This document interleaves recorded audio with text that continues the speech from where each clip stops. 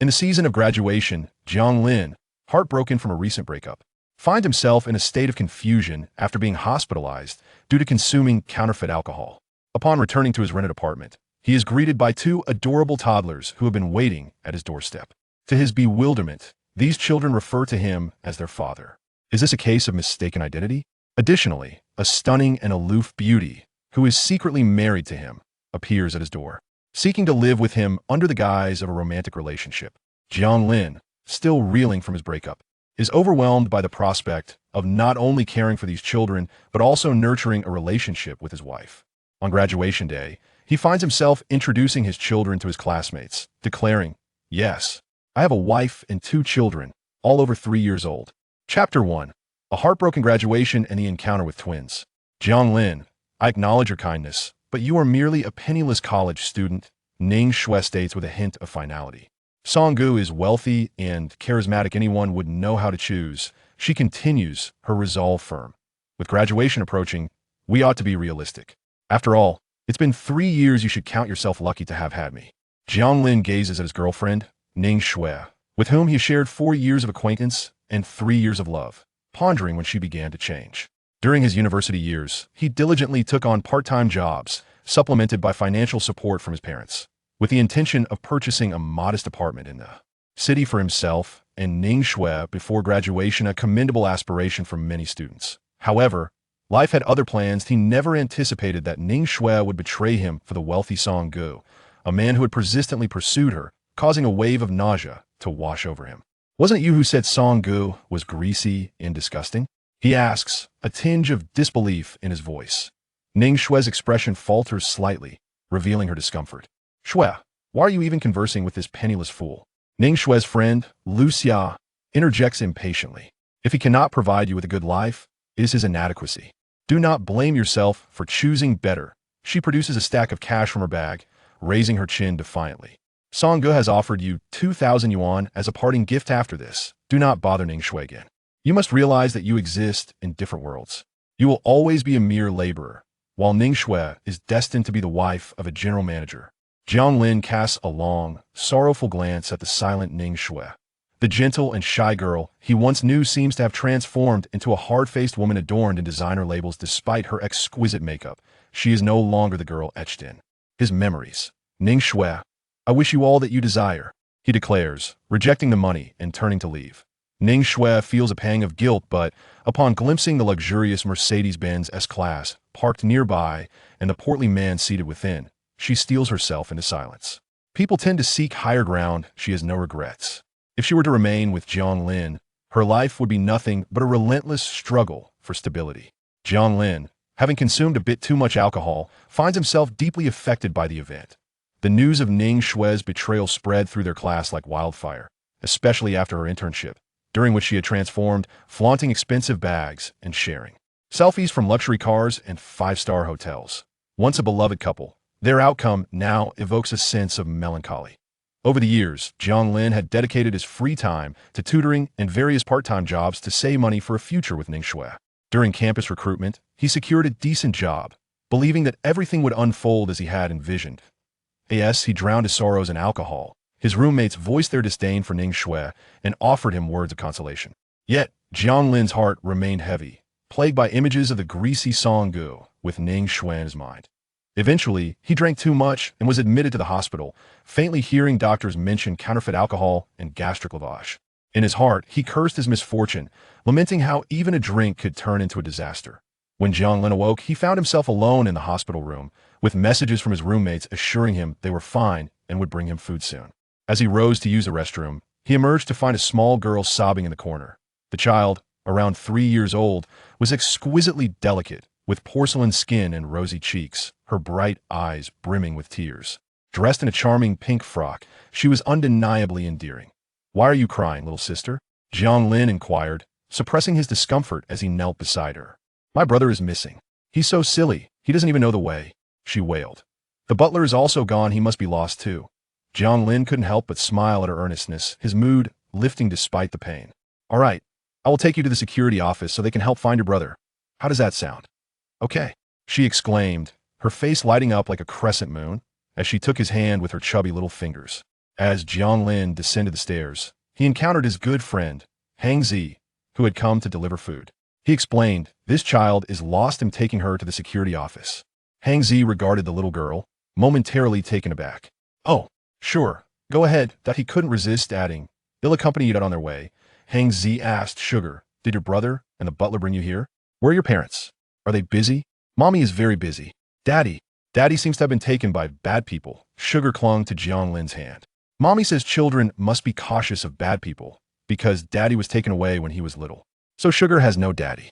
My brother has been searching for Daddy, but Mommy gets very angry when she finds out that IT must be because the bad people are too powerful and Mommy can't bring Daddy back." Hang Zi's expression shifted, contemplating the weight of her words. Upon reaching the security office, a friendly middle-aged man rushed over, exclaiming, "My little ancestor, where have you been? If you go missing, your mother will surely have my head." Nearby, a little boy huffed indignantly, "You idiot! How could you lose her while following her?" He then turned to Jiang Lin, his brows furrowing slightly. Though undeniably adorable, his eyes conveyed a remarkable intelligence. "Since you've returned her, I shall take my leave," Jiang Lin stated, waving goodbye to Sugar, feeling an innate fondness for her. "Please don't want her off again, Sugar." Reluctantly, Sugar watched him depart. The boy's gaze remained discerning. "This person looks remarkably like us, just a bit younger. Could he be our father?" Sugar pondered. "Daddy was taken by bad people a long time ago, but I think this brother looks like a good person." The butler's expression grew complex. Years ago, when the young lady returned home, she brought with her a pair of twins. Now, she wielded considerable power within the corporation, but had never disclosed the origins of the children. Even when the elderly matriarch inquired, she remained tight-lipped. Thus, despite their esteemed lineage, the young master and young mistress were often derided as bastards. The children, though understanding, still felt the sting of such remarks. Recently, the matriarch had been urging the young lady to arrange a marriage, seeking a father for the children. The boy cast a bewildered glance at his sister before turning to the steward and saying, "Please assist me in investigating this matter, but ensure that our mother remains unaware." Chapter 2. Two infants have taken a liking to him as Jiang Lin savored his porridge. Hangzi fidgeted as if his rear had been scalded, unable to decide whether to sit or stand. Jiang Lin found himself at a loss for words. "Are you in such a hurry? If you need to go, just head to the restroom. You don't need me to accompany you, do you?" "No, that's not it. Did you not notice that pair of twins earlier? They're strikingly similar to you," Hangzi exclaimed. "Jiang Lin, do you have two children? Come on, admit it. If those adorable little ones were truly yours, I would be honored to be their godfather." Jiang Lin couldn't help but chuckle. "Stop joking around. Ning Shui and I have never crossed any boundaries. Moreover, those children come from an affluent background, far removed from my status as a struggling university student."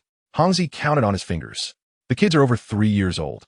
If they were indeed yours, that would mean you fathered them during your freshman year. Back then, you were still playing in the mud." "Wait, that doesn't seem right. Perhaps I'm overthinking it." Hangzi appeared somewhat disheartened. "Such lovely children would be a delight to take out. Life would be worth living if I could have kids like that." "Freshman year?" A flicker of nostalgia crossed Jiang Lin's eyes, and his expression grew somber. During his first year, like many other students, he was eager to participate in various clubs. Being young and naive, he overindulged at a social gathering, and while others were singing, he succumbed to fatigue and, having missed the curfew, retired to a room to sleep. Unbeknownst to him, he had entered the wrong room, and thus his innocence was lost. At that time, he was still a fledgling, and while he was swift, the woman did not spare him. He was subjected to her whims several times throughout the night, and she left without so much as a word, leaving him unaware of her identity. It was hardly a pleasant experience, and he had chosen to selectively forget it. Jiang Lin shook his head. "First of all, as a novice, my odds of such an encounter were minuscule. Secondly, a woman like that would never bear my child. Lastly, such coincidences simply do not exist in this world." Seeing Jiang Lin lost in thought, Hangzi patted his shoulder. "Brother, let's leave that aside. You're right. Those children clearly belong to a wealthy family, and their mother must also be affluent. People like us are simply not in their league." Jiang Lin decided not to dwell on such absurdities any longer. The mere contemplation was fanciful enough. Changing the subject, he said, "I will begin working at the company the day after tomorrow. You're preparing for the bank exam, right? Is it in the upcoming days? Have you been studying well?" Hangzi sighed, his headache resurging at the mention. "I have a bad feeling about it. My parents are insisting that I take the civil service exam. After failing to pass the public service exam and the recruitment exam, they now insist that I must secure a position at a bank, or else I'll be relegated to working in the village. Jiang Lin empathized with Hangzi's pressure. As they were in their final year and May had arrived, graduation photos would soon be taken, and with diplomas in hand, they would all part ways. Some would pursue further studies, some would enter the civil service, and others had already secured jobs. By May, most paths had been decided. For those still uncertain, the opportunity had nearly slipped away. Then you should hurry back to your studies. The doctor said I won't be discharged until tomorrow, and I can order takeout myself, so don't worry about me. The young man hesitated to speak, contemplating the matter concerning Ning Shui. You ought to move on, he was advised. A woman like her is not worth your sorrow. Jiang Lin remained silent for a moment before responding. To say I have no feelings would be untrue. It's just that I do not wish to appear too disheveled. I'm fine, he added. The following day, as he was discharged, Jiang Lin found himself alone. His belongings had long been cleared from the school, and he boarded a bus that took him directly back to his apartment. Although he could have opted for a modest, dilapidated place or shared accommodation, he had chosen to rent a one-bedroom apartment near the subway station on the Second Ring Road at Ning Shui's behest, who had expressed a desire for a comfortable living situation while working. The rent was substantial, amounting to 200 yuan per month, while his probationary salary was merely 5,000 yuan. As he traveled, his mother called. Son, I heard from your cousin about your illness. Why didn't you tell your father and me? I just sent you 2,000 yuan. Use it to buy some nourishing food to recuperate. I also saw Ning Shui's posts on social media. Once you're feeling better, I'll introduce you to your aunt's daughter. She is quite lovely and works as a teacher. Jiang Lin felt numb. Mom, please don't worry.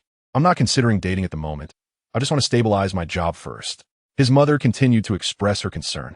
The scenery outside the window became blurred by the rain, and as Jiang Lin gazed at the darkening sky, he could tell that a heavy storm was brewing. Upon arriving at his stop, he dashed into the rain, relieved that his home was in close proximity to the bus station, though he emerged drenched like a soaked chicken.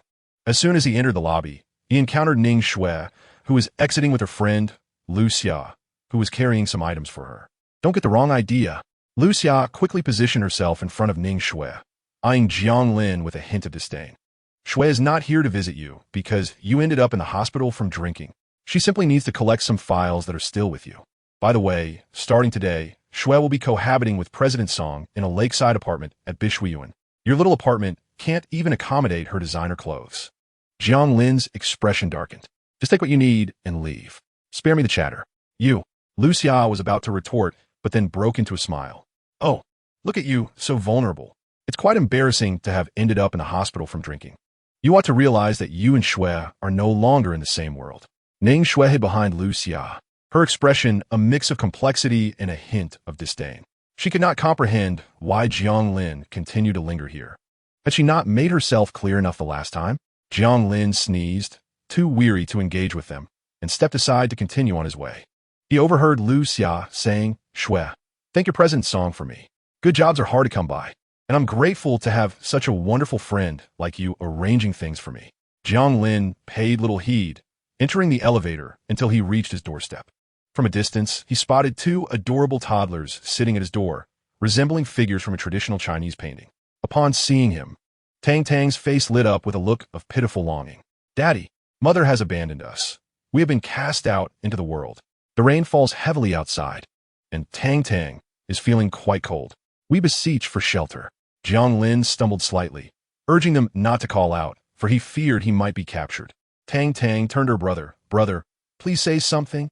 The young boy held back for a moment, then declared, I am Do. From this day forth, we shall coexist harmoniously.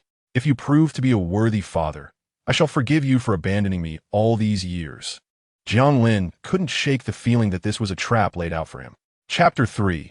The first encounter with the infant, the novice father. Tang Tang approached and tugged at Jiang Lin's sleeve. Father, your clothes are completely soaked. You must hurry and take a bath. Grandma has warned that getting wet in the rain can lead to a cold. Though the children came from strange circumstances and bore remarkable identities, the sudden drop in temperature left them in thin clothing, their little faces turning pale from the chill. Jiang Lin, not devoid of compassion, softened at the sight and opened the door for the two children to enter. What is your mother's phone number? Do you remember it? He inquired. Tang Tang cast a guilty glance at Dodo. Brother, do you remember? I can't recall. Dodo reached for Jiang Lin's phone, dialed a sequence of numbers, and pressed call. The number you have dialed is currently off. Please try again later. Dodo remarked, I told you, mother has abandoned us. Look, even her phone is off. Recently, Grandma had introduced many men to their mother. The internet warned that a stepfather would not treat them kindly. Perhaps once mother remarries, we will be cast out to wander the streets. Tang Tang hesitated. Mother would never do that, and Grandma wouldn't let it happen either. However, recalling her brother's prior instructions to appear pitiful, she obediently fell silent. Jiang Lin, feeling helpless, said, Then I must call the police. Tang Tang quickly pouted, Please, father, do not call the police. Tomorrow morning, the butler will come to take us to kindergarten. We won't trouble you for long. Her face fell, looking wronged, simply yearning for her father. Tang Tang had seen an older sister arrive earlier, surely the new wife of her father. Father no longer wants us because he has another wife. Dodo, noticing his sister's tearful expression, felt a surge of anger. If you're unwilling, then so be it. You have already abandoned us for so long. Jiang Lin found it peculiar how these children had suddenly assumed he was their father. What new wife were they speaking of? Was it Ning Shui? The thought made him chuckle. He shook his phone. Unless you can contact your butler, I must confirm whether your family is aware of your whereabouts. Tang Tang hurriedly made the call. The butler's voice was indeed familiar. Hello, Mr. Jiang. Our young master and young mistress have been without a father since childhood. Because of your resemblance to them, the children believe you are their father. For just this one night, we hope you can keep them company and fulfill a small wish of theirs. The matter of finances is negotiable. Upon hearing the news, Jiang Lin realized that it wasn't merely a matter of finances. His primary concern was the well-being of the children, so young and vulnerable, and the potential distress it might cause their family. Since you are aware of the situation, please come to collect the children tomorrow morning. After the butler expressed his gratitude, he ended the call. Jiang Lin found himself perplexed. It seemed that after encountering these two children in the hospital, he had inadvertently become entangled in their lives. Was he being taken advantage of? He was merely a destitute graduate, and now he was expected to assume the role of caregiver? Tang Tang, delighted by Jiang Lin's agreement, eagerly dashed to his side and exclaimed, Daddy, hurry and take a shower. Dodo, on the other hand, remained silent and naturally wandered to the side to watch television, as if he were in the comfort of his own home. To Jiang Lin's surprise, what he initially thought was an animated show turned out to be a news channel. He marveled at how peculiar Dodo was. After bathing and changing into clean clothes, Jiang Lin listened to the lively sounds of the television and Tang Tang's cheerful chatter, feeling a warmth in his previously cold heart. It was indeed a lively atmosphere. He had never considered having children before, but it was no wonder that families with children were so much more vibrant, even if these children were not his own. When Tang Tang saw Jiang Lin peek out, she exclaimed, Daddy, I'm hungry. Realizing it was indeed mealtime, Jiang Lin headed to the kitchen, where a variety of ingredients awaited him in the refrigerator. With Tang Tang perched on the sofa, her little feet swinging, she rummaged through her fluffy rabbit bag and pulled out a small notebook inscribed with crooked characters in pinyin, titled 100 Things to Do with Daddy. She joyfully marked off the first item. Daddy, cook something to eat. Jiang Lin prepared several light dishes, mindful that children shouldn't consume overly spicy food. He made a tofu and minced meat soup, stir-fried loofah, and meatballs. As the enticing aroma wafted through the air, Tang Tang, barefoot, scampered over, exclaiming, Daddy, your cooking is amazing, better than Aunt Lin's. Dodo joined her at the dining table, though its height proved a bit daunting for them. Jiang Lin lowered the dishes onto a low coffee table and noticed Tang Tang's bare feet. Aren't your little feet cold? He inquired. Tang Tang glanced at the tiled floor and shook her head, understandingly replying, I'm not cold, Daddy. She then sweetly added, You've worked hard. Jiang Lin felt himself melting under Tang Tang's innocent charm. Meanwhile, at the airport in the United States, a strikingly beautiful woman, tall and slender, adorned in a pristine white traditional Chinese dress, walked amidst a throng of assistants. Her exquisite features and ethereal demeanor set her apart, reminiscent of a celestial being untouched by earthly concerns. Her long, dark hair cascaded like silk down her waist, with wisps pinned back by a diamond hairpin shaped like a plum blossom, sparkling amidst her ebony locks. A stunning imperial green bracelet adorned her delicate wrist, accentuating her snow-like complexion. Her gaze, cold and aloof, exuded an air of exquisite restraint, making it clear that she was not one to be trifled with. There is an unfamiliar missed call on your personal phone. Her assistant, Xiao Qin, reported. Mu Yin-go, indifferent, simply blocked the number. The meeting at Lake Hotel is in 45 minutes, Xiao Qin confirmed. Xiao Qin observed her silence, understanding it as acknowledgement. She continued. The matchmaking arranged by the elder lady is scheduled for tonight at 9 o'clock, on the first floor of the hotel where we are staying. Mu Yin-go frowned slightly, feeling some annoyance at the prospect of such an event. It's best to just handle it without informing me, she thought. The two children were eating heartily, evidently quite hungry. Jiang Lin noticed they had not brought anything with them and cautioned them before stepping out. He sought a nearby children's store. The shopkeeper, sensing his uncertainty, approached him and asked, "Are you looking to buy clothes for your child? Is it a boy or a girl, and how old are they?" The shopkeeper guessed that Jiang Lin, at his age, must have a newborn, thus presuming he was a novice father. For infants, it is essential to select comfortable clothing, as their skin is quite delicate. No, they're 3 years old, fraternal twins. Jiang Lin gestured to indicate their height. "I need to buy some change of clothes, as well as socks and slippers." The shopkeeper nodded. "They must be your relatives visiting, right? Allow me to recommend some options." Jiang Lin exited the store with a bag full of clothes, feeling somewhat dazed, clutching a receipt for 512 yuan. He wondered if he might be losing his sanity or perhaps was simply overwhelmed by paternal affection. However, he noted how expensive children-esque clothing could be. He planned to have a housekeeper reimburse him the following morning. Tang Tang was particularly delighted by the new items Jiang Lin had purchased for her, eagerly holding the clothes. "Daddy even bought me slippers. Next time I come to Daddy's house, I'll have shoes to wear." Jiang Lin, lacking experience in caring for children, suggested, "Why don't you both take a bath? After your bath, it's time for bed. I'll sleep on the sofa while you two share the bed." Tang Tang and Dodo gazed at Jiang Lin. He felt a bit awkward, although he could assist Dodo with his bath. He hesitated when it came to Tang Tang being a girl. Consequently, he called his cousin, who was studying at a nearby normal university, seeking her help. Jiang Xiao was surprised upon receiving the call. "Brother, what are you saying? You're giving a child a bath? Where did this child come from?" Chapter 4. The grandparents hurried overnight to see their grandson. Jiang Xiao arrived in haste, typically being economical in her tutoring job. However, due to the unusual circumstances, she took a taxi. She was aware of her cousin's recent heartbreak after a 3-year relationship and was concerned about his mental state. Upon entering the house, Jiang Xiao saw Jiang Lin already dressing Dodo, using a hairdryer to dry his hair. The two faces, one large and one small, looked towards her, their features strikingly similar. Dodo was as adorable as a porcelain doll. When he grew up, he would surely be the heartthrob of many girls. "Brother, is this your son?" "Auntie," Dodo called out softly. Tang Tang, like an eager puppy, approached with sparkling eyes, greeting, "Hello, Annie. You're so young and beautiful. I like you the most." Jiang Xiao had not noticed the little glutinous rice ball on the sofa until now, and upon seeing it, she was astonished. Another adorable child. The way the little one spoke with a sweet, soft voice was simply too endearing. "Are these fraternal twins?" "Brother." Your mind was in disarray as she calculated the child's age to be approximately 3 years old. This meant that the child was conceived during her cousin's freshman year, while he only began dating Ning Shui in his sophomore year. Thus, it appeared that her cousin had a relationship during his freshman year, resulting in 2 children. Yet for reasons unknown, they were not raised by him. Perhaps the mother took them after their separation. Now that her cousin was single again following a breakup, had the children returned to him? In this context, what did failed romance signify? It seemed to have fast-forwarded him to fatherhood. Jiang Xiao gazed at the 2 children's charming faces, filled with joy, almost wishing to abduct them in a sack. "Brother, when will you and sister-in-law obtain your marriage certificate and hold a wedding?" Jiang Lin's lips twitched. "Don't speak foolishly. These are someone else's children."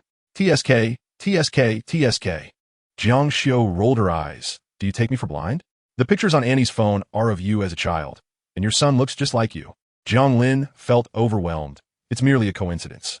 Quick, give Tang Tang a bath, then take a taxi back to school. Don't return too late. I'll reimburse your fare." "Scoundrel, I disdain you." Jiang Xiao picked up Tang Tang, the little girl soft and rosy, exuding a delightful scent of milk. She was utterly adorable. While bathing Tang Tang, Jiang Xiao discovered just how extraordinarily well-behaved the child was, truly an angelic baby. Jiang Lin did not keep her for long, transferring her 100 yuan before sending her on her way. Tang Tang, not feeling sleepy, lay on the bed and said, "Daddy, tell me a story." Dodo lay patiently, his big eyes fixed on Jiang Lin, displaying a proud demeanor, though his expressions betrayed him. Jiang Lin settled on the edge of the bed, pondering what story to tell. How about the tale of Snow White? Tang Tang obediently tucked herself under the blanket, revealing her adorable face. Mama never tells us stories. I envy my classmates whose parents read to them. Jiang Lin adjusted Dodo's blanket and turned off the light. All right, let us delve into the story of Snow White. 10 minutes later, soft, steady breaths filled the room. Tang Tang and Dodo exchanged glances. Tang Tang remarked, "Daddy must be too tired. That's why he fell asleep." Dodo blinked. "I think the story is so dull that it lulled him to sleep." "Not at all. This story is quite interesting." Dodo made a shushing gesture. "Do not disturb Daddy. Let's hurry and sleep." Although Tang Tang was reluctant to close her eyes, she glanced at Jiang Lin's sleeping face and sweetly shut her eyes. Knock, knock, knock. Jiang Lin was awakened by a loud rapping at the door, which sounded more like a battering. He opened his eyes to find himself in bed, perfectly centered, with two peacefully sleeping infants on either side, a surreal experience. He pinched his cheek hard, confirming it was not a dream. Dodo stirred. "Daddy, who is it?" Jiang Lin felt a twinge of concern. "I'll go check." He suspected it was perhaps the children's family come to find them. He knew trouble was brewing. As soon as he opened the door, he was taken aback, for standing before him were none other than his furious mother, Zhao Xia, and his weary father, Jiang Jianjun. It appeared they had traveled through the night. "You wretched fool. The child is already over 3 years old, and if it weren't for your cousin's revelation, I would still be in the dark." Zhao Xia exclaimed. "Tell me, why have you neglected your own flesh and blood, entangling yourself for 3 years with a fickle woman? You are utterly irresponsible." Jiang Jianjun, maintaining a stern demeanor, added, "Son, your actions are wholly unacceptable. You were merely 18 at the time. You could not bear such responsibility. Yet you went ahead and did this." The child's mother has undoubtedly struggled immensely over the years raising 2 children alone. "We taught you, from a young age, to be a responsible man, and look at you." Both parents felt a profound disappointment in Jiang Lin, as well as a deep sense of guilt. "Dad, who are they?" Tang Tang, having awakened to the commotion, descended from her bed. Upon seeing the little girl, Zhao Xia's heart melted instantly. She crouched down, her anger dissipating into a gentle warmth. "You must be Tang Tang, right? I'm your grandmother. I brought you some candy. Let us see if you like it." Overjoyed at the sight of the sweets, Tang Tang planted a kiss on Zhao Xia's cheek, exclaiming, "Grandma is so nice." Tang Tang loves Grandma the most. Jiang Jianjun, with no time to spare for his ungrateful son, quickly knelt beside Tang Tang, taking her hand. "Tang Tang, I'm your grandfather. I came to see you after a long night's journey." The couple's eyes were glued to Tang Tang, as if she were a rare treasure. "Good morning, Grandpa." Jiang Jianjun gazed at Tang Tang, his heart swelling with excitement. She was his granddaughter, with her big eyes and chubby cheeks, irresistible in her charm. He wished to remain there forever, simply to be with her. Dodo also approached, exhibiting a calm demeanor. "Hello, Grandma and Grandpa. I'm Dodo." Jiang Jianjun felt a wave of guilt wash over him. "Dodo, it is your grandparents who have let you down. We are sorry for the hardships you've endured." Dodo glanced at Jiang Lin. "Grandpa, actually, Dad doesn't want to acknowledge us." Jiang Jianjun's anger flared. How dare he? After a brief period of fawning over the children, the caretaker arrived to take them to kindergarten, saying little. This left Jiang Lin alone with his parents, who wore cold expressions. Jiang Lin felt he had no opportunity to ask the caretaker to reimburse him for his clothing expenses. Observing his parents' frosty demeanor, he felt an unbearable weight. "These children are not mine." Zhao Xia's eyes widened in disbelief. "Not yours? The children have come to you, and they resemble you as a child. Even now, you refuse to acknowledge Tang Tang and Dodo. What on earth do you intend to do? If this continues, your father and I will disown you as our son." Jiang Lin was left speechless and had no choice but to recount the sequence of events. Zhao Xia frowned. "This is fate. Heaven has returned these 2 children to you. You should cherish them." Jiang Jianjun observed his son's demeanor, contemplating a paternity test. Once the report emerged, everything would be clarified. He then turned to his wife, suggesting they sell their ancestral home, allowing their wayward son to purchase a residence in the city. While it mattered little if he endured the hardships of renting, their grandchildren must not suffer such indignities, especially as they would require a quality education in a big city, rich in resources. Jiang Lin interjected, "So it's all for naught?" Chapter 5. Wishing for father at kindergarten. Jiang Lin, pressed for time, could no longer engage in further disputes with his parents. "It's getting late, and I must report to the office by 9. Please rest at home, he urged. It was his first day on the job, and he had no desire to be dismissed during his probationary period. With his parents seemingly still eager to converse, but refraining from further hindrance, he hastily gathered his belongings and hailed a cab to Shanghai Trading. Zhao Xia and her husband had come specifically for the sake of the twins. Unsettled by the absence of their children, they found it impossible to relax. Wasn't Tang Tang just brushing her hair? Zhao Xia suddenly recalled, rushing to the restroom to fetch a comb, noticing the long strands of hair left behind. She also took Jiang Lin's toothbrush and headed straight to the hospital. Although they felt the children were theirs, Jiang Lin's attitude left them uncertain. If it truly was a misunderstanding, it would be a waste of emotions. Jiang Jianjun inquired, "My dear, you haven't slept all night or eaten breakfast, yet you still seem full of energy. Aren't you the same?" Zhao Xia retorted with a roll of her eyes. Jiang Jianjun chuckled. "The thought of having grandchildren brings me such joy that I can hardly sleep. If they truly are our kin, I shall return to pay respects to our ancestors."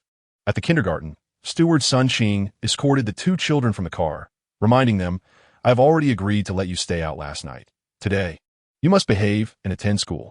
Sun Qing had kept vigil in the stairwell of Jiang Lin's residence all night, fearful of potential mishaps. At his age, he could hardly endure another such ordeal.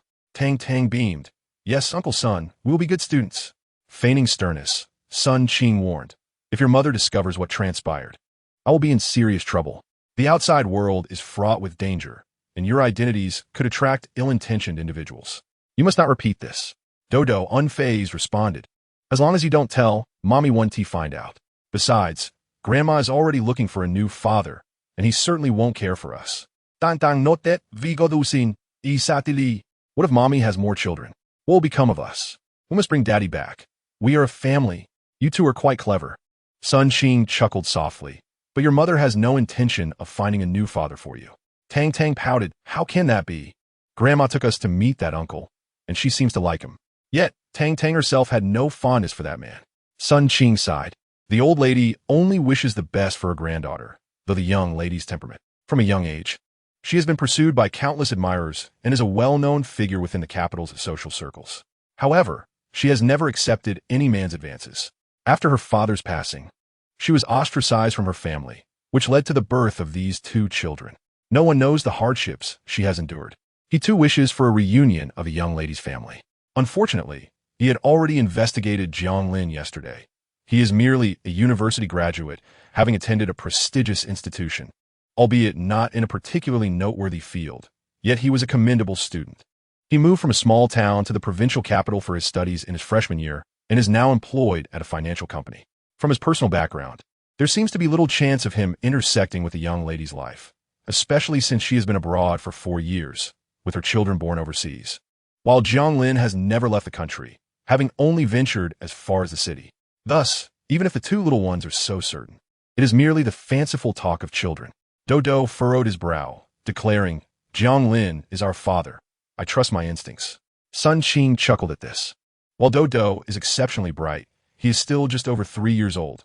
What instincts could he possibly have? Sun Qing chose not to pursue the topic further. Understanding the child's desire for a father, he redirected the conversation, mentioning that the old lady would return from her pilgrimage today, and he would pick them up from school to go back to the family home. He cautioned them not to bring up Jiang Lin again, lest the old lady become upset. Dodo pouted, his eyes darting, remaining silent. What was he scheming? Sun Qing handed the twins over to their teacher and departed. Dodo and Tang Tang sat together, and Tang Tang eagerly pulled Dodo aside, asking, "Brother, can't we go to Daddy's house tonight? What about afterwards? Grandma likes Uncle Lee. Was she not like our daddy?" Dodo patted his sister's head, saying, "Silly, why does it matter if Grandma likes Daddy? He is our father. Regardless of who he is still our father. As long as I like Daddy, that is enough. I like Daddy too." Et galim tang tang. Dodo felt elated. Was this the feeling of having a father? "Dodo, why are you so happy today?" Ms. Xiechin leaned down to speak with him. "Can you share with me?" Dodo and Tang Tang, being the beloved twins of a prominent family, naturally attracted attention at school. Additionally, their adorable looks endeared them to all the teachers. While Tang Tang often smiled, Dodo typically refrained from showing much joy, preferring solitary play with building blocks and Rubik's cubes. Today, however, he bore a rare smile. piquing the teacher's curiosity. I have a father now, Dodo stated, his tone laced with an unrecognized pride. Upon hearing this, the teacher smiled. Is that so? How wonderful. Perhaps we can invite your father to school for parent-child activities. Dodo nodded with a hint of arrogance. Yes, my father will definitely come. He treats us very well. The teacher felt somewhat puzzled, having never seen Dodo and Tang Tang's mother. All she knew was that the records indicated she was unmarried. As for the information regarding the father, it was filled in as none. Thus, is the child's father a biological one or a stepfather? Xiaqin also reminded that there will be a parent-child activity next Monday, inviting parents to attend. Oh, that's good. Dodo clenched his hands tightly. In truth, he was uncertain if his father would come. However, Tang Tang was quite delighted, her eyes sparkling as she gazed at Dodo. Will Dad come to kindergarten the day after tomorrow? He is so handsome, certainly better than Chi-Chi's father. She always mocks me for not having parents. Once she sees our dad, she'll know how handsome he is. Seeing his sister so joyful, Dodo couldn't bear to dampen her spirits. His mind was preoccupied with thoughts of whether his father would agree, leaving him somewhat distracted. Even during playtime, he continued to ponder this matter.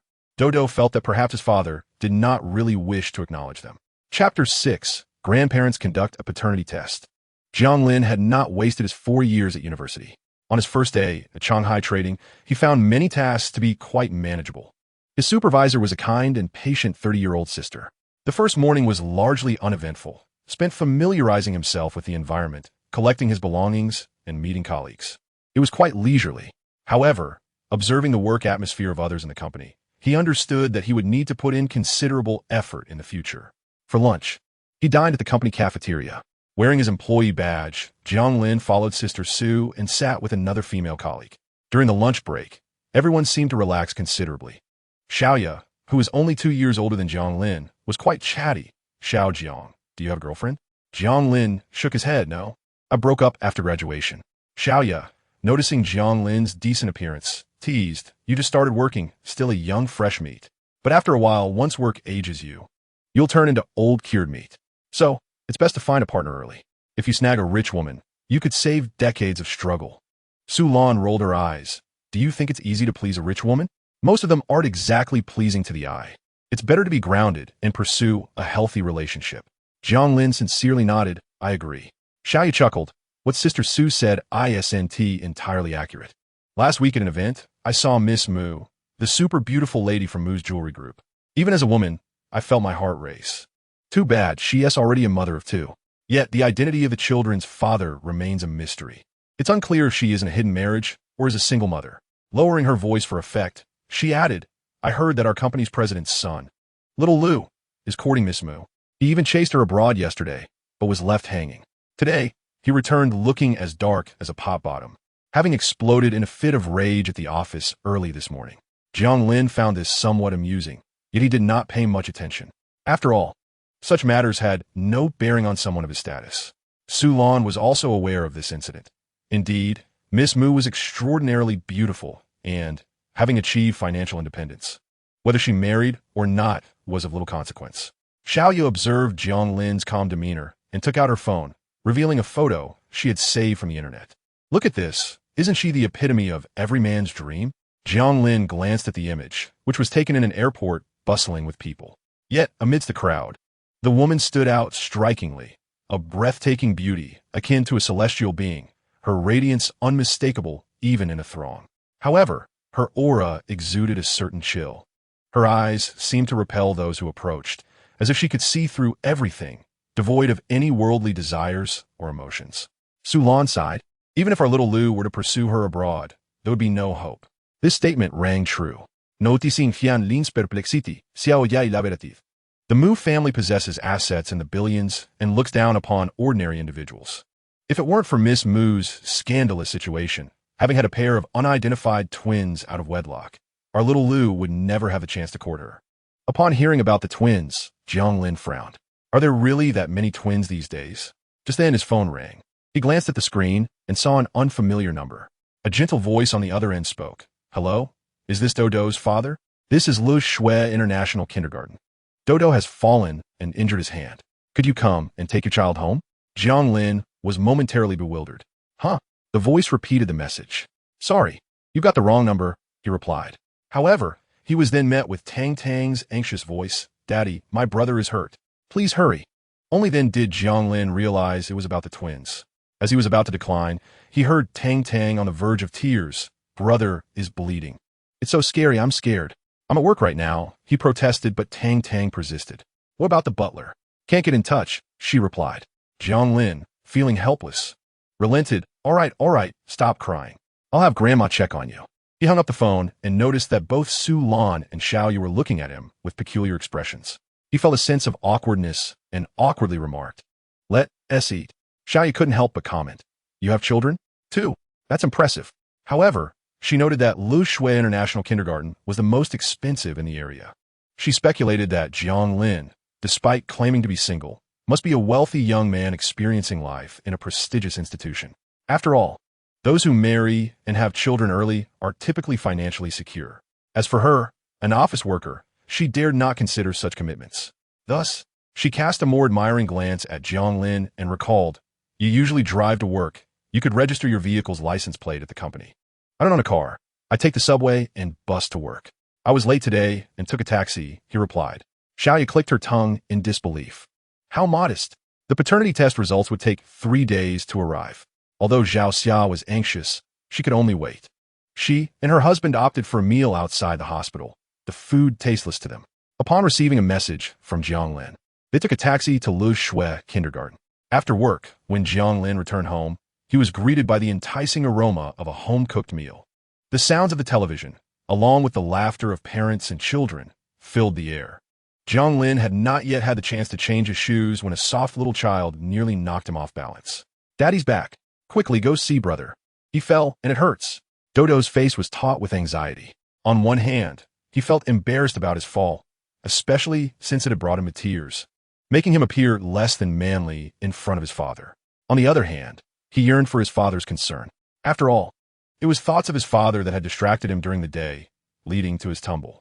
As Jiang Lin settled onto the sofa, he observed Dodo's strained expression, uncertain of what to say. After all, he was inexperienced in child-rearing, and moreover, this was someone else's child. Realizing there were more pressing matters at hand, he hastily rose and rushed to the kitchen. Dodo watched Jiang Lin's departing figure, his eyes welling with tears. He had expected his father to show some concern for him. Instead, he had simply walked away without even glancing at his hand. It was one thing to skip kindergarten, but now this dismissive attitude left him feeling utterly despondent. His father truly did not care for him. Otherwise, he would not have abandoned him for years and now refused to acknowledge him as his son. He felt a profound sadness, thinking, "Tang Tang, my father does not love me at all." Chapter 7. He is his child. Jiang Lin closed the kitchen partition door, consumed by worry. Even in ordinary families, if a child were taken by a stranger, it would cause an uproar. How much more so for a family like Tang Tang and Dodo's? The thought sent shivers down his spine. "Mom and Dad, how could you bring these 2 children back home? This is akin to child abduction. Their family is well off. If this escalates, we cannot bear the responsibility. Weren't you the one who asked us to bring them?" Zhao Xia, wielding a spatula, shot him a stern look. "You ungrateful child. Do you not think before you speak? Can't you just spend some quality time with them? Dodo told me they really like you. Moreover, their mother is single. If you truly care for the children, you should provide them with a complete family. I've already said, I don't know Jiang Lin. It gives me a headache." Zhao Xia huffed, suspecting Jiang Lin still harbored feelings for Ning Shui. "Stop pretending. We've already paid for the paternity test. In 3 days, we'll see the results." Jiang Lin sighed. "You all will be disappointed. It's a waste of money." Zhao Xia noticed Tang Tang pressing her face against the glass partition. Her large eyes filled with curiosity. She quickly donned a warm smile and opened the door. "Tang Tang, my dear granddaughter, why don't you sit on the sofa and watch cartoons? Grandma will have the dishes ready soon." "Is Grandma scolding Daddy?" Tang Tang tilted her head. "Grandma, please don't scold Daddy. He is very busy with work." A surge of indescribable emotions welled within Jiang Lin. He sighed again and promptly called the housekeeper. When Sun Qing arrived, his expression was dark, and he took the 2 children away. At the dining table, a lavish spread awaited them. The television continued to play animated shows, yet a palpable chill enveloped the room. After a long day at work, Jiang Lin, feeling famished, grasped his chopsticks, eager to indulge in a hearty meal. However, before he could even pick up a morsel, a heavy sigh pierced the silence. I've lost my appetite. I'm heading back to the hotel. You all can eat, Zhao Xia declared, her face etched with discontent. Jiang Jianjun, caught in indecision, followed suit, leaving the table. Jiang Lin understood that his parents were lamenting the departure of their grandchildren. Yet, in a society governed by law, one cannot simply keep a child at home for the sake of affection. Can they? He felt helpless, and his appetite waned. Days slipped by swiftly, and soon it was Friday. Jiang Lin had ceased to dwell on the matter of the twins. Work had regained its momentum, demanding his attention. How could he afford to ponder unrelated concerns?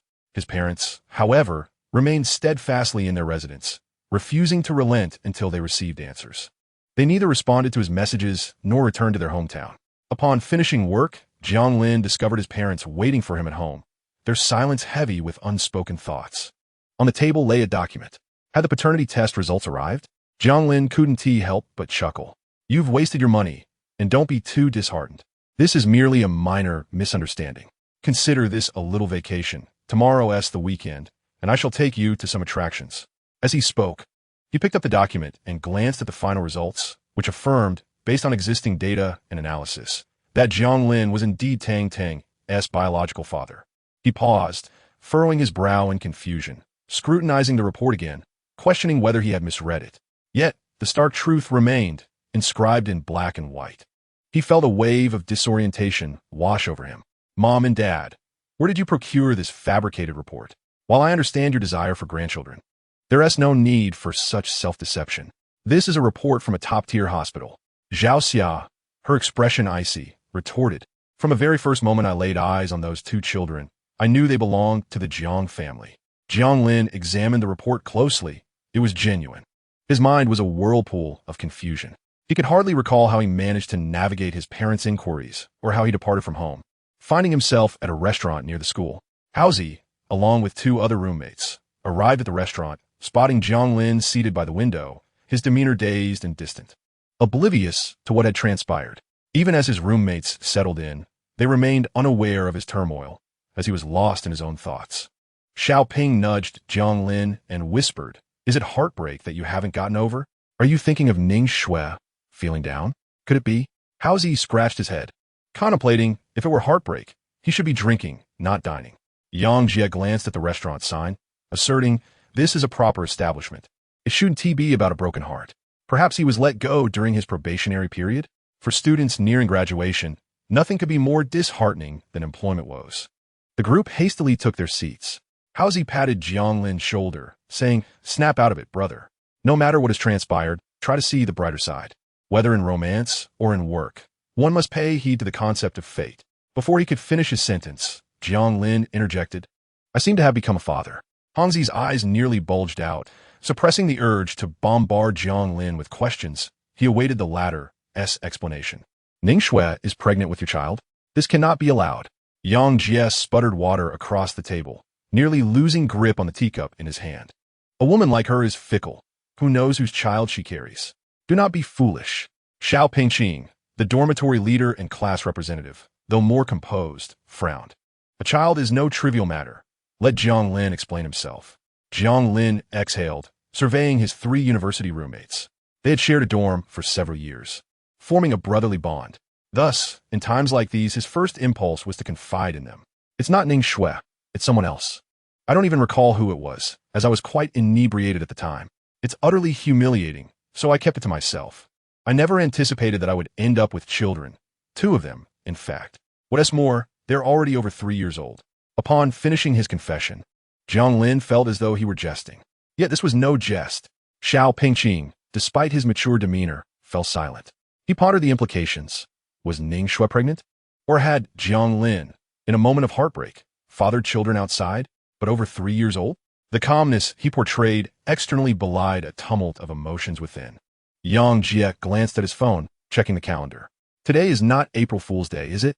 It must be those two from the hospital, right?" Hangzi was the quickest to react. "I told you, they resemble you so much, yet you didn't believe me. How can you be so certain? Did you conduct a paternity test?" "Indeed," Jiang Lin nodded. Hangzi slapped his thigh, his shock transforming into jubilant laughter. "You are incredibly fortunate. Goodness, I'm envious. Those children are beyond adorable. I simply must be their godfather." Chapter 8. The news of Jiang Lin Hangzi's fatherhood spread. Yang Jie and Xiao Piqing were perplexed. Hangzi's reaction seemed somewhat unreasonable. For them, suddenly finding oneself with two children at this age was hardly a cause for celebration. Moreover, having two 3-year-olds was a significant matter. Jiang Lin sighed, cradling his head, feeling an onslaught of pain as if it might split open. Xiao Pingqing noted Jiang Lin's reluctance to speak, likely just having learned of this revelation. Presently, there's only one matter you need to contemplate, Xiao Pingqing stated. Jiang Lin lifted his gaze to meet his friends, while Hangzi and Yang Jie mirrored his attention. Do you want these two children? Jiang Lin reflected for a moment. Although Tang Tang and Do Do had no emotional foundation with him, they were nonetheless his flesh and blood. Upon first seeing them, he felt an instant affection, if one disregarded all practical considerations. I want to. Yet, such thoughts felt like whimsical fantasies. Xiao Pingqing raised a hand dismissively. As long as you desire it. The steps you must take are quite simple. First and foremost, it is essential to gain the mother's approval. Otherwise, the child remains indifferent to you. After all, she has deliberately kept you uninformed about the child's affairs for several years, and her intentions are quite clear. Secondly, one must earn a decent living to support the child.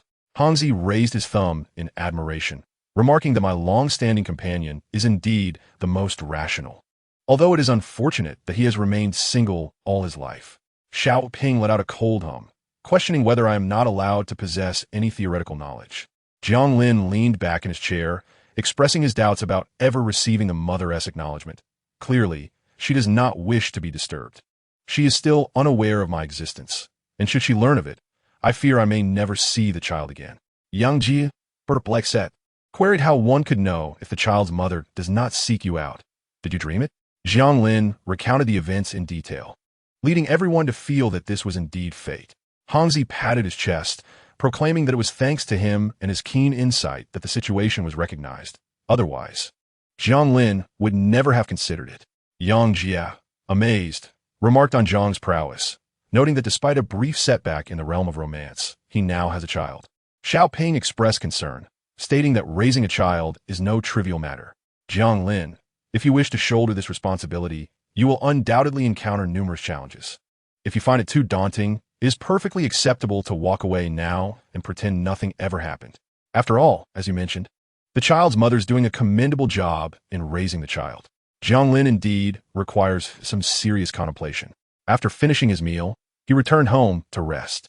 Hangzi and the others returned to school, chatting and laughing, where they encountered Lucia. Lucia, now basking in success, remarked upon seeing Hangzi that the residents of their dormitory seem inseparable. But what about Jiang Lin? Is he still hiding away, weeping? Xiaoxue and I have already secured positions at Wan's group, with a starting salary of 10,000. She had come to school today merely to sign some documents, deliberately flaunting her new job acquired through a connection, asking if they had all managed to land something worthwhile. Surely, they would not settle for just any job, as the first position after graduation significantly influences one's career path, and one must aim for reputable companies. Her words resonated like telling high school students that university is paramount and that they must attend prestigious institutions. However, not everyone can gain admission. Hangzi scoffed, dismissing Lu Xia's comments, stating that it is none of her concern if he prefers to rely on his family. Xiao Ping maintained a similarly indifferent demeanor, assuring her that there was no need for her to worry, as he had successfully secured a teaching position in the city. And Yang Jie had also passed the civil service exam back in their hometown, both doing quite well. Jiang Lin, employed at Shanghai Trading, is also with a large enterprise. Yet, Shanghai Trading does not quite measure up to Wan's group. Lu Xia, with disdain, remarked that thankfully Xiaoxue found a good boyfriend. Otherwise, being associated with someone like Jiang Lin, who could offer no networking opportunities, would be of no benefit. Yang Jie retorted angrily, telling her to stop pretending. Jiang Lin is indifferent to Ning Shui. He already has a child and no time to concern himself with them. With that, he beckoned his friends to leave, saying, "Let us go back. I need to figure out what gift to send the child to express my sentiments as the uncle," with a resounding slap of his thigh. Hangzi exclaimed, "Indeed, as a godfather, I must present some commendable gifts." Xiao Ping nodded in agreement, adding, "You're right. Jiang Lin's parents have also arrived. We should pay them a visit and treat them to a meal." Lu Xia stood in stunned silence as she watched them depart, troubled by a thought. Although Xiaoxue has long been with President Song, she only recently separated from Jiang Lin. He was still so heartbroken then. How could he have a child so soon? Shouldn't it take at least a month for a pregnancy to be detected? Could it be that Jiang Lin had already been unfaithful? Lu Xiao's composure faltered. That evening, she invited Ning Shui out to discuss the matter. Having just broken up with Jiang Lin, Ning Shui still felt a pang of guilt and reluctance. After all, Jiang Lin was handsome, tall, youthful, and utterly devoted to her, ambitious and industrious, with a gentle temperament. In contrast, Song Tianwei was 7 or 8 years her senior, somewhat shorter and portly, with a rather greasy demeanor and limited patience. Yet, Song Tianwei was affluent, well-established locally, and had ascended to a managerial position in a reputable company, possessing a house, a car, and savings. Jiang Lin, however, had nothing to his name. Therefore, when Jiang Lin expressed his sorrow over their breakup, Ning Shui feared he might become clingy, which fueled her feelings of resistance and disdain. The sudden revelation of Jiang Lin's child left her emotions in turmoil. This implied that he had indeed found a new girlfriend, engaged in an intimate relationship, and conceived a child. Moreover, the arrival of Jiang Lin's parents suggested a high likelihood of truth in the situation. In a daze, Ning Shui retrieved her phone and scrolled through Zhao Xia's social media, only to find a post about their search for a suitable home in the city for the sake of a child's education. A sharp pain shot through her heart as an unsettling mix of resentment and imbalance filled her chest. Jiang Lin's parents had truly come from a town with intentions of securing a school district residence. Did this mean he'd been unfaithful all along? Were his parents aware of his infidelity? When Ning Shui had strayed, she had concocted numerous justifications for her actions. Now, the thought of Jiang Lin potentially having done the same ignited an inferno of fury within her. She felt both shocked and hurt by the betrayal, compounded by the sense that she had somehow lost to Jiang Lin. The real fool was herself. With a cold laugh, she tightened her grip on her phone, reflecting, after all my kindness towards him, he dares to cavort with others and has even gotten someone pregnant? Lu Xia echoed her sentiments. Indeed, that scoundrel is truly disgusting. Who knows, if you hadn't broken up with him, he might have left you anyway. Ning Shui remained silent, yet the tumultuous emotions swirling in her eyes betrayed the storm raging within her. After a moment's contemplation, she resolved, I must confront him and ascertain the truth of his infidelity. I want to know exactly when this occurred and who the other woman is. Surely, his parents cannot genuinely be here to discuss marriage? If that were the case, would they not have intervened and welcomed a mistress into their home? I believe my own qualifications are quite commendable. However, Jiang Lin's parents had never come to the city for their own sake, yet now they both arrived for an enigmatic mistress. Were they not mere farmers from small town? Why the sudden need to purchase a property in a prestigious school district? Can their family even afford it? Chapter 9. Ning Shui felt a surge of imbalance. Seeing her best friend in such a state, Lu Xia realized that Ning Shui was clearly troubled by this matter. She quickly offered comfort. What are you worried about? That mistress must lack education and be unattractive, with a poor family background, which is why she could settle for Jiang Lin. Someone like him can only attract a kind-hearted person like you, who doesn't care about material wealth. Otherwise, who would be interested in him? Upon reflection, Ning Shui found some truth in Lu Xia's words. Yet, she still harbored a sense of discontent. Lu Xia grasped Ning Shui's hand and reassured her, Shui, you chose President Song for the sake of your future, your family's future, and even for the future of your children.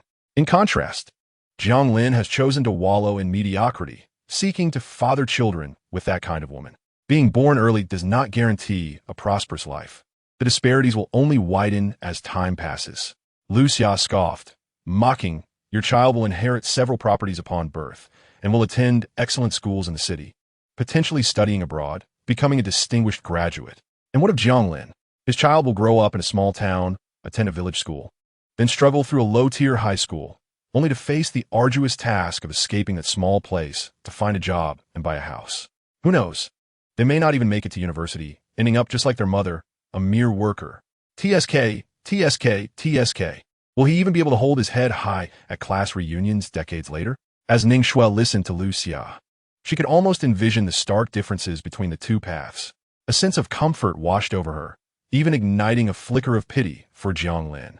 He was so short-sighted, believing that fathering a child would grant him victory over her, yet his circumstances could only lead him to downward compatibility. Right? Lu Xia cheerfully suggested, let's go shopping. With your current status as Mrs. Song, you ought to adorn yourself in finer attire. Though Ning Shui felt somewhat enlightened, a tinge of reluctance lingered within her. After all, in her mind, Jiang Lin would surely struggle to let go of their 3 years of affection, wallowing for a few years before being randomly arranged for a blind date leading to marriage. They say a man's true love only happens once. Thus, Jiang Lin would have to settle for a utilitarian marriage to fulfill his obligations. Yet, reality was unfolding differently than she had envisioned. She needed to inquire. She could not believe that Jiang Lin would develop feelings for another. Jiang Lin pondered throughout the night, reflecting on the events of that fateful night from years ago. Tossing and turning, yet he could recall nothing. His vague memories of that first encounter were shrouded in confusion. The only impression he retained was that the woman was quite a handful. Children? Such a notion was utterly foreign to him as he approached graduation. It felt far too premature. Which freshly graduated college student is already a father of 2 3-year-olds? Jiang Lin sighed, lost in thought until dawn. Unaware of when he had finally fallen asleep. When his parents awakened him, he realized he had barely slept for a few hours. What was going on? He appeared weary. Yet upon seeing his parents brimming with vitality, casually attired, as if they were preparing for a leisurely outing, he felt a sense of confusion. Zhao Xia, rarely in such a pleasant mood, urged him, "Wake up. Today, I have arranged for my dear granddaughter to visit the amusement park. Hurry, you have 5 minutes. Don't keep our little Tang Tang waiting." Jiang Lin, bewildered, pondered Tang Tang. Indeed, Zhao Xia chuckled. Last time, they left us their contact information. And this morning they called us to join them at the amusement park. However, Dodo has other commitments today, so only Tang Tang will be playing outside. Jiang Lin felt a swirl of emotions. This was his first meeting with Tang Tang since discovering she was his daughter, yet their roles had transformed entirely. After freshening up, he followed his parents out. On the way, he felt a twinge of anxiety. Glancing at Jiang Jianjun, he realized he was unprepared to become a father like him, unable to shield his child from life's storms. Zhao Xia and Jiang Jianjun chatted merrily, seemingly oblivious to Jiang Lin's presence. The taxi driver, overhearing their conversation, remarked, "You must be accompanying your child to the amusement park. No wonder you're in such high spirits." Zhao Xia responded, "My child is exceptionally adorable, well-behaved, and quite lovely. I cherish her immensely." Listening to this, Jiang Lin felt a pang of confusion. "Mom and Dad, why did you always say I wasn't good-looking? You were never handsome. More like a toad." Zhao Xia scoffed. "Tang Tang takes after our family's genes." The amusement park was bustling on Saturday, teeming with visitors, and the entrance was crowded. Tang Tang stood in the square, donned in a delightful tutu, a bunny ear headband atop her head, twin ponytails cascading down, and a yellow duckling backpack slung over her shoulders. She was undeniably eye-catching, her exquisite charm drawing attention, were it not for the stern-looking middle-aged man beside her. Some might have approached for a photograph. "Miss, let's enter first. The weather is warm in May, and we wouldn't want you to suffer from heat stroke," he suggested. Tang Tang pouted, insisting, "But I promised Grandma I would wait here. If I leave, Grandma won't be able to find me." Sun Qing sighed. This morning, Tang Tang had been adamant about coming to the amusement park, and he accompanied her, only to realize it was to maintain ties with the Jiang family. He wondered what enchantment the Jiang family had cast upon the children. They had appeared neither early nor late, but precisely when the young lady began her courtship. Logically, individuals of such standing should be oblivious to such matters. If some were intentionally orchestrating this, finding a man so strikingly similar to the child, it would be quite alarming. After all, the young lady had been formidable in recent years, accumulating numerous adversaries. Many were waiting to see her downfall. It seemed this matter would need to be addressed once the young lady returned to share her insights. Tang Tang's thoughts were simple as she gazed around. She suddenly spotted Jiang Lin descending from a taxi. Her face lit up with joy, her eyes sparkling as she dashed towards them with open arms, exclaiming, "Daddy, Grandma, Grandpa." As Zhao Xia alighted from the vehicle, her ears were greeted by a sweet, cherubic voice. Following the sound, she beheld the adorable little Tan Tan, scampering towards her with tiny legs. "Daddy!" exclaimed Tan Tan, enveloping Jiang Lin's knee in an affectionate embrace. "I knew you would come." Regrettably, she lamented, her brother could not join them for play today, though he would have been overjoyed. "He misses you, Daddy." Jiang Lin knelt down, hesitantly caressing Tan Tan's plump little face. "I understand," he replied softly. A multitude of words swirled within Jiang Lin's heart, yet he found them unsuitable to convey to a child, for she would not grasp the depths of his feelings. To her, it sufficed that her father was present, and that alone brought her immense joy. "Daddy, I want to ride the little train on the water." Tan Tan waved her hands enthusiastically. "Only adults can accompany us to play." Jiang Lin, charmed by her infectious smile, lifted her into his arms. "All right, let us go ride the train." Tan Tan beamed with delight. Let us go, let us go." Jiang Lin glanced at Sun Qing. "Would you like to join us?" Sun Qing, with a sardonic smile, replied, "Of course, otherwise how would I discern your intentions towards our young lady?" Tan Tan and Do Do were quite discerning. While their happiness was paramount, their safety was of even greater concern. Children are easily deceived, but adults are not, and neither is their family. Jiang Lin perceived the underlying sharpness in Sun Qing's words and recognized the warning embedded therein. He pursed his lips, choosing silence. He was acutely aware that he must never reveal the truth of the paternity test, should Tan Tan and Do Do's mother learn of it. She might decisively hide the children away, denying him any further contact. That would be a loss he could ill afford. His current resolve was simple: to cherish moments with the children, dismissing all else, focusing solely on the present. As long as the children were happy, that was sufficient. Zhao Xia, slightly irked by this discourse, questioned, what intentions could they possibly have? The paternity test merely confirms they are our children, united as a family. Why should an outsider doubt our motives? However, Jiang Jianjun tugged at his wife, urging her to refrain from further comment. Although Tan Tan did not comprehend the intricacies of adult conversation, she noticed her father's slight discontent and, in a voice devoid of intimidation, declared, "Housekeeper's son, you are not allowed to follow Tan Tan and Daddy."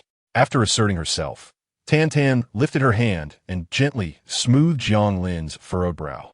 "Daddy, don't be unhappy. Tan Tan will help you chase away this bad guy." Chapter 10. A Weekend with the Children. Housekeeper Sun's countenance darkened significantly. Since Tendo turned 3, he had been entrusted with their care. Having served in the Mu household for many years, he was the most loyal of caretakers. There were few trustworthy individuals by the side of the young lady. Had a suitable and reliable candidate been found, he would not be the one tasked with tending to the 2 children.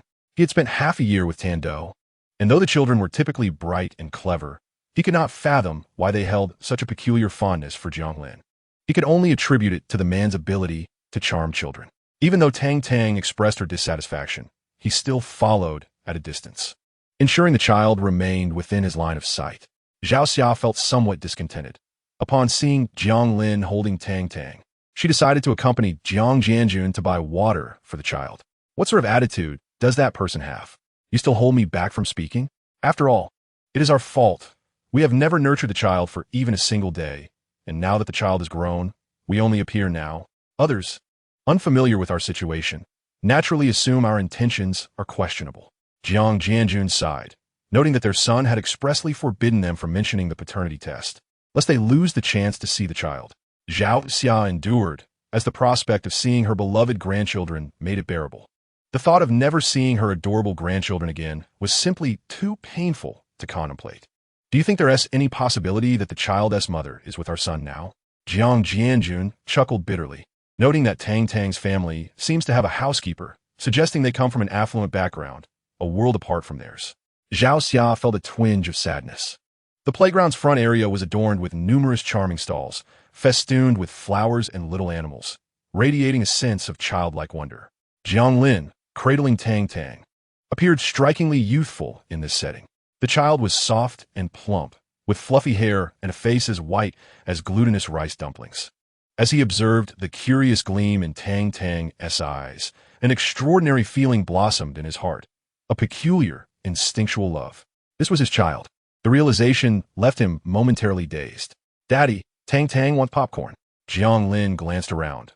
Many children were purchasing popcorn, and despite the warm weather, he felt no impatience amidst the lively crowd of children.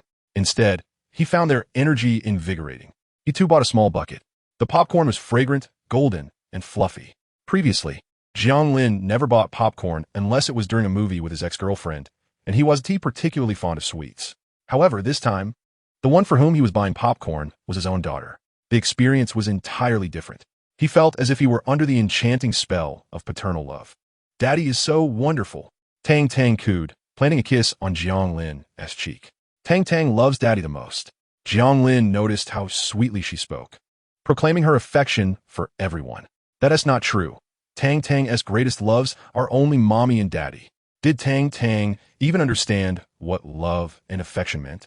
Of course, to her, liking someone meant wanting to play together, while love meant wishing to be together forever. Tang Tang desired her father to always be by her side.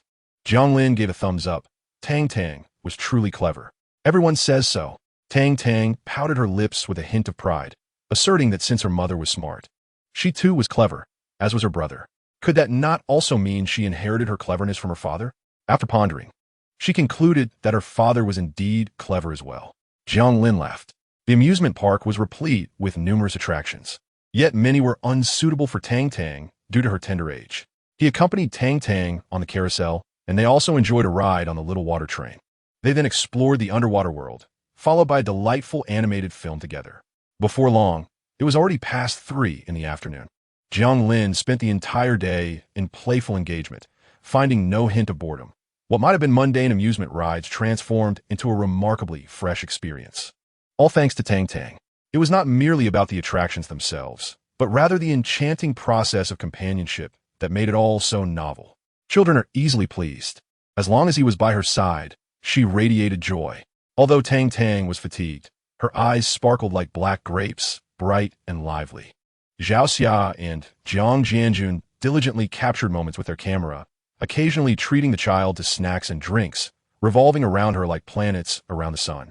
Sun Qing, who had shadowed the family throughout the day, observed their genuine affection for Tang Tang, which seemed far from an act. He had encountered many individuals, yet this familial warmth towards Tang Tang struck him as peculiar. Could strangers truly exhibit such endearment? However, Sun Qing found himself puzzled. The relationship between Jiang Lin and Tang Tang did not appear to align with any conventional understanding. The time and circumstances did not quite match. Nonetheless, witnessing their sincere love for Tang Tang made her presence amongst them feel like that of a typical, warm family, thereby softening Sun Qing's previous biases against Jiang Lin. Jiang Lin approached with a smile. "Son Butler, it's getting late. You've worked hard following us all day. Let us share a meal together." Sun Qing shook his head. Tang Tang should return home now. The young lady is back in the country today and will be dining with Tang Tang and Dodo tonight. Upon hearing the mention of the young lady, Jiang Lin opened his mouth in surprise. "Is she Tang Tang and Dodo's mother?" "You need not concern yourself with that," came the curt reply, prompting Jiang Lin to wisely fall silent. Reluctantly, Tang Tang boarded the car, leaning against the window, her eyes wistfully gazing at Jiang Lin. "Daddy, can't Tang Tang stay home with you? Tang Tang wants to go to Daddy's house and listen to bedtime stories." Sun Qing gently interjected. "If you don't return home soon, your mother will be upset." It seemed as if a thought struck Tang Tang, deflating like a punctured balloon. She waved goodbye. "Goodbye, Daddy. Tang Tang will come back to play tomorrow. Goodbye, Grandma and Grandpa." The car then drove away, leaving Zhao Xia and Jiang Jianjun feeling equally reluctant. After taking his parents out for a meal, Jiang Lin returned them to their hotel. On the way home, his phone rang. Upon seeing the familiar number, a wave of unease washed over him. Initially reluctant to answer, he remembered that Ning Shui had left some belongings with him, prompting him to pick up. "Jiang Lin, where are you now? Do you have a moment?" The tone of his voice remained flat. "Nothing in particular, just checking if you were available to talk. I noticed your parents are in town. Is it to meet your new girlfriend? You seemed quite distraught last time, so I thought the breakup affected you significantly." Ning Shui remarked with a light laugh. "It's the weekend.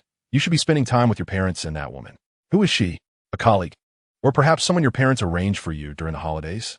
Jiang Lin frowned, growing impatient. "Do you think I'm like you? Just focus on your own life. My affairs are none of your concern. I merely advise you to refrain from engaging in foolish actions. Do you truly believe I am so concerned about your well-being?" Jiang Lin let out a sigh, acknowledging the situation with a casual fine, and proceeded to blacklist all means of communication with Ning Shui. Chapter 11. The young lady in the temple for 5 years. Ning Shui assumed that by reaching out to Jiang Lin, she would receive special treatment. Much like in the past, to her astonishment, Jiang Lin exhibited an entirely different demeanor, seemingly indifferent to the pain it might inflict upon her. She soon realized that she had also been blacklisted. Ning Shui's anger boiled over, her body turning cold as she trembled uncontrollably. They had been together for 3 years. How could she possibly be overshadowed by some casual woman merely because she was with child. Jiang Lin, do you truly hold such affection for that woman? Would you rather inflict pain upon me than clarify our relationship? I only sought to secure my own future. Is it necessary for you to retaliate against me in such a manner? Even if we have parted ways, 3 years of shared emotions cannot simply be dismissed. Ning Shui felt a pang of heartache as she clutched her phone, momentarily uncertain if she had ever been loved. Or perhaps Jiang Lin had merely settled for her, rushing to find a new partner immediately after their breakup, or rather, he had already found one. A wave of anxiety washed over her. She could not bear the thought of Jiang Lin's affections shifting to another, nor could she accept the notion of him completely forgetting her and embarking on a sweet romance anew. What, then, did her 3 years amount to? Yet, from what standpoint could she address this turmoil? Shuiyun Courtyard. This abode, adorned with white walls and dark tiles, nestled against the mountains beside a tranquil waterway, boasts an exquisite landscape, surrounded by scenic attractions. Hidden at the foot of the mountains, it exudes an aura of discreet elegance. On ordinary days, vibrant red maple leaves peek over the walls, while ancient pavilions and elegant structures reflect classical charm, complemented by a 3-story building infused with southern Chinese aesthetics. Expansive floor-to-ceiling windows reveal opulent rosewood furniture, casting a warm, golden glow that dances upon the surface of the pond below, where lotus leaves flourish. It is a haven of tranquility. Such a sanctuary cannot be acquired merely through wealth. Tang Tang entered alongside Sun Qing through the entrance manned by security. The guard thoughtfully remarked, "Manager Sun, it appears the young lady is not in good spirits." Sun Qing nodded in acknowledgement. Contemplating the situation, he noted that the young lady seldom experienced discontent. In fact, her emotional fluctuations were quite rare. From a tender age, she had outshone all the boys in her family. At just 3 years old, she began studying under her grandfather, mastering poetry, music, chess, calligraphy, and painting while her peers were still in elementary school. By the age of 12, she had completed all high school curricula, and during her academic pursuits, she accompanied her grandfather in the family business. Whenever the elder convened board meetings, she would sit on a small stool nearby, observing intently. Initially, the young lady was groomed to be an exemplary socialite. However, as time passed, her exceptional acumen for business began to emerge. The elder held a particular fondness for her, often suggesting a desire to bypass his 3 sons and bequeath the family enterprise to his granddaughter. He frequently remarked that Yungu was the most akin to him. Even the brightest blue can fade into obscurity.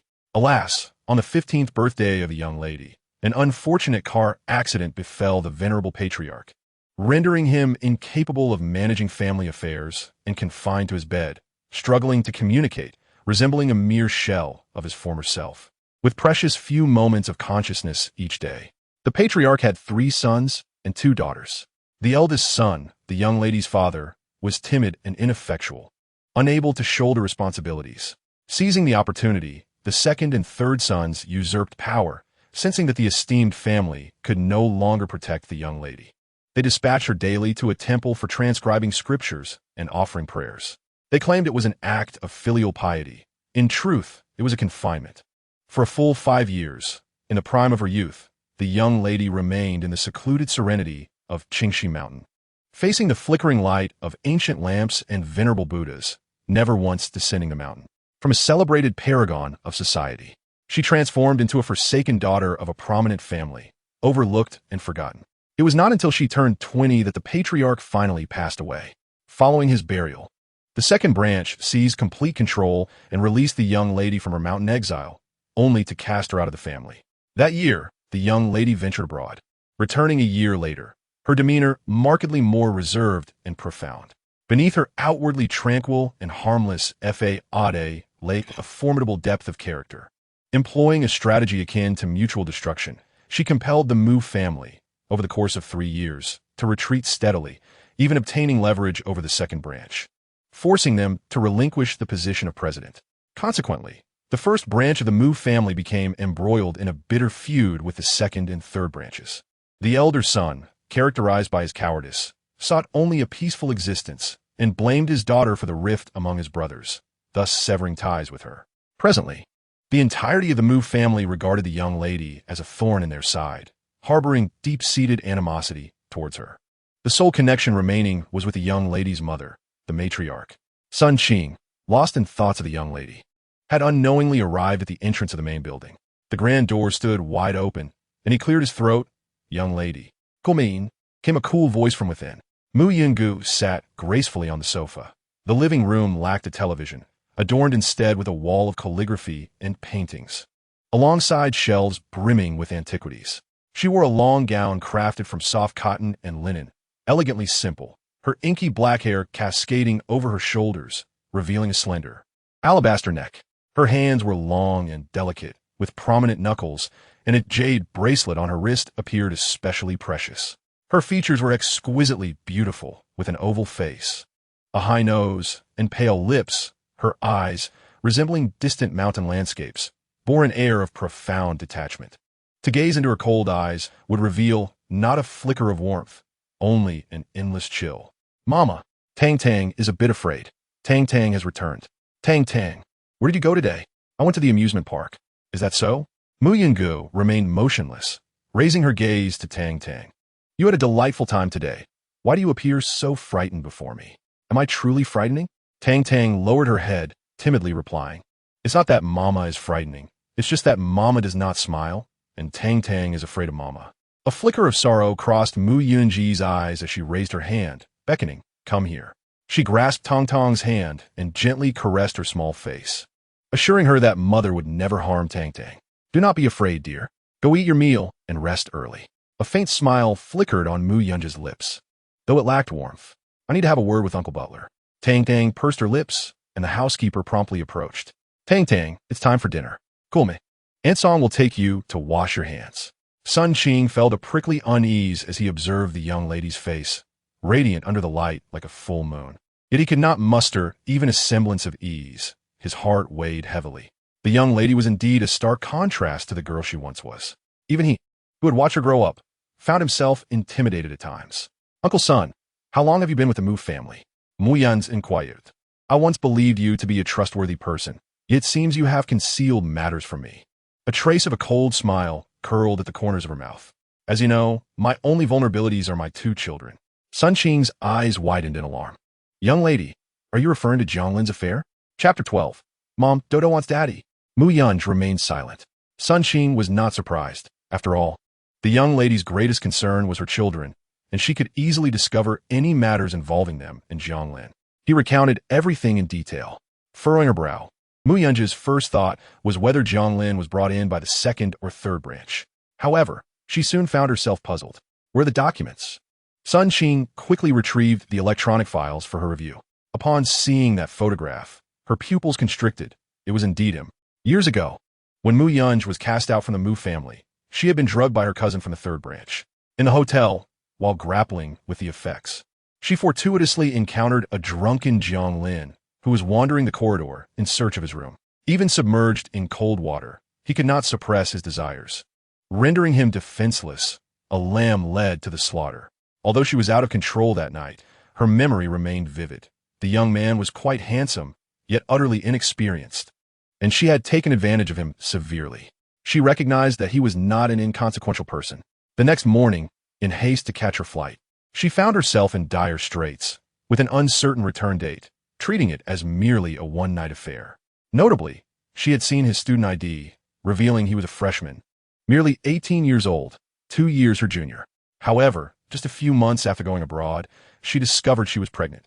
The animosity built over 5 years, and the regret of not seeing her grandfather one last time weighed heavily upon her. The child was initially unwanted, yet fate had bestowed upon her twins.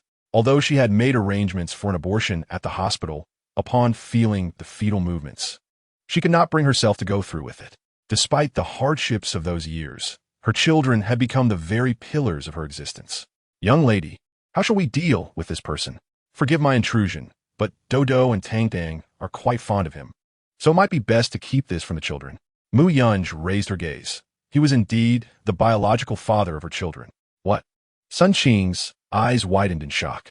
Mu Yunj took out her phone and dialed a number, intending to investigate the recent graduate Jiang Lin and ascertain his connections with the 2nd and 3rd branches. Having spoken, she turned her gaze towards Sun Qing, urging him to rest. Sun Qing's expression was rigid, acknowledging her as the young lady. Mu Yunj set her phone aside and entered the dining room. where she discovered Tang Tang sullenly eating while clutching Aunt Song's phone, engaged in a call. Her voice carried a plaintive, almost beguiling tone as she pleaded, "Daddy, Tang Tang misses you. Could you come to the kindergarten and join me for the activities? All the other parents will be there, and I don't want to be alone." After a moment of silence, the voice on the other end responded, "Tang Tang, it is essential that your family agrees first." Tang Tang's spirits seemed to droop. But Mommy won't agree. She doesn't wanting to find Daddy." Listening to the child's words, a hint of melancholy and solitude flickered in Mu Yunja's frost-like gaze. While she exuded resilience in the outside world, the children at home represented her sole vulnerability. She had never realized the depth of Tang Tang's yearning for paternal love. Coupled with the housekeeper's remarks, it became evident that Dodo also longed for a father figure. Her emotions grew increasingly complex as she pondered whether her relentless fixation on resentment had blinded her to the affection her children craved from both parents. She had always perceived the two children as remarkably understanding, never causing her trouble. Thus, when Tang Tang secretly called Jiang Lin, she turned a blind eye, choosing not to disrupt the child's call. Ascending the stairs, she headed straight to her study, burdened by countless responsibilities. Numerous watchful eyes were trained upon her, waiting for any opportunity to undermine her, and she had to remain flawless to keep those adversaries at bay. As for the unexpectedly emerging man, she had yet to devise a strategy for dealing with him. As the night deepened into silence, Mu Yunj descended the stairs only to encounter a small figure stealthily darting about the living room. Upon closer inspection, she realized it was Dodo. The living room was frigid, the air conditioning set to an unforgiving chill. She couldn't help but shiver slightly. "Dodo, what are you doing?" Startled, Dodo froze in place, unable to move. Mu Yunj hurried over and grasped his hand, feeling its icy chill. Frowning, she remarked, "You're freezing. You'll catch a cold." Dodo shivered and sneezed. "Mommy, I'm not cold. I'm too hot, which is why I came down to cool off." "That's nonsense," Mu Yunj replied sternly, perplexed by her child's unusual behavior. "Why would you do that?" Dodo, being inherently clever, was never regarded as an ignorant child. Thus, his peculiar actions must have been driven by a purpose. Though Dodo wished to remain silent, he was still a child, and under his mother's scrutinizing gaze, he soon succumbed. "Mommy, Dodo doesn't want a stepfather. I only want my daddy." In the past, every mention of wanting a father had elicited nothing but her cold indifference. Consequently, Dodo had refrained from expressing this desire for quite some time. He had assumed his mother would respond in her usual dismissive manner once more. "Why do you say that?" He continued, "Today, Grandma took me to class, but accompanying me was Uncle Fu. Grandma really likes Uncle Fu. He is different from the other uncles. Uncle Fu is a kind man. He mentioned that he has known my mother since childhood. He is also coming to the kindergarten to participate in parent-child activities with us." In rare moments, a hint of vulnerability flickers in Dodo's eyes. "Mom, is Uncle Fu going to become Dodo's stepfather? However, I do not wish for Uncle Fu. I only want my father. Why can't you let me search for my father? Did he do something wrong in the past that made you dislike him?" Mu Yungu raised her hand and gently touched the child's icy cheek. "So, you wish to suffer from the cold and become ill, just to avoid having Uncle Fu accompany you to kindergarten?" Dodo nodded. "You will not have a stepfather," Mu Yungu replied, her tone laced with guilt. The previous incident with Tang Tang had already made her aware of the child's needs, and now she felt somewhat powerless regarding Dodo's situation as well. She struggled to balance her work at the Canshin Company and her family life. "Rest assured, no one will intrude upon our family. So, please do not harm your own health." Yet Dodo gazed at her mother, sensing her reluctance to discuss her biological father. He felt a pang of disappointment. Mu Yungu desired to shield her child from sadness. "Dodo, you need not attend classes tomorrow. Go out and play with Tang Tang, and let Uncle Butler accompany you. Make sure to eat well, do not run around, and ensure your safety. I will clarify things with Grandma tomorrow. She will not meddle in our affairs any longer." Instantly, Dodo's spirits lifted. "Mom is so wonderful." Mu Yungu sighed at the brightness in his eyes, realizing it was likely not her kindness that brought him joy, but the prospect of secretly seeking out Jiang Lin, which made him feel elated. She found herself curious as to why Dodo held such affection for a man he had never met. Was it solely due to blood ties? Yet, blood relations are the least reliable, are they not? Chapter 13. The Blind Date of the Child's Mother. At the Mu family estate, early in the morning, Su Manhua learned of her daughter's impending visit and promptly summoned the eldest son of the Fu family, Fu Cheng. The Mu family residence is vast, comprising several buildings, a large lawn, and a swimming pool. Therefore, even with the entire Mu family residing together, it does not feel crowded. Each family unit has its own space. As soon as Mu Yungu entered, news of her arrival spread throughout the house. After her return to the country, she had seldom visited, and each time she came, it was rarely for good reasons. The Mu family had long since recognized that Mu Yungu was not to be trifled with, cold-hearted yet charming, not someone to provoke. Thus, upon her arrival, despite their deep-seated resentment, others kept their distance. Su Manhua awaited her in the living room and greeted her warmly upon arrival. Yungu, you're here, just in time for breakfast. Look, it's all your favorite dishes. You haven't eaten at home in years. Let us see if they still suit your taste. Mu Yungu glanced at the table, noting that it indeed featured her once favored dishes. However, having lived on the mountain, her palate had shifted to a lighter fare. I rarely eat meat now. It's not necessary. Su Manhua expressed a hint of exasperation, but insisted, at least eat a little. Look, your brother Fu Cheng is here too. Just consider it a chance to share a meal with him. Do you remember your brother Fu Cheng? Once, your relationship was at its zenith. You grew up in the same place, always trailing behind him. Back then, the elder gentleman even mentioned a potential union with the Fu family. Had it not been for his untimely departure, you and Fu Cheng might have been bound by now. Mu Yungu cast a glance at Fu Cheng, her expression devoid of any discernible emotion. Fu Cheng also rose, his demeanor still elegant and cultured. Yungu, it has been a long time. You've been so busy. I've longed to see you, yet the opportunity eluded us. Mu Yunji's tone was frosty. I heard you were the one who took care of Dodo yesterday. However, since you are still unmarried, it would be prudent not to be seen too often with Dodo, lest others misinterpret the situation and it hinders your prospects for marriage. I am indifferent to such matters. I simply enjoy Dodo's company. Fu Cheng understood that Mu Yungu was attempting to distance herself from him. We were quite familiar in the past. As an uncle, caring for the child is not an issue. In truth, I have a fondness for children and feel an instant rapport with both Dodo and Tang Tang. Fu Cheng sought to elicit some warmth from Mu Yunji's cold, beautiful visage, yet to no avail. She now exuded an icy aloofness, creating an impression of being miles away despite their proximity. Ah, indeed. Su Manhua is matchmaking. This child needs a father. It is better to find someone familiar who cares for the child, as that would be in the child's best interest. Muyunge's patience vortin. Mother, I came today expressly to inform you that I have no intentions of marrying. Please cease your relentless efforts to find me a partner, and do not involve Dodo and Tang Tang in adult matters. Su Manhua's smile faltered. I am merely looking out for your well-being. Fu Cheng's intentions are evident. You are too stubborn, believing the world conspires against you. Yet, as a woman managing a corporation and raising 2 children, you are not endowed with supernatural abilities. Mu Yunji's gaze hardened. During my 5 years on the mountain, you never inquired about me. There is no need to feign deep affection now, nor should you meddle in my personal affairs. Su Manhua's eyes glimmered with pain. I simply lack the ability. Mu Yunji's message had been conveyed. She turned and walked away without a trace of regret. Fu Cheng furrowed his brow, sighing with sympathy. Aunt, do not be disheartened. Yungu has endured too much suffering over the years. Her distrust of others is understandable. I shall not be deterred. I will show her my intentions. Su Manhua nodded. Little Cheng, Yungu harbors resentment towards us.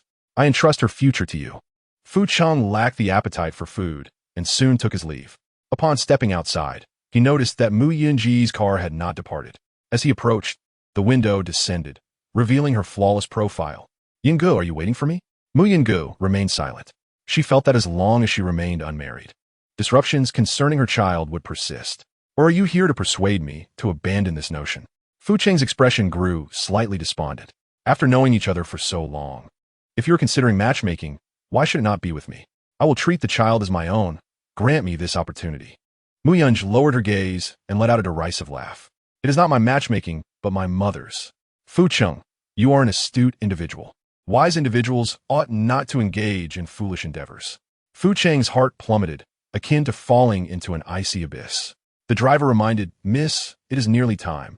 Shall we head to the company? Yes. As the car window closed and the vehicle departed, Fu Cheng and Mu Yunj, once childhood companions, had become strangers, their bond severed by the turmoil within the Mu family. He murmured to himself, Yunj, I shall not relinquish my hopes. In the apartment, Zhao Xia had prepared breakfast, consisting of delicate pastries, glutinous rice cakes shaped like little rabbits filled with red bean paste, and small steamed buns resembling peach blossoms exquisitely crafted. After receiving a message from Dodo that evening, he purchased a soy milk maker, soaking the soybeans overnight and pressing them for fresh soy milk in the morning. All done with heartfelt willingness. Jiang Lin was also dispatched to procure the freshest fruits for the children. Dodo and Tang Tang were thoroughly enjoying their time under the care of their grandparents. Upon returning with the fruits, Jiang Lin spotted Sun Qing standing at the entrance. "Butler's son, shall we go in and have a bite?" "No, thank you," Sun Qing declined. He now understood that the young lady's allowance for the children to be outside was a tacit acceptance of Jiang Lin's circumstances, since she had no objections. He would refrain from expressing any dissent. He had not slept a wink the previous night, astonished to discover that Jiang Lin was indeed the father of the two children. Jiang Lin was merely 22 years old. "Butler's son, why do you look at me so?" "It's nothing. Just take good care of Tang Do." "Of course. You can rest assured." Jiang Lin was somewhat taken aback by Butler's son's markedly improved demeanor towards him. Had he learned something? It seemed unlikely. If Tang Do's family were aware of his paternity, they would hardly allow the children to meet him. Curiously, Jiang Lin inquired whether the children did not need to be with their mother on weekends, or if perhaps she was simply very busy. Sun Qing replied, "Indeed, she is quite occupied. It would be prudent for you to refrain from inquiring too much about the young lady's affairs." To this day, Jiang Lin remained oblivious to the identity of the children's mother, her appearance, her name, or her character. Yet, he believed that since Tang Tang and Dodo were so endearing, their mother must be equally remarkable. "I heard that their mother is currently engaging in matchmaking?" "Yes." Butler's son nodded, confirming the matter. Jiang Lin understood why Dodo often expressed fears of being cast aside with the arrival of a stepfather. Children born into single-parent households often lack a sense of security. Chapter 14. The young lady decides to grant him a chance. Jiang Lin had breakfast with his parents and the children when Zhao Xia suddenly suggested, "Let us go out to view some properties today. We have gathered some information on housing in the area over the past 2 days and have found 3 decent options." Now that the child's identity was established, one must at least secure a home to provide a stable environment for the child. Jiang Lin quickly interjected, "The custody of the child has nothing to do with me. Let us not rush into purchasing a home. We will need to buy one eventually." Zhao Xia remarked, "If your father and I were to visit the child, we cannot possibly reside in a hotel indefinitely, can we?" That indeed held some truth. Jiang Lin pondered, realizing that his apartment only contained a single bed, rendering it uninhabitable for more than one person. The funds previously provided by his parents, combined with his savings over the years, would suffice for a down payment. However, it would not allow for a spacious home. At most, he could purchase a modest 2-bedroom dwelling. Zhao Xia, with a gentle smile, added, "We plan to sell our house back home. Thereafter, we can stay in a room on the 2nd floor of the hotel, which is quite manageable." Jiang Lin observed that his parents had already deliberated this matter, yet he remained resolute in his disagreement. His parents owned only one house in town along with a commercial property. The room on the 2nd floor of the latter was minuscule and unsuitable for living. It was primarily used for storage. How could he expect his elderly parents to reside there? Despite Zhao Xia's attempts to persuade him, Jiang Lin's determination to purchase only an old, small apartment led to her eventual concession. The home buying process unfolded swiftly. Tang Tang had her eye on a property featuring a small garden.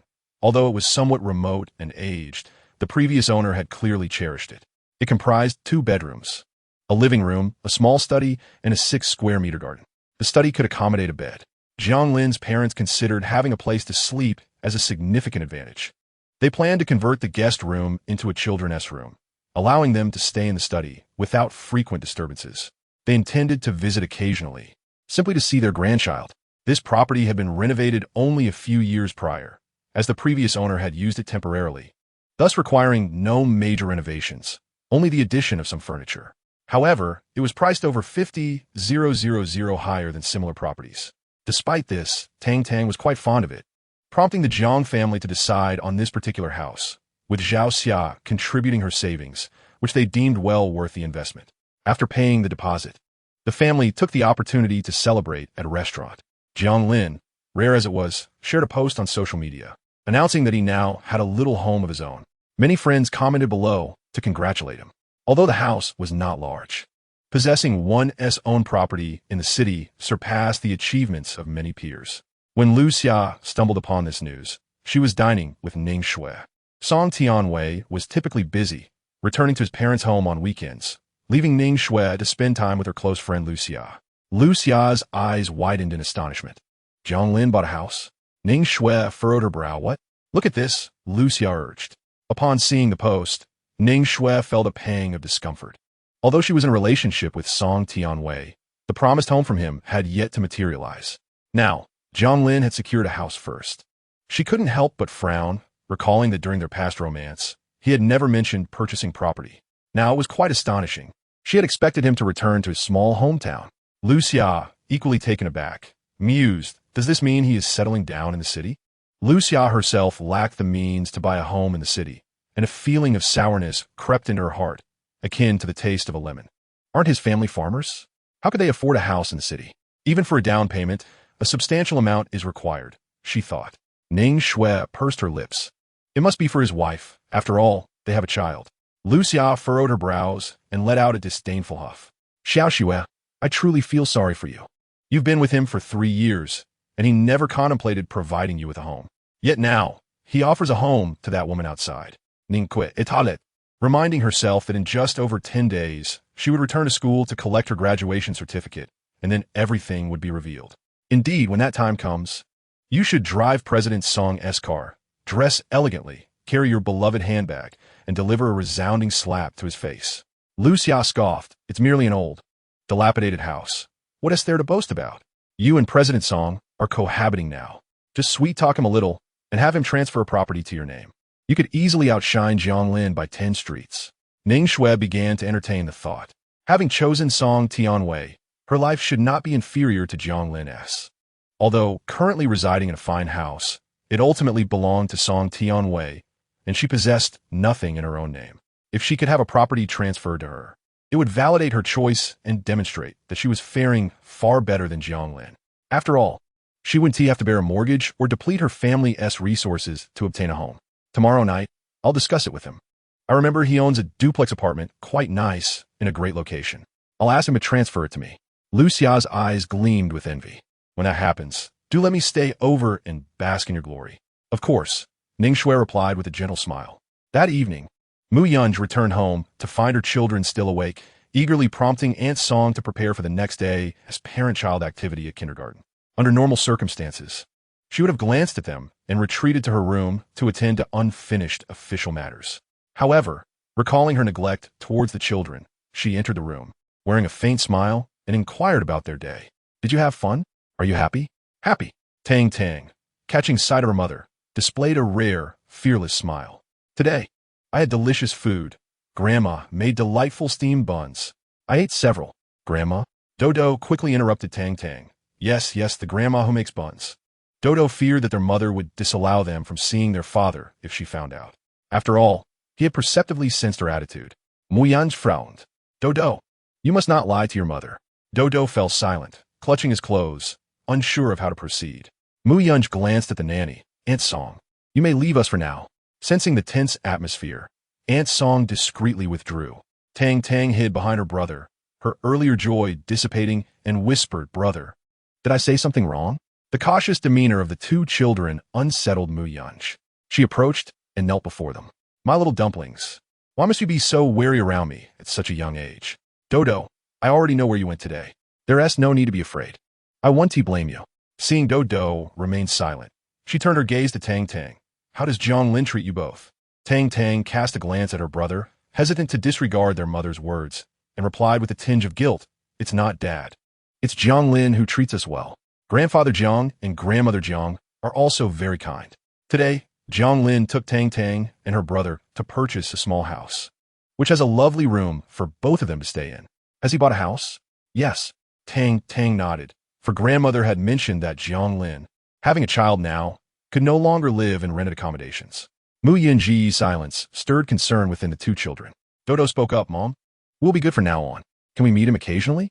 Mu Yunji's eyes bore a heavy contemplation, her usually decisive and elegant visage momentarily flickering with uncertainty. The children shielded Jiang Lin with an almost protective demeanor, as if their own mother were the villain threatening to tear them apart, which saddened Mu Yunge. While she maintained an indifferent stance towards the world, her heart bore a warm affection for her children. After a brief silence, she finally spoke. If you truly cherish him, I can grant him a chance. If he proves to be worthy, I shall not obstruct your wish to acknowledge him as your father. But you must agree to one condition. Chapter 15. Parental participation in activities. On Monday, Jiang Lin took a day off. In the morning, he completed the transfer of the house and enjoyed lunch before riding a shared bicycle to Le Shui kindergarten. Meanwhile, the parents stayed behind to tidy the house and purchase some necessities. Upon arriving at the kindergarten's entrance, Jiang Lin noticed a procession of luxury cars entering the parking lot. He returned the shared bicycle and walked towards the entrance, only to be halted by a security guard. Which class is your child in? This is a prestigious elite kindergarten, and the children here come from affluent families. Security measures are stringent. Jiang Lin provided the class and child's name. The guard made a call to Xiaqin before allowing Jiang Lin entry, casting a skeptical glance at the shared electric bike he had ridden, as he had never seen a parent arrive on such a vehicle before. Tang Tang and Dodo awaited Jiang Lin's arrival with great joy. Daddy, I thought you had to work and couldn't come. Tang Tang et go lim. Dodo, with a hint of pride, lifted her chin. You nearly arrived late. There's not much I could do. The electric bike has a speed limit, Jiang Lin explained, glancing around at the classroom. The small class comprised only a little over a dozen children, accompanied by various parents and even some grandparents. Xiaqin approached to greet him. You must be Tang Tang and Dodo's father? If you hadn't mentioned it, I would have thought you were their older brother. You look so young. Jiang Lin smiled, unsure of how to respond. Xiaqin, sensing something unusual, pondered how someone so young could be the father of two 3-year-olds. Perhaps he was a stepfather instead. Please take a seat. It will start soon. Today, we will be making decorations for the Dragon Boat Festival with the children. While the teachers fetched the materials, Xiaqin added before moving to assist. A plump girl seated nearby pointed at Jiang Lin and asked, Is this your father, Tang Tang? He looks about the same age as my brother. You're not deceiving me, are you? Tang Tang huffed, Of course not. This is Tang Tang's dad. She intended to convey to Ting Ting that she had a father, hoping that this would put an end to Ting Ting's incessant teasing about being a fatherless child. However, Ting Ting turned to her mother and exclaimed, Mom, Tang Tang is lying. How could Tang Tang's father possibly be so young? Suyu chuckled, somewhat teasingly. Perhaps their mother simply prefers a younger husband. Ting Ting was utterly perplexed by her mother's words, wondering what younger grass meant. All she knew was the saying about old cows eating tender grass. Exactly, Suyu said, patting her daughter's head. She had never encountered Tang Tang's parents before. Previously, it was always a middle-aged man who came to pick up Tang Do. Now it was a young father. Given Jiang Lin's age, which was comparable to that of her eldest son, it seemed implausible for him to have two 3-year-old children. The only conceivable explanation was indeed the metaphor of an old cow with tender grass, one seeking money, the other seeking beauty. She had seen many such individuals and felt that this soft rice man was unworthy of sharing a classroom with her. She mockingly regarded Jiang Lin's unremarkable attire and said, At your age, nearly the same as my son S, you're playing the role of a father, living off someone else? Jiang Lin, suppressing his expression, replied, Ting Ting's mother. I am indeed Tang Do's biological father. But what about you? Living by the river, why are you so nosy? Is it that your husband enjoys the company of younger women, which explains your strong reaction? Suyu frowned. How dare you? What a lack of manners. Jiang Lin flashed an innocuous smile. Annie, I was merely joking. No need to get worked up. Suyu was infuriated. Just then, Xiaqin arrived. Teacher Xia. This man is not the child's guardian. What right does he have to be here? Our Le Shui kindergarten is an elite institution, not a place for just anyone. He should present a marriage certificate and household registration. Shouldn't he? She found it hard to believe that this soft rice man could even possess such documents. Jiang Lin had anticipated that this woman would be so difficult to deal with, and he felt a surge of irritation. He had been summoned by Tang Do, and wasn't he even aware that he was filling in for her mother at the kindergarten? Forget about marriage certificates and household registration. Even a casual phone call could expose him. At that point, he would have to leave in disgrace. He somewhat regretted engaging in a dispute with such a woman. Xiaqin furrowed her brow, realizing that Tang Do's mother was a major shareholder of Le Shui Education Group. How could she be just anyone? Moreover, this Ting Ting's mother, at the age of 40, was not someone to be trifled with. I'm late. A melodious and cool voice resonated at the door. Jiang Lin turned toward the sound and was momentarily taken aback. Standing at the entrance was a woman clad in a purple floral dress with a white background, her long hair styled in a low ponytail. She possessed a beautifully contoured, oval face, her features exquisitely delicate. Though devoid of heavy makeup, her eyes sparkled with joy, and she carried a fabric bag. Despite her stunning beauty, she emanated an inviting warmth. Jiang Lin felt an uncanny familiarity with the face he beheld. Furrowing his brow, he wondered why it seemed so recognizable. Yet, upon deeper reflection, he realized he did not know such an elegant and gentle beauty. Mom, Tang Tang et Gulim, what brings you here? Dodo appeared equally astonished. Their mother typically donned attire quite unlike her current ensemble, and her aura was markedly different. While the naive Tang Tang failed to notice, Jiang Lin was acutely aware. The realization struck him. Was this truly Dodo's mother? His first reaction was one of astonishment at her beauty, swiftly followed by a pang of anxiety. This meant the principal had arrived, and he risked being exposed and sent away. As he observed the woman approaching, a wave of nervousness washed over him, prompting him to rise awkwardly. "Excuse me," he stammered. Mu Yungu met Jiang Lin's gaze and nodded at him. "Please take a seat." Tang Tang tugged at Jiang Lin's hand, urging Daddy sit down. Jiang Lin felt a tingling apprehension. Although he complied and sat, he felt as if he were perched on pins and needles, discomfort gnawing at him like a fishbone lodged in his throat. He glanced at the woman, opening his mouth, yet found himself at a loss for words. Her demeanor did not suggest she intended to dismiss him. Could it be that she was aware of his true identity? Or her thoughts on the events of 4 years prior? He had not anticipated that their first encounter after such a long interval would unfold quite so abruptly. Jiang Lin was truly unsettled. Mu Yungu settled beside Dodo and turned to Tina's mother. "Earlier, I heard you remark that I was an old cow consuming tender grass." Tina's mother, noting Mu Yunji's striking visage, found her age comparable to Jiang Lin's, starkly contrasting her preconceived notion of an older woman. The comment left her feeling somewhat embarrassed. "I assumed, it was a misunderstanding. You two, being so young, already have children. It truly is unexpected. I seldom see you," which led to my misconception. Mu Yungu smiled lightly, her fingers unconsciously tapping the table, a habitual gesture when she was contemplating. "We are all quite busy and rarely have the opportunity to visit the kindergarten." Chapter 16. Let us go on a blind date. At this point, the materials for the parent-child activity were being distributed. Xiaqin exhaled in relief and swiftly took the stage, addressing the students. "Are you all aware? The Dragon Boat Festival is approaching." Traditionally, people not only made zongzi for this holiday, but also hung mugwort at their doorsteps, which not only wards off insects, but also invites good fortune.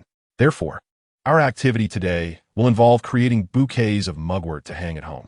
The assistant teacher began distributing the materials. Alongside the mugwort, various embellishments were provided, allowing the students to unleash their creativity. Each table received a set of materials. Mu Yungu accompanied Dodo, while Jiang Lin stayed with Tang Tang. Throughout the process, conversation was minimal. The children, though initially tense due to their mother's presence, gradually relaxed, encouraged by her gentle demeanor, and became engrossed in the crafting activity. Their spirits lifted, especially Tang Tang, who frequently glanced up at her parents, her smile unwavering. "Daddy, does this look nice?" Tang Tang held a small zongzi pendant, suspended among the mugwort. "Hurry and help me tie it up," she urged. "All right," Jiang Lin replied, complying with her request. When it came time to write the card, Tang Tang insisted on doing it herself, yet she struggled with the character for Duan in Duanwu Festival. She turned to Jiang Lin for assistance, her eyes filled with inquiry. Jiang Lin chuckled helplessly, wrapping his left arm around Tang Tang, while his right hand guided hers to write on the card, explaining, "This is how you write the character Duan." The character landed on the greeting card. "This is so difficult. Tang Tang lamen det. You're still young.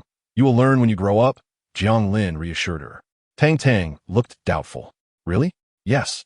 Mu Yungu glanced at the two and noticed the joy on Tang Tang's face. She scrutinized Jiang Lin, an ordinary man with a sincere gaze, clearly not long out of the societal grind. However, this quality rendered him all the more genuine and endearing. "Mom, is this okay?" Dodo cautiously inquired, showcasing the mugwort door hanger he had crafted. "Does it look too unappealing?" Mu Yungu withdrew her gaze and asked, "Do you think it's beautiful?" "I think it's all right, but it might look even better if you help me," Dodo replied. "I believe it looks wonderful as it is," Mu Yungu said warmly. "Mom, I want to hang this at Dad's front door. Is that all right?" She gently patted Dodo's head. Of course you can. Dodo's eyes sparkled with surprise and delight. Thank you, Mom. Mu Yun Yis Mi Lid. Dodo felt a wave of happiness wash over him. Is this what it feels like to have both a father and a mother? I truly hope it remains this way. After the activity concluded, the teacher distributed zongzi to everyone. Once they had eaten, it was time for school to end. Jiang Lin observed as Tang Tang sweetly pleaded with the teacher for 2 more zongzi. His curiosity piqued. Tang Tang, aren't you full? These 2 are for Grandpa and Grandma, she replied, her eyes shining brightly as she held the zongzi as if they were treasures. During the Duamu festival, we must eat zongzi. Grandpa and Grandma should eat too. Jiang Lin felt a surge of warmth in his heart. Tang Tang was truly well behaved. One by one, the other children gradually left for home. As Jiang Lin and Mu Yungu reached the school gate, they were met by Butler's son, who was waiting for them. Mu Yungu glanced at Jiang Lin and suggested, "Shall we have a private chat?" Jiang Lin nodded, "All right." The 2 made their way to a nearby tea house. Sitting opposite each other, both silent at first, Mu Yungu lounged casually, while Jiang Lin appeared somewhat tense. It was only when the tea was served that Mu Yungu extended her slender, elegant fingers to lift the white porcelain cup. Her fair skin as smooth and delicate as the cup itself. With her gaze lowered, there was a hint of obscurity in her eyes. "Do you know my identity?" "No." Jiang Lin pondered, but he deduced from the presence of a chauffeur for Tang Tang and Dodo that their family must be quite affluent. "Based on your demeanor today, you should have an inkling of my identity by now. It's been nearly 4 years. I remember your face," Mu Yungu remarked, her eyes cast downwards. The steam from the tea swirling around her, rendering her expression somewhat hazy and indistinct. She has taken excellent care of Tang Tang and Daodu. Although some are aware that she is a pair of twins, few know what Tang Tang and Daodu actually look like, and the media remains oblivious. Thus, despite the many who find the children adorable, they remain unaware that they belong to the Mu family. She produced a document and placed it before Jiang Lin. "I have been going on blind dates recently. If you're interested, you may review my situation." Jiang Lin glanced at the paper, which contained Mu Yunja's personal information. 24 years old, her educational background marked as a high school dropout, having opened several stores. Though the financial report indicated a state of loss. "Are you facing financial difficulties?" "Yes, if I wish to remedy the business shortfall, I must sell my current home." "I heard you purchased a house. Since that is the case, we could live together." "Oh." Jiang Lin raised his head in astonishment. "What do you mean?" "I have been dating, but it has been difficult to find a partner due to the presence of 2 children. Previously, when my financial situation was stable, there were suitors drawn by money, but now that I must sell my house, I doubt anyone will be interested in dating me." "I heard from Tang Tang and Daodu that you are also single. It seems you wish to help raise them. If that is the case, why not consider dating me?" Jiang Lin felt his cheeks flush, hesitating slightly. "This is a bit sudden. It appears you're not keen." "No." Jiang Lin thought of the 2 children. Though he was not well acquainted with this woman, he did not feel averse to her. In truth, he held a fondness for Tang Tang and Daodu and understood the importance of a stable family for children. However, due to the disparity in their backgrounds, he had not given it much thought. Now, knowing that Tang Tang and Daodu's family was in such dire straits that they needed to sell their home, he dared to contemplate the situation. He stated earnestly, "For years ago, I apologize. It was my mistake that led to the misunderstanding. Raising 2 children alone is no small feat, however. My circumstances are rather ordinary. I fear you may find me unworthy." Mu Yunj smiled, her thumb caressing the porcelain cup, finding the situation somewhat amusing. "You need not worry. Once I sell the house and close the stores, I will not be in debt. It is simply that my entrepreneurial endeavors have failed, and I will have to find an ordinary job, just like you." Jiang Lin pondered seriously. "For these past years, I failed to take responsibility for the children, but now I understand that if you need me, I can commit fully for the sake of their healthy growth." Mu Yunj raised her brow slightly. "For the children, you say?" Chapter 17. The family of 4 begins cohabitation. "Then let us give it a try." Mu Yunj recalled that night 4 years ago, Jiang Lin's innocent demeanor, and felt no concern that he would take advantage of her. Moreover, given her own capabilities, Jiang Lin was no match for her. She smirked, leaning back in her chair. "When would it be most suitable for us to move in together?" Jiang Lin, taken aback, replied, "Is it really time for cohabitation so soon? Isn't that the essence of dating? As long as the conditions are satisfactory. Should I meet your parents?" "No need." Mu Yunj frowned slightly. "I have already severed ties with my family." Jiang Lin pondered for a moment and deduced that a parent might sever ties with their daughter due to the issue of having a child out of wedlock. Apologies? This does not concern you. Mu Yunj exchanged phone numbers with Jiang Lin, stood up, and promised to expedite matters. Jiang Lin acquiesced. Upon returning home, he found his parents had prepared dinner in their apartment. On the table lay 2 rice dumplings. Just now, Tang Tang had visited, delivering the dumplings before leaving. Zhao Xia, anxiously grasping Jiang Lin's hand, inquired, "Did you encounter Tang Tang's mother today? Did she take you aside?" Did she? Zhao Xia harbored fears that they were being urged to distance themselves from Tang Tang and Dodo. While she could understand the rationale, it was nonetheless difficult to accept. Jiang Lin scratched the back of his head, still somewhat bewildered. She mentioned she had always been single, that her business had recently faltered and she needed to sell her house, suggesting a desire for us to engage in a relationship and cohabit. Is that truly the case? Would she be willing to accept you? Zhao Xia exclaimed with delight. For the sake of such adorable children, even a direct marriage certificate would suffice. Indeed, Jiang Jianjun contemplated. Could it be that due to her business failure, she has nowhere else to stay? Jiang Lin, if you agree to live with them, be prepared to support the entire family, he cautioned. This is a heavy burden. You must consider it thoroughly. Father, I understand, Jiang Lin nodded. However, I am grateful she is offering me the opportunity to live with her and the children. Jiang Lin was uncertain if others would develop feelings for his children. Nonetheless, since discovering that Tang Do was his, he yearned for family unity. He relished this lifestyle, feeling not pressured but rather invigorated. Zhao Xia remarked, "The house over there should be ready for occupancy in about 5 days. Perfectly timed, the master bedroom will be for the children's mother. The children will occupy the guest room, and you can sleep on the small bed in the study. We will return to our hometown and sell the medicinal herbs cultivated in the mountains, which should yield over 100,000 for your immediate needs. Mom and Dad, you must reserve some funds as well." Jiang Jianjun waved his hand dismissively. The children are still young. We should prioritize their expenses.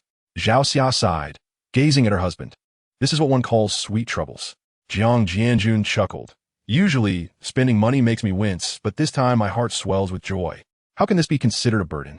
As Sunday arrived, Jiang Lin diligently cleaned the house, awaiting the small truck to unload their belongings, hastily organizing everything inside. The children's room was furnished with 2 beds for Tang Tang and Dodo, while the master bedroom contained a spacious wardrobe for their mother. Jiang Lin's possessions were scant, fitting comfortably within a single suitcase, which he placed in a small room. Before long, a domestic sedan pulled up outside. Tang Tang and Dodo alighted and rushed joyfully towards the house. "Daddy!" Tang Tang exclaimed, leading the way.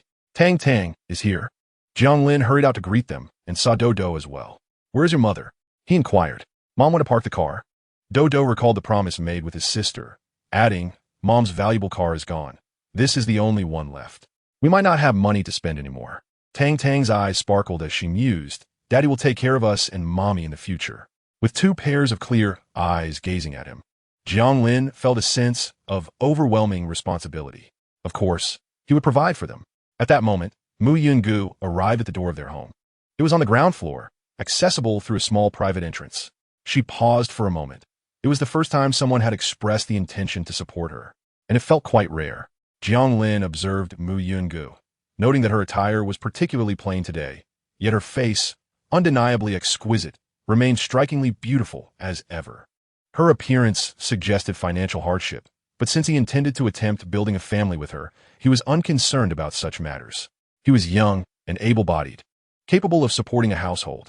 If finances were tight, he could always seek part-time work. Everything would eventually fall into place. Turning to Mu Yungu, he asked, "Have you eaten?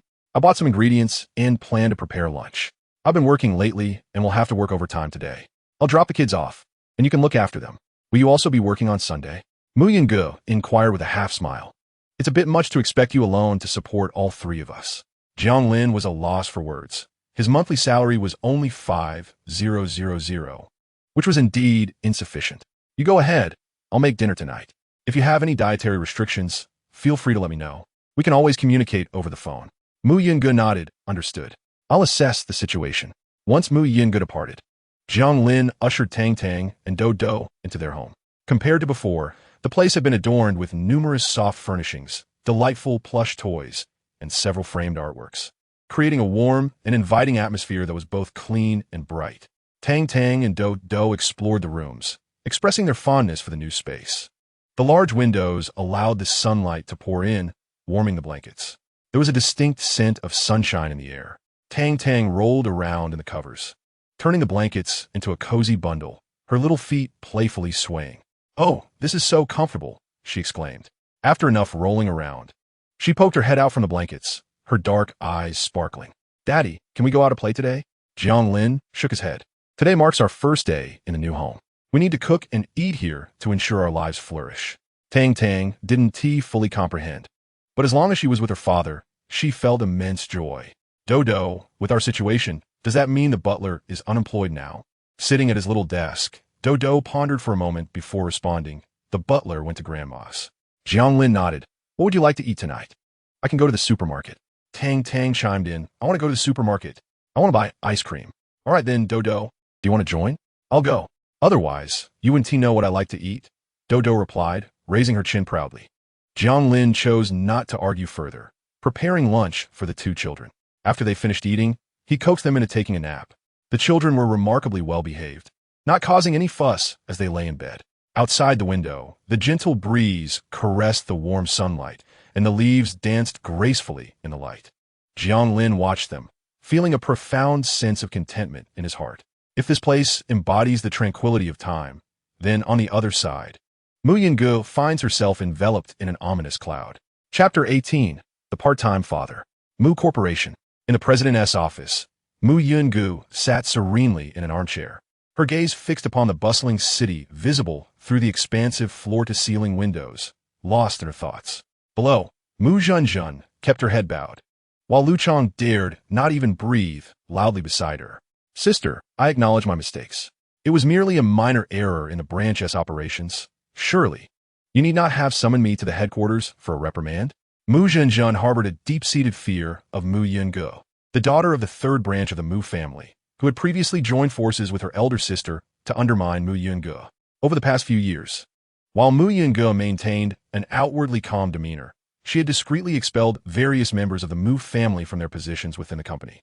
The heir of the second branch still languished in jail, with 6 more months before release. Although her uncle still held a nominal position, he was merely drawing a salary, facing dire circumstances within the company. Having dealt with the second branch, was she now preparing to target the third? In an official tone, Mu Yungu picked up the transfer notice from the desk. "Effective immediately, you will conclude your role as the deputy manager of Dongxing business and be transferred to the jewelry branch in Danzhou to learn under Mei Jie." Mu Zhenzhen's expression shifted dramatically. The Mu family's jewelry business was widespread, yet Danzhou was merely a remote area for raw material imports, arduous and laborious. And the prospect of apprenticing under Mei Jie was akin to a sentence of exile. Moreover, she had heard that the conditions there were rather chaotic. "Sister, please don't treat me this way. We shared a close bond in our childhood.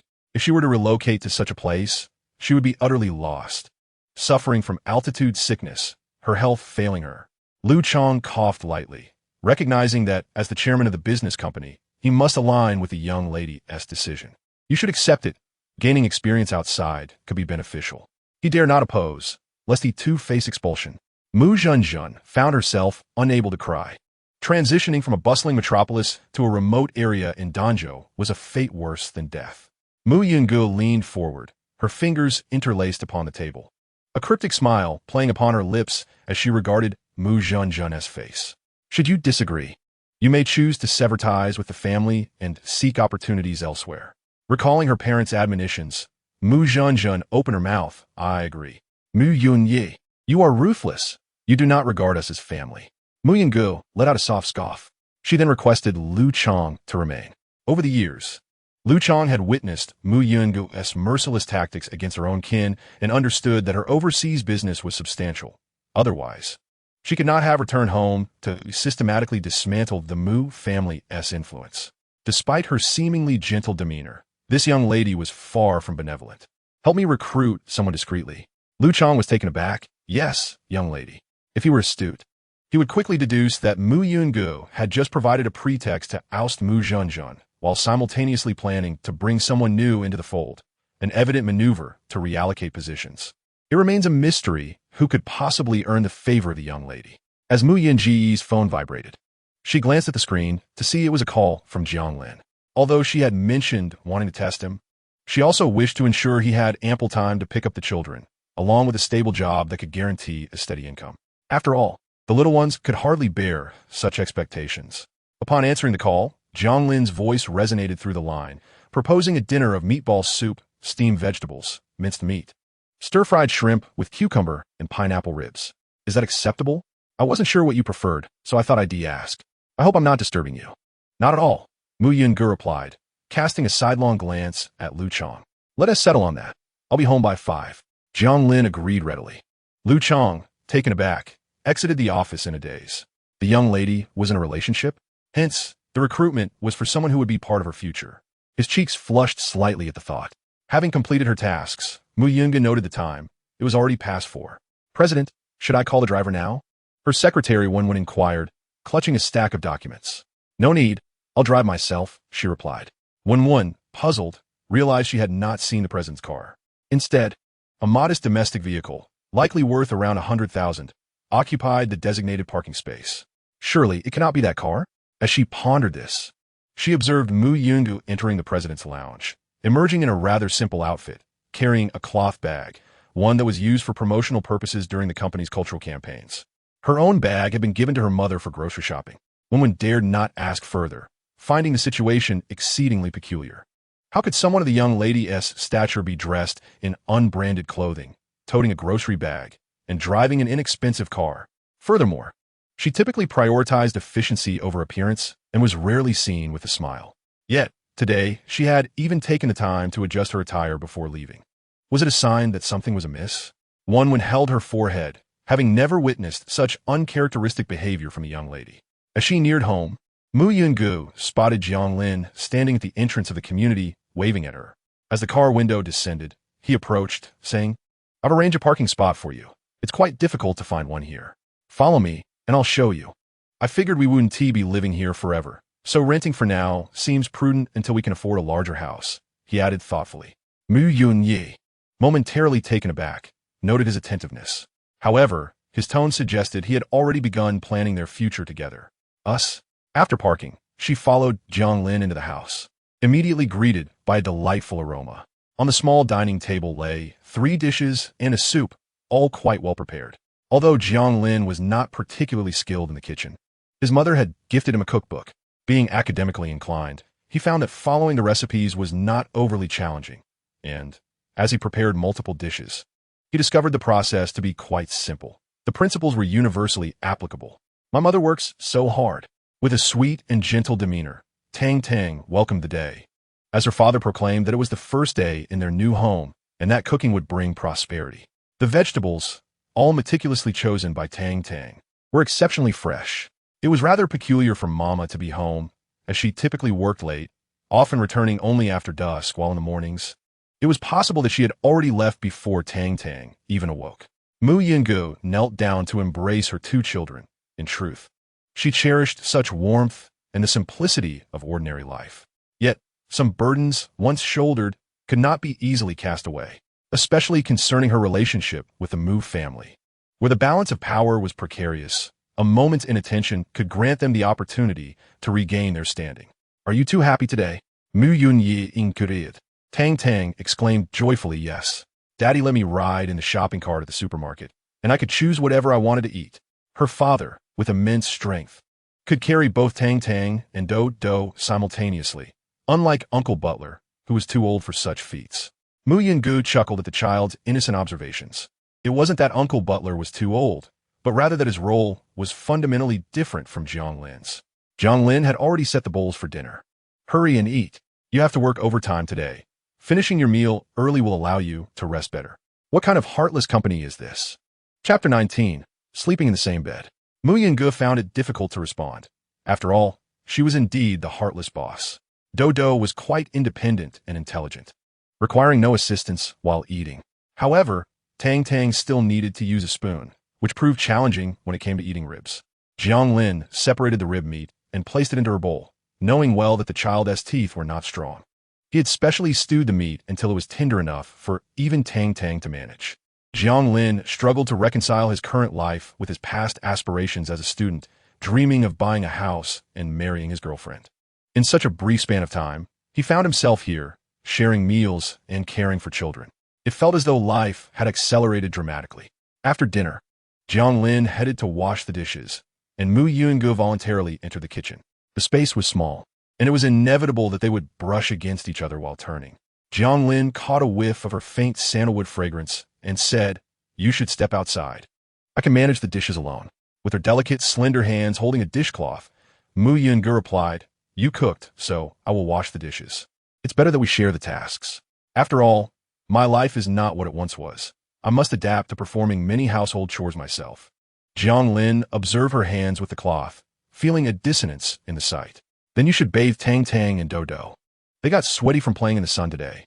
With that, he turned on the water and began washing the dishes with swift and decisive motions. Mu Yungu stood still, her beautiful eyes gazing at Jiang Lin's profile, unable to suppress a smile. He truly was a diligent person. Noticing she hadn't moved, Jiang Lin turned, closing the distance between them, feeling slightly bashful in the presence of such an exquisite beauty. "What's wrong?"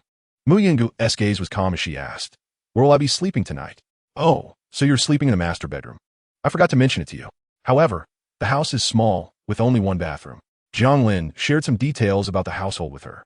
Mu Yungu noticed Jiang Lin was about to take out the trash, so she stepped out of the kitchen and wandered around the house. It was indeed quite small, yet it exuded a sense of cleanliness and warmth. The place she once inhabited on the mountain was not as spacious as this one. Outside, there was a petite courtyard adorned with a flower rack, upon which sat a pot of mimosa, inscribed with the name Tang Tang. Her own room was tidily arranged. The suitcase she brought remained untouched, positioned in front of the wardrobe. Meanwhile, Tang Tang and Dodo's room was also quite comfortable. However, her own little room was rather simple, containing only a bed and a wrought iron clothes rack. Mu Yungu found herself curious about how long Jiang Lin could maintain such a lifestyle. Raising children and supporting a family is no trivial matter. A fleeting impulse can only sustain one for a limited time. To endure in the long run, one must possess a sense of responsibility.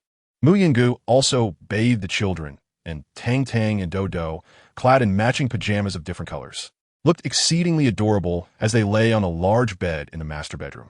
Mu Yungu emerged in her nightgown, sitting at the edge of the bed to comb Tang Tang's hair.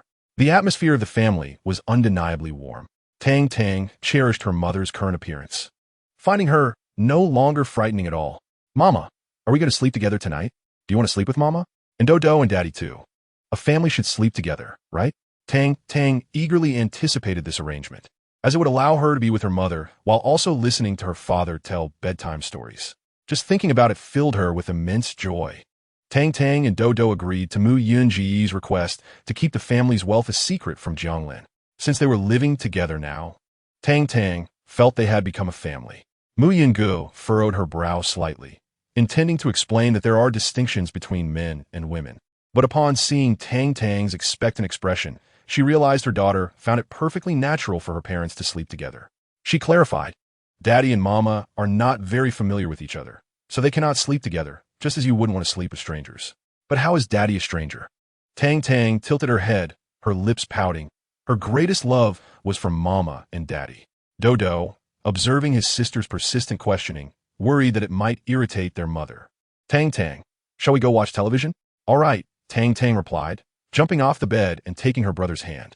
"Why is it that other people's parents sleep together, and the baby sleeps in the middle, but I can't sleep between Mama and Daddy?" Dodo thought his sister was rather dim-witted and decided not to engage further. He knew well that their parents were not familiar with each other, and since Mama did not like Daddy, how could she possibly sleep with him? Tang Tang was not one to be easily satisfied. Now that she had a father, she wanted both her parents to be with her. Thus, even though she felt a bit apprehensive towards her mother, she often longed to sleep between her parents at night, leaving Mu Yungu feeling somewhat helpless. Ultimately, it was Tang Tang's tearful sulking that persuaded Mu Yungu to relent. Dodo had long returned to her room to immerse herself in her reading. Meanwhile, Tang Tang lay in the middle of the large bed in the master bedroom, with Mu Yunj to her left and Jiang Lin to her right. Jiang Lin held a fairy tale book in his hands, while Mu Yunj was engrossed in her phone, attending to some business matters. The cold glow of the screen illuminated her fair, flawless profile, her eyes deep and enigmatic like the night, seemingly indifferent to Jiang Lin's presence, exuding an air of aloofness. Fresh from her shower, she appeared even more radiant than a movie star. Tang Tang's bright eyes sparkled as she looked at Jiang Lin, urging, "Daddy, please tell me a story." Jiang Lin suggested, "How about we change rooms to tell stories?" "No way." Tang Tang pouted. "I want to sleep between Mommy and Daddy." Jiang Lin felt a hint of embarrassment, explaining, "Daddy snores and needs to sleep alone." "Does Daddy not like Tang Tang and Mommy?" This question left Jiang Lin at a loss for words. Mu Yunji's voice broke the silence. "You can tell her a story. Just wait until she falls asleep before you leave." She added, "She usually falls asleep quite quickly." Jiang Lin sighed inwardly. Sharing a roof with a stranger was already awkward enough, and now sharing a bed made him feel even more unsettled. "All right then." Leaning against the bed, Jiang Lin began to tell a story. As he spoke, he stifled a yawn, and Mu Yunj found the tale rather dull, turning to lie against the wall with her eyes closed in boredom. However, Tang Tang's eyes sparkled with excitement, becoming more spirited with each word. 2 hours passed, and even Mu Yunj was lulled into a trance, yet she remained awake. Jiang Lin, without realizing it, lay down at the edge of the bed, murmuring about the next story. With that, he closed his eyes. "Daddy, are you asleep again?" Tang Tang pouted, still wanting more stories. Seizing the fairy tale book from Jiang Lin's hands, she tiptoed out of bed to seek out her brother for a story. As Jiang Lin drifted off, he heard the sound of rain softly pattering outside, and the air grew cooler, prompting him to instinctively burrow deeper into the blankets. He brushed against long hair and, in his drowsy state, forgot he was in the master bedroom, mistaking it for Tang Tang's. "Are you cold?" he mumbled before falling back asleep. When Mu Yunj felt him embrace her, she suddenly opened her eyes, slightly furrowing her brow as she met Jiang Lin's sleeping face. He appeared much the same as he had 4 years ago, though the innocence of youth had faded, replaced by a more resolute expression. Back then, he was just 18. Jiang Lin caught a whiff of the sandalwood fragrance emanating from Mu Yunj, which brought him a profound sense of calm, compelling him to draw closer. Embracing her and resting his cheek against hers, he gently patted her head, murmuring, "Sleep now, Tang Tang. No more fussing. I'll tell you stories tomorrow." Mu Yunj felt her cheeks warm slightly, her brow still furrowed, her gaze deep and contemplative. Chapter 20. Is the partner an ex-girlfriend? Since childhood, she had seldom interacted with boys her age. When she reached adolescence, familial turmoil left her isolated in the mountains, where encounters were all but impossible. Upon descending, she found the world had transformed, and it was in a drugged state that she first encountered a man.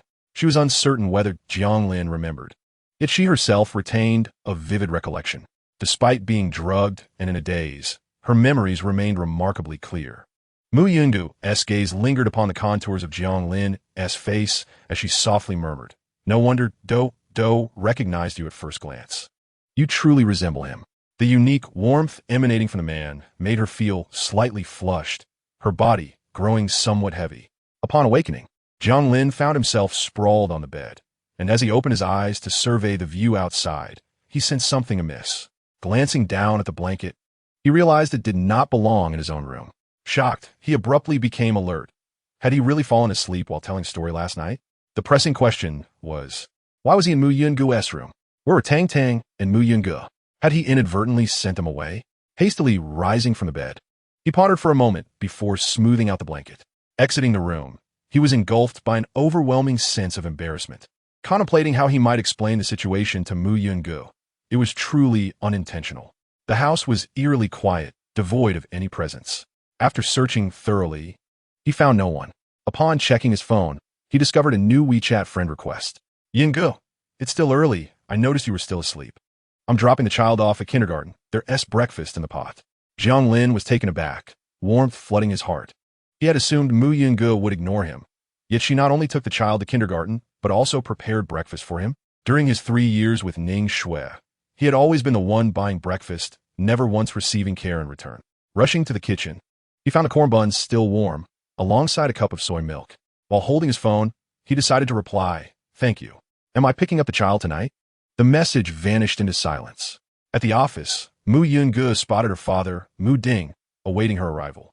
She had a good inkling as to the reason for his visit and turned to her secretary, instructing, "Take my father to the lounge. I will join him after my meeting." Mu Ding scoffed. "So now you're a busy person. too occupied to spare a few words for your father? With a slight curl of her lips, Mu Yungu replied, if this is about Mu Zhanzhan, there is nothing to discuss. You know well that my decisions are unchangeable. But she is your sister. Mu Ding furrowed his brows, his expression marked by frustration. Your grandfather was foolish to consider handing over such a vast family enterprise to a child. Naturally, your uncles had objections. They, after all, are elders who have contributed significantly to the family. It was only fair to ask you to spend some time in the mountains for self-cultivation, which, while harsh in terms of finances, was a gesture of familial affection. They did not truly intend to harm you. Now that you have reclaimed the group, why force your uncles into a corner? Father, had you been of any use, would I have needed to retreat to the mountains for 5 years? Your ineffectiveness renders your words meaningless. Mu Yungu replied coldly, her smile devoid of warmth. In those 5 years, I was accompanied by flickering lamps and ancient scriptures, coexisting with serpents and insects. Now, the only consequence has been sending my uncle's son to prison for 5 years and my other uncle's daughter to the border for 5 years. It seems I too have shown familial consideration, refraining from any true harm. How could you possibly intend for Zhanzhan to remain in such a place for 5 years? She is merely 21 years old, at the pinnacle of her youth. Your cruelty knows no bounds. Mu Ding, filled with indignation, expressed his concern. Your third aunt has always been in poor health, and her greatest sorrow is Zhanzhan's departure. Should anything happen to her due to your actions, how am I to face my own brother? Mu Yungu, casting a sidelong glance, coldly replied, what concern is that of mine? Observing the fluctuating emotions on her countenance, Mu Ding recognized her heart of stone and her penchant for vengeance. You no longer resemble the child your grandfather raised. How have you transformed into this? You exhibit no semblance of femininity, which explains why your mother tirelessly arranges blind dates for you. Yet you have found no suitor who would wish to associate with someone like you, unless they were seeking a perilous existence. Frustrated, Mu Ding left the company in a huff. Amused, Mu Yungu reflected on her father's inability to protect his own children, his indecisiveness, and his excessive sentimentality. She paid him no mind and turned toward the conference room. At Shanghai Trading, Jiang Lin had just arrived at the office and greeted Su Lan and Xiaoya. Previously, Xiaoya held a favorable impression of Jiang Lin, but upon learning that he claimed to be single while actually having a child in kindergarten, her perception shifted. She now regarded him with suspicion, suspecting he might be a scoundrel. Thus, although she greeted him with a smile, her demeanor was less than enthusiastic. Su Lan inquired, you took leave last week to move. Is everything settled now? Yes, it's all sorted out. Just a quick arrangement, Jiang Lin replied with a smile as he settled at his workstation. The two children adapted quite well. Su Lan noted his casual mention of the children, acknowledging the challenges of parenting at such a young age. You brought the kids to live with you? They are relatively easy to manage.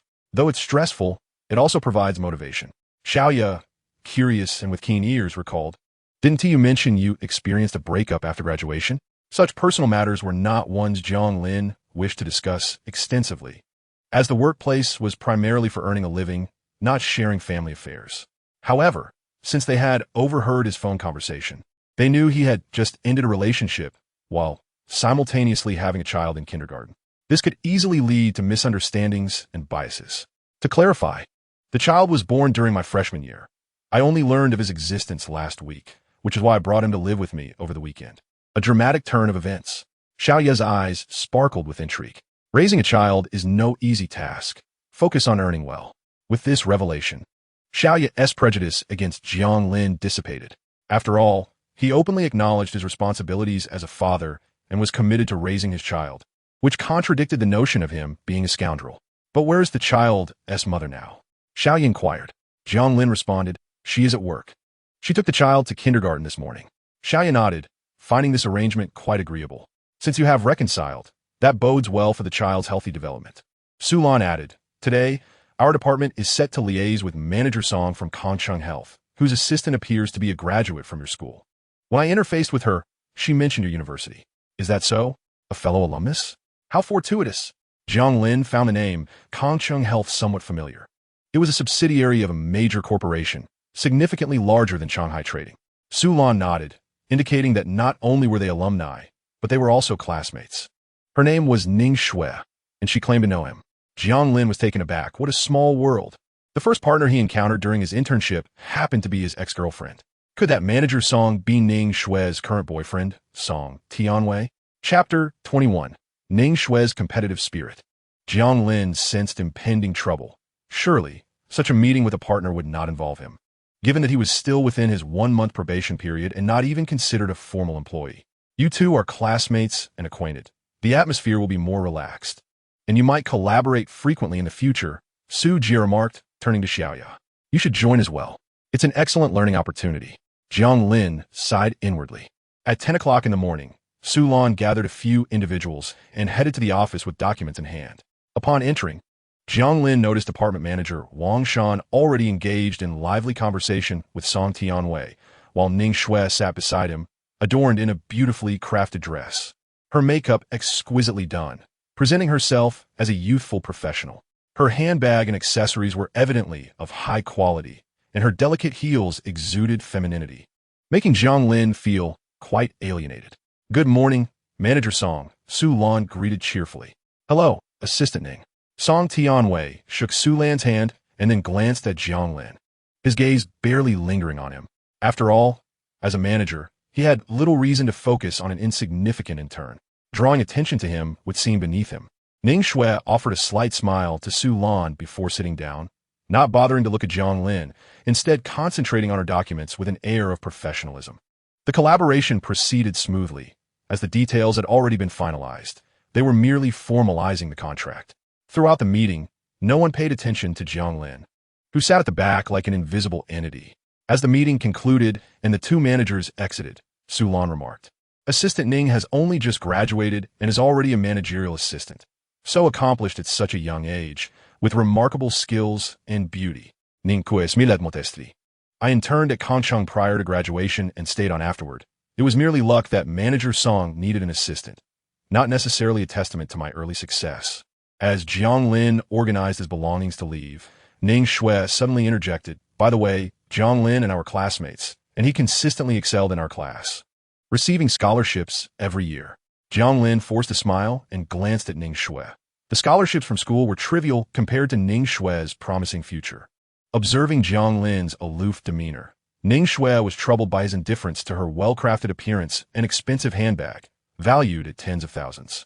To her dismay, during their meeting, Jiang Lin not only showed no signs of regret or longing, but did not even spare her glance, leaving her feeling a sense of imbalance and loss of control over the situation. It seemed as though there was no trace of his former self in his eyes. You have children, a girlfriend, and even a house. I cannot compare to you. Among peers, who can outpace you? Su Lan believed their conversation was merely a casual exchange among classmates. The pressures of parenthood are immense, with responsibilities weighing heavily. Yet, being single has its advantages, allowing one to devote oneself entirely to work without burdens. Ning Shue simply observed Jiang Lin, waiting for him to speak. Jiang Lin frowned, disliking discussions of personal matters. There was nothing more to address here, so I shall take my leave. Jiang Lin, President Song, and President Wang plan to rest in the lounge. Are you not going to show me around your company? Ning Pue inquired. I will be responsible for the follow-up of our collaboration and will be visiting often. Besides, lunch is approaching, and I have heard that the cafeteria at Shanghai Trading is quite delightful. It is indeed quite good, Su Lan replied, assuming Ning Shue wished to have lunch there. Xiaoya, please fetch a meal card for Jiang Lin. It's nearly noon, and there isn't much work left for the morning. Jiang Lin, just take good care of Assistant Ning. With that, Su Lan gathered her documents and departed. Jiang Lin escorted Ning Shue around, maintaining a strictly professional demeanor throughout the tour. Jiang Lin, must your demeanor be so overly polite? If we're to be friends, we have known each other long enough to dispense with such formalities. Previously, it was you all who requested that I not intrude. Has Assistant Ning forgotten? Ning Shue felt a twinge of guilt at the mention of Xia Xia's harsh words. I was merely concerned for you. You work here, but what about your girlfriend? Is she on maternity leave, preparing for the baby? Your burdens must be considerable. Earning so little each month, your quality of life must be quite low. Jiang Lin listened to her words, recalling how she had previously pried into his personal affairs. He found it rather pointless. Having broken up, knowing these details served no purpose. Just mere curiosity. I am not curious about your affairs. For instance, when you got together with President Song. Ning Shue's expression darkened. In truth, were you not the one who cheated first? You speak so righteously. Are we not the same? I choose the path that affords me a good life, while you have opted to settle down and raise children. We are indeed alike, Jiang Lin shrugged, and if we are the same, there is no need for curiosity. Moreover, your concern is not genuine. It is merely a matter of pride. If I were single, you would not pay me any mind, perhaps even fearing I might become a nuisance. Ning Shui pressed her lips tightly together, a cold smile gracing her face. Yet here you are, dancing around the topic of your girlfriend, reluctant to mention her. Is it to spare my feelings, or is it that she is unremarkable, someone you are embarrassed to acknowledge? Jiang Lin frowned, irritation rising within him. She is wonderful. Do not pry further. I simply do not wish to engage in excessive conversation with you. I find you tiresome. Ning Shui felt a pang in her heart. He found her tiresome? During the latter part of the tour, she lost her desire to converse, her mood deeply somber. Upon reaching the cafeteria, she spotted a familiar plump figure in the distance. Song Tianwei had come to find her. She composed herself and greeted him with a gentle smile. Have you finished your work? Indeed, Song Tianwei replied, casting a glance at Jiang Lin. Why are you eating in the cafeteria? Didn't Tiwi agree to go to the restaurant for lunch? Oh, look, it's a classmate. Ordinary employees save money by dining at the cafeteria, but you are different. Let us go. After all, it's a treat from General Manager Wang. Song Tianwei patted his beer belly and added, besides, you're young. Building connections is paramount. Spending time with the executives at banquets will impart invaluable lessons. They're merely classmates. There's no need to squander time here. I understand. Ning Shui glanced at Jiang Lin and walked away without looking back. She mused. Indeed, even if Jiang Lin were to marry, it would only be a union of a lower class. What is there for me to be entangled with? Following Song Tianwei, my social circles are entirely different. And Jiang Lin, in their presence, he is merely a transparent figure. If he were not my ex-boyfriend, I wouldn't even spare him a glance. Especially considering he has an unremarkable partner. He has already hit rock bottom. Upon arriving at the garage, they got into the car. Song Tianwei, seated in the driver's seat, smugly remarked, you see, had you chosen a man like him back then, you would be living a life of disgrace. He then caressed Ning Shui's leg, saying, stay with me, and I promise you won't suffer. Even others will regard you with more esteem. After all, you're my assistant. I understand. Ning Shui smiled in agreement. Encountering a benefactor like you is indeed my fortune. Song Tianwei chuckled, clearly pleased with her flattery. Chapter 22. President Mu truly knows how to live. As Jiang Lin returned to his workstation after finishing his meal, he received a call from Mu Yunj. Hello.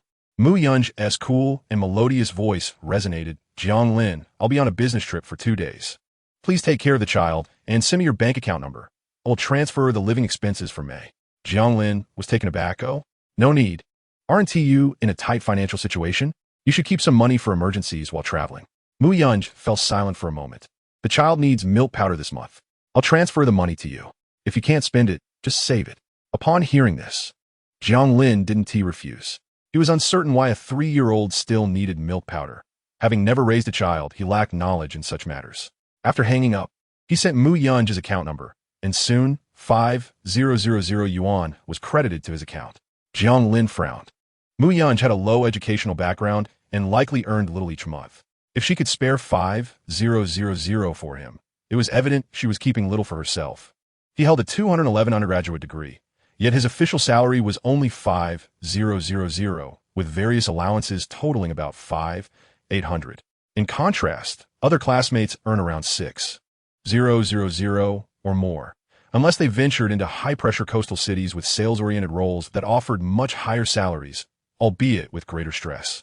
He had originally chosen to work at Shanghai Trading, a large company with a stable 9 to 5 schedule and weekends off. Now, he began to ponder whether this job truly suited him. If he were to raise a child, it seemed his salary was rather insufficient.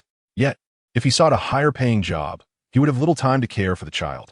As the time approached for the Gu family, one could not help but realize the myriad costs of living, with expenses arising from every conceivable direction. Sister Su approached with a steaming cup of water. Jiang Lin, what you lost in thought about? Jiang Lin cast aside his chaotic musings, recognizing that securing stable employment was paramount. Otherwise, the prospect of earning a wage to support his child would be bleak. Sister Su, I just learned that children over 3 still require formula. Of course, she replied with a smile. Children enter a rapid growth phase after 3, coupled with the complexities of kindergarten. They need calcium and immune support. If they are picky eaters, malnutrition becomes a real concern. Su continued, however, it ultimately depends on the family's circumstances, so there's no need to dwell too much on it. Jiang Lin understood her point. He recalled that Mu Yunge had previously owned a shop, but after its collapse, she was now working, juggling weekend overtime and business trips on Mondays. Likely in a sales role, which must be quite stressful. A woman must endure considerable hardship for the sake of her child. Jiang Lin sighed, deeply empathizing with her struggles. He sent Mu Yungu a message. Take care of your health, don't overexert yourself. I'll prepare delicious meals for you when you return. He then settled into his work, awaiting the time to pick up his child from kindergarten. Meanwhile, Mu Yungu, seated in first class, noticed Jiang Lin's message just before shutting her phone and smiled slightly, choosing not to respond. It was her first time on a plane receiving such a message. It felt unique. Normally, she paid little attention to expenses for her child, but she could imagine the monthly costs adding up. She too wondered if Jiang Lin could adequately provide for the child. Woman glanced at Mu Yunji's smile, but refrained from commenting. Instead, focusing on the documents for their trip to the bustling metropolis. She always sensed something peculiar about the president, but could not articulate what that was. Mu Yungu, typically indifferent and focused on her career, never seemed to notice the numerous handsome suitors drawn to her wealth and beauty. Perhaps, with the recent success of the group, her mood had brightened. It seemed that even a person as stoic as Mu Yungu could find joy in financial prosperity. Jiang Lin rode an electric scooter to pick up his child. However, the return journey necessitated a taxi. The weather was growing increasingly warm, and he hesitated to have his child endure the cramped conditions of public transport. Yet, the scooter could not accommodate two children, leaving him in a quandary. Given the current economic strain, purchasing a car was not a feasible option. After dinner, while taking a stroll with his child, he noticed Mu Yunji's car parked in its spot, which gave him pause. If only he could drive her car. It seemed such a waste for it to remain unused. However, he felt a sense of unease about approaching her for such a request, considering their lack of familiarity. They were merely strangers, co-parenting a child under the same roof, not a couple in any conventional sense. To ask to use her car would seem rather presumptuous. Jiang Lin pondered deeply. Now that they were living together, they were indeed like grasshoppers on the same string. Given Mu Yunji's initiative in providing him with living expenses, it was clear she intended to lead a good life, and she was quite a commendable person. Surely, they could come to an agreement. Instead of rambling on, it would be more effective to simply make a phone call and inquire. Noticing it was already 6:30 in the evening, he guessed Mu Yunji had finished work. So he dialed her number. After a brief pause of over 10 seconds, she answered, the other end enveloped in quietness. Jiang Lin, is there something you need? I wanted to ask if I could use your car to pick up and drop off the children. I don't have a vehicle, and taking taxis frequently can be quite expensive. I will ensure to refuel it, of course. However, if you prefer not to have anyone else drive your car, that's perfectly fine. The keys are in the drawer of my room, Mu Yunji replied. There's no need for you to spend on fuel. The company provided numerous gas cards, and I will bring one to you when I return, she added. Jiang Lin felt elated. Your company seems to offer excellent benefits. Fuel prices are not inexpensive nowadays. You mentioned last time that it was a heartless company. Jiang Lin chuckled. I misunderstood last time. I'll hang up now. Tang Tang and Dodo are eager to play on the slide. At the banquet table, the exquisite crystal chandelier sparkled brilliantly, casting a delightful glow over a spread of mountain delicacies and ocean treasures. After placing the phone down, Mu Yunji found herself amidst the executives of Vanya Jewelry, a subsidiary of the Mu Corporation, all prominent figures in their own right. The casual nature of her previous conversation had stirred waves of astonishment within them. Wasn't President Mu single? Why was she on the phone with a man, discussing fuel cards? Did someone of her stature truly need to take advantage of the company's resources for fuel? It seemed like a scene from a science fiction film. They couldn't help but exchange furtive glances, questioning if they had misheard. Mu Yunji tapped the table lightly. Where were we? Wen, noticing the executives still in a daze, quickly interjected. We were discussing the new series of jewelry launched this season. Right, Director Liu? Director Liu snapped back to attention. Yes, our Vanya primarily targets the mid-range market. We have made several appearances on the red carpet, increasing our exposure with commendable feedback. Our spokesperson contract is nearing its end, and many from the entertainment industry have reached out with offers not being too high. Among them are several highly reputable and popular stars. For this 520 series, we have, as per your suggestion, President Mu, employed a younger team to create jewelry that aligns more with the aesthetics and purchasing power of the youth. We are also considering selecting a spokesperson who has a strong following among younger fans. Mu Yunji nodded in satisfaction. The Mu Corporation primarily dealt in internationally renowned luxury jewelry. Since taking the helm, she had also ventured into the mid to low-end market, managing first-line gold brands and mid-range jewelry, yielding substantial returns for the group. Initially, the Mu family believed that entering the mid to low-end market would lower their standards, yet in reality, it held immense potential. Mu Yunji had proven the validity of her judgments and decisions. After the meal, Wenwen floated behind Mu Yunji, her mind far from the 520 event, instead consumed with curiosity about the identity of the man on the other end of the phone call. What is the matter with President Mu's demeanor, as if she is leading a mundane life? Is this reasonable? It seems rather unreasonable, does it not? Would President Mu truly engage in the trivialities of daily existence? It feels akin to a celestial being descending into the mortal realm, so incongruous. Mu Yungu abruptly halted her steps, startling Wenwen. President Mu? Does our company provide fuel cards and supermarket shopping vouchers? Indeed, we do. We distribute employee benefits each month, including tobacco, alcohol, tea, and even zongzi for the Dragon Boat Festival, Wenwen replied. Mu Yunyi nu did. Please prepare some cards for me, approximately a few thousand yuan, all in smaller denominations. She initially considered requesting gift boxes of zongzi, but reconsidered, thinking that Jiang Lin might purchase them himself, and what she selected might not align with his taste. Woman eagerly agreed. Oh, certainly. Chapter 23, A Misunderstanding. In the blink of an eye, it was Wednesday. Jiang Lin returned home with the children and noticed a pair of women's shoes at the entrance, along with a fabric bag hanging in the foyer. The sound of cooking wafted from the kitchen. Curiously, he stepped inside to find Mu Yungu in an apron, emerging from the kitchen with a dish in hand. Her exquisite features appeared somewhat aloof. The sunset's glow streamed through the window, softening her visage, rendering her as elegant as a painting. When her beautiful eyes met Jiang Lin's, she offered a faint smile before addressing the children, Tang Tang and Do Do. Have you returned from school? Tang Tang, wearing her little backpack and slippers, excitedly exclaimed, Mommy is back from her business trip. Dodo chimed in, Mom, did you cook? Mu Yungu gently patted the children's heads and tasted the food, uncertain about its flavor since she had always relied on the nanny for cooking, this being her first attempt in years.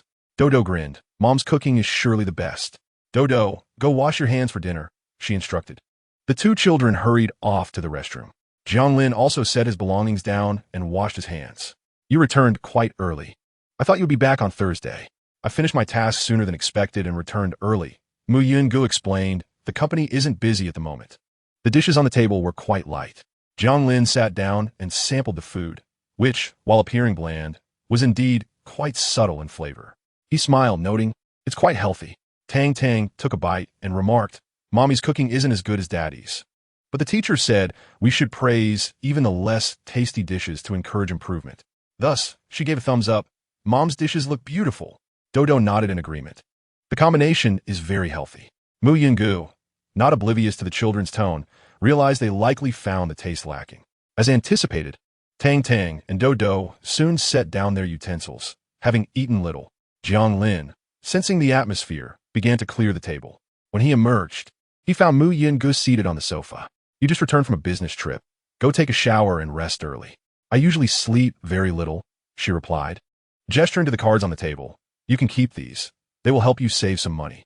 Jiang Lin sat down and examined the cards, noting they were all fuel cards valued at 100 to 200 yuan each, along with supermarket shopping vouchers. These cards would suffice for quite a while. Next month, I will bring it to you. Are you sure it's all right to take so many cards so soon after starting your job? Jiang Lin expressed some concern. It's perfectly fine. I possess commendable work abilities, and in a small company, there aren't as many restrictions. The boss is quite kind and has taken extra care of me, recognizing my efforts. Jiang Lin nodded, acknowledging that her boss seemed quite agreeable. Yes, she's a female boss and truly a nice person. Jiang Lin gathered her things, stating, I will take the children to play after lunch. Would you like to join us? You all go ahead. Once they departed, Mu Yungu returned to her room, retrieving her computer from her suitcase to continue with her unfinished work tasks. Jiang Lin sat on a bench in the park, calling his parents, watching Tang Tang and Do Do at play. Meanwhile, Mu Yungu rested at home, and he felt that their life resembled that of an ordinary family of four. It was simple, filled with the mundane aspects of life, yet profoundly fulfilling. On the other end of the video call, Zhao Xia smiled, saying, "My grandchildren are just adorable. Look at their energy. Children should live with their parents. Dodo is so lively. By the way, we have sold the medicinal herbs from our hometown. I will transfer the money to your account tomorrow. You mentioned that their mother is busy with work, so do take care of the household a bit more until the children grow older." She then inquired, "How are you getting along with Yunge? What's she like?" "She is wonderful," Jiang Lin replied. "She previously gave me 5,000 yuan as living expenses for this month, and though I thought it was challenging for her, she insisted on providing it. This time, she also gave me numerous fuel and shopping carts. It seems she is quite pragmatic and intends to build a life with you." Zhao Xia remarked with satisfaction, "You should try to spend more time together. A good relationship between parents benefits the children. After all, your children are already quite grown. There is no need to feel embarrassed." Jiang Lin hesitated, saying, "Mom, it takes time to build a relationship." "Nonsense. When your father and I were introduced, we simply saw eye to eye and married without much ado. It was all about character, not about lengthy courtships." Jiang Lin feigned compliance, saying, "All right, I understand. You were just trying to trick me. Let me tell you, women are often shy. She is already living with you, so her feelings are clear. You need to take the initiative instead of waiting for her to make the first move." Zhao Xia offered her advice. "We will come to see you during the Dragon Boat Festival, and we will bring the children along. You should seize the opportunity." Jiang Lin felt like hanging up, saying, "Mom, you're forgetting that she has to accept me for it to work. You can't force someone to drink water by pushing their head down, can you? Matters of the heart are not so simple. You, my dear, are as stubborn as a wooden block." Zhao Xian knew better than to be too forthright with Jiang Lin and decided to wait until the Dragon Boat Festival to let Jiang Jianjun have a word with him. After all, fathers can often communicate more easily with their sons. As night fell, Jiang Lin felt slightly embarrassed about facing Mu Yunge due to his mother's words. When he returned home with the children, he noticed the bedroom light was off, but the door was ajar.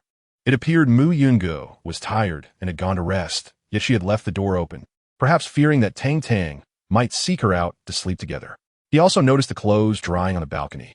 "Tang Tang, your mother is asleep. Shall I take you for a bath and then a bed?" Previously, Jiang Lin was unaware that Tang Tang was his own child, and thus had to maintain a certain decorum.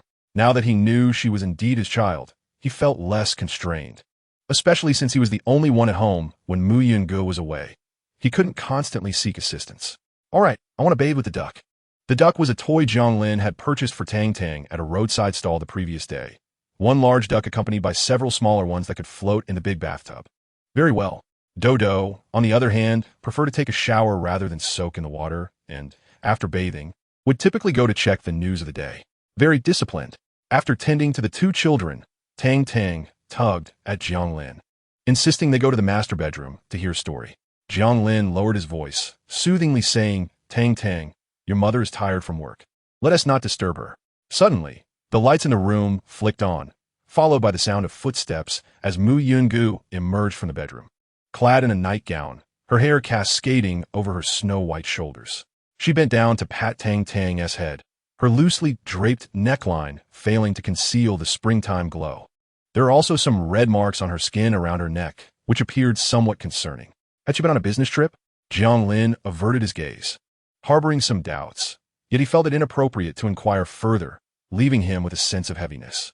They were still strangers, even if she found a boyfriend. It was not his place to comment, especially since she had previously claimed to be single, which was why they had decided to cohabitate under the same roof. He hoped for at least a modicum of honesty between them. Mu Yunge noticed his gaze. "What is wrong?" Tang Tang blinked her eyes and remarked, "Mommy's neck is red. Did a little bug bite you?" Mu Yunge, perplexed, raised her hand to touch her neck. "Is it?" Chapter 24. Applying medicine to her skin. Mu Yunge rose to check in the bathroom. Indeed, the red marks on her neck appeared somewhat ambiguous in the mirror. It was no wonder Jiang Lin had regarded her with suspicion. She stepped out to find Jiang Lin, silently standing at the doorway. Although she intended to explain anything, she felt compelled to say, "It must be a bug bite. It's a bit itchy. Would you like to take a look?"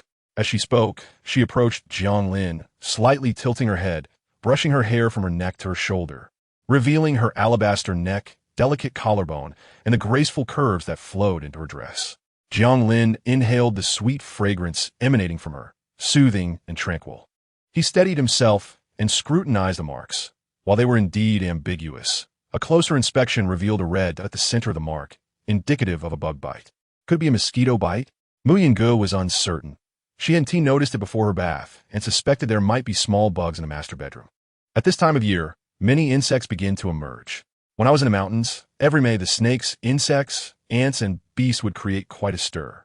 Hearing her mention the mountains, Jiang Lin instinctively thought she was referring to a trip she had taken there. Allow me to fetch some ointment for you. The medicine cabinet is located in the living room, stocked with commonly used remedies. You seem quite well prepared. Not at all. It is my mother who purchased these items. I am not well versed in the ways of daily life and must gradually learn. As Jiang Lin spoke, he retrieved the ointment and handed it to Mu Yunge. Here, apply it, and the itch will subside. Upon receiving the ointment, Mu Yunge seized Jiang Lin's hand as he turned away. Please assist me. Jiang Lin was taken aback, huh? With a playful glint in her eyes, Mu Yunge crossed her arms, teasing him. Why are you blushing? It's not as if you haven't seen it before. Jiang Lin found the ointment thrust back into his palm, her hand smooth and delicate, sending a shiver down his spine. The sensation was all too familiar. It was impossible for him to remain indifferent in the presence of such an exquisite beauty, especially since she was the mother of his child. As they entered the room, Mu Yunge closed the door and gracefully took a seat at the edge of the bed. Her slender legs appeared long and fair under the soft light, resembling polished jade. Her waist was slender, seemingly fragile, and her long, dark hair was gathered behind her. With her serene expression and downcast eyes, she radiated an aura of tranquility and coolness. When she gazed at Jiang Lin, he felt as though a gentle moonlight enveloped him, refreshing and serene. What are you waiting for? She prompted. Oh, realizing the moment. Jiang Lin approached, unscrewed the cap of the ointment, and squeezed a small amount onto his fingertip. Leaning down, he focused intently on Mu Yunge's neck, his eyes tracing the elegant contours of her profile, exquisite and beautifully curved, her earlobes soft and tender. With her body slightly turned, her neck appeared exceptionally graceful. As he lifted his gaze to meet hers, he was struck by the sharp yet delicate beauty reflected in her eyes. Jiang Lin swiftly applied the ointment onto Mu Yunge's porcelain skin, his thumb smoothing the cool salve over the red marks. Mu Yunge felt the warmth of his breath against her skin, causing her body to tense slightly. After 4 years apart, was he still this innocent? A smile involuntarily crept onto her lips. Jiang Lin worked quickly, having finished the application. I believe there might be a slight itch on my back as well. Mu Yunge teased, turning away from him. She swept her hair to the front and subtly pulled down the strap of her sleepwear on her left shoulder, revealing her snow-white back. The gentle curve of her shoulder blades resembled delicate butterfly wings. As the fabric slipped, her skin appeared exquisitely refined, akin to mutton fat jade. Meanwhile, her dark hair cascaded effortlessly, with strands inadvertently resting upon her pristine back.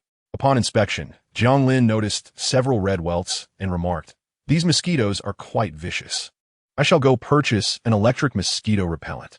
It seemed the abundance of trees outside had attracted a plethora of insects this season. The window's poor seal allowed them to infiltrate through the cracks. Henceforth, he would have to burn mosquito incense daily. Or restful nights would be a luxury they could not afford. As Mu Yunge listened to his murmurs, his hands moved with utmost gentleness. Once he had applied the medicine, he stepped back without any unnecessary gestures. She glanced back at Jiang Lin. Is there anywhere else that requires ointment? None, he replied. A smile graced Mu Yunge's lips as she adjusted her clothing, her tone softening considerably.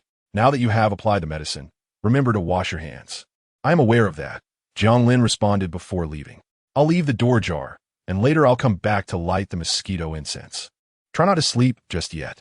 Once she heard his footsteps fade away, Mu Yunge let out a faint sigh. Was it possible that he desired nothing in return, neither wealth nor affection, and was simply willing to give so selflessly? Her anticipation regarding Jiang Lin's test grew deeper.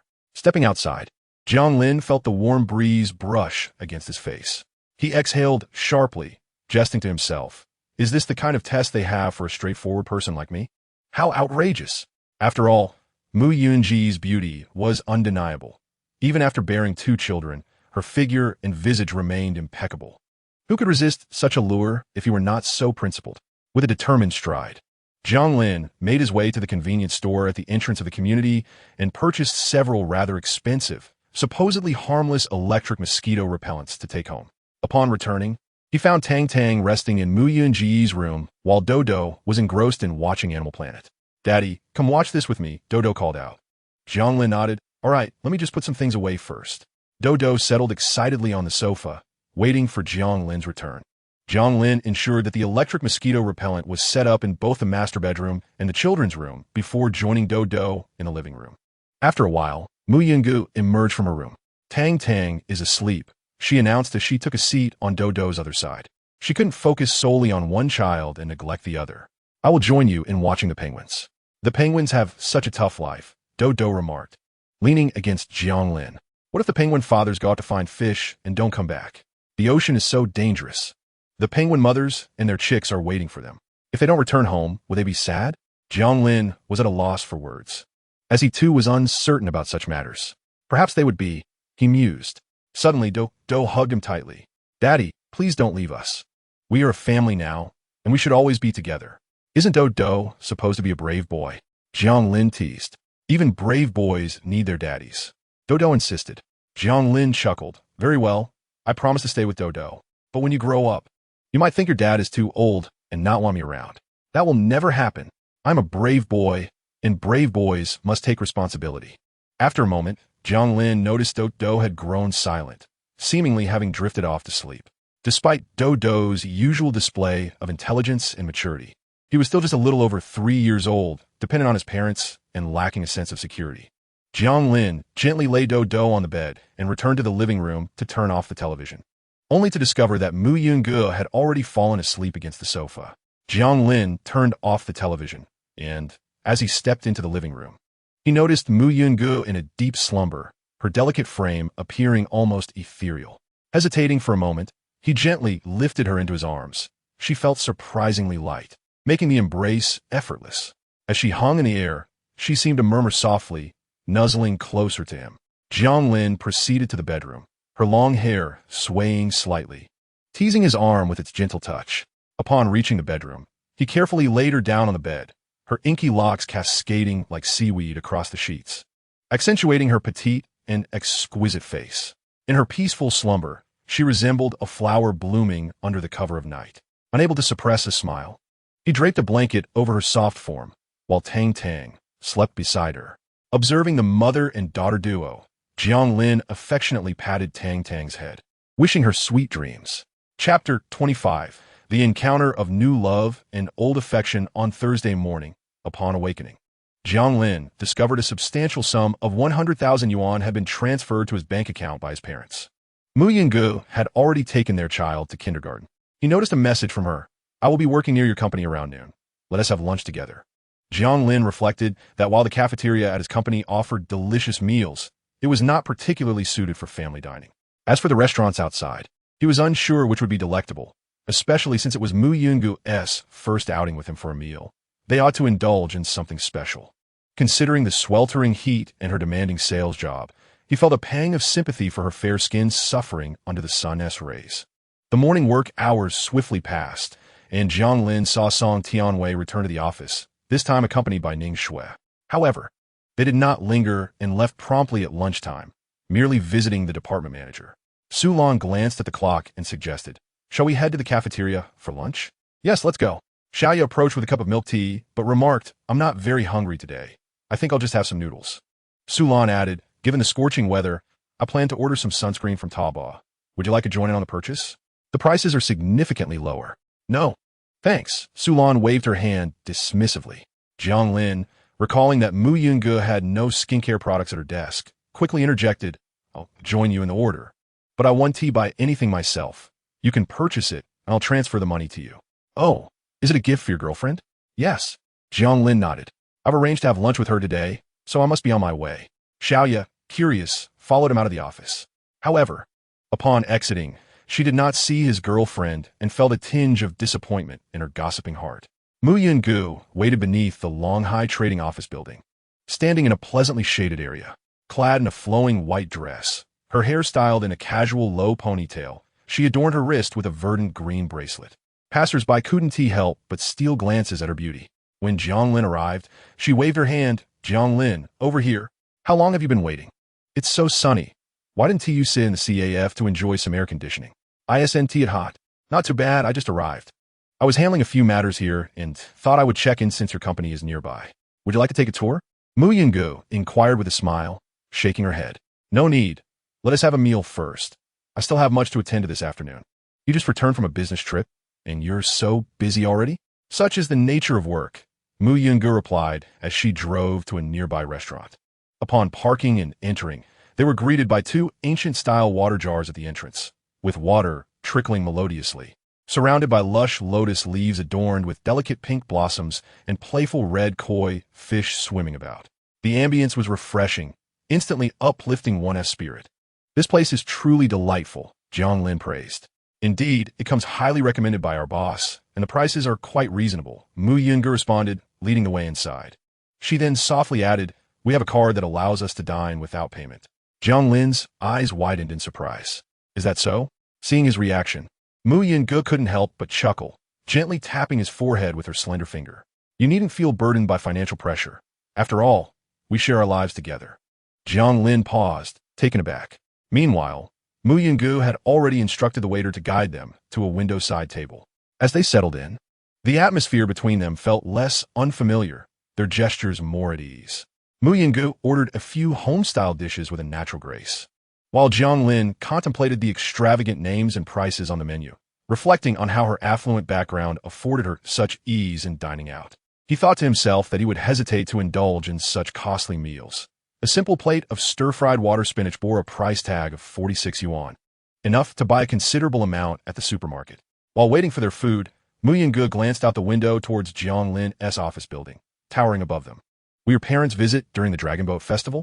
Yes, they might come, but they mentioned they would stay at a hotel since there is no room at home. Jiang Lin replied, then added, you might not be familiar with my parents, so it could be a bit awkward. We'll take the children out to play. So we won't disturb you. Mu Yunyi smiled gently. We are already living together. No need for such formality. We should properly host your parents. I can manage with Tang Tang and Dodo, and there is no need for them to stay at a hotel, especially since it's hard to book during holidays and the prices are steep. Jiang Lin agreed, realizing it would be far better for his parents to stay at home, as their visit was primarily to see the children, not for leisure. Mu Yungu lifted the teapot, gracefully pouring a cup for Jiang Lin. I might not be available during the Dragon Boat Festival. If I'm not home, I'll need to trouble you with looking after things. You have to work during the festival? Jiang Lin asked. Not exactly. I might need to return home for a bit, but you needn't worry. I can handle it myself. Jiang Lin had initially considered asking if she needed to buy gifts. But given Mu Yunji's situation with her family due to her having a child out of wedlock, he decided against it, opting not to pry further. Their food arrived promptly, and just as they were savoring their meal, Jiang Lin suddenly heard a familiar voice. Is that Jiang Lin? Lucia emerged from a private room, pointing toward their table. Xiaoxue, look, it's Jiang Lin. There was another woman. Could she be his new girlfriend who was pregnant? Ning Shui was still linked arm in arm with Song Tianwei, her brow furrowing. Since the last insult, she had been reluctant to encounter Jiang Lin again. However, upon hearing that Jiang Lin's current girlfriend was also present, she could not restrain her gaze from drifting in that direction. Jiang Lin, having heard the commotion, glanced over, and the woman opposite him turned her head as well. In just a fleeting moment, Ning Shui felt as though her breath had caught in her throat. This woman was supremely beautiful, with a slender figure and long hair cascading down to her waist. Though her attire was simple, her face possessed a beauty that would elicit admiration from any woman. She radiated grace and elegance. In the presence of such a woman, Ning Shui felt a sense of inadequacy. With looks like that, she could easily attract a wealthy heir, or at the very least, a man of substantial local means. What regard could a woman of such caliber possibly have for someone like Jiang Lin? Song Tianwei had encountered many beauties, yet the sight of Mu Yunj left him momentarily stunned. She was not the type adorned with heavy makeup or extravagant attire. Rather, she was a natural beauty, unrefined yet striking. Her demeanor exuded a cool detachment, making her seem difficult to approach, a true epitome of an idealized beauty. Even in the entertainment industry, she could rival the most celebrated stars. Song Tianwei understood very well that a successful man often garners attention through the presence of beautiful women, and likewise, a beautiful woman derives greater value when associated with a successful man. In this case, however, Jiang Lin seemed to diminish the allure of such a beauty. It was as if a splendid flower had not been placed in an equally exquisite vase, leaving him with a sense of regret. He feigned casualness, remarking, "Isn't this your ex-boyfriend, Xiao Shui? What a coincidence to run into him here. What's his name again? Jiang? It's Jiang Lin," Ning Shui corrected him.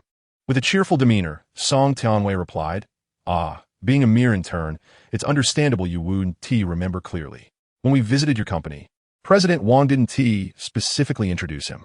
So, Jiang Lin, are you also here for a meal?" Chapter 26, Upholding Muyunge's Dignity. Jiang Lin had no desire to cultivate camaraderie with them, as their statuses were not particularly harmonious. He did not even shift in his seat, addressing them with indifference. "President Song, Assistant Ning, are you preparing to leave after your meal?" The implication was clear. Once you finish eating, please do not linger and converse any longer.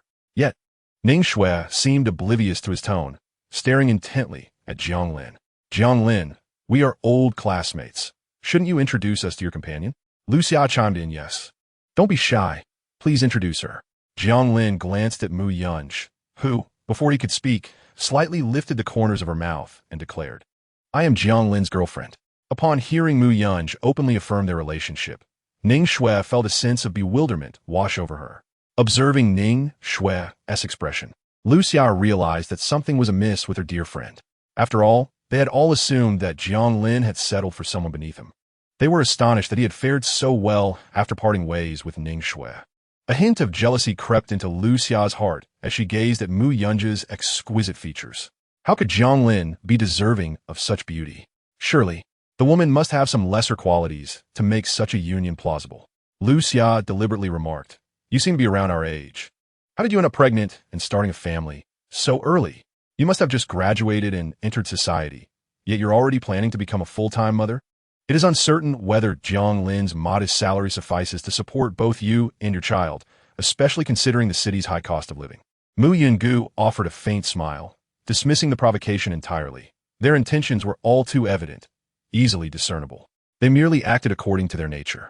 Lu Xia observed Mu Yunji's calm demeanor, seemingly indifferent to their presence, which gave rise to a sensation akin to seeking confrontation only to strike against a soft surface.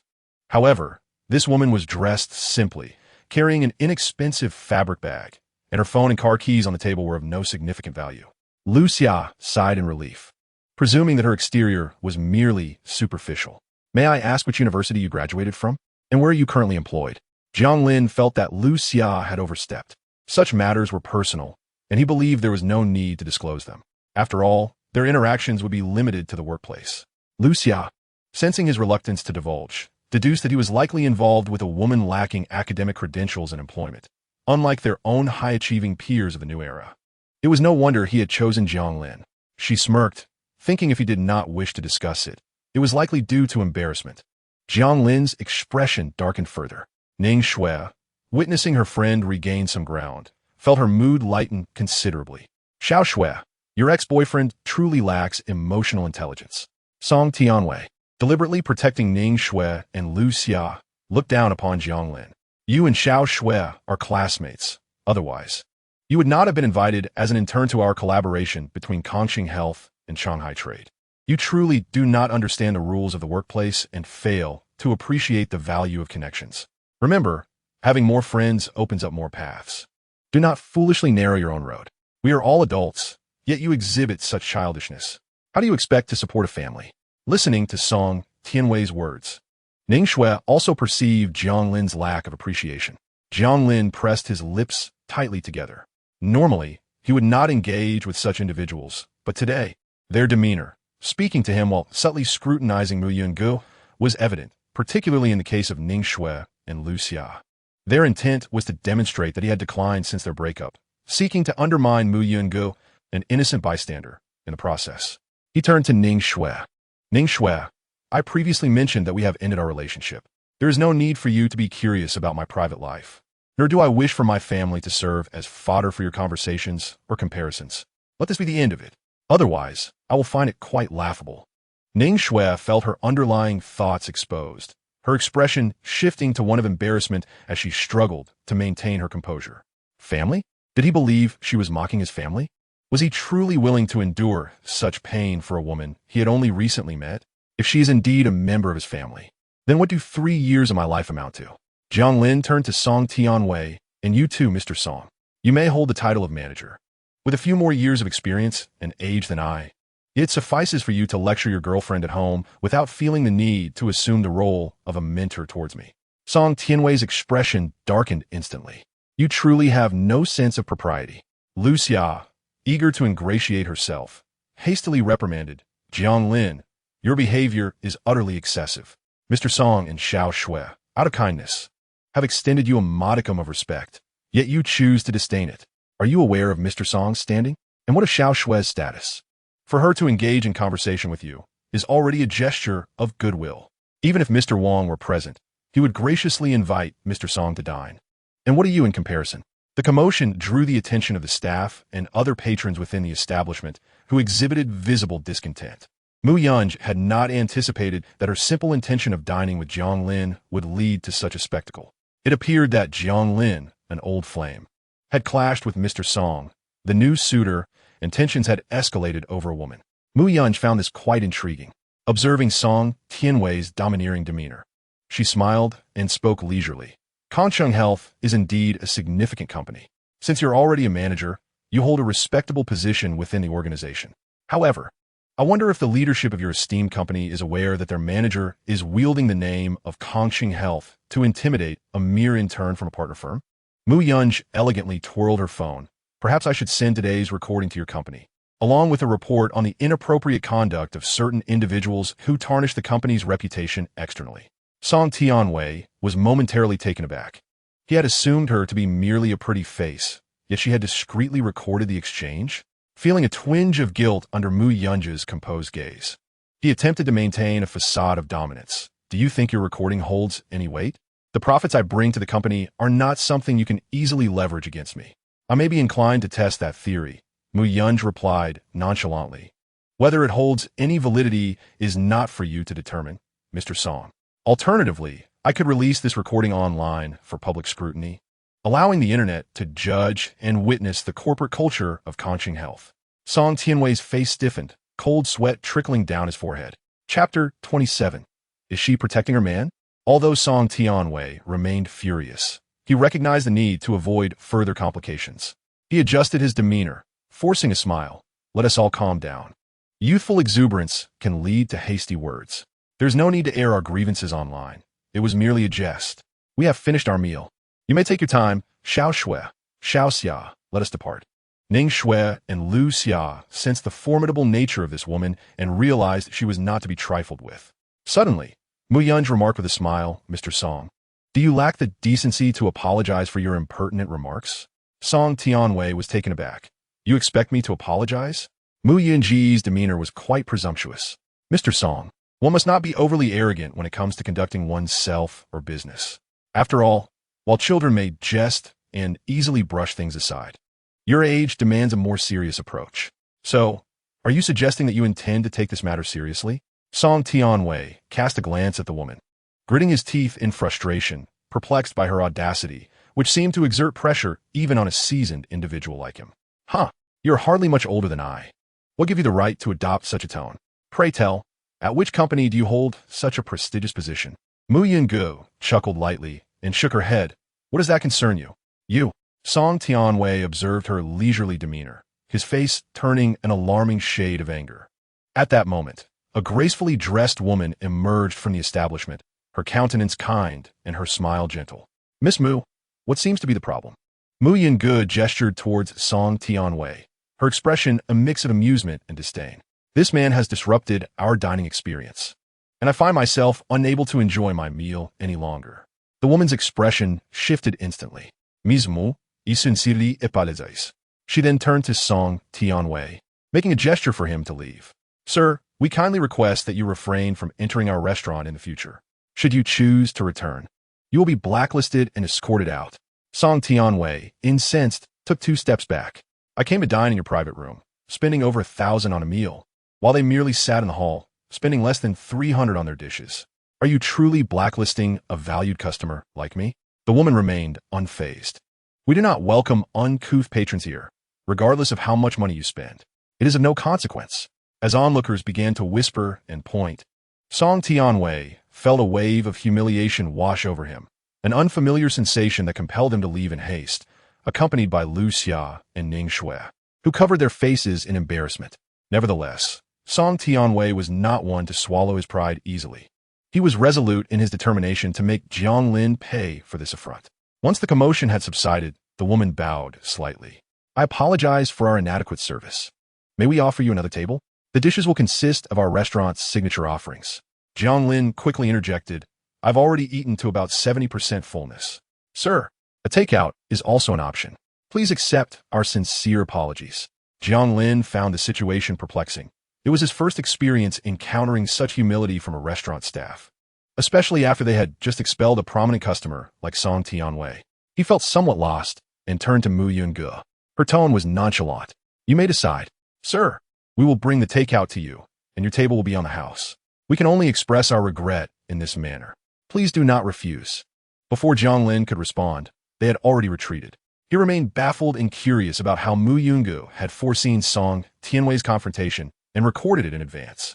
Moreover, the staff had addressed her as Miss Mu, indicating a familiarity that piqued his interest. The restaurant's treatment seemed excessively generous. First of all, regarding the recording, I merely intimidated them. Mu Yunge explained that such individuals do not necessarily require genuine recordings. Merely intimidating them suffices to dampen their arrogance. Jiang Lin raised his thumb in admiration from the depths of his heart, thinking she was indeed impressive in her business dealings, adept at handling such people. Her earlier demeanor was formidable, likely fooling them entirely. Typically, he could not embody the same assertiveness as Mu Yunge, despite her seemingly gentle appearance. She was far from a pushover.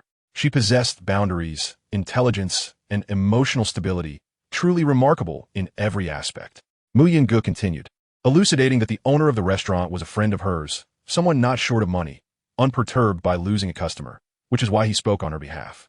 Jiang Lin understood. It was no wonder the owner had such a favorable attitude.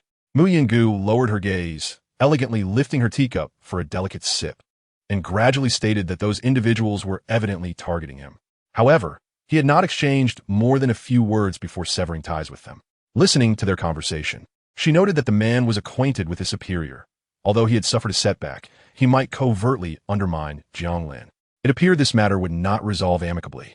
Jiang Lin fell silent, yet he did not regret confronting them.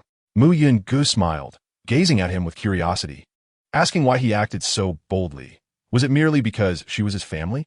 Jiang Lin, meeting her eyes, felt a twinge of embarrassment, having just referred to her as a family member.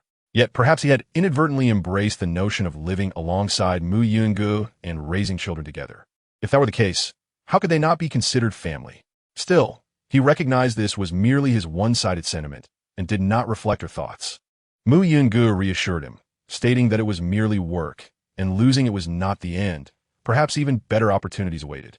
Upon hearing this, Jiang Lin's worries dissipated. Though typically reserved, Mu Yunge was perceptive and grounded, indeed a remarkable woman. In her past business endeavors, she must have been a formidable force. You are truly kind, he remarked. Mu Yunge was somewhat taken aback. Since her return to the country, no one had ever described her as kind. Usually, she was labeled as vengeful and ruthless.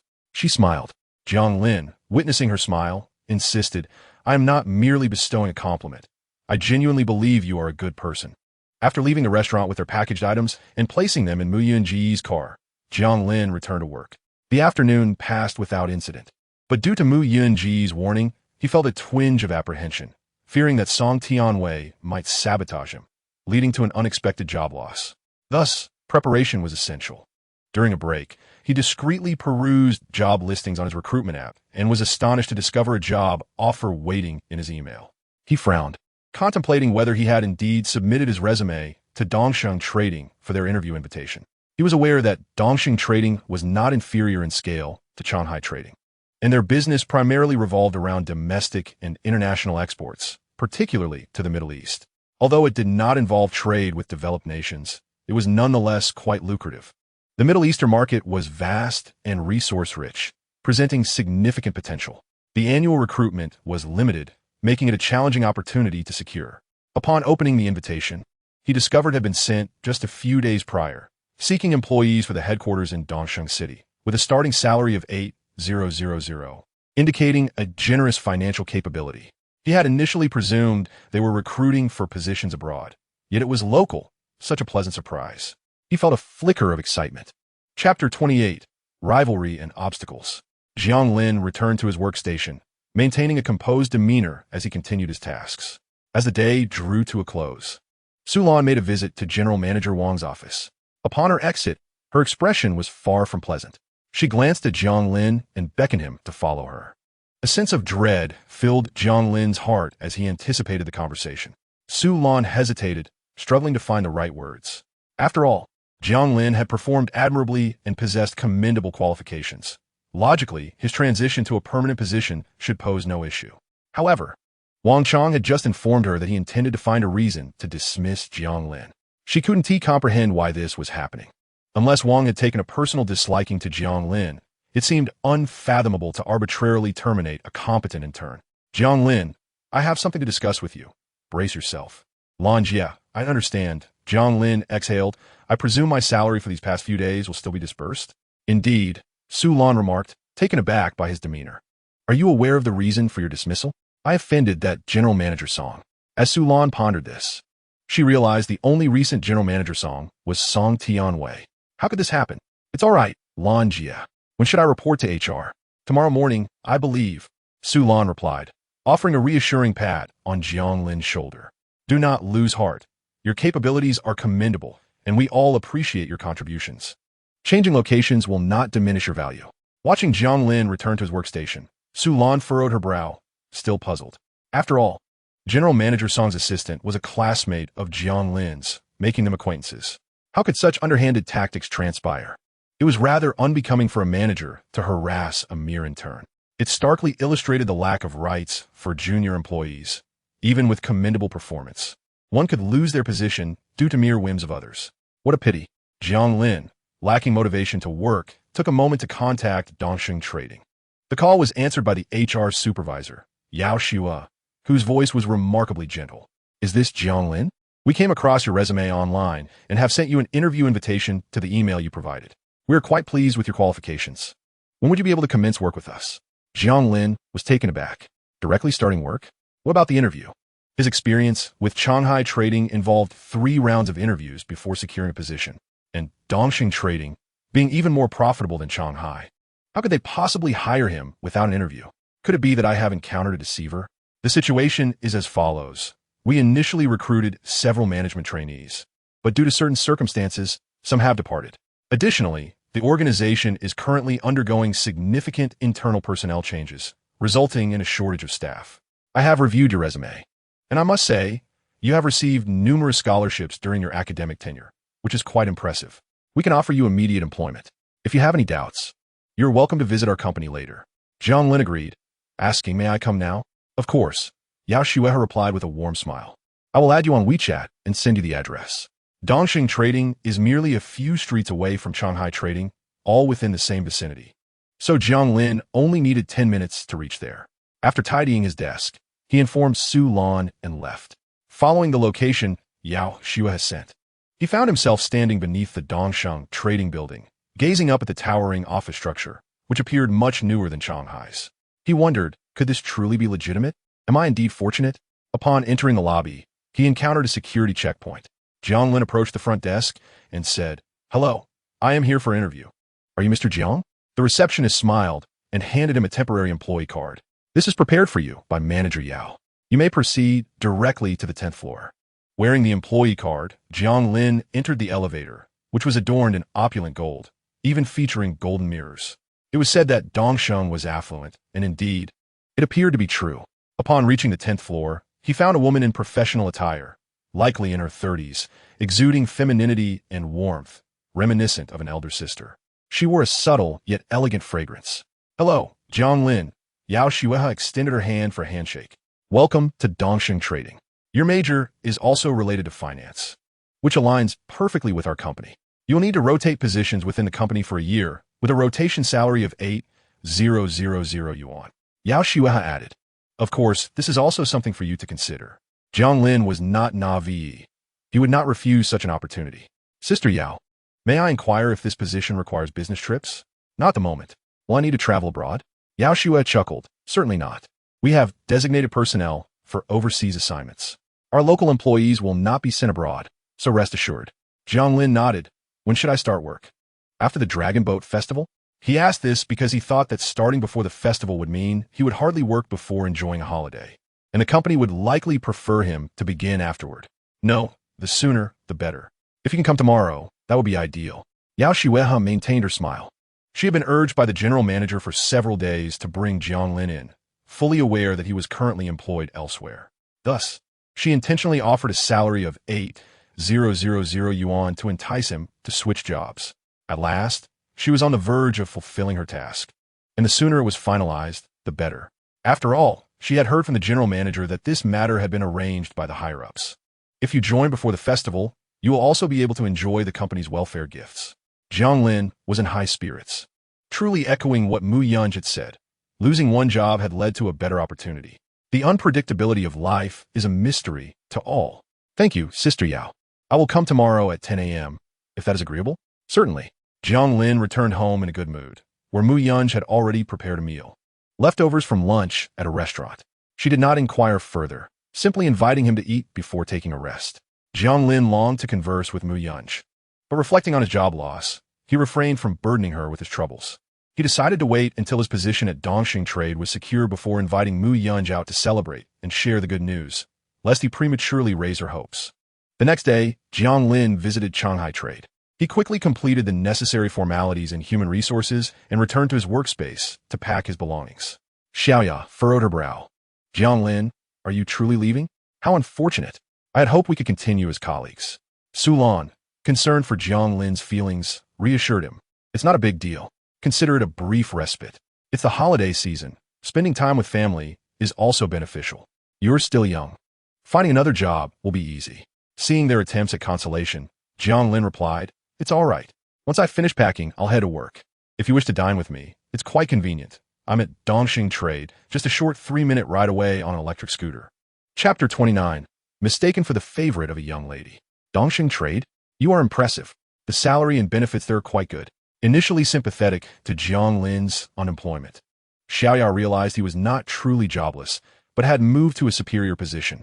Su Lan expressed her astonishment. The campus recruitment at Dongxing Trade concluded long ago, and it seems they haven't been conducting much lateral hiring.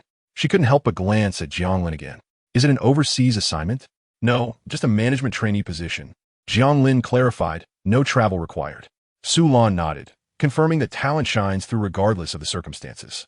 Even after leaving Shanghai, he had swiftly secured employment. Young people truly are remarkable.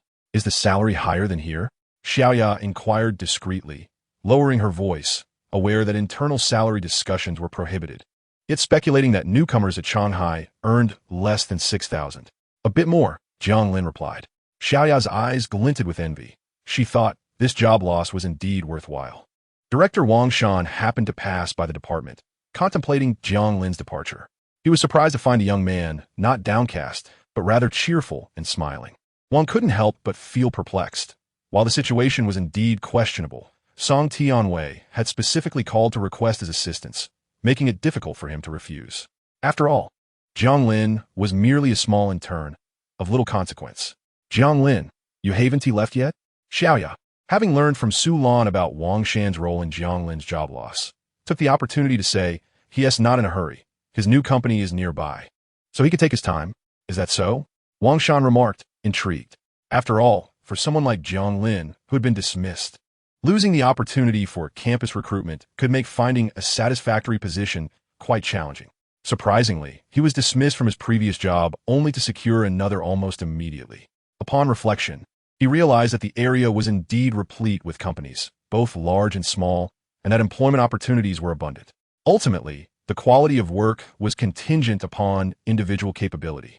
He assumed that Jiang Lin had taken a position at a lesser company. I concur with Minister Wang's assessment. Xiao Yanadiv, reminding Jiang Lin to diligently apply himself at Dongxing Trading and to heed Minister Wang's counsel. Wang Shan frowned, pondering Dongxing Trading. If Shanghai Trading was commendable, then Dongxing Trading was undoubtedly exceptional and notoriously difficult to enter, having reportedly recruited only from select few prestigious institutions this year. Jiang Lin, you've joined Dongxing? Yes. I'll head over once I finish packing these few items. Wang Shan was taken aback by this stroke of fortune, realizing that Song Tianwei's attempts to thwart Jiang Lin had inadvertently propelled him to a better opportunity. It was indeed a case of hitting the target by mistake. After Jiang Lin departed, Wang Shan called Song Tianwei. President Song, Jiang Lin has left. Humph, that young lad, so unaware of his limitations, could use a lesson. Song Tianwei replied, his mood lifted by the news. Sitting in his office chair, he envisioned Jiang Lin's despondent departure. He had the audacity to claim that he was too old to heed advice. Now, he would ensure Jiang Lin received a proper lesson, illustrating that he was, in fact, one tier above Jiang Lin in this societal hierarchy. A mere word from him could cost someone their job. Jiang Lin might still be oblivious to the reasons behind his dismissal. Perhaps he was aware and seethed with indignation, yet powerless to act. Song Tianwei wore a satisfied smile, expressing gratitude to Wang Shan and suggesting they share a meal next time. Wang Shan, however, did not end the call, stating, I've heard he has directly joined Dongsheng Trading. What? Song Tianwei's brow furrowed, his voice rising. He had hoped to leverage his influence to crush Jiang Lin, but instead, he found himself thwarted. Why would Dongsheng Trading hire someone like Jiang Lin? Didn't they conduct background checks? I cannot speak to the hiring practices of Dongsheng Trading. Wang Shan replied. As Song Tianwei hung up, his earlier elation evaporated. Ning Shui entered with a tray of tea, adorned in a graceful dress. President Song, your tea. Ning Shui, does Jiang Lin have any connections? Jiang Lin? His family hails from a small town, and his parents hold rural household registration. Ning Shui recounted with a hint of disdain, recalling that his family had been farmers for 3 generations, devoid of any notable background. Song Tianwei nodded, refraining from further commentary.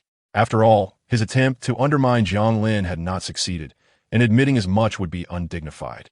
He reflected on Jiang Lin's unexpected fortune. Yet he believed that such luck could not last forever. Time would reveal the truth. Ning Shui softened her tone, resting her hand on Song Tianwei's shoulder. Tianwei, my parents called to ask if you'll visit my hometown during the Dragon Boat Festival. Having been together for quite some time now, shouldn't we consider visiting our parents? Song Tianwei felt a twinge of impatience. However, he recognized that he was Ning Shui's first romantic partner. Since they were living together, their relationship was evidently progressing well. He could not disregard Ning Shui's feelings. Let us postpone the visit for now. I will transfer several thousand yuan to you. Please give it to your parents as a token of my affection. I am quite busy this Dragon Boat Festival. As you know, my career must take precedence. Ning Shui felt a pang of disappointment.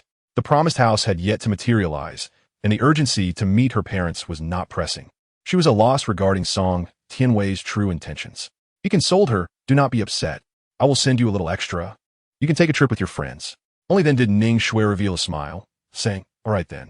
At Dongsheng Trading, Jiang Lin placed his belongings at his workstation, and Yao Xuehe approached him to help him acclimate to the environment. Although the HR manager was usually quite busy, she was attentive to his needs. As they walked, she led him to the general manager's office, which was empty. Jiang Lin furrowed his brow and asked, Sister Yao, is this the general manager's office? Do you have other matters to attend to? If not, I can start working. No worries, just wait a moment. The manager is in a meeting and will finish shortly. Yao Xuehe replied, motioning for Jiang Lin to sit on the sofa. He wishes to meet you. Jiang Lin frowned, thinking it strange that the general manager would want to meet with an ordinary employee like himself. It seemed rather down to earth. Lost in thought, he heard footsteps approaching, and soon a man appeared at the door, appearing to be in his early 30s, dressed in a suit. Though not particularly tall, he had a well-proportioned face and an air of seriousness. Lu Chong scrutinized Jiang Lin carefully, puzzled. He had initially assumed that Jiang Lin was the confidant of a prominent figure, perhaps someone with intricate schemes. He had been troubled for days, fearing that this newcomer might replace him. Yet, looking at Jiang Lin, he wondered how someone seemingly so straightforward could be the person arranged by the esteemed lady. The innocence reflected in Jiang Lin's eyes reminded him of a university student. Lu Chong recalled that Jiang Lin was indeed a university graduate, maintaining a composed demeanor. He smiled at Jiang Lin, reminding himself to remain vigilant. Perhaps this seemingly simple person was a wolf in sheep's clothing.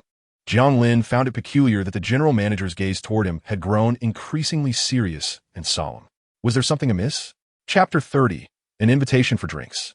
Lu Chong addressed Jiang Lin, saying, if you experience any discomfort within the company, feel free to speak with HR. Work diligently. I have great faith in your abilities. Jiang Lin smiled, exchanged a few compliments, and then departed. Yao Xuehe remained in the office and asked, "Why does your expression seem so grave, Mr. Liu?" "This individual is not to be underestimated. Do not take him lightly," Liu Chong replied, his tone grave. The esteemed lady appeared gentle and weak. Yet those she appointed often share her traits.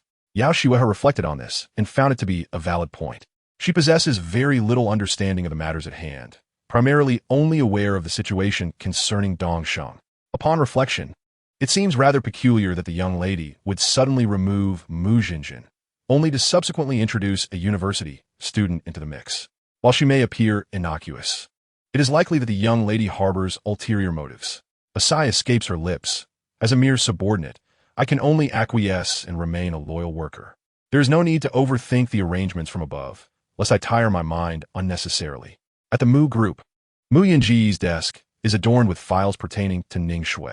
Previously, she had not taken the initiative to delve into Jiang Lin's romantic history, merely investigating any connections he might have with the Mu family. Once she obtained her answers, she ceased further inquiry. When one puzzled, questioned the significance of an ordinary girl like Ning Shui, wondering what merit could possibly warrant the young lady's investigation. "President Mu," she remarked, "Ning Shui comes from a simple background and possesses only average capabilities. It is said that her entry into Kongchang Health as an assistant is due to other circumstances. In terms of her private life, I assume it holds little interest for you." "Who says I'm not interested?" Mu Yingu replied, perusing the documents. "What I wish to ascertain is her romantic life." Within the unassuming files, she discovered the information she sought. Ning Shui had been in a relationship with Jiang Lin since her sophomore year, which concluded just before graduation. Presently, she cohabits with Song Tianwei, the marketing manager at Kongqing Health. A contemplative glimmer flickered in Mu Yunji's eyes as she recalled her first encounter with Jiang Lin during his freshman year. At that time, it seemed he was not involved with anyone, for the records indicated that Ning Shui and Jiang Lin were each other's first love. Alas, this initial romance succumbed to the pressures of ambition. A tinge of sympathy for Jiang Lin welled up within her. To invest 3 years in a serious relationship only to face an unsatisfactory conclusion seemed quite disheartening. The young man remains so innocent. It is no wonder he is often taken advantage of.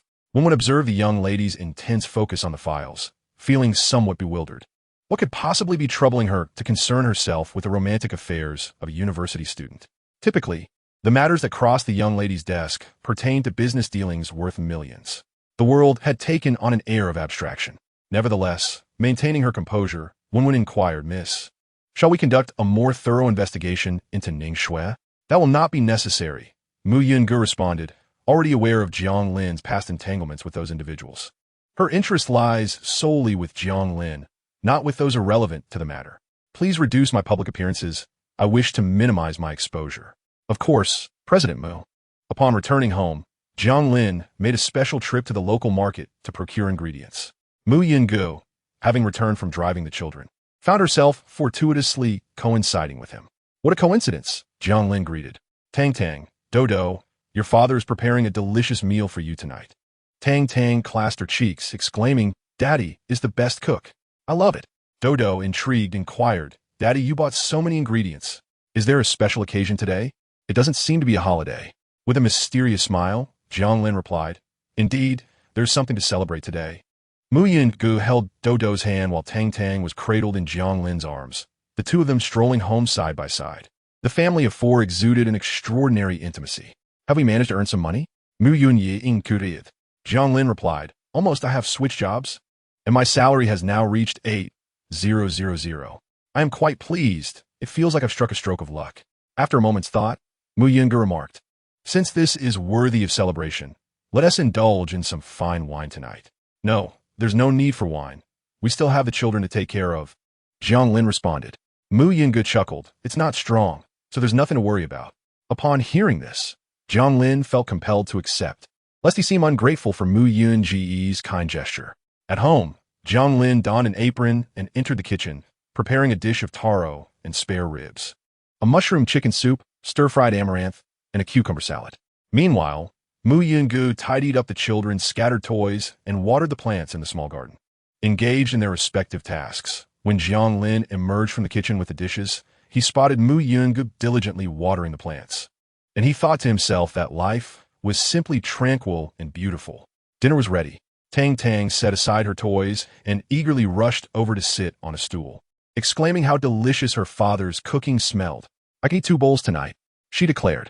"Let us see if you can manage that," Dodo retorted, stepping into the kitchen to help his father serve the food. With his little arms and legs, he resembled a miniature adult, displaying a remarkable sense of responsibility. His speech was clear and logical, always maintaining a serious demeanor. Jiang Lin remarked, "Let us see who eats more tonight, Tang Tang or Dodo." Dodo lifted his chin, asserting, "I will definitely eat more because the more I eat, the taller I will grow. I want to grow up quickly to become an adult." Mu Yun chuckled softly. "Isn't being a child delightful, Dodo?"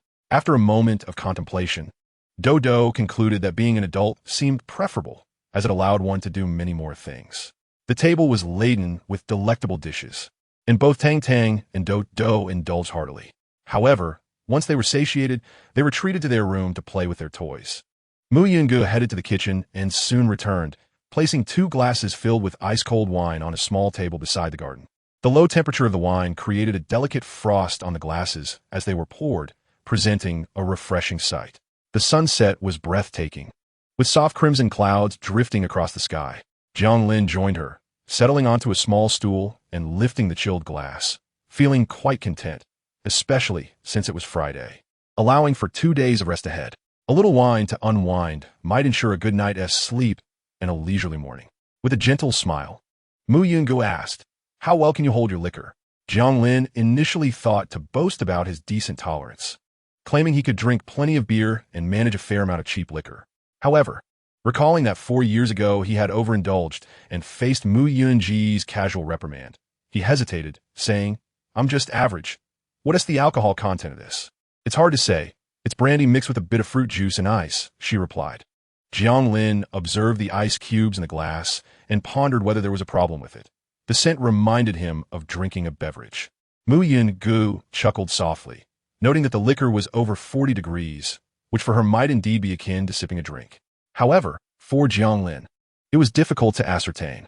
She wanted to test his tolerance for alcohol, curious to see if his capacity was truly as limited as she remembered. If he fared well, it would imply that 4 years ago, he had merely feigned his inebriation. Chapter 31. Weeping in her embrace after drinking, Mu Yun lifted her glass, contemplating the taste.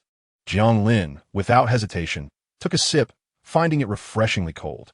He admitted that in such weather, a chilled drink was indeed appropriate. After finishing his glass, Mu Yun's gaze lingered on his face, contemplating whether to pour another. "No need," Jiang Lin waved his hand. "Too much, and I'll be reluctant to visit the restroom tonight." Before long, he began to feel slightly dizzy, shaking his head and closing his eyes in an attempt to alleviate the sensation, though it seemed ineffective. In truth, Jiang Lin had always possessed a poor tolerance for alcohol. Perhaps it was due to familial genetics. Since he could remember, he had never witnessed his father drink. Even during festive occasions, his father abstained completely. He had once inquired with his mother, who recounted that on his father's wedding day, he had raised a glass to his father-in-law and subsequently vanished that evening, prompting a frantic search, as everyone feared he had met with misfortune. Ultimately, he was found by the creek, sound asleep on a few banana leaves, snoring thunderously, and had to be carried back to the newlywed home, becoming the subject of ridicule ever since. As his father's biological son, Jiang Lin had undoubtedly inherited this trait. Mu Yun extended her hand to support Jiang Lin. "Are you all right? Your face is a bit flushed." Jiang Lin leaned against the wall and gazed at Mu Yun, whose striking features were distinctly beautiful, yet her eyes conveyed a gentle warmth devoid of aggression.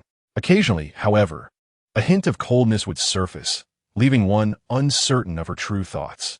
Even while sharing the same roof, she had not fully opened her heart to him, perhaps merely finding temporary refuge until she overcame her difficulties.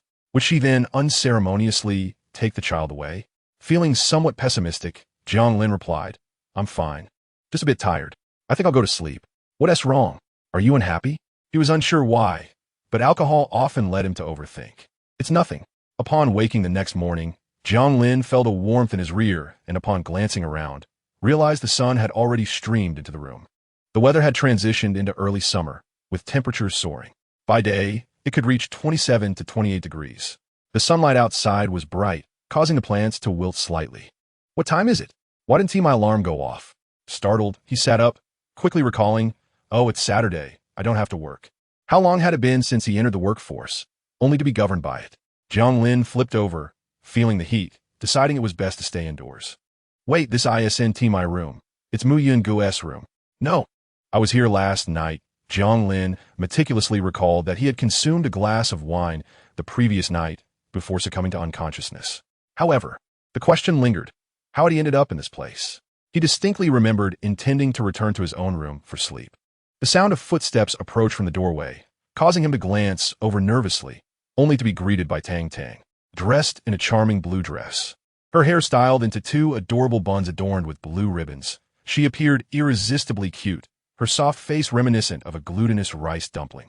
A sigh of relief escaped him. Tang Tang, is that you? Are we going out to play? Today we are going to Grandma's house, she explained. Mom said she was preparing food for Dad and reminded you to eat. And where is Mom? Mom went to drive. Upon hearing this, Jiang Lin's confusion deepened. But Tang Tang's calm demeanor suggested he had not acted inappropriately. Tang Tang, do you know why Dad is sleeping in this room? Tang Tang tilted her head, her round eyes reflecting contemplation. Because Dad got drunk and kept talking to Mom, even crying. Mom took you to the room to sleep. She could not help but add a touch of playful criticism. Tang Tang doesn't cry, but Dad does. How embarrassing. Did I cry? Jiang Lin's voice rose in disbelief. How could I have cried? Why? Because Dad said he was so unfortunate, drinking fake wine and all, and he couldn't remember his work. Tang Tang scrunched up her nose, her adorable face taking on a hint of seriousness. Dad, if you're unhappy, you can talk to Tang Tang and Dodo. Don't keep your sadness inside. That's not good.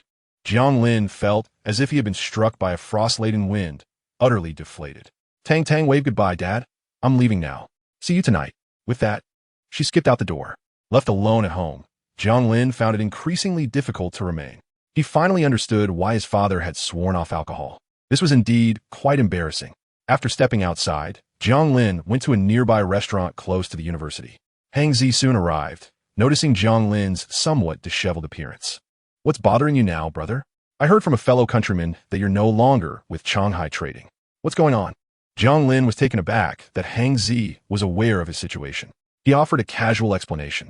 That Song Tianwei must have done this because Ning Shui doesn't get along with you. Such underhanded tactics are truly despicable. If only her character matched her looks. Hang Zi expressed his irritation. Thank goodness you found a new job. Otherwise, those two would be laughing behind your back. He quickly shifted the topic. But now that work is settled, what is still troubling you? Are you just bored and itching to see your brother?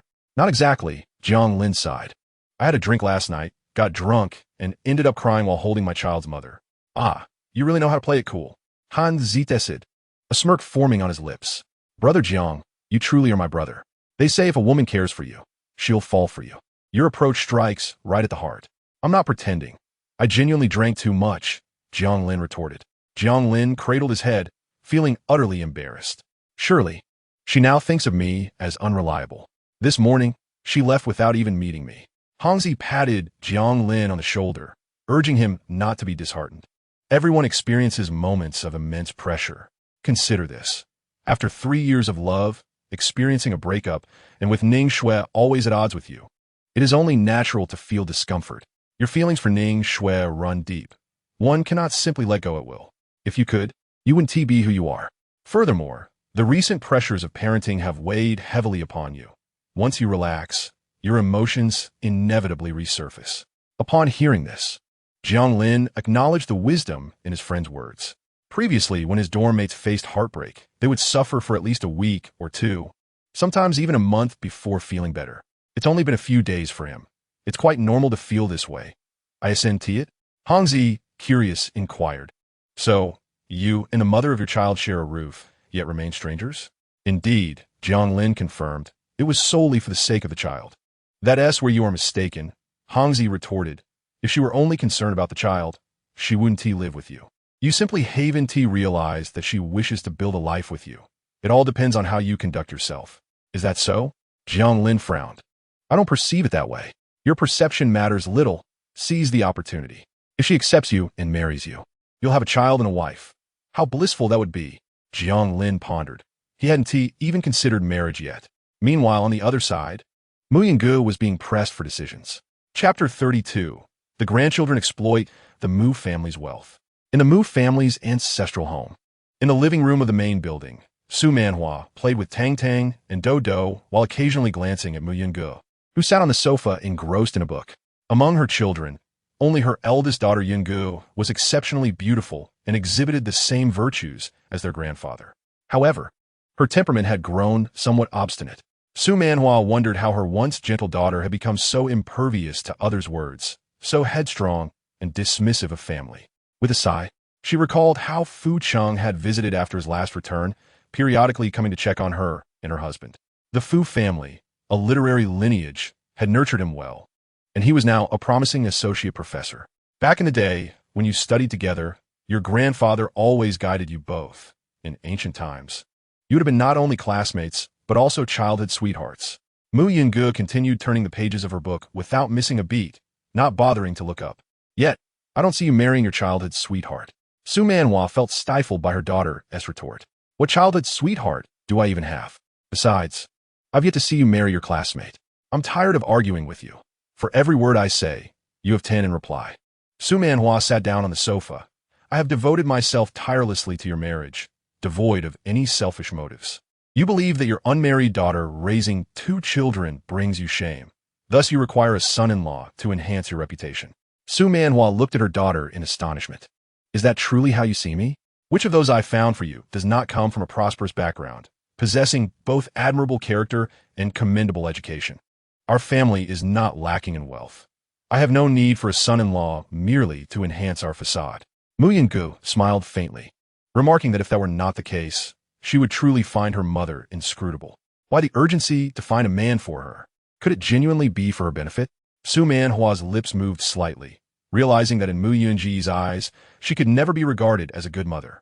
The past had long since broken her daughter's heart, and thus, any words or actions from her now would be in vain. Were it not for her affection for her grandchildren, Mu Yungu might not even have visited. Su Manhua, feeling somewhat helpless, softened her tone, saying, Yungu, even if I do not find someone for you, Tang Tang and Do Do still need a father. If you choose to seek one, I will not interfere. You are so busy. Wouldn't it be better to consider the well-being of the children and provide them with a complete family? After a brief silence, Mu Yinggu replied, You're correct. This time, she did not interrupt Su Manhua. Tang Tang and Do Do indeed yearned for a father. Even though she loved them dearly, her maternal affection could not compensate for their lack of paternal love. Su Manhua felt a surge of joy, thinking that Fu Cheng, with his extensive knowledge and gentle disposition, would make an ideal father. However, Mu Yinggu interrupted her, stating that Tang Tang and Do Do already had a father. What do you mean? Do you already have someone in mind? What is his background? What is his education? What do his parents do? While I do not prioritize material wealth, marriage should still consider compatibility, especially for someone of your stature, as there are not a few with ulterior motives. Mu Yinggu set aside her book, noting the time. It was getting late, and they should return. Su Manhua recognized her daughter's dwindling patience and hurriedly said, Please don't leave yet. Your father will be home shortly. Although he may not express it, he loves Tang Tang and Do Do dearly. Since he rarely comes home, let him see the children. Mu Yinggu restrained herself, picking up her book once more. Su Manhua refrained from pestering her further, knowing that her daughter might leave at any moment. Turning to Do Do and Tang Tang, she asked, Grandma has grown blueberries in the backyard that are ready to be picked. Would you like to go and gather some? Upon hearing about the fruit picking, Tang Tang became interested. She turned to Do Do and said, Brother, let us go quickly. Taking his hand, she whispered, Dad feels bad buying expensive fruit. Let us pick a lot of blueberries to take home for him. Do Do understood this reasoning as well. When he accompanied their father to the supermarket, he observed how carefully he chose items. After all, Grandma had plenty of things. Why not see what they could bring back to make Dad happy? Otherwise, he would be quite lonely at home. As they spoke, Do Do began to survey their surroundings. Upon reaching the backyard, Su Manhua inquired, Do Do, do you already have a father? Do Do, not wishing to answer this question, recalled his mother's instructions to keep family matters from Grandma. He thought to himself that Grandma likely wanted Uncle Fu to be their father, and perhaps she would try to send their own father away, which was something he could not disclose. Grandma, are there any other fruits besides blueberries here? I would like to take some home. Indeed, we have an abundance of fruits at home. Is it that your mother is too busy to purchase them for you? Su Manhua pondered briefly. recalling that previously it was Butler's son who helped with the children, and now it was Mu Yunj who took on that responsibility. Raising children alone is never easy. If Dodo desires anything, he can simply tell Grandma. Dodo considered what was lacking at home, yet as a child, he couldn't think of everything comprehensively. After a thorough search, he managed to gather quite a few items, including expensive oils, imported fruits, and a practical home cleaning robot, all of which he packed up. When Mu Ding returned, Dodo also took the computer from his study, reasoning that Grandpa no longer used it, as it was replaced annually. This one was the newest. It would only gather dust, so it was better suited for his father, whose computer seemed to be quite sluggish. Dodo felt a pang of sympathy for his father. Mu Ding, while feigning indifference in front of Mu Yunj, embraced Dodo in the study and said, "My dear grandson, have you upset your mother, which is why you have no pocket money?" He offered Dodo a generous red envelope, saying, "Whenever you find yourself short, just ask Grandpa, and I shall assist you. There is no need for such exertion over trivial matters. You work hard enough. Grandpa, I do not find it burdensome. I shall come again next time." Dodo blinked his bright eyes and asked, "Grandpa, do you have anything else of value? Why not give it all to me?" Mu Ding gazed at his adorable grandson, marveling at how such a charming child could resemble a debt collector. "Ah, this painting is quite lovely. I like it.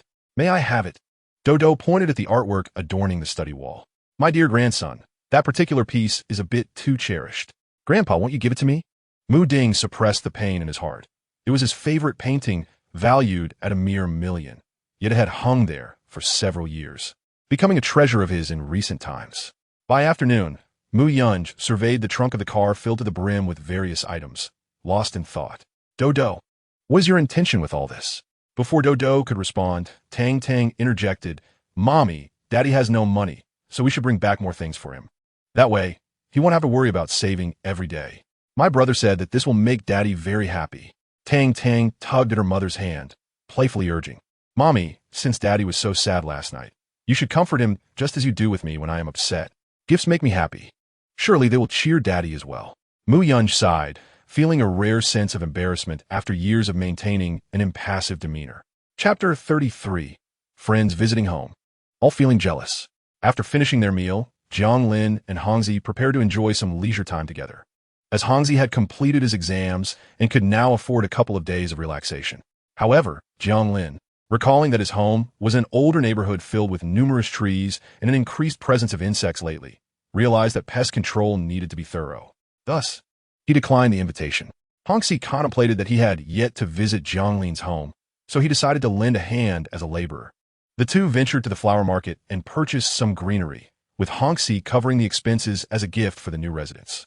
Upon returning home with their possessions, Jiang Lin secured the windows and fumigated the space with insect repellent. They then went to buy 2 ice creams at the entrance, engaging in pleasant conversation. After 2 hours had passed, Jiang Lin prepared to open the windows. A car approached and halted before them. The window rolled down to reveal the beautiful visage of Mu Yunj.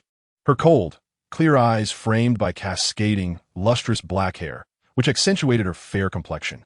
She cast a sidelong glance at the two, wondering why they had not informed her of their gathering on such a sweltering day. "What are you doing sitting here?" "I brought some vegetables to entertain my friends tonight," she remarked. "This is my roommate, Hongzi." Listening to Mu Yunj, Jiang Lin explained, "I've just fumigated the place. Please don't enter yet. I need to air it out. Haven't you been bitten by insects these past few days?" "I thought fumigating would help," she replied. Nodding, she added, "I'll park the car at the entrance. I brought quite a few things in the trunk so you could take them inside." Jiang Lin agreed and returned home with Hongzi, where he opened the windows for ventilation. The two children exited the vehicle and patiently stood by, while Hongzi assisted in unloading the items. Once everything was off the car, Mu Yunj drove to the parking space. Jiang Lin settled the children and came out to retrieve the items. "Jiang Lin, tell me honestly," Hongzi exclaimed, pulling Jiang Lin aside. "Is that stunning beauty the mother of Tang Tang and Dodo? Are you sure she is not an older sister or an aunt?" "She is the children's mother. Her name is Mu Yunj," Jiang Lin replied. Hongzi felt a pang of jealousy, nearly losing his composure at her breathtaking beauty. She was nothing short of a goddess with her long, dark hair. Nevertheless, as she belonged to his brother, he refrained from excessive praise, fearing it might appear insincere. He raised his thumb and said, "Your sister-in-law is indeed remarkable." Jiang Lin nodded in agreement, acknowledging Mu Yunj's extraordinary beauty, which always seemed familiar, as if he had seen her somewhere before. Hongxi pondered. Don't you find it astonishing every day? How could you possibly recall your ex-girlfriend when faced with such a visage? How could you still drown in sorrow after a night of drinking? Jiang Lin touched his nose thoughtfully. I don't know. Perhaps seeing her every day diminishes the sense of awe. Yet, most of the time, I still find her quite stunning. Hongxi concluded that Jiang Lin was oblivious to his good fortune. If he were to be graced with such a beautiful mother for his children, he would no longer care about Ning Shue's existence. Who would even think of Ning Shue in the presence of such beauty? Tang Tang, sipping banana milk and slightly sweaty, inquired. Daddy, Uncle Hongxi, what are you talking about? Oh, nothing, Hongxi chuckled. Tang Tang, when Uncle has a son, will you be his daughter-in-law? Absolutely not. Tang Tang stuck out her tongue. Many people want Tang Tang to be their daughter-in-law. She can't possibly manage all that. Hongxi couldn't help but laugh. He moved everything into the house. Despite its modest size, Jiang Lin's abode exudes warmth and comfort, with children and a beautiful wife that evoke envy in him. After placing the last item down, he inquired, Tang Tang, did you go shopping today? You brought back so much. No, it's all from Grandpa and Grandma, she replied. Brother even brought back a computer for Dad. Tang Tang perched on the sofa, her feet playfully dangling. There is plenty of stuff at Grandma and Grandpa's. We can take what we want. Next time Dad needs something, just tell me and Brother, and we'll go get it. Jiang Lin found himself at a loss for words. Was this akin to taking advantage? Nevertheless, he crouched down to examine the assorted items, many of which indeed held practical value. He organized them meticulously, placing fruits and vegetables in the refrigerator and washing some to offer to Hangzi. Hangzi, your practicality is commendable. Could you assist me in finding a suitable spot for the robotic vacuum? I'll prepare dinner. You can keep yourself occupied. Hangzi looked puzzled. You're quite bold. Aren't you? I didn't come empty-handed either. If you're not helping, how do you intend to become a godfather to my daughter? Upon reflection, Hangzi conceded the point and set about installing the robotic vacuum. Tang Tang followed closely like a little shadow, her eyes gleaming with curiosity. Uncle Hangzi, are you going to be my godfather? Indeed, but do you agree to it? Tang Tang extended her soft, chubby hand. Then you must provide some money. Uncle has no money. Then there is nothing to be done. She sighed regretfully. Without money, how can you be a father? That's simply one do. Hangzi nearly succumbed to laughter. How could such a small sprite possess such cleverness? Does your father have money? He doesn't seem to have much. How do you recognize him as your father? With her hands on her hips, Tang Tang replied solemnly. Tang Tang must earn money to support Dad. Hangzi was utterly charmed. This daughter was a treasure, a warm little companion, akin to an angel. Tell me, my dear, what kind of sack do you fancy? Tang Tang pouted and walked away. Just then, Hangzi's phone rang. Upon seeing it was Yang Jia, he answered. I'm at Jiang Lin's house enjoying a meal. Are you looking for me? Want to join for dinner? Never mind. He is already cooking. Do you wish to come over? I'll check, but you must bring a gift. Otherwise, Tang Tang will be displeased with you. After inquiring with Jiang Lin, who readily agreed, it was too long before Yang Jia and Xiao Pingqing arrived bearing gifts. Fresh graduates often lack finances, yet they had pooled together to acquire some useful items. Jiang Lin had already prepared a feast. You're too kind. Why all the gifts? Well, we came to see the children, Xiao Pingqing chuckled, sitting on the floor, playing with Tang Tang's toys. These two are simply adorable. No wonder you've chosen to be a stay-at-home dad. Who said that? I'm merely a part-time, stay-at-home dad, Jiang Lin replied. Yang Jia, filled with envy, asked, Where's your wife? I haven't seen her. She hasn't returned yet. She mentioned going to buy some roast duck at the entrance of the community. At that moment, the sound of the door opening resonated, and both individuals turned their gaze towards the entrance, rendered speechless by the breathtaking beauty of Mu Yanj. Despite the simplicity of her attire and the roasted duck she carried, her exquisite appearance was undeniable. Such beauty, even draped in rags, would still captivate admirers. They found themselves questioning their own perceptions. After all, Jiang Lin had never mentioned that the mother of his child was so stunning. Yang Jia murmured to himself, Is she definitely not a superstar? That face is simply magnificent. Jiang Lin is truly fortunate. Xiao Pingqing, unable to avert his eyes, understood why Tang Tang and Do Do were so attractive. The genetics surely held merit. Seeing their astonished expressions, Hangzi felt a surge of pride. He had been mentally prepared, unlike them, and thus appeared composed. Sister-in-law, you've worked hard, Hangzi remarked. This meal is ample. There's no need to venture out for more. Yang Jia chimed in, Sister-in-law, I'm Yang Jia. a dorm mate of Jiangge, and we share a great rapport. I'm Xiao Pingqing, the eldest in the dorm. Though you're slightly older than me, let us address each other accordingly. I'll call you sister-in-law. Mu Yunj couldn't help but chuckle at their youthful exuberance. I am Mu Yunj. Feel free to call me Yunj. No need for formalities. You're welcome to visit often. Yang Jie felt a wave of warmth wash over him, akin to the melting of winter snow, as Mu Yunj's almost luminescent beauty captivated him. Moreover, her every gesture exuded a fragrant essence, reminiscent of a serene, almost ethereal aroma, inviting admiration from a distance, yet forbidding any form of irreverence. Please, make yourselves comfortable on the sofa while I assist in the kitchen, Mu Yunj said, carrying her items into the kitchen.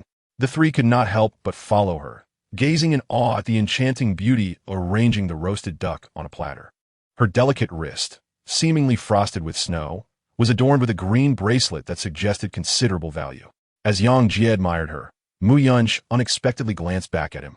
He stammered, "Sister-in-law, your bracelet is truly beautiful. It must be quite expensive." Jiang Lin, holding a spatula, also took a look. Sometimes Mu Yunj wore the bracelet, and at other times she did not. It didn't seem overly costly, otherwise she would likely wear all the time. Mu Yunj pondered briefly before responding with a smile. I bought it at a scenic area for just over 1,000. That is quite reasonable, Yang Jie nodded. Though he felt that regardless of its price, it appeared exceptionally valuable when worn by her. Perhaps that was the essence of charm. Jiang Lin, unable to contain himself, urged them, "Could you all refrain from crowding the kitchen door? Is there something wrong with your minds? Go sit down." The group hastily retreated to their seats. Yang Jie praised, "Sister-in-law, your beauty is the most stunning I've encountered in reality. Even candid photographs of you would surely elevate you to internet celebrity status. Don't compare her to those filtered images. It's not fair," Hangzi scoffed. If she entered the entertainment industry, she would undoubtedly achieve meteoric success. Xiao Pingqing sighed, expressing concern for Jiang Lin, fearing that he would be unable to recover from his heartbreak. However, upon hearing that he had children, she worried he might have hastily entered into matrimony. Now, she mused, perhaps he is indeed quite fortunate. Yang Jie slapped his thigh, exclaiming his envy, "How I loathe this. I shouldn't have come today. I'll be restless tonight," tossing and turning, thinking, why can't such fortune be mine? He lamented his self-awareness. Hanzi chuckled. Although I may not find a wife as beautiful, if I cultivate a good relationship with Jiang Lin now, my son might marry Tang Tang in the future, and that would be a blessing for him. Yang Jie nodded appreciatively. That is quite thoughtful.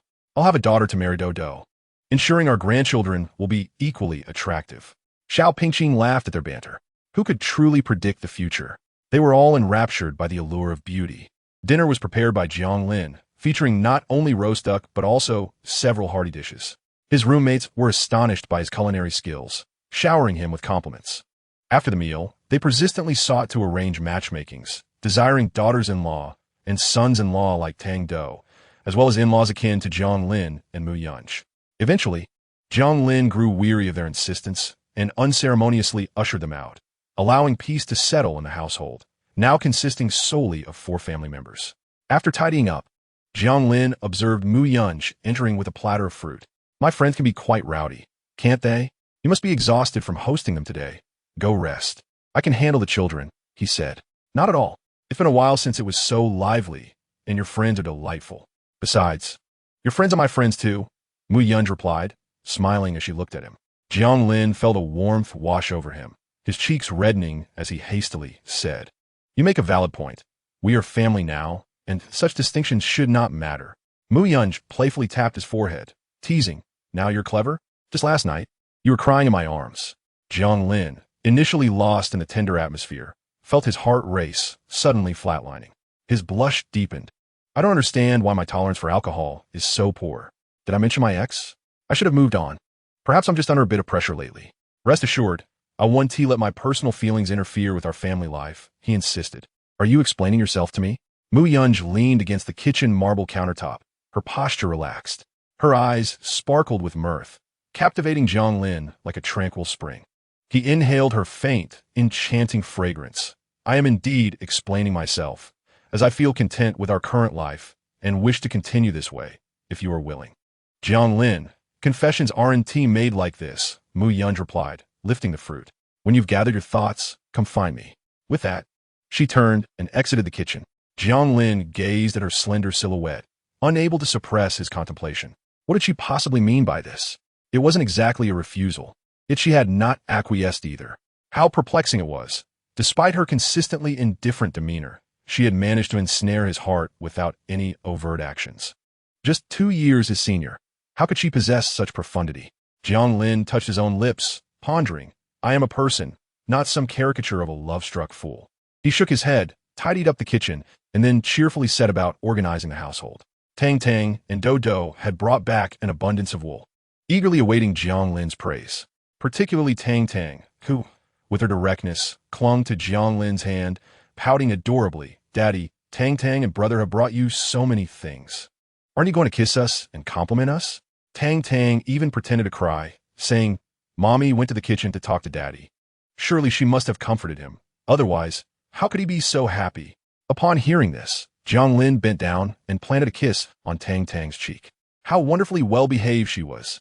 He then turned to Do Do, who, displaying remarkable cleverness, also seemed to be concerned about their father. It appeared Do Do was indeed his little confidant. Do Do huffed, cheeks puffed out in mild displeasure. Jiang Lin kissed him as well. And only then did he beam with joy. It's not that I need Daddy to kiss me. I just think Daddy shouldn't only kiss my sister and neglect me. Jiang Lin nodded in agreement, affirming Do Do's sentiment that a father should treat all his children equally. Chapter 35. She approaches actively. Jiang Lin embraced both children, indulging them in playful antics for a while. Mu Yungu had finished her bath and emerged, adorned in a simple dress. She bent down to hug Tang Tang, and as she lifted her gaze, her eyes met Jiang Lin's. He found himself captivated by her gaze. However, Mu Yungu swiftly averted her eyes, picking up a toy from the floor. Tang Tang, shall we play together? Tang Tang immediately wrapped her arms around Mu Yunji's neck. Mommy, let's all play together. Do Do, sitting beside Jiang Lin, chimed in, Daddy, let's all play. Mu Yungu smiled at Jiang Lin, as if to suggest she might inadvertently delay his daily post-meal stroll. Jiang Lin was indifferent to this notion, but Do Do interjected, That's true. Daddy always takes us for a walk after meals.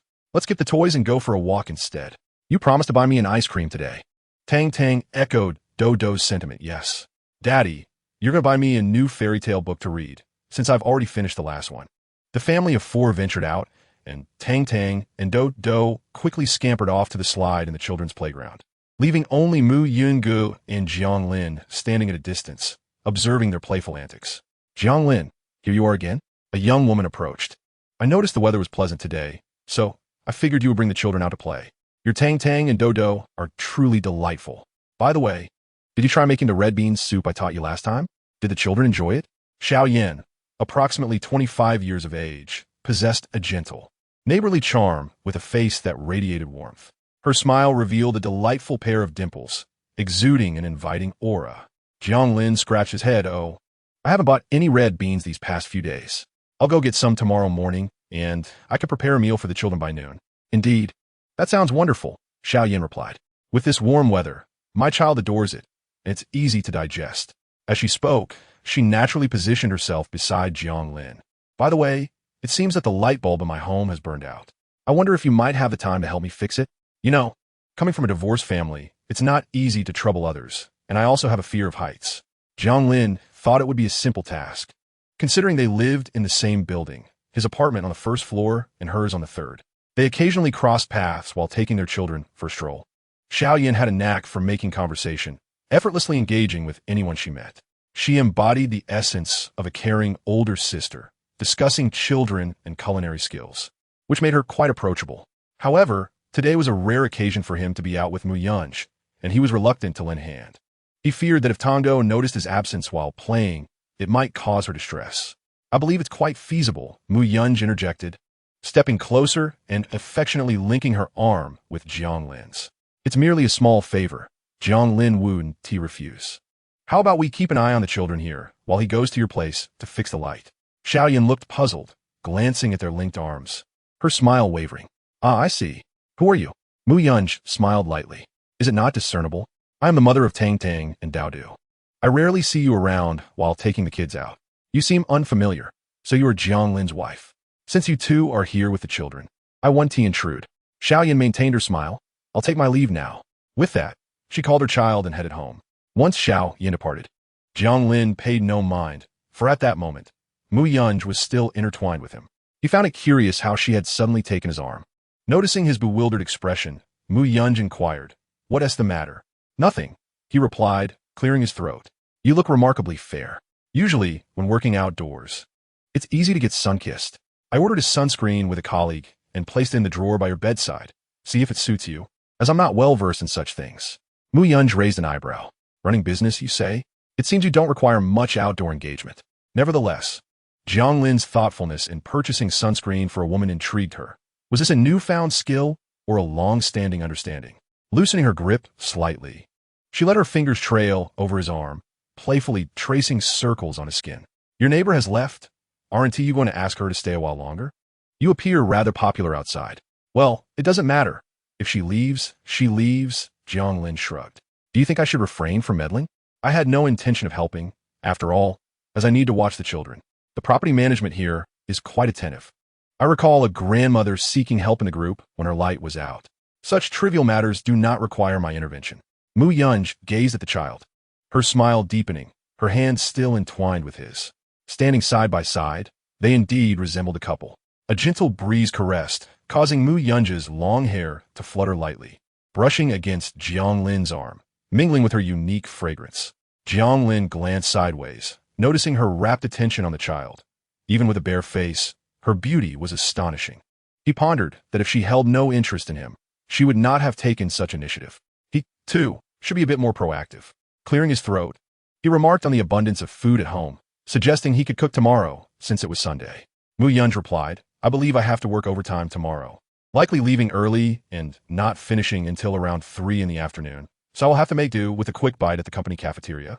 Then I shall prepare a little extra and bring it to you," Jiang Lin said cheerfully. "My parents are visiting tomorrow. They wish to take Tangdang and Dodo out for some fun. I'll have some free time to deliver your meal." Mu Yunj's hand faltered. The proposal seemed rather unwise. She turned to meet Jiang Lin's eager, hopeful gaze, as if he genuinely wished for her approval. She thought to herself, since he rarely took the initiative, rejecting him might lead to his sorrow. "Very well, but the regulations of my company are rather strict. You could just drop it off at the front desk." Jiang Lin exhaled in relief. "All right, send me your location when the time comes, and I shall deliver it punctually." Mu Yunj nodded, recalling how last night, after getting drunk, Jiang Lin had embraced her, tearfully expressing his fears, not of Ning Shui, but of whether she only wanted to partner with him to raise the children, abandoning him once their financial situation improved, just like Ning Shui had done. He had declared that he did not wish to lose Tang Tang and Dodo, nor this family, a family to which he had devoted so much effort. This contemplation led Mu Yunj to reflect seriously on her own motives. Initially, she had come to assess whether Jiang Lin was a suitable partner, yet upon introspection, she realized she, too, desired to provide a home for the children. Now, she wondered if she should also consider establishing a home for herself. She was not heartless. She could see Jiang Lin's genuine feelings. "Jiang Lin, please do not let me down," she murmured. Jiang Lin, misunderstanding her words as a reference to lunch, smiled broadly. "Rest assured, I've recently learned 2 new dishes that you will absolutely adore." Chapter 36. The first time delivering lunch to her. Dodo came running from a distance. "Mommy, Daddy." Jiang Lin was the first to bend down, meeting Dodo's gaze. "What is the matter, Dodo?" "My hands are dirty." Jiang Lin chuckled, pulling a packet of wet wipes from his pocket. "All right, let me clean your hands." Mu Yunj smiled, noting Jiang Lin's growth. He was making efforts to be a good father. Meanwhile, Dodo was no longer as independent and strong, softening into a child who needed parental support. "Brother, you're such a fool. Don't wait for Tang Tang." Tang Tang stormed over, her small arms and legs lacking any real threat. "Daddy, don't listen to brother. He is a bad egg." Dodo tugged at Jiang Lin. "I'm a bad egg? You are the real bad egg." Jiang Lin waved his hand, urging silence, and promised to prepare century eggs for them in the morning. The 2 children ceased their commotion. On their way home, Tang Tang placed her hands on her hips and exclaimed, "Daddy, I just saw you holding hands with Mommy. Why aren't you holding hands now?" As she spoke, she took Dodo's hand, declaring, "Look, I am holding hands with my brother." Jiang Lin felt a tinge of embarrassment and turned to Mu Yungu, extending his hand. "Would you care to join?" After a moment's hesitation and under Tang Tang's expectant gaze, She reluctantly placed her hand atop his. Ecstatic, Tang Tang skipped ahead with Dodo. Once they had distanced themselves, she inquired, "Brother, do you think this really works?" Dodo replied with conviction, "Of course it does. Daddy and Mommy are just too shy. We must help them. I saw it on a TV show. This is how love blossoms." Tang Tang tilted her head, "But brother, don't you usually just watch the news? You watch TV shows too? Mom doesn't allow us to. I watch them secretly, silly." On a Sunday morning, Jiang Lin rose early. Hearing some noise, he hurriedly left his room, only to find Mu Yun-go at the entrance with a cloth bag in hand. "Off to work?" he asked. "Yes, I'll be a burden at home today," she replied with a serene smile. Jiang Lin met her gaze, reassuring her, "You can focus on your work. I will manage everything here." Watching her leave, he felt the weight of her hard work. Even weekends were not spared from her duties. Managing business is indeed challenging. Therefore, Jiang Lin cherished the family's finances, not out of necessity, but because every penny was hard-earned. As a woman, she had little to spare, sacrificing for the sake of raising children. As the caretaker of the household, he too had his responsibilities. Checking his phone, he noted a message from his parents announcing their arrival by taxi. He wasted no time, quickly freshening up and heading to the kitchen to prepare a meal. By the time his parents arrived, the two children had already begun to stir from their slumber. Zhao Xia, noticing her son busying himself, washed her hands and hurried into the children's room. "Tang Tang, Dodo, the sun is already up. Let Grandma see if my little treasures have gained some weight." Jiang Jianjun entered cheerfully, placing the local specialties he had brought from their hometown down and carrying 2 old hens into the kitchen. "Your mother specifically brought these hens to make soup for you. Mom and Dad, it's already exhausting enough to travel by high-speed rail. Why bring so much stuff?" Jiang Lin couldn't help but remark, "There's plenty to eat in the city." "If it were just you, I doubt your mother would have brought anything," he replied. Jiang Lin sighed. It seems having grandchildren makes them forget their son. Jiang Jianjun surveyed the neatly organized home. "You take on quite a bit. Yingu is busy with work, so you should help out more." "It's nothing." Men shouldn't cling to outdated notions of masculinity. Whoever has the time should handle the chores. "Rest assured, Dad, I enjoy it." Jiang Lin chuckled. "Now that I have a son and a daughter, taking care of my children brings me no complaints. This path is one I have chosen." He laughed at himself. "I guess I worry too much." Jiang Jianjun couldn't help but tease him. "Look at you, a father now. What else could I possibly worry about?" Zhao Xia, having finished washing up with the 2 children, announced it was time for a meal. At the dining table, she shared some updates about Jiang Lin's recent circumstances, and upon learning that everything at home was well, she felt a sense of relief. She then began to impart her insights on parenting. "Mom, times have changed. We emphasize scientific methods in child-rearing now," Jiang Lin replied. "I don't care about your science. If you dare let my grandchildren go hungry, just wait and see how I'll deal with you," she retorted, prompting an exasperated chuckle from Jiang Lin. After the meal, his parents took Tang Tang and Dodo out to play. Jiang Lin tidied up the table, washed the dishes, and vacuumed the floor before heading to the nearby market to buy some vegetables for lunch. After a busy morning, he had a quick bite for himself, and noticing his parents wouldn't be home for lunch, he set out with a meal box in hand. He borrowed an electric bike and noted that Mu Yunji's location was in the southern part of the city, which was not too far away. Upon arriving in the south, the bustling city streets gradually gave way to towering office buildings. It wasn't until he reached a somewhat dilapidated structure that he halted, checking the location. It was indeed Oakley Square. The building exuded an air of informality.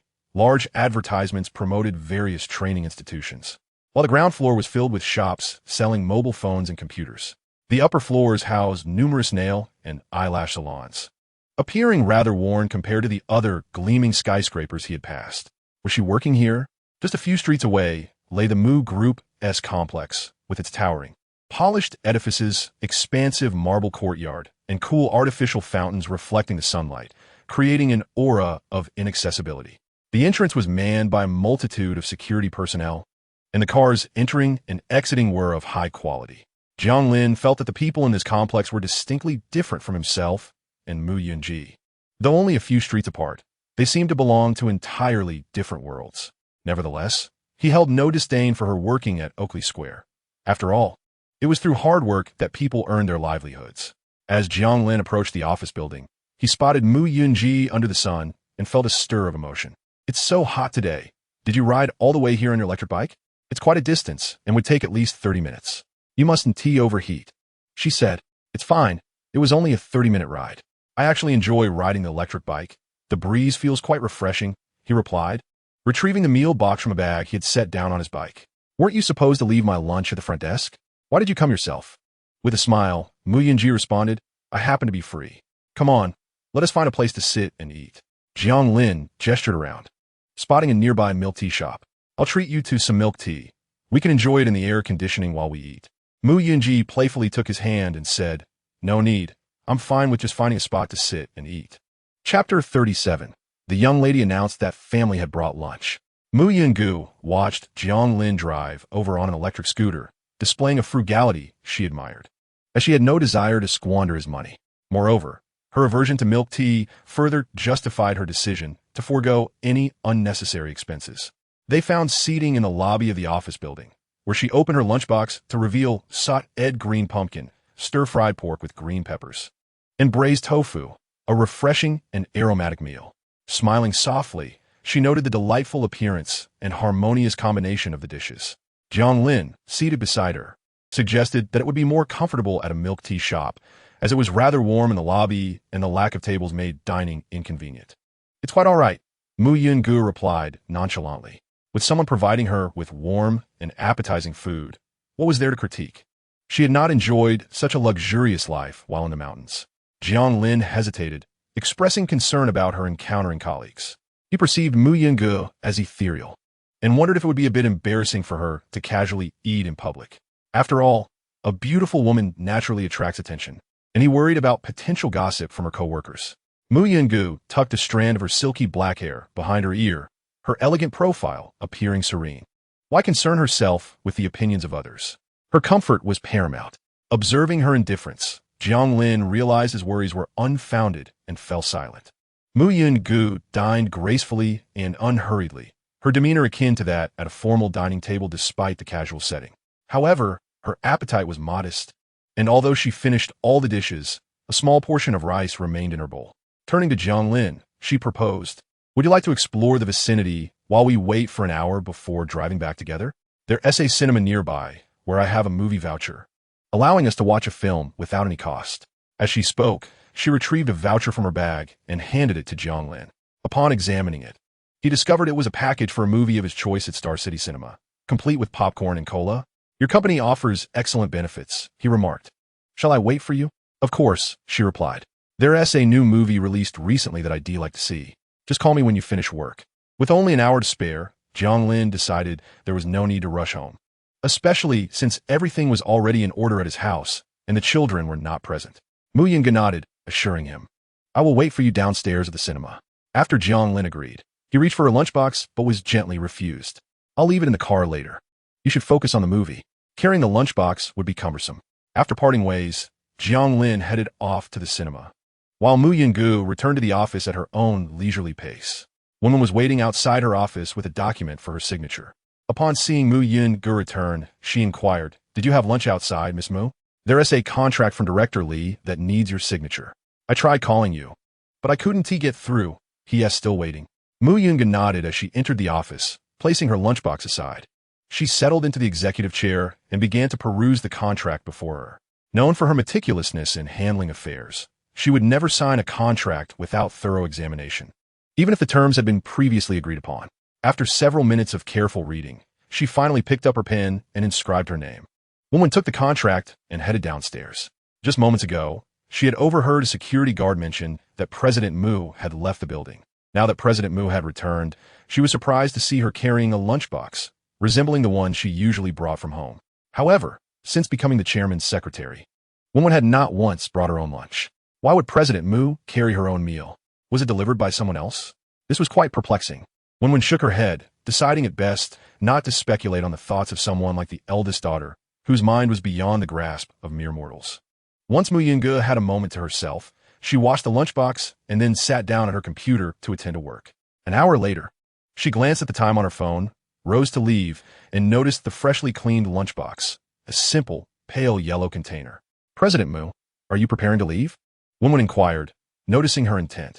It was delivered by a family member, Mu Yungu replied, noting Woman's gaze. Huh? Woman was momentarily taken aback, but by the time she processed the information, President Mu had already exited with her lunchbox. She stood there, astonished that the eldest daughter had specifically mentioned it was family who delivered her meal. Did she truly need someone to bring her lunch? Suddenly, it dawned on her that today was the weekend, and the children were likely not in school, hence their visit to deliver food to their mother. Indeed, aside from her children, the eldest daughter seldom concerned herself with others, and she typically refrained from allowing her children to appear in public. Women couldn't help but smile. Even someone as distinguished as her had moments of earthly existence. Mu Yungu drove to the cinema's lower level to pick up Jiang Lin. Upon entering the vehicle, Jiang Lin noticed the clean lunchbox and remarked, "You even washed it?" "It was a trivial task," Mu Yungu replied, starting the car. "How was the movie?" "Just average, though the soda was quite cold." "I nearly dozed off," Jiang Lin answered. "By the way, I need to ask my mom where she took the kid for fun." When her parents were mentioned, Mu Yungu lightly tapped her fingers on the steering wheel. "Your parents can stay in your room tonight. There is no need for them to book a hotel since they're here to see the children." With her focus on the road, her tone remained even as she continued, "You can sleep with Dodo, while I'll take care of Tang Tang." This was not the first time Mu Yungu suggested her parents stay at her home. Jiang Lin felt that Mu Yungu was remarkably approachable and down-to-earth. Despite her stunning beauty, her character surpassed that of most women. He thought himself fortunate to have encountered such a wonderful person. "I'll check with my parents," Jiang Lin responded. Mu Yungu smiled. "They would surely be agreeable. There is no need to worry about me. We are all family." Jiang Lin raised his eyes in surprise at Mu Yungu's candidness, as the internet often advised against living together due to potential mother-in-law and daughter-in-law conflicts. Without ever having spent time together, how can you assume we would have conflicts? Mu Yunj remained unconcerned, adding, "Furthermore, I am not yet your wife. So any potential mother-in-law and daughter-in-law discord is entirely non-existent." Jiang Lin fell silent, pondering what he was truly inferring. After all, this matter was still in its nascent stages. Sensing Jiang Lin's silence, Mu Yunj continued, "Jiang Lin, your character is pure, and I trust your parents are equally wonderful. They care for you deeply and adore Tang Tang and Dodo. Naturally, I will respect them." Jiang Lin was taken aback. Was she attempting to compensate for something? Chapter 38. The ex-girlfriend's display of bravado. Upon arriving home, the two had exchanged little conversation throughout the journey. Jiang Lin entered the kitchen to prepare dinner, and Mu Yunj followed him in after changing her clothes. The cramped kitchen felt even more constricted. "What are you doing in here? You should go outside and enjoy the air conditioning. It's quite hot," Jiang Lin remarked. Observing a box of mushrooms on the cutting board, Mu Yunj began to unpack them into a bowl, saying, "I'll lend a hand. You shouldn't have to do everything alone. When I'm free, we can cook together." Jiang Lin thought for a moment and replied, "Then you can help me wash the vegetables. I've been stewing this chicken all afternoon. I just need to add the mushrooms before serving." Mu Yunj complied. As Jiang Lin noticed the water boiling in the pot and reached for the spatula, Mu Yunj coincidentally extended her hand at the same moment, causing their hands to overlap. Realizing he had grasped Mu Yunj's hand, Jiang Lin quickly released it, saying, "I got this." Suddenly, Mu Yunj expressed, "Thank you for bringing me dinner today." Jiang Lin replied, "It was merely home-cooked fare. If you enjoyed it, I can bring it again next time." Mu Yunj shook her head, responding, "No need. I worry it might tire you out." Jiang Lin contemplated mentioning that he was not tired at all, but decided against voicing it. He placed the vegetables into the pot, stating, "Once I stabilize my work situation, you won't have to bear such pressure. Weekend shouldn't involve overtime." Mu Yunj lowered her head, a faint smile gracing her lips. When Zhao Xia returned home with the children, the enticing aroma wafted through the air. Upon seeing the industrious duo in the kitchen, she exchanged a knowing glance with her husband, Jiang Jianjun, remarking, "Look at this, how wonderful." Jiang Jianjun chuckled to himself. Initially, their son had cherished Ning Shui, and they had thought her a decent girl, but alas, she had acted inappropriately. Now, it seemed they had lost a sesame seed only to gain a watermelon, which was far more gratifying. Noticing the commotion, Mu Yunj sliced the watermelon she had deliberately chilled and placed it on the coffee table in the living room. "Uncle Andy, you've worked hard taking care of the children today. Please enjoy some watermelon to quench your thirst." Zhao Xia, struck by Mu Yunj's beauty and her warm demeanor, couldn't help but feel fond. "Yunj, please take a moment to rest. Don't tire yourself out. Jiang Lin mentioned you have to work tomorrow, so just sit for a while." Jiang Jianjun sighed, recognizing the pressures of life in the big city, especially with two children to raise. He acknowledged, "You both have it tough. Mu Yunj felt a pang of emotion at the concern displayed by the older couple, realizing that her own biological parents had never shown such care for her well-being. The father is solely concerned with family harmony, indifferent to his daughter's grievances. Meanwhile, the mother is fixated on whether she has a man of suitable social standing, disregarding her daughter's true feelings. She sits beside Zhao Xia, observing this woman who, despite her modest attire, exudes kindness and compassion. Jiang Jianjun, though not eloquent, acts with the children's best interests at heart. Mother, today Grandma bought us clothes. Dodo specifically took out the new outfit, and I really like it. Grandpa and Grandma are so good to us. Upon seeing the brand name clothing, Mu Yunge frowned slightly, aware that the Jiang family had already sacrificed much for this house and had little left over. The couple's journey into the city was entirely out of their own pockets. In the future, let us not buy such expensive clothes for the children. I usually don't buy them anything pricey either. As long as the clothes are comfortable, the brand doesn't matter. Zhao Xia felt a twinge of sentiment, surprised that Mu Yunge, despite her beauty, was not materialistic at all. She not only accepted their modest background, but also felt pity for their expenditures. What a wonderful daughter she is. This is our first time buying clothes for the children, so we must choose something nice. Next time, we could be more casual. Mu Yunge smiled and nodded, then it settled. As Zhao Xia noticed Mu Yunge returning to the kitchen to serve fruit to the children, her phone rang. Curious about who was calling, she took out her phone and was surprised to see it was Ning Shui. Her expression shifted slightly as she stepped outside to answer the call. Ning Shui's voice came through the line. Annie, I saw your moments on social media. Are you back in the city? Did you come for the Dragon Boat Festival? I just bought a car. Why don't I take you around the city and visit some attractions? It would be convenient with a car. Zhao Xia suppressed her impatience, recognizing that this was merely a display of ostentation. There's no need for that. I don't enjoy going out, and even though I'm unfamiliar with the city, my son and daughter-in-law are with me, and that suffices. Ning Shui, hearing Zhao Xia refer to her son's wife, felt a pang of irritation. Andy, I met Jiang Lin's girlfriend last time, and I feel that such a beautiful girl may not genuinely care for Jiang Lin. You should clarify her background to avoid being deceived. It's not easy for you to earn money. Upon hearing this, Zhao Xia realized Ning Shui was attempting to sow discord.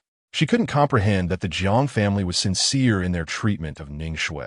It was Ning Shui who had chosen to pursue wealthier men. Now that her son had a new partner, was she trying to break them apart? Was this not a manifestation of malice, unable to bear the happiness of others? Xiao Shui, I've treated you well, and your remembrance of me shows your loyalty. However, you and my son have parted ways, though I regret it. There is nothing I can do. You are getting married soon, right? Shaolin too, if I recall correctly. By the way, Andy suddenly remembers that I gave you a 5,000 yuan red envelope for your birthday last year. Perhaps you could return that to me? After all, the situation at home is quite precarious. You've already purchased a car, so you shouldn't be lacking for trifles, should you? A profound silence enveloped the other end of the line. Zhao Xia urged, Xiao Shui, I've heard you're dating a wealthy manager. Surely you can spare this small amount of money? Or is it that the manager is reluctant to spend on you? Andy, Ning Shui quickly interjected, you jest. My boyfriend treats me exceptionally well. Just the other day, for the Dragon Boat Festival, he transferred me between 10 to 20,000. I can send you the 5,000 via WeChat. I reached out to you because I have been in a relationship with Jiang Lin for 3 years. I hope he desires the same happiness for me. After saying this, Ning Shui hastily ended the call. In a fit of anger, she plopped down on the sofa and proceeded to transfer 5,000 to Zhao Xia. Initially, she contemplated deleting Zhao Xia in her frustration, but then realized that the only connection she had to Jiang Lin was through his mother, making deletion inconceivable. Is Jiang Lin truly serious? And here I am, without even a semblance of stability, and he is already contemplating marriage? How effortlessly he refers to me as a daughter-in-law. Lu Xia visited over the weekend to keep Ning Shui company, munching on grapes as she inquired, what is wrong? Why are you so concerned about Nex? Aren't you quite content with President Song? We were once. Ning Shui tossed her phone aside. But now, the moment I mention meeting his parents, he diverts the conversation. You know, I gave him my all. If he chooses not to marry me, who else would I pursue? Should I return to Jiang Lin? He seems quite happy with his new girlfriend, leaving no space for me. Lu Xia pondered this, reflecting on the saying that only when new relationships falter do people dwell on past ones. Ning Shui, upon hearing this, grew more indignant. Are you mocking me? I'm not. It seems you're just overthinking it. Didn't T-Song Tianwei buy you a car? If you still feel insecure, perhaps you should consider following Jiang Lin's new partner's example and think about starting a family sooner. If you were to conceive, wouldn't T-Song Tianwei feel compelled to marry you? Ning Shui considered this perspective, finding merit in the reasoning. Chapter 39. Jiang Lin is likely to become a father. Zhao Xia returned to the living room, where Tang Tang eagerly pulled at her, asking Grandma, "Where have you been? It's almost dinner time. You mustn't sneak away. Mommy said you're staying with us tonight." Zhao Xia chuckled, pinching Tang Tang's little hand. "Grandma went to earn some toy money for you." "Grandma is amazing," Tang Tang exclaimed, giving her a thumbs up. Zhao Xia was delighted by her enthusiasm. Jiang Jianjun asked in a hushed tone, "Your expression was rather off earlier. Whose call was that?" Zhao Xia recounted the situation, lowering her voice. "Don't let our son know. He might still have some lingering feelings. We can keep this to ourselves." Jiang Jianjun nodded in agreement, acknowledging, "Well, she's not our daughter-in-law. After all, it's only fair we reclaim that money. She came to flaunt. My wife is the cleverest, not only avoiding being deceived but also turning the tables." Zhao Xia huffed. "What do you mean by turning the tables?" "This is merely restoring what belongs to its rightful owner." Jiang Jianjun mirrored Tang Tang's gesture, giving a thumbs up. In the evening, Jiang Lin tidied up a small room for his parents to stay in, while he opted to sleep in the children's room. Tang Tang persistently urged him to sleep in the master bedroom, yet he steadfastly declined. Lying in bed, Jiang Lin accompanied Do Do as they read together. Although Do Do did not express it verbally and lacked the charming demeanor of his sister, he held a deep affection for his father and cherished his presence. "Dad, could you teach me arithmetic?" Dodo inquired. "Arithmetic? Oh, I see." Dodo nodded, expressing his desire to grasp the concept of money management, hoping to earn some to spend on his father in the future. "My dear child, why burden yourself with such pressures at such a young age?" Jiang Lin replied with a hint of exasperation, "We are not in dire straits, so you need not worry." "Please, Dad, just teach me." Dodo possessed a card filled with pocket money, and he believed that if he learned to manage it wisely, he might even earn some interest. Over the past few days, he had secretly researched bank fixed deposits, discovering that the interest rates were rather meager. 200-odd yuan for 10,000 yuan over a year, 2,000-odd yuan for 100,000 yuan, and just over 20,000 yuan for a million. "It's hardly sufficient," he lamented. After contemplating, Jiang Lin pulled out a piece of scrap paper. "Let us begin with addition and subtraction, shall we? 1 plus 1 equals 2. Observing Dodo's blank expression, he looked down to find his son staring at him, as if he were a fool. "What is the matter?" "Dad, I want to learn arithmetic, but I am not slow-witted. Could you start with something a bit more appropriate?" Jiang Lin was taken aback. Other children typically began learning addition and subtraction in the first grade, and Dodo was merely over 3 years old. "However, I've known that 1 plus 1 equals 2 for quite some time," Dodo retorted, realizing he could not treat this brilliant child as an ordinary one. Jiang Lin began to assess Dodo's mathematical knowledge before carefully tailoring his instruction to fit Dodo's level. As the clock approached 9 p.m., Jiang Lin concluded the lesson, reminding Dodo it was time for a bath and bed. Reluctantly, Dodo acquiesced. "All right." Just then, Jiang Lin's phone rang. It was Hang Zi calling. "What is up? You must remember to request leave in advance for this Friday when you come to school to collect your graduation certificate. I'm worried that it might be difficult to take leave from the big company, so I wanted to remind you. You're so busy every day, you might forget." Jiang Lin chuckled. "Indeed, your foresight is impressive. Thank you." Hang Zi responded with a polite remark before hanging up. Mu Yungu, who was nearby, overheard their conversation and pondered that if Jiang Lin were to return to school on Friday, he might encounter his ex-girlfriend, which could lead to some awkwardness. When Jiang Lin emerged, he spotted Mu Yungu and asked, "Aren't you asleep yet?" "I was just getting Dodo's clothes for his bath," she replied. "Oh, let me handle it. I just had a phone call. Nothing urgent." Suddenly, Mu Yunga mentioned, "I checked the work schedule for this week, and it seems I have no commitments on Friday, so I can take a day off. Is that so? That is splendid. You can enjoy a nice rest at home," Jiang Lin remarked as he took Dodo into the bathroom. Mu Yungu pressed her lips together, pondering whether he truly understood her intentions. As the day of graduation draws near, many graduates have gradually returned to the city, leading to an increase in gatherings among friends. With the realization that these may be the final moments of their university days, every encounter becomes increasingly precious, prompting everyone to engage more warmly. Moreover, during this season, Everyone's work prospects have been solidified, stirring curiosity about each other's futures. Jiang Lin, caught in the grind of corporate life, balancing day work and evening childcare, had postponed several gatherings. Finally, on Wednesday evening, a few close friends from the dormitory arranged to meet at 8 o'clock, conveniently outside of work hours. Reluctantly, Jiang Lin decided to join them for a late-night meal. Mu Yunj agreed to take care of the children at home, and with his parents not returning, there was little to worry about. Upon arriving at a popular eatery in the city center, he was greeted by a large table of familiar faces, more than 10 of his closest university friends. Jiang Lin, you've arrived so late. How about punishing yourself with 3 drinks? Exclaimed class leader Song Xianglong, rising dramatically from his seat. You've disregarded our invitations multiple times. I'm swamped with work. Jiang Lin replied as he took a seat, knowing he couldn't drink. 1 drink and I'll be out cold. Engzi laughed heartily. I can attest to that. He really can't handle it. Last time he drank fake liquor, he ended up in the hospital. His stomach must still be recovering. Zhang Daqiang chimed in. I've heard about that. You've had quite the misfortune, my friend. While others drown their sorrows in drink after a breakup, you end up hospitalized. It's become quite the tale. Who doesn't know about it? Jiang Lin let out a deep sigh, feeling embarrassed. Let us not dwell on the past. I've moved on. Song Xianglong retrieved his phone. Have you truly moved on? I saw your ex-girlfriend is doing splendidly. She flaunted her new car today. Usually, it's either cosmetics or handbags she showcases. Her life appears vibrant and full. Are you sure you've moved on? If not, I could introduce you to my sister. She's wonderful. Zhang Daqiang interjected. That's a good brother, trying to be your matchmaker. But his sister weighs over 150 pounds and is quite the robust figure. Jiang Lin laughed heartily at their banter. Enough of this nonsense. I'm in a relationship and have a child. You should be more concerned about your own lives.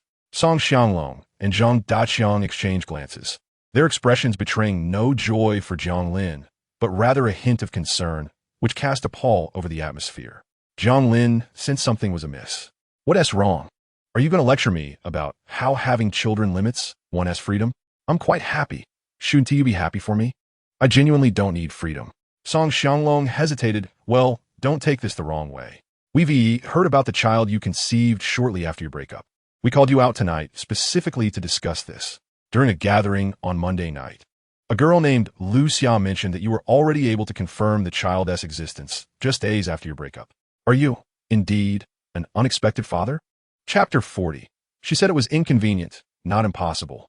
Zhang Daqiang nodded, saying not only that, but they also claimed that Jiang Lin was the one who cheated first, while Ning Shui had already ended her relationship with him. They depict Ning Shui as the pure white lotus, insisting that all the blame lies with Jiang Lin. His tone dripped with sarcasm as he spoke, for he did not believe Lu Xia's absurd claims. After all, the truth was evident to all.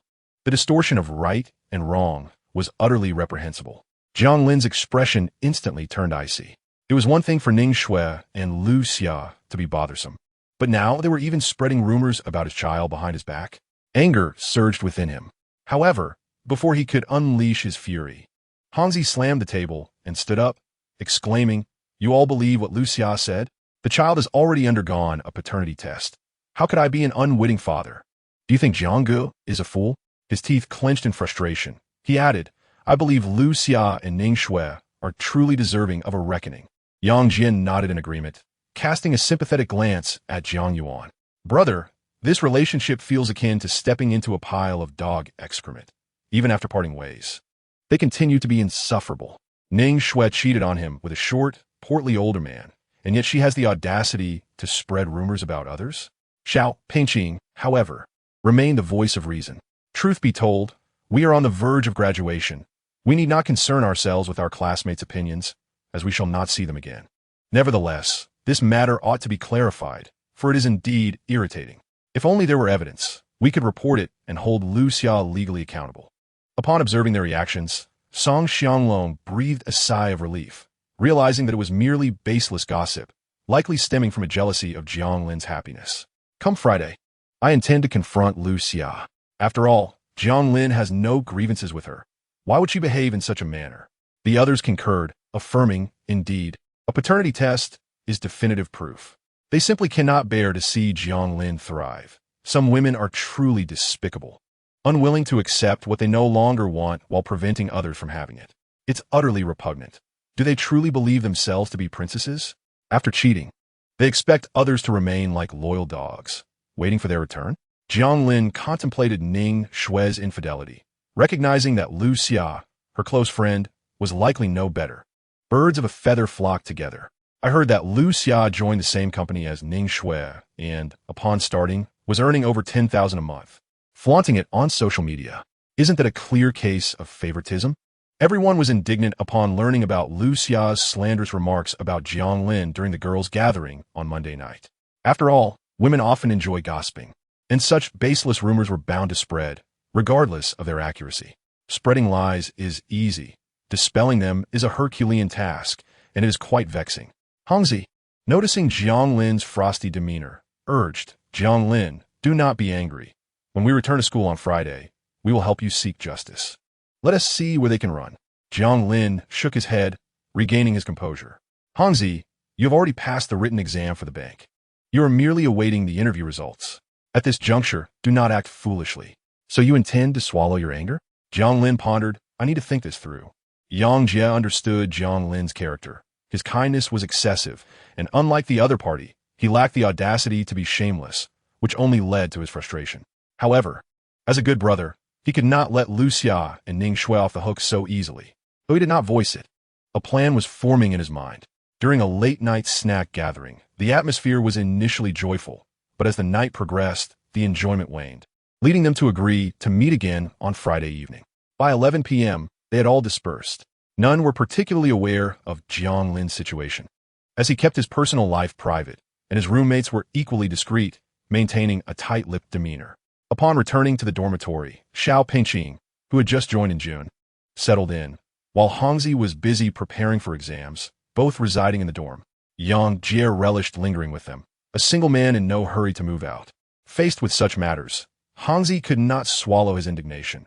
His sister-in-law was stunning, and the two children bore an uncanny resemblance to Jiang Lin. What was wrong with Lu Xia? Stirring trouble behind their backs? Yang Jie turned his chair, pondering the literary implications. He recalled the day Jiang Lin broke up with Ning Shui. When he intended to delete her, he had even backed up their chat history. If they could publicize the chat logs alongside the timeline of Ning Shui's betrayal, wouldn't that expose them to scorn? Hongzi frowned, appreciating the cleverness of the idea, yet questioned how could they procure the backed-up chat logs without Jiang Lin's knowledge. Slamming his thigh in frustration, he lamented, our brother is simply too good-hearted. Yang Jie opened his computer and accessed Baidu Cloud. I borrowed Jiang Lin's cloud storage last time I needed to upload something, as he had a premium account. Why should I spend 25 yuan on membership? I forgot to log out. The chat logs are all there. Hongzi turned to Xiao Pengqing, suggesting, you should handle this. Xiao Pengqing nodded, acknowledging their lack of expertise in such matters. I'll call a female junior to help, as she can better organize the timeline and ensure no gaps are left. She loves gossip and knows how to stir emotions effectively. Oh, a junior? Hongzi teased, I thought you wouldn't agree to this. Xiao Pengqing's gaze hardened. It wasn't meant to escalate, but they had been provoked. Remaining silent would not bode well. Although their influence was limited, the world was vast. Yet within the academic circles, it was relatively small. Everyone simply needed to know that Ning Shui was in the wrong. At Jiang Lin's home, darkness enveloped the room.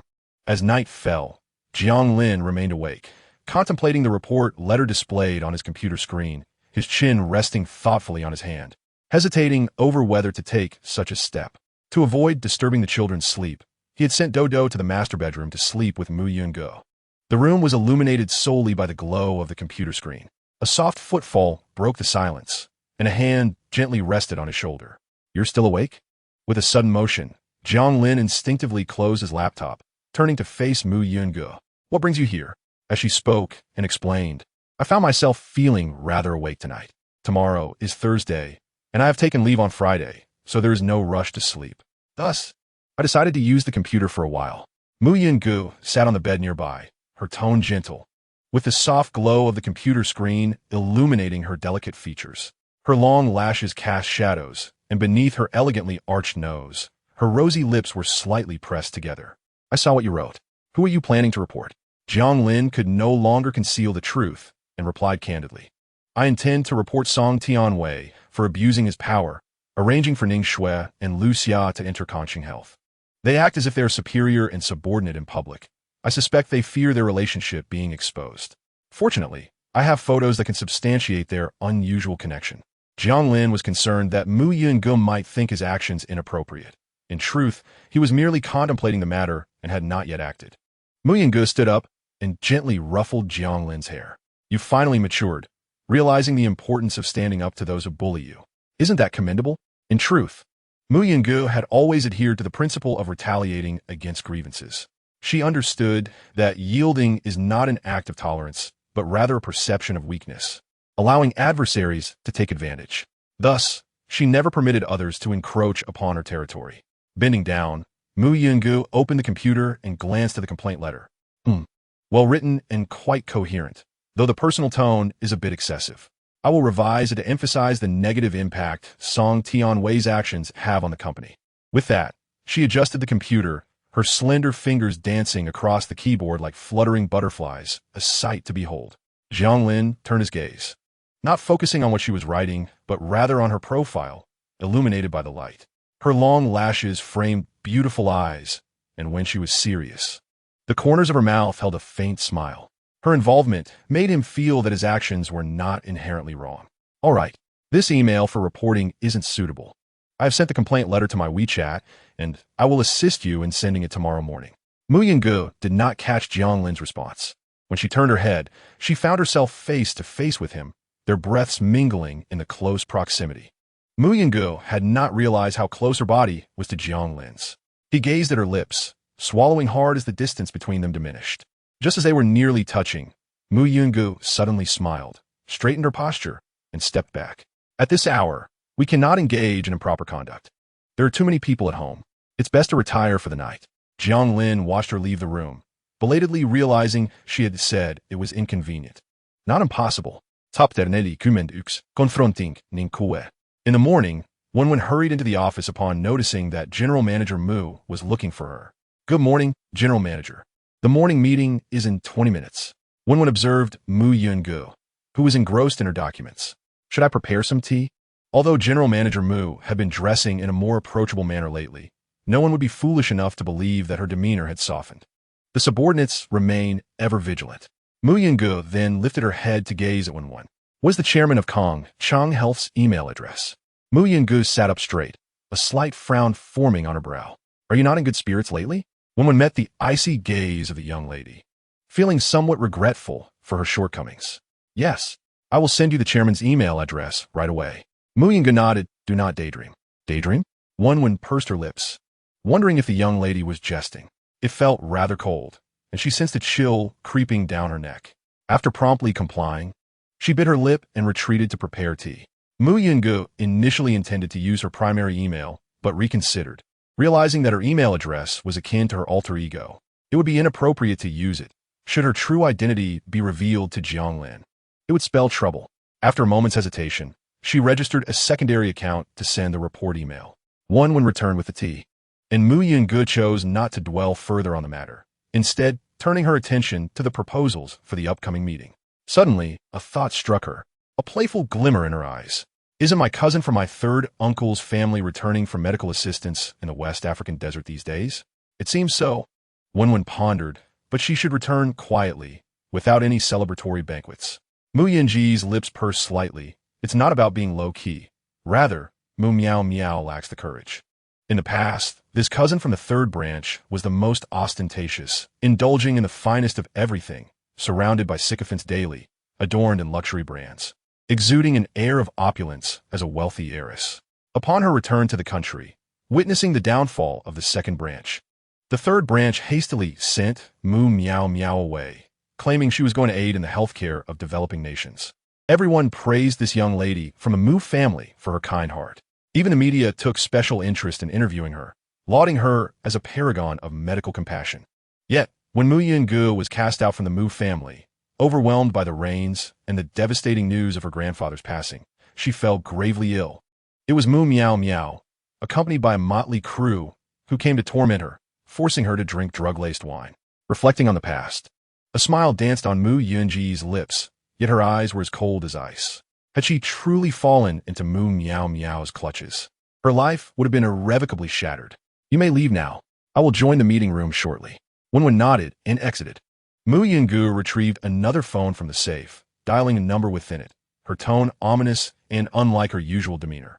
Keep an eye on the international airport where those returning from West Africa arrive. I do not wish for Mu Miao Miao to return unscathed, understood? After speaking, she placed the phone back in the safe. Upon arriving at the meeting room, she noticed her third uncle, Mu Qinghua, seated at the end, his mood seemingly buoyant. Even though he attempted to suppress it, the joy radiated from his eyes and brow. Her gaze merely swept indifferently before she proceeded to her designated spot. Observing the hidden tragedies beneath the joy of others proved to be rather uninteresting. Nevertheless, she was indifferent to the notion of interest. All she sought were results. While Jiang Lin was employed at Dongxing Trading, he paid no heed to the intercepted calls on his phone. He went to prepare a cup of coffee and returned to his desk, ready to immerse himself in work when his kind colleague, Jiang Yuan, reminded him, Jiang Lin, the security office just called our department, stating that someone is looking for you at the entrance regarding an urgent matter. Upon hearing this, Jiang Lin's mind leaped to the possibility of it being his parents. I'll head down for a moment. If anything comes up regarding work, please call me, he said hastily before dashing downstairs. Upon his arrival, he spotted someone conversing with the security guard at the entrance and jogged over, only to discover it was Ning Shui. The urgency on his face vanished entirely, replaced by an unpleasant frown as he regarded her with disdain. What do you want? Ning Shui, noticing his retreating stance, gritted her teeth. This isn't the place for a discussion. Let us talk in my car. Jiang Lin remained unmoved. If you're here to flaunt your car, that is entirely unnecessary. Ning Shui's face twisted with anger. Jiang Lin, we were in a relationship for 3 years. I admit I did not handle the situation well in the end. But dare you say you were without fault? You had to treat me this way and confront me in public? Jiang Lin glanced at the security guard, who had resumed his patrol. Can we speak now? Ning Shui, suppressing her emotions, exclaimed, you compiled an extensive chat history and posted it on the local social media, as well as on the university's forums and campus walls. I received numerous calls this morning from friends and classmates, questioning whether I truly cheated on you with an oily old man. What happened to your promises of a clean break? How could you be so disgusting, stabbing me in the back like that? Yes, I confided in you about Tian Wei being greasy and harassing me, but that was when I didn't know him well. Now that I do, I find him charming, with a wonderful demeanor and a caring nature. Why do you take my private grievances and twist them for public display? Ning Shui could hardly fathom the repercussions should this incident escalate. When she first learned of it, her immediate reaction was one of shame and humiliation, feeling that her infidelity was indeed disgraceful. However, upon reflection, she feared that if Song Tianwei were to see those messages, how could she explain her past remarks about him? If he ended their relationship because of this, she would lose everything. Jiang Lin, you must delete those posts immediately, otherwise. I will not let this go. Jiang Lin began to comprehend the situation, albeit with some confusion, yet he found himself amused by Ning Shui's indignation. Regardless of the circumstances, he could not abide her self-righteous demeanor. You want to let this go? Ning Shui, you truly are amusing. Haven't you always been unable to let me go? You have put me in a difficult position, allowing your close friend to ridicule Yunge, and then having your Mr. Song dismiss me from Shanghai Trading. Yet, your dissatisfaction persists as your dear friend spreads rumors at our class reunion, suggesting my child is not very close to me and that I am the one who has been unfaithful. Jiang Lin reprimanded. Is your behavior not sufficiently vile? The sight of your hypocritical face makes me want to retch. Ning Shui's complexion turned pale, retreating a couple of steps, horrified by Jiang Lin's utterly disdainful gaze. She could not comprehend why, despite 3 years of love, their relationship had devolved into such a catastrophic end. A chill settled in her heart, leading her to believe that those 3 years had been utterly futile. Jiang Lin, even if I am at fault, let's end this amicably. I promise I will not trouble you again. Please delete those posts and submissions, will you? Ning Shui softened her tone, feeling she had already humbled herself enough. I can only say it was not my doing. I cannot assist you, Jiang Lin replied before turning away. Tears streamed down Ning Shui's face as she felt utterly lost, realizing she had likely pushed Jiang Lin too far. But how could that beautiful woman possibly be interested in Jiang Lin? Was he not merely playing the role of an unwitting father, becoming the one left holding the bag? After all her good intentions, he had bitten back instead. Ning Shui felt an overwhelming sense of injustice. She cried out, "Jiang Lin, that woman is not a good person. Let her manipulate you, and you will eventually regret treating me this way for her sake." Jiang Lin turned back, saying, "If you have a problem, seek medical help. Do not embarrass yourself here." He truly felt that this romantic relationship had become a dark chapter in his life. Chapter 42. Graduation Ceremony. Jiang Lin returned to his workstation and searched for what Ning Shui had referred to, quickly finding it. Upon seeing the chat logs, he furrowed his brow. Is this not a screenshot I took? Why is it circulating online and being fabricated into something? Jiang Lin realized that these records, which he had deleted, still lingered in his cloud storage, as he had forgotten to erase them. Suddenly, he connected the dots. He hurriedly called Yang Jie, who took a while to answer. Yang Jie's voice sounded somewhat guilty. "Jiang, why are you calling me during work hours? Ning Shui came to see me. This was indeed my doing, and I should not have kept it from you, but I was quite angry and feared your disapproval." Yang Jie quickly confessed, adding a touch of drama. "I have received my diploma and will be returning to my hometown for work. I may not come to the city often. Good brother, do not be angry with me over this. Regardless, I acted to stand up for you. If you truly are upset with me, I will not feel at ease returning home." Jiang Lin had only intended to inquire, but realizing Yang Jie was indeed about to return home after graduation, he refrained from saying more, not wanting to appear ungrateful. "I was merely asking, why the hurry? Primarily, you have somewhat invaded my privacy, making me feel like an unfortunate victim." Jiang Lin felt quite embarrassed. Yang Jie clicked his tongue, and being in the midst of it, one might feel as though they are not the primary victim. However, from an objective standpoint, one is indeed the fool. Jiang Lin was momentarily speechless. Yang Jie continued, "That Lucia has been scheming against you behind your back. We merely unveiled the truth for everyone to see, without embellishing the facts. How others perceive it is their own affair. Wouldn't you agree?" After the call ended, Jiang Lin pondered for a moment and sighed. He genuinely wished to avoid entangling himself with Ning Shui, hoping they could learn from this and refrain from provoking him further. Meanwhile, in Kangxing Health, Song Tianwei emerged from his office, his expression rather grim. He had been summoned due to a letter of complaint concerning his underhanded arrangements involving Ning Shui and Lucia. Fortunately, the chairman's complaint emails were managed by the secretary, who had merely given him a heads up. Otherwise, if it were to be exploited, it would have caused quite the uproar, even if he escaped unscathed, although the complaint came from an anonymous account, making it impossible to identify the sender. The accompanying photographs clearly belonged to someone intimately connected with Ning Shui. Upon returning to his office in search of Ning Shui, he discovered she was absent. After a brief wait, she returned from outside. Suppressing his ire, he demanded, "Where have you been?" Ning Shui, feeling somewhat guilty, replied, "I went out to buy milk tea." Song Tianwei felt an urge to chastise her for her foolishness, but refrained from doing so, recognizing that she was still a young girlfriend in the throes of romance. And it was not unusual for her to lack discernment. He held back and said, "You need to be more discreet. Do you understand that someone has taken our photos from your social media and reported me for favoritism to the chairman? Do you want to continue enjoying your life? Think about it, and keep a low profile. Even if you post on social media, don't include my pictures." Ning Shui, already feeling wronged, was taken aback by this new development. She bit her lip, asserting, "It must be someone deliberately targeting me." Her thoughts drifted to Jiang Lin's online posts, and her tone turned resolute. "It's definitely Jiang Lin. He believes we caused him to lose his job at Shanghai Trade, so he might be seeking revenge." Song Tianwei felt a surge of anger, but calmed down upon realizing who was behind it. "I didn't take him seriously, yet he dares to provoke me like this." Ning Shui, anxious, asked, "What should we do? Will the report have significant repercussions? I don't want to lose my high-paying job." He reassured her, "It's nothing serious. It was merely a warning." Ning Shui exhaled, feeling a twinge of apprehension towards Jiang Lin, aware that provoking him might lead to dire consequences. 3 years of their relationship had finally made her realize that Jiang Lin's seeming honesty might be a facade. After all, what decent person would treat their ex-girlfriend in such a manner? There should be some remnants of affection. Shouldn't he there? As Friday morning arrived, the class group chat was abuzz with activity. When Jiang Lin woke up, his phone was inundated with notifications. He noticed classmates were still chatting away until 2 or 3 in the morning. In truth, he used to have similar late-night habits, often staying up playing games. However, ever since the arrival of children in their lives, their daily routines have become quite similar to that of the little ones. The youth possess an impressive ability to endure late nights. A casual glance revealed that conversations were mostly trivial.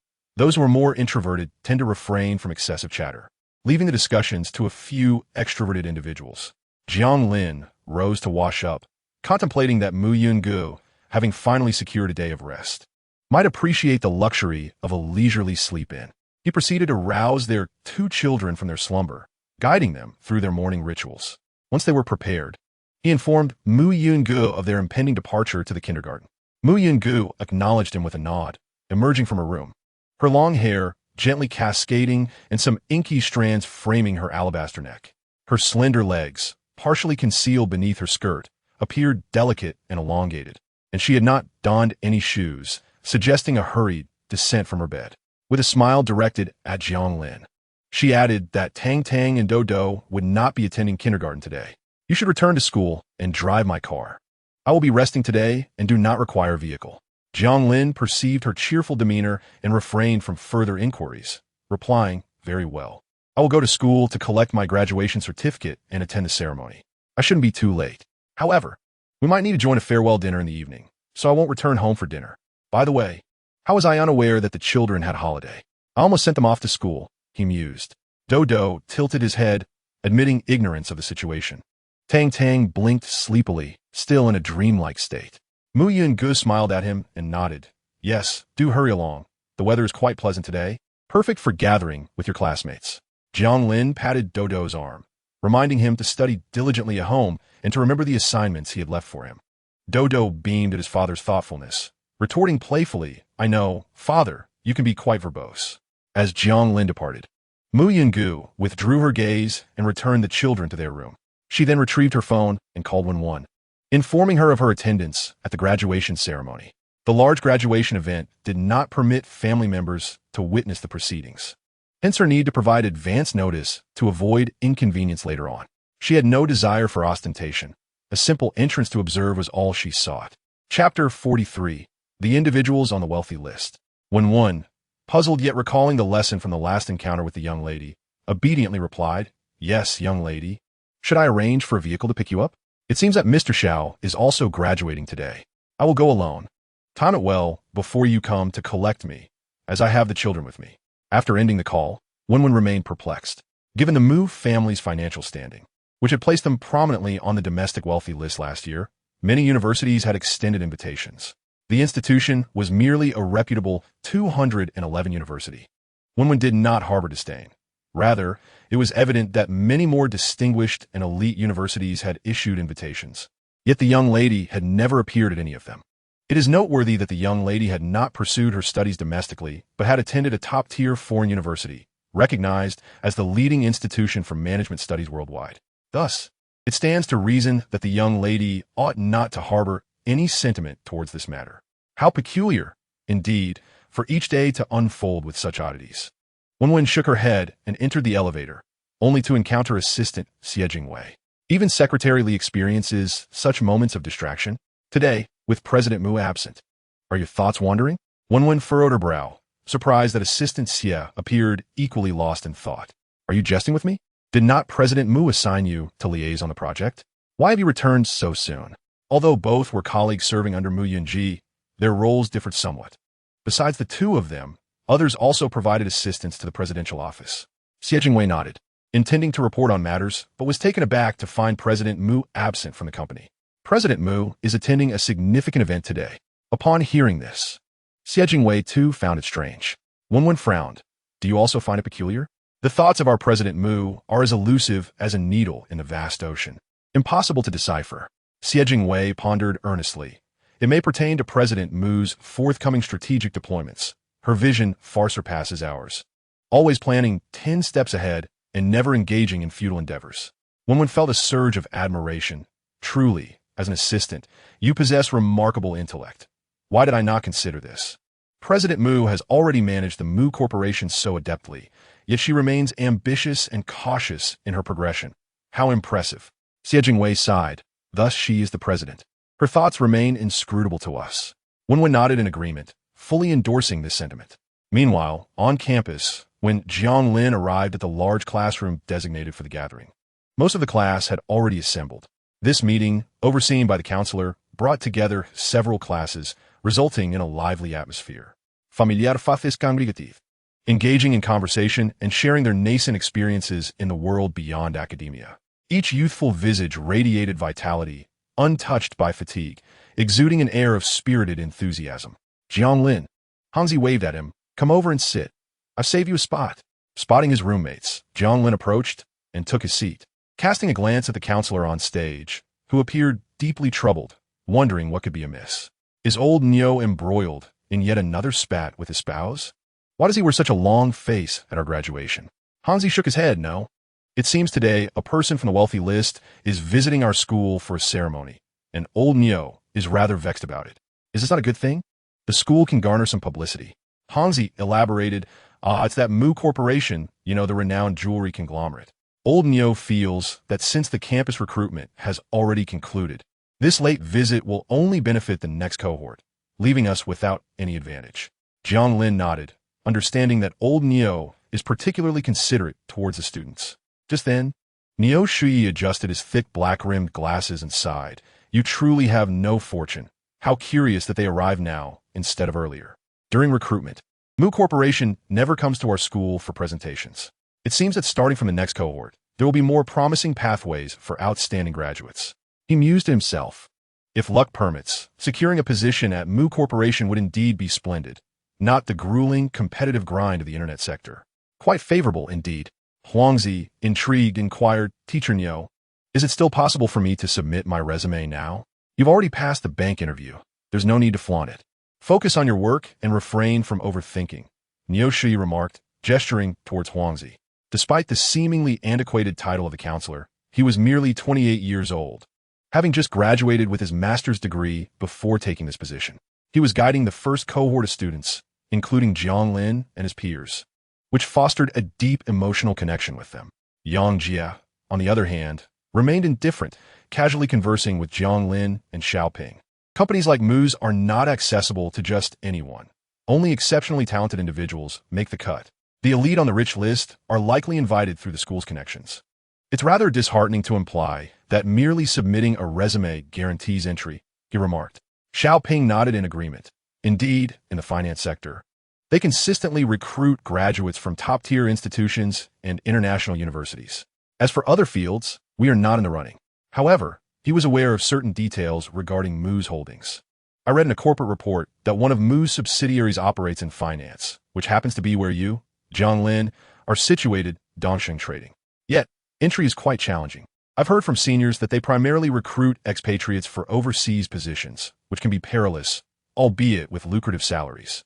Jiang Lin was unaware of this, only knowing that Dongsheng Trading was substantial and financially generous.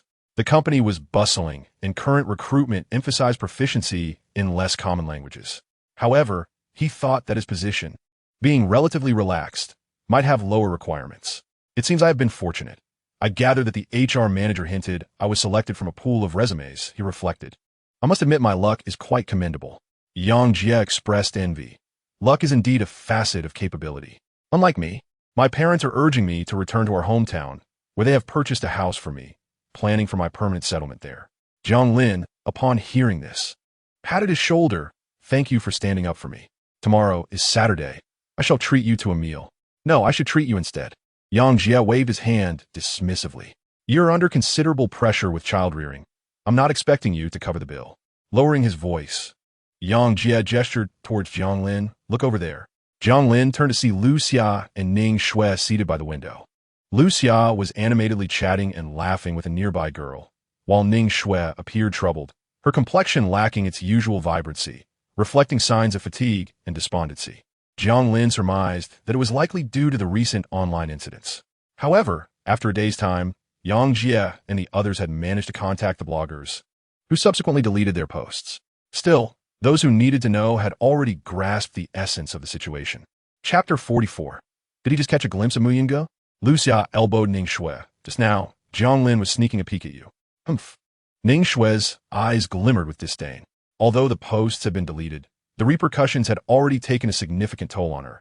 She pondered how others would perceive her henceforth. It was utterly repulsive. Such individuals, even a fleeting glance from them, makes me feel nauseated. She harbors disdain, seemingly oblivious to the fact that every disturbance post-breakup was instigated by her, while Jiang Lin had never intruded. However, this time, her retaliation rendered her utterly defenseless, inciting her profound hatred for Jiang Lin. Lu Xia reassured her, acknowledging that he indeed went too far, driven by envy of your happiness, which compelled him to engage in such despicable actions. Fortunately, President Song did not unjustly direct his ire towards you. His affection for you remains genuine. Ning Shui felt a pang of discomfort, relieved that those messages had been deleted. Otherwise, had Song Tianwei stumbled upon their chat history, she could scarcely fathom the extent of his fury. A headache afflicted Ning Shui as someone inquired, Xiao Shui, you work at a large company, and your starting salary exceeds 10,000. Surely it will only increase from here? Lu Xia chimed in, of course. Xiao Shui's fiancé is an executive at Conching Health, ensuring a well-paved path for her. Moreover, just a few days ago, he gifted her a car, which I rode in today. It was quite comfortable. After their engagement, he plans to transfer property to Xiao Shui as well. Lu Xiao's tone brimmed with envy and pride, wondering how a wealthy man who dotes on his wife would not offer her a salary increase. Upon hearing Lu Xia broach such a sensitive topic, Ning Shui's expression shifted slightly. Initially apprehensive about being regarded with disdain, she was taken aback when others exclaimed, wow, I'm so envious. Having a fiancé who's an executive is simply blissful. Indeed, possessing both a house and a car, as well as job arrangements, is remarkably dependable. Hearing their envious remarks provided Ning Shui with a modicum of comfort, her insecurities diminishing slightly as she straightened her posture, feigning humility. He treats me exceptionally well, generously. Otherwise, I wouldn't be with him. Nearby, onlookers clicked their tongues, realizing that Jiang Lin ought to reflect on himself, questioning whether he was truly diligent, rather than blaming fate or lamenting that women did not love him enough. Clearly, it was preferable to be in a car than to endure the elements daily, like him, riding a little donkey in rain or shine. Others taunted, recalling how he used to deliver breakfast to Xiao Shui, a mere bun for $1, and he would only splurge on one each day. Quite shameful indeed. Lu Xia crossed her arms, affirming exactly. He even had the audacity to post online to irritate Xiao Shui. He is nothing but a failure, reduced to such trivialities. Jiang Lin, noticing the group of gossip-loving girls occasionally casting amused glances his way, understood that they had not spoken kindly of him. He furrowed his brow in distaste. Hangzi was puzzled, wondering why, despite the chat logs being made public, they still had things to say. Yang Jie remained unfazed, explaining, you wouldn't understand. Some women are extraordinarily materialistic, valuing wealth above all else. Whoever leads a better life is deemed right. Haven't they said? Those who are poor shouldn't date, lest they doom future generations. Xiao Ping's expression reflected astonishment. Surely, it can't be that exaggerated. Indeed it is. Yang Jie insisted. If you don't believe me, search online tonight. You'll find a plethora of such instances. Many are consumed by greed, disregarding any moral compass. Hangzi cast a sympathetic glance at Jiang Lin. It seems they still have plenty to say. They truly are insufferable. During the conversation, Niu Shui on stage proclaimed silence, announcing the distribution of academic gowns and caps, instructing everyone to gather in the grand auditorium at 10 o'clock once prepared. Jiang Lin, unwilling to let such individuals affect his mood, departed to collect his gown from the class monitor. He followed his roommates, while Ning Shui trailed behind a group of girls to obtain her attire, deliberately displaying a look of disdain, hoping to retort and mock them. However, Jiang Lin did not spare her a glance and proceeded directly, leaving her with words unspoken, which only fueled her irritation further. The graduation ceremony was held in the grand auditorium. The front rows were occupied by dignitaries attending the event. Jiang Lin and Hangzi sat in their designated seats, both donned in their academic gowns.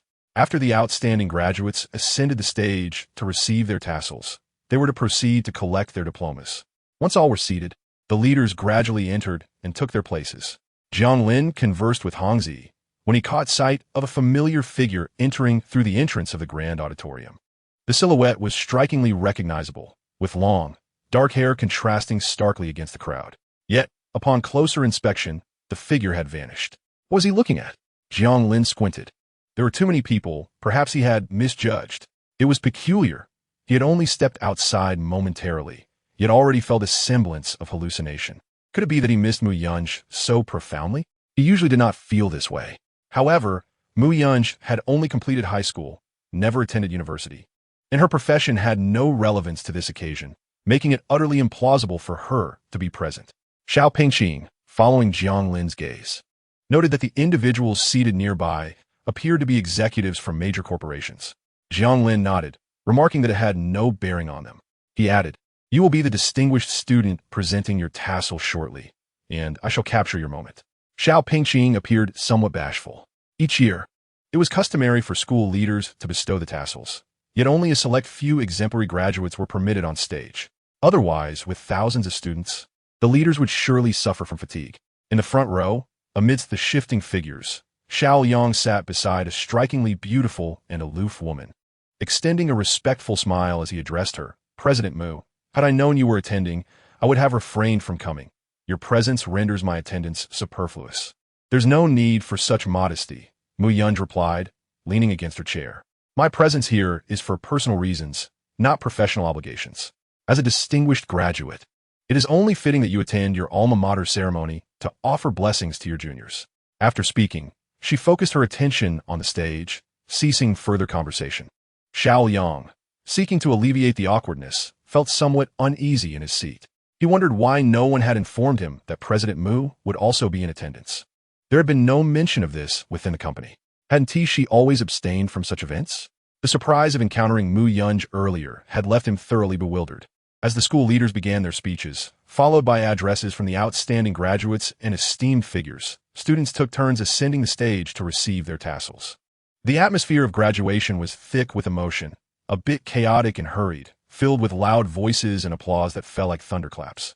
Mu Yunj observed the proceedings, her gaze unwavering until the end, yet she did not catch a glimpse of Jiang Lin, leaving her with a tinge of regret.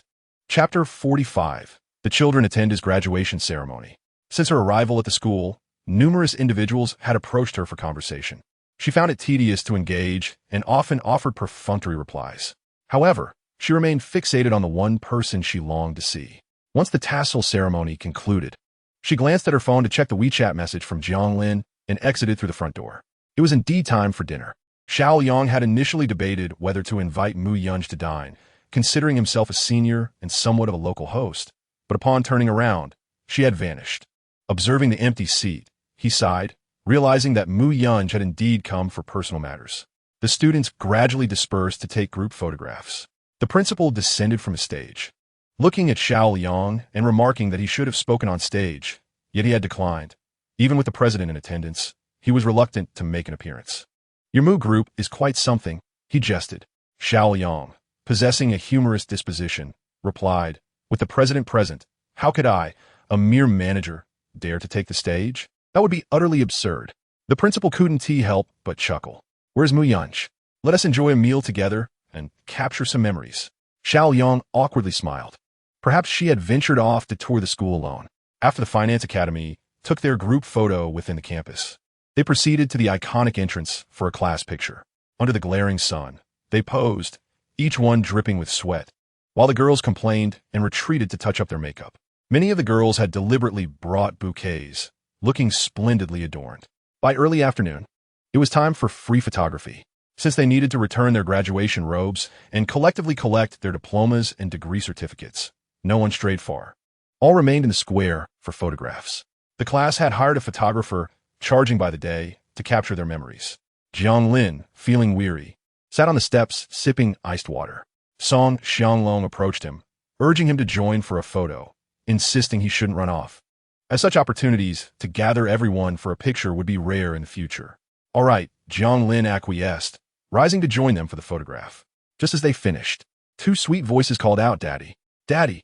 Hearing the familiar sounds, Jiang Lin focused his gaze and was surprised to see two little ones, resembling tiny bean sprouts, rushing toward him, each clutching a bouquet. They were as adorable as the children depicted in traditional paintings.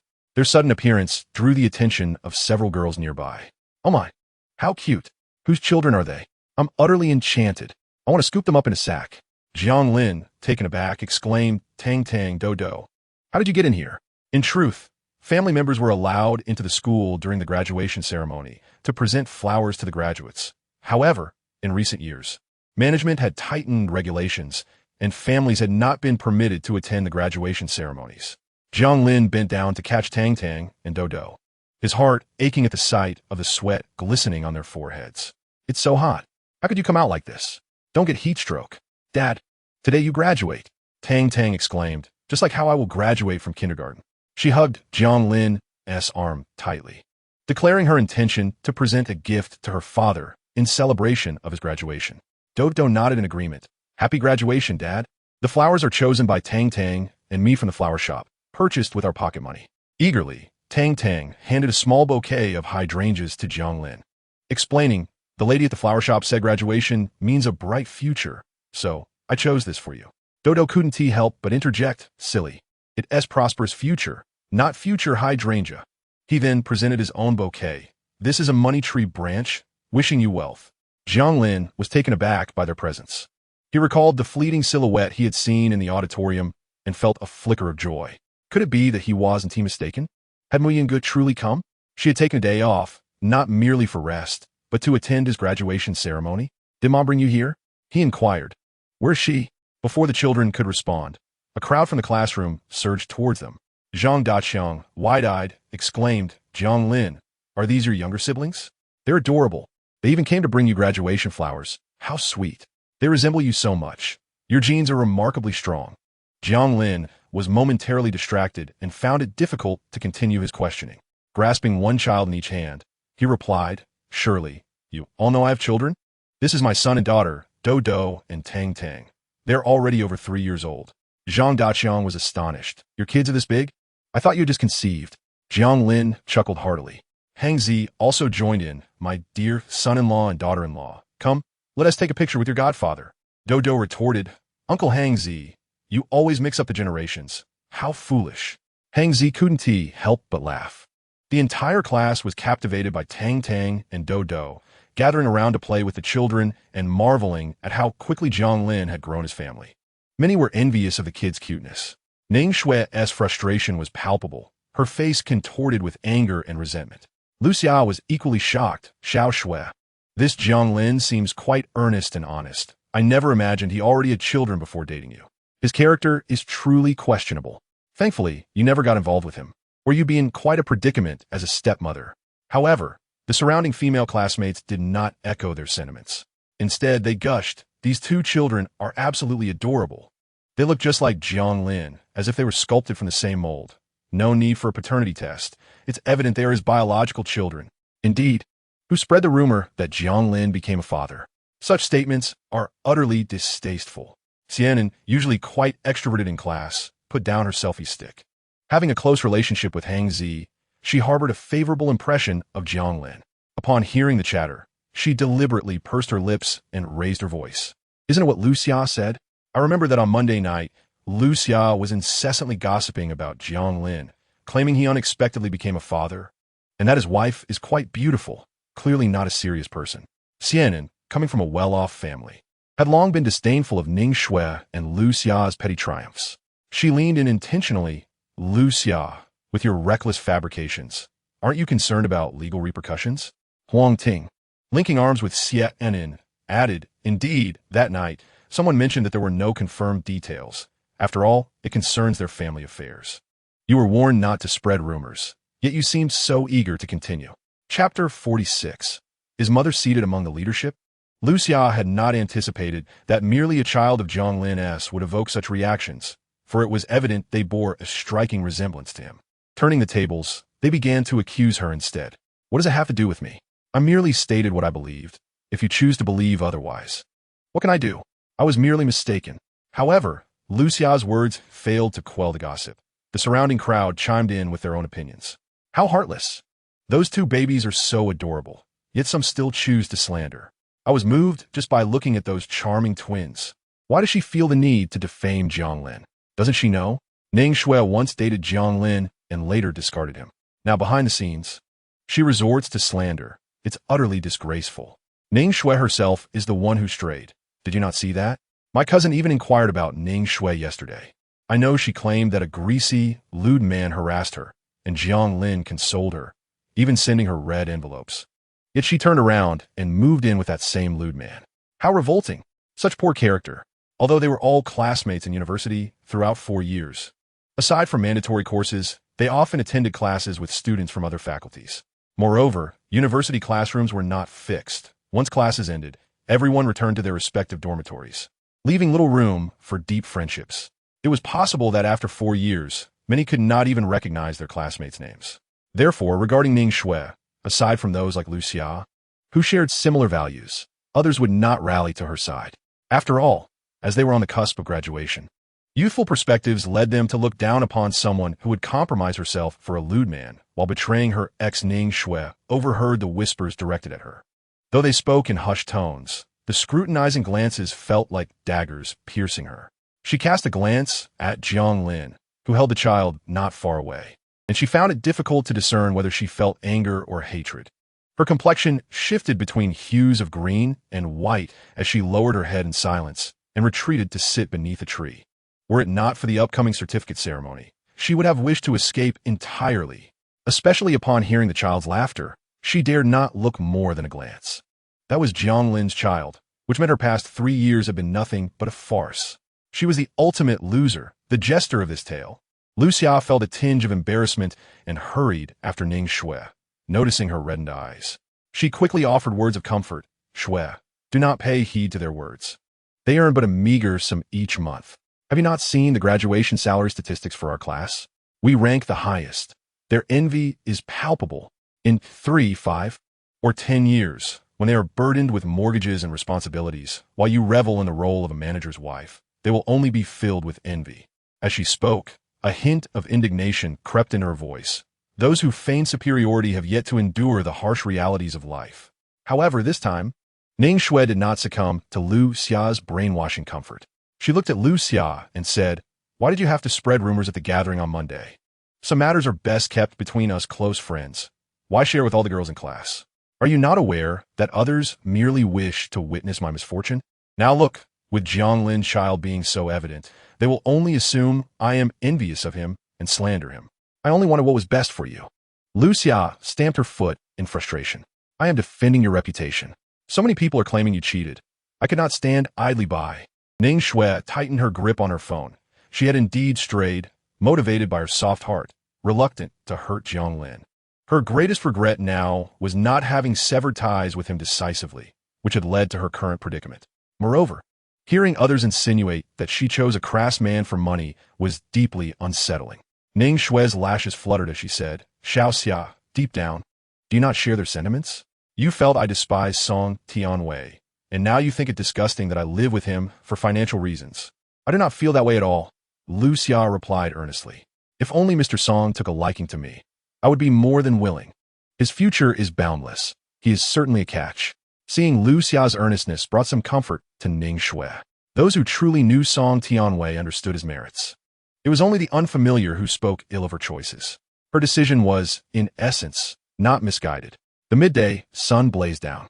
After capturing a few photos, everyone prepared to collect their graduation certificates from the academy. The class committee announced that a final group dinner would be organized at around 4 in the afternoon. Jiang Lin held Dodo's hand with one hand and Tang Tang's with the other as they set off to retrieve their certificates. A group of boys surrounded them. And Hang Zi remarked, "Tang Tang, it's so hot. Your little arms and legs must be tired. Why not let Uncle Hang carry you?" "Absolutely not." Tang Tang decisively rejected, asserting her independence, for she was no longer a kindergartner, but a primary school student. "Before long, I will be a university student too. So, I do not need anyone to carry me." Yang Jie chimed in. "Tang Tang simply thinks Uncle Hang is not handsome enough, viewing him as a creepy uncle, thus refusing his offer." Tang Tang's eyes sparkled as she realized Yang Jie was quite clever. She admired intelligent people. Jiang Lin, observing Tang Tang's mischievous smile, recognized Yang Jie's words held truth. "Tang Tang, how is it that at such a tender age, you're already a connoisseur of looks?" Laughter erupted among the group, unable to contain their amusement. Upon arriving at the academy, Counselor Niu was already waiting. Upon hearing from the female students that Jiang Lin had a child, there was a tinge of regret upon learning that he had become a father at the tender age of 3. It was disheartening to think of such a precious flower of the nation being prematurely burdened, lacking a proper perspective on life, and exhausting his youth too soon. There was indeed a sense of sympathy akin to witnessing a girl who had given birth at an early age. However, when he saw the child Jiang Lin was carrying, that sympathy swiftly transformed into envy, and an undeniable jealousy took root within him. He and his wife had been married for over 2 years, yet they had not welcomed a delightful little one into their lives. But to see his student's child was akin to gazing upon the embodiment of his dreams. In his imagination, his precious daughter was just as endearing and unique.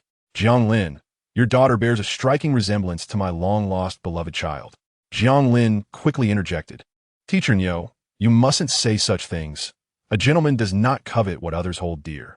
Laughter erupted among the surrounding students. Teacher Niu, you find a child adorable and wish to claim her for yourself? Don't just say that you want her. I do too. She is simply too charming. The roommates took pride in their connection, with Hangzi waving his hand. You can only dream. We hold the privilege of being the godfather. Counselor Niu chuckled. Is the child's mother not present? Is she a student here? This topic piqued everyone's interest, as there was an abundance of gossip surrounding Jiang Lin's circumstances. Lucia had mentioned that the child's mother was extraordinarily beautiful, and they were all curious to see just how stunning she truly was. Jiang Lin, somewhat perplexed, responded, I'm not certain either. Tang Tang blinked her eyes and chimed in, Mommy is here. She sat in the center of the front row during the assembly. Daddy, didn't you see her? Upon hearing this, Niu Shui was momentarily taken aback. Weren't the prominent figures seated in the front row? Chapter 47. Is Jiang Lin's wife a wealthy woman? How could Jiang Lin's wife possibly be a high-ranking official? The ages simply did not align. There was a collective air of skepticism. Was there anyone of an appropriate age seated in the front row? Surely not. And those in the front row were no ordinary individuals. The center of the front row? What sort of status would that imply? It seemed implausible. Xiaonan stepped forward to say, Tang Tang is only 3.5. It's understandable if she misspoke. She must be referring to a different location. So let us not jump to conclusions. We'll know the truth once her mother arrives. Niu Shui smiled. Indeed, Tang Tang is still quite young. Meanwhile, you grown-up friends are about to receive your diplomas. I know you're all heading out for a celebratory dinner shortly. Niu Shui shifted the topic. As it was merely casual chatter, Tang Tang pouted and secretly whispered to her brother, I didn't say anything wrong. When we want to get ice cream with Uncle Driver, Mommy was indeed sitting in the center of the front row during the assembly. Do shook his head, uncertain of what to believe. While Do and Tang Tang were waiting, Ning Shui had already emerged with her graduation certificate, looking down at the two children with a somewhat sinister gaze. You are Jiang Lin's children, deliberately brought here by your mother to attend the graduation ceremony, aren't you? Ning Shui was certain that the woman was calculating, fearing Jiang Lin's interactions with other women, thus intentionally sending the children to assert her claim. Such tactics were truly base. When did you reconcile with Jiang Lin? Was it during the new year when I was away? Annie, what does it have to do with you? Do crossed his arms, sensing her hostility. He remembered this aunt. She had visited his father's home before. Could she be his father's former girlfriend? His feelings towards her were decidedly negative. After all, she was a contender for his father's affection. He needed to be wary of this woman to protect his family. Tang Tang, puzzled, remarked, Dad only met us at the hospital a few days ago. We didn't even know he existed during the new year. Brother, what does this aunt mean? Do urged his sister, don't mind her. She's a wicked woman. Upon hearing wicked woman, Tang Tang suddenly recalled, I remember. She's the aunt who visited Dad's house. She distinctly remembered the aunt's unfriendly demeanor at the elevator entrance. It was this aunt along with another who had told them to get lost. Ning Shui furrowed her brow, recalling that day as she looked at the two children. Was it you? Jiang Lin was quite cordial with me until you appeared, and he changed his attitude. You met him in the hospital when he was hospitalized from drinking, and that was your first encounter? As she spoke, she attempted to grasp Tang Tang's hand, seeking clarity. That hurts, Andy, let go. Dang, guy. Ning Shui instinctively loosened her grip, but a sudden force pushed her away. She stumbled and fell to the ground, facing Jiang Lin. Ning Shui, what are you doing? Jiang Lin's voice rose in reprimand, laced with tension, anger, and fear. I warn you, if you dare to lay a finger on my son or daughter, even if Chairman Song comes, I will hold you accountable. Howsy followed closely behind, witnessing the scene and hearing Tang Tang's cry of pain. He quickly shielded the children. Damn it, Ning Shui, you lunatic. You slandered the children before, and now you want to lay hands on them? Others emerged, having heard the commotion. Ning Gui, you can't be serious? The children are so young. Even if you can't stand Jiang Lin being well, it's unthinkable to strike a child. How absurd that I share classmates with such a person. I heard Tang Tang cry out in pain. Ning Shui has lost all sense of conscience. Ning Shui sat on the ground, feeling aggrieved. She tried to rise, but her ankle throbbed, having twisted it, leaning against the wall. Tears welled up in her eyes as she gazed at Jiang Lin. I thought your bond with the children was profound. You've only just reunited with them, yet you treat me this way for their sake? We have known each other for 3 years. Do not mention those 3 years to me. When you betrayed me, our relationship was irrevocably severed. Jiang Lin felt a profound sense of disgust as he held Tang Tang, inspecting her for injuries before finally relaxing, for otherwise, he would have truly let Tang Tang down, as well as betrayed Mu Yunji's trust in him. Daddy, I'm fine. It doesn't hurt anymore, Tang Tang explained earnestly, clarifying that indeed, the ant had gripped her hand a bit too tightly earlier, but it no longer pained her. The ant, now on the ground, was crying, and Tang Tang felt a twinge of pity for her. Lucia quickly rushed out to assist Ning Shui. Xiao Shui, are you all right? Xiao Pingqing sighed and interjected with a semblance of reason. Ning Shui, Lucia, it's time to let this go. We're all classmates here, with so many people around. Continuing this commotion will only embarrass each other. Besides, others from different classes are watching and laughing. However, Ning Shui was relentless, glaring fiercely at Jiang Lin. If you care so much for your child, then why did the child's mother deliberately send her here while she herself remained absent? Was it that you truly wished to know? Yang Jie couldn't help but comment. You were the one who wanted to break up with Jiang Lin. Yet now you keep fixating on him. Are you a bit unhinged? Hanzi rolled his eyes. Exactly, our sister-in-law is stunning. Why should you concern yourself? Xianan chuckled, seeing right through it all. She simply believes that even if she no longer wants him, she should still act as his devoted admirer. She cannot accept that Jiang Lin likes someone else. Perhaps she still harbors feelings for him, but she values wealth even more. Upon hearing this, Ning Shui retorted, What do you know? I have long since stopped liking Jiang Lin. Xianan fixed her gaze on her. Then what exactly are you entangled in? Is it not mere reluctance? You're agitated because someone else desires Jiang Lin. If he were still moping and pining for you, you wouldn't even spare him a glance. Xianan spoke with conviction, knowing all too well that as women, such petty thoughts need not be concealed. Hanzi gave a thumbs up, acknowledging Anin's eloquence. Just then, Jiang Lin's phone rang. Upon checking, he saw it was Mu Yungu calling, likely inquiring about the children. Jiang Lin, where are you? The driver said the child is looking for you. I hope I'm not intruding.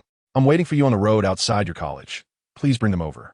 Her voice was cool and melodious, imbued with a gentle tone.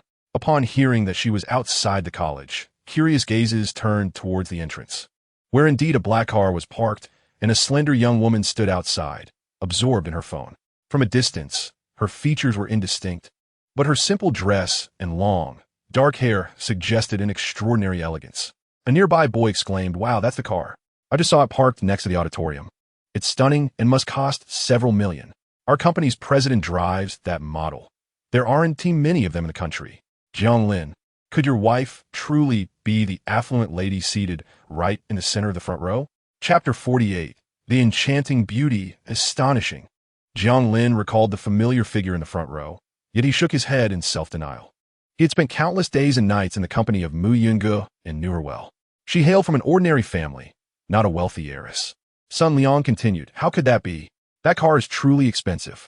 Jiang Lin countered, shaking his head, It's not her car. It's worth over 100,000. That vehicle does not belong to us. If Mu Yungu truly possessed a car worth millions, would she still be living in a cramped space with my parents and be content to eat the lunch she brought in the common area? A person of such wealth would undoubtedly enjoy a far more comfortable lifestyle. If, by some chance, there exists a wealthy individual who could live like that, it would indeed require an extraordinary level of determination. Yang Jie pondered the slander against his sister-in-law by Ning Shui and Lu Xia, and he mused that, given his sister-in-law's beauty, anyone would surely consider her a stunning woman. A thought arose within him. Since this might be their last gathering, why not restore Jiang Lin's dignity? Tang Tang, shall we go greet your mother? Would you introduce the uncles and aunts you met today to her? Tang Tang thought for a moment. All right, it's only reasonable for Dad's friends to meet Mom. She would surely enjoy meeting new friends, right? Dodo harbored reservations about Ning Shui. If Mom truly pursued Dad seriously, what would become of her? Proudly, she declared, My mother is the most beautiful person in the world. Everyone had received their diplomas and was preparing to head to the team-building dinner, eager to discover just how beautiful Jiang Lin's wife truly was. Moreover, Lucia had remarked that she didn't appear to be a proper person, piquing their curiosity. Jiang Lin initially wished to avoid disturbing Mu Yunge, for her temperament was not one inclined towards socializing. She was generally quite reserved. However, as he observed everyone preparing to leave, and knowing Mu Yunji's position was on their path, he sighed helplessly, hoping she would not be bothered. Leading the way were Sun Liang, Zhang Daqiang, and Song Xianglong. 3 men hurrying forward. Zhang Daqiang, usually boisterous, suddenly halted as he noticed a tall and slender woman standing by the car. She seemed to have heard their approach, lifting her gaze from her phone to glance in their direction. Her dense black hair framed a complexion as smooth as sheep fat, and her delicate oval face possessed a full forehead. Beneath her brow bones lay a pair of deep, beautiful eyes, which, though cold when directed at others, emanated an ethereal quality, as if untouched by the mundane world. Her nose was elegantly sculpted, and her lips bore a subtle hue, with a long, snow-white neck. Her presence exuded an air of exquisite grace. Even in her simple attire, she was unmistakably extraordinary. Zhang Daqiang gasped, while Zhang Liang and Song Xianglong halted in their tracks, utterly dumbfounded. Could such beauty truly exist in reality? This was the shared thought of the 3 men. As others approached, they too beheld the tall and stunning woman by the car, her straight black hair and simple clothing accentuating a visage of unparalleled beauty. What captivates most is her aura. Yunge, who feels a bit shy, notices her classmates' insatiable curiosity. Jiang Lin quickly approaches to apologize. Hangzi greets sister-in-law hello. Mu Yunge offers a gentle smile. You are all young. There are plans for later, so I shall take the children and depart. I will come again for dinner next time. Hangzi responds with a grin, then observes the astonishment etched on the faces of those around him, secretly pleased. Look, his sister-in-law is as beautiful as a flower, and her calm demeanor signifies remarkable progress. Men, being visual creatures, recognize the allure of such a serene beauty, understanding that she is someone to admire from afar. Moreover, the fact that this enchanting woman with an aura of elegance has already been taken away by Jiang Lin is utterly infuriating. While his own failure is regrettable, the triumph of a friend brings even greater anguish. The women are equally mesmerized by Mu Yunji's beauty. As fellow females, they alone comprehend just how stunning her unadorned face truly is. It radiates a natural charm, unmistakably genuine. Today, they have all donned makeup for graduation photos, layering thick setting powder, sunscreen, foundation, and concealer, which upon closer inspection fails to achieve the same natural effect. In comparison to Mu Yunge, their attempts seem merely youthful and somewhat naive. Xianan's eyes sparkle. Sister-in-law, you are incredibly beautiful. Your skin is flawless. What is your skincare routine? How can you be so fair without any makeup? Mu Yunge smiles softly, drink plenty of water, eat more vegetables, and exercise regularly. Then I shall start doing that today and see if I can become fairer. Huang Ting muses, oh my goodness, with such beauty, if you enter the entertainment industry, you would undoubtedly become a sensation. How fortunate Jiang Lin is to be your husband. Everyone is momentarily at a loss, unsure whether to envy Mu Yunge or Jiang Lin. Ning Shui and Lu Xia linger at the back of the crowd, feeling utterly miserable as all the attention is stolen by Jiang Lin's family, leaving them to bear the embarrassment. Dodo lifts her chin proudly. I told you, my mother is the most beautiful person. If anyone had doubted this before, no one does now. Tang Tang, clinging to Mu Yunji's hand, sweetly exclaims, Mama, I saw you sitting in the front row of the grand hall. I definitely didn't mistake it. Mu Yunge nods. Yes, you were right. The crowd begins to speculate about Mu Yunji's identity. She looks at them. Are you all gathering for dinner tonight? There's a 5-star hotel nearby. How about Jiang Lin treats you? We could play board games, swim, and enjoy many entertainment facilities. It sounds quite nice. Upon hearing this, Jiang Lin feels a throbbing in his temples, overwhelmed with confusion. What is this luxury car about? Why the 5-star hotel invitation? He can hardly fathom it and is hesitant to refuse. Do you all want to go? Mu Yunge directs her gaze at Jiang Lin's roommates. Hangzi, realizing the hotel she mentioned is indeed lavish, exclaims, I know that hotel. It's truly extravagant. I've never been there and certainly can't afford it. Is it really possible? Would it be too extravagant? He wonders. It won't be, she reassures. Muyunge spoke in a gentle tone, instructing them to proceed directly and mention Jiang Lin's name. Upon hearing this, Hengzi glanced at Jiang Lin, barely able to contain his excitement. Impressive, brother. Jiang Lin grasped Mu Yungu's hand, saying, Yungu. She reassured him with a comforting glance. I will take Tang Tang and Dodo back first. If you drink tonight, ask the hotel security to drive you home. Tang Tang, feeling a yearning to return home and see her grandparents, waved goodbye, saying, Dad, I'm leaving now. Dodo followed suit, hopping into a luxury car without a backward glance as it sped away. Ning Shui observed the unfolding drama with a cold gaze, curious to see how Jiang Lin would navigate this situation. Understanding Jiang Lin well, she noted his pained expression, realizing he was merely putting on a brave front. She had warned him before that the woman was not of good character, yet he stubbornly refused to heed her advice. Now, it seemed he would pay the price. The others regarded Jiang Lin with skepticism, questioning whether this was not indeed a wealthy woman, and a stunning beauty at that. Song Xianglong felt a surge of jealousy akin to biting into a lemon and sighed, Jiang Lin, you're living quite the charmed life. Chapter 49. She reserved a 5-star hotel? Zhang Liang leaned in, asserting, I clearly saw that car. It's definitely worth millions. Jiang Lin, stop pretending. Jiang Lin smiled, though it was a strained expression. The car's brand was inconsequential. After all, who knew if some bored tycoon merely fancied a joyride in a taxi? What truly pained him was the thought of the 5-star hotel and the exorbitant expenses it would entail. He could not fathom why Mu Yungu would dig such a financial pit for him. The others urged him on, eager to visit the Grello Erai Hotel, convinced that Jiang Lin's wife exuded an extraordinary grace, unmistakably a top-tier heiress. Since she was treating them, it felt like a stroke of luck to share in Jiang Lin's fortune. Yet, Jiang Lin remained too modest, unwilling to acknowledge the situation. In contrast, Ning Shui, having merely found a manager, flaunted her connection excessively, appearing rather conceited. Jiang Lin felt trapped, wishing he could escape the situation. After driving over, they parked in front of the hotel. The opulence of the establishment made Jiang Lin wince at the thought of his dwindling wallet.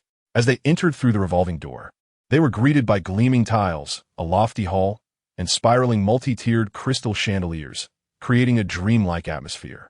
Within the hall, there were seating areas by the floor-to-ceiling windows, and not far off, numerous luxury boutiques. Jiang Lin felt increasingly anxious. The scale of the hotel promised a high level of expenditure. With over 40 classmates entering the lobby, he realized that even a modest meal would cost several thousand, and with that many guests, they would need at least 45 tables, leading to expenses that would consume months of his savings. It was a daunting reality to accept. At this moment, Jiang Lin was tempted to send a message to Mu Yungu, questioning why she insisted on treating everyone. She was well aware of the family's financial situation, and this was not characteristic of her demeanor. Yet, with everyone around, he found himself without the opportunity to make a private call. Ning Shui and Lu Xia trailed behind, their embarrassment overshadowed by their eagerness to witness Jiang Lin's performance. Observing Jiang Lin's expression, Lu Xia could barely contain her laughter, urging him to expedite the arrangements. Come on, Jiang Lin, don't be hesitant. Your wife has already made her intentions clear. It would be quite embarrassing if you fail to deliver. Upon hearing Jiang Lin's name, a female staff member approached with a smile, inquiring, excuse me, which one of you is Mr. Jiang Lin? Jiang Lin, taken aback, responded, that would be me. Mr. Jiang, I am Su Qing, but you may call me Xiao Qing. The hotel is exclusively reserved for you today until 2 p.m. tomorrow, and you and your friends may enjoy all the facilities at your leisure, including the seafood restaurant, the swimming pool on the lower level, and the games upstairs. Jiang Lin was stunned. The entire hotel had been reserved? Was this madness? The others could not contain their excitement, exclaiming, Jiang Lin, your wife is incredibly generous. How much does it cost to reserve a 5-star hotel? It must exceed our monthly salaries. I've never experienced anything like this. I want to go swimming. Everyone cheered. Lu Xia, confirming the reservation, turned to Ning Shui and whispered, has he truly lost his mind? How much could this possibly cost? How will he manage the bill? Let him put on a show if he wishes. We're going to eat now, Lu Xia retorted, dragging Ning Shui to an upscale seafood restaurant. Other staff members approached, asking, hello, would you like us to guide you? Eager to explore, the group followed the staff to various floors, ready for entertainment. Huangzi, somewhat bewildered, chose to wait until the others had left before seizing Jiang Lin's arm, lowering his voice in disapproval. Wow, are you out of your mind? How much could this cost? Aren't you concerned about your responsibilities?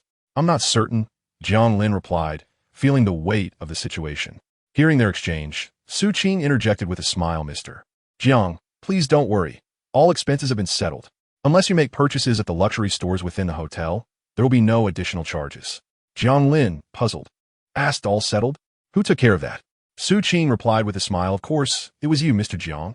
Realizing he could not extract any more information from Su Qing, he followed Huang Zi upstairs. Huang Zi remarked, I suspect your sister-in-law organized this. She seems quite remarkable. That is not possible. I know her circumstances well, Jiang Lin replied. Huang Zi countered, you still don't fully grasp your sister-in-law's essence. Her aura is not something ordinary individuals possess. Jiang Lin remained enveloped in a cloud of questions and confusion. Seeking solace, he retreated to a room where he promptly dialed Mu Yunji's number.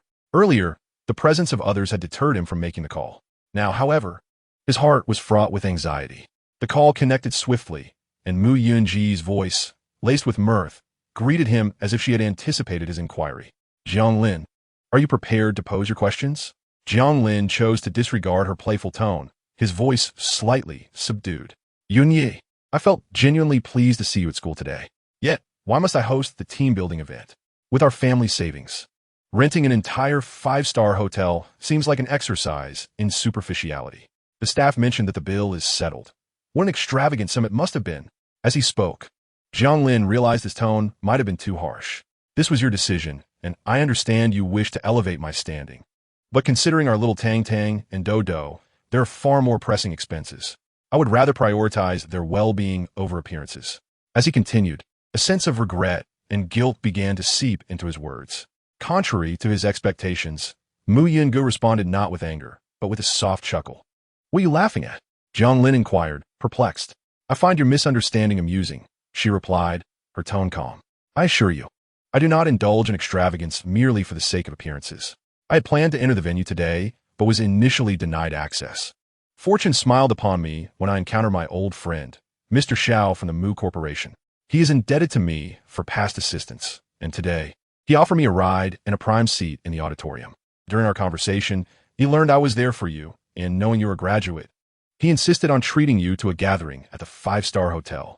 I initially hesitated considering the expense, but he mentioned that the Glory High Hotel is owned by his boss, so there will be no cost involved.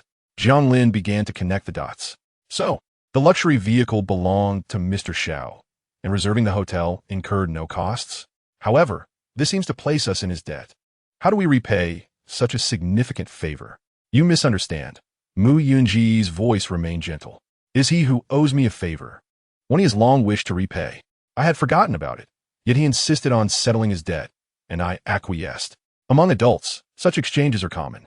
We prefer not to remain indebted to one another. Jiang Lin comprehended her perspective. Mr. Xiao from the Mu Corporation appeared to be a formidable figure. As mentioned by their advisor, perhaps those of great stature are averse to being bound by indebtedness, leading to the unwritten rule that favors must be reciprocated.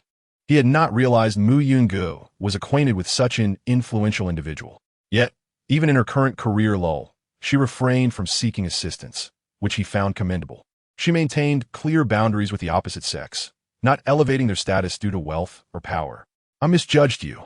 I apologize for questioning your kind intentions. Mu Yungu said casually, it's fine, enjoy yourself, it's free, no need to be polite. I've heard the buffet over there is quite delicious. You should give it a try. Jiang Lin let out a sigh of relief as the heavy guilt weighing on his heart finally lifted. He had always known that Mu Yungu was a good person with a strong sense of boundaries and principles, and she was not overly concerned with appearances. Most importantly, she truly treated him well.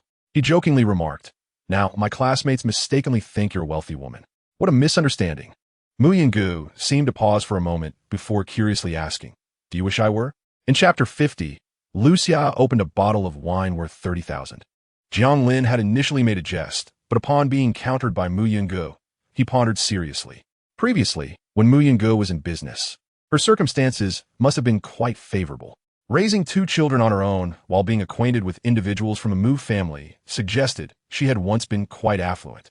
His jest had likely placed pressure on her, hence her inquisitive response. Yingu, regardless of whether you rise again or remain as you are now, I consider you a very important family member. While money is significant, it is not everything in life. After hanging up the phone, Jiang Lin sat in his room for a while until he heard a knock at the door. Upon opening it, he found Hang Zi and Yang Jia had arrived. Noticing Jiang Lin's somber demeanor, Hang Zi said, "Brother, what are you moping about in your room?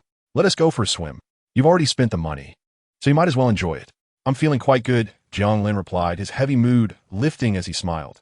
"Let us go have some fun." Hang Zi, noticing his change in spirit, asked, "Then why were you so down just now?" "It was nothing, just a bit tired. After resting a bit, I feel much better." After 4 years of friendship, Hang Zi could see Jiang Lin was indeed in a better mood and felt reassured. The three of them then headed to the basement level. With temperatures reaching 28 to 29 degrees Celsius, summer had fully arrived. The swimming pool was quite large, with dedicated instructors present and no outsiders around, making for a pleasant experience. "Wow, Boss Jiang, you're here?" Xianen waved. "Hang Zi, you're here too. Come on, let us have some fun." Xianen came from a well-off family and often frequented 5-star hotels with her parents, but her experiences with friends were relatively few, so she was enjoying herself thoroughly. Everyone was flattering Jiang Lin, but he understood that this was all thanks to the money of Director Xiao, and ultimately, it was merely a favor owed to Mu Yunge. Thus, he felt no personal connection to the praise. On the first floor, Ning Shui was already seated at a window-side table with Lu Xia, having ordered Boston lobster, filet mignon, and wine. The ambience was incredibly comfortable, with the entire restaurant seemingly exclusive to just the two of them, attended to by many chefs and servers. Lu Xia felt as though they had the place entirely to themselves, which in essence they had. Upon seeing the price for the individual buffet displayed at the entrance, Lu Xia realized it was indeed quite expensive. Typically, dining at this buffet while staying at the hotel would incur additional costs. Yet they were enjoying it for free as part of a hotel package. The expenses must have been considerable.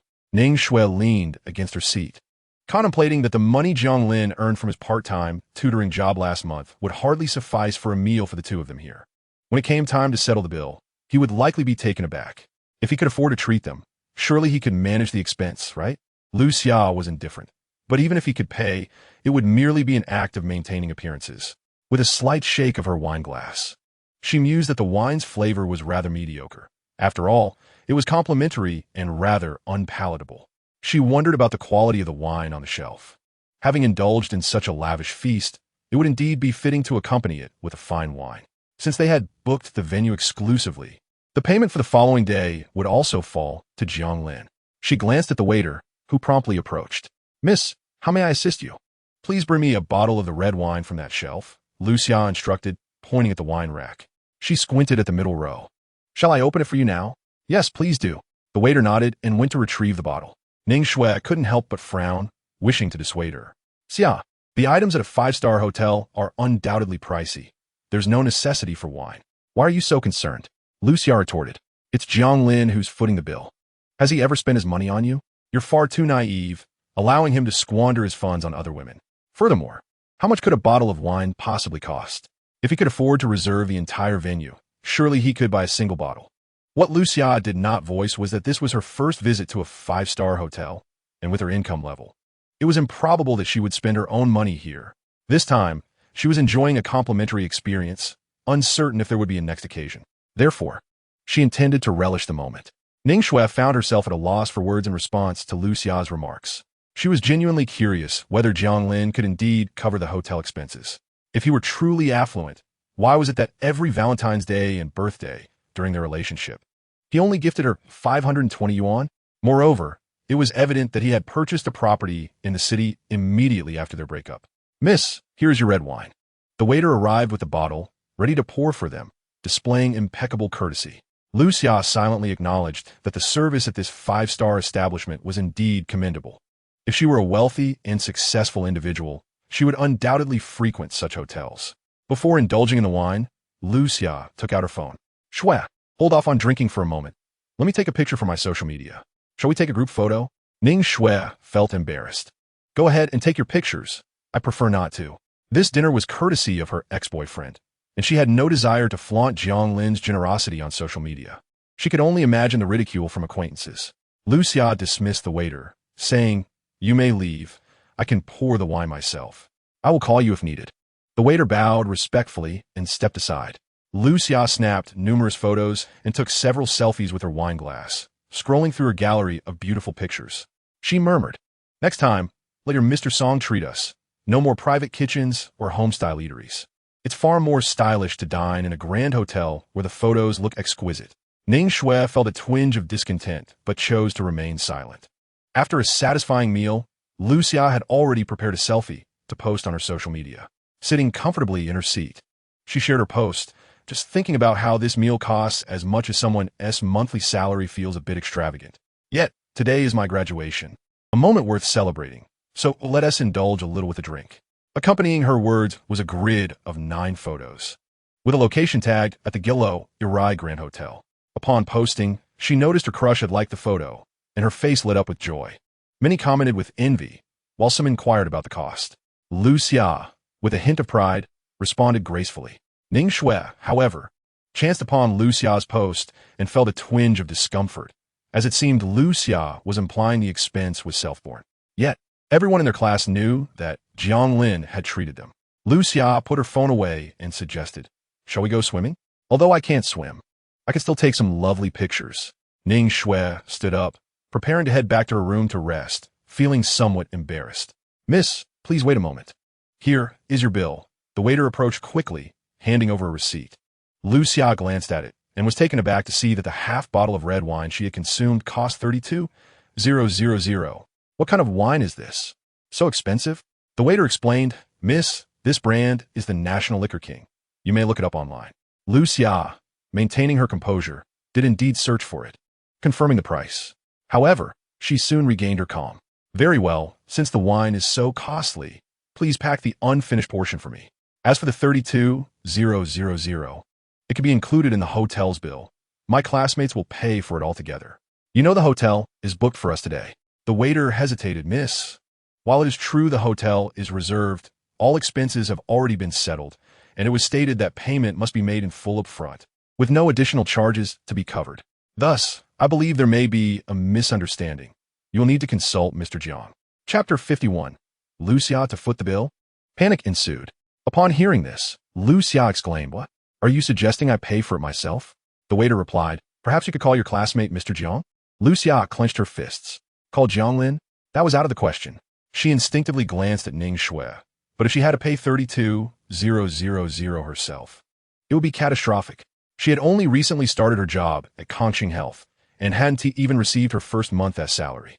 In truth, she barely had a few thousand in her pocket, remnants from her internship. Her family was struggling, and since her internship, they had given her no financial support.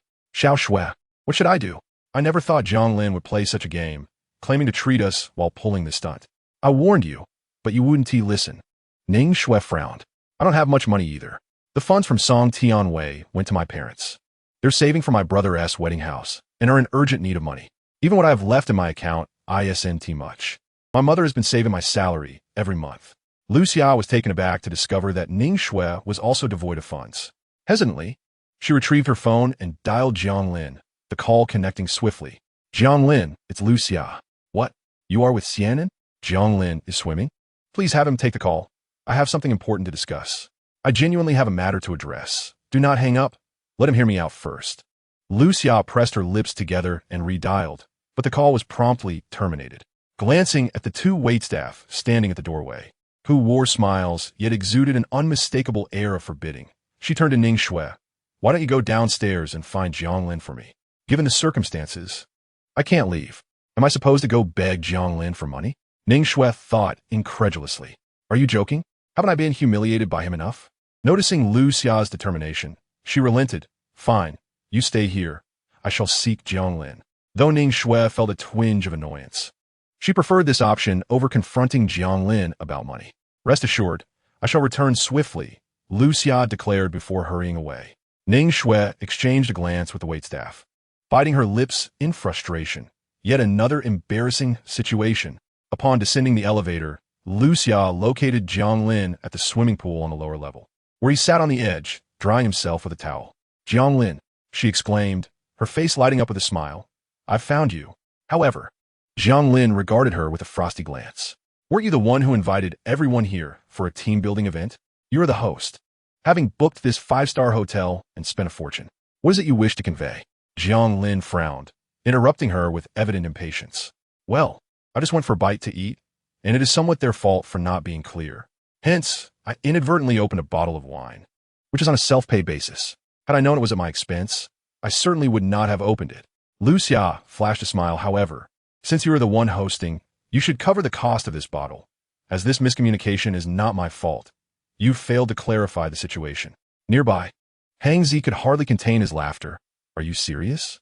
Are you suggesting we just take whatever we desire from the hotel boutique, since Jiang Lin said he was treating us? You might as well suggest we resort to robbery. Xianan furrowed her brow in agreement. Indeed, in the buffet, aside from the expensive wines, there are also ordinary beverages available. Unless specifically requested, the staff would not serve you a chargeable bottle.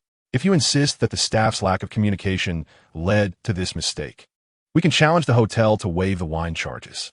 After all, there are cameras everywhere. There is no fear of being wronged. Xiaonin's perspective stemmed from her own experiences in five-star establishments, where operations are conducted with strict adherence to protocol. If it were indeed the hotel's oversight, guests would not be held accountable.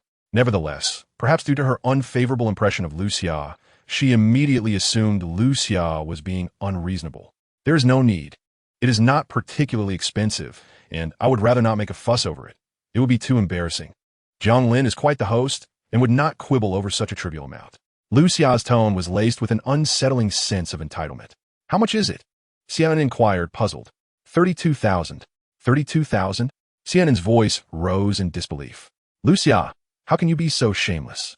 32,000? What is your monthly salary that you deemed this amount trivial? If it is indeed insignificant, then you should pay for what you've consumed. Lu Xia frowned in discontent. Xianan, why are you behaving this way? This is a matter concerning Jiang Lin, not you. How's he interjected? What Anin said is not without merit. I must insist.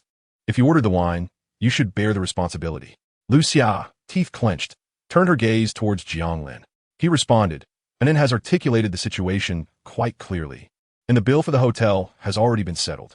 As for your additional expenses, you can either take responsibility or approach the hotel for redress. Do not involve me, as we're not close. The others echoed the sentiment, perceiving Lu Xia's audacity as excessively presumptuous. Given her relationship with Jiang Lin, it was already quite brazen for her to tag along, let alone demand expensive bottles of wine. It was utterly ludicrous. After all, most people maintained a sense of rationality. Someone graciously invited them to a five-star hotel, providing food, drinks, entertainment, and accommodations, which was already quite generous. Who would then go on to order wine worth tens of thousands? Clearly, one would be a fool to do so. As for ordering the wrong drink, was that even a plausible scenario? This was a five-star establishment, not a shady bar. Song Xianglong, having observed the unfolding drama, emerged from the water, clearly relishing the spectacle. All right, since you claim to have been cheated, let's go.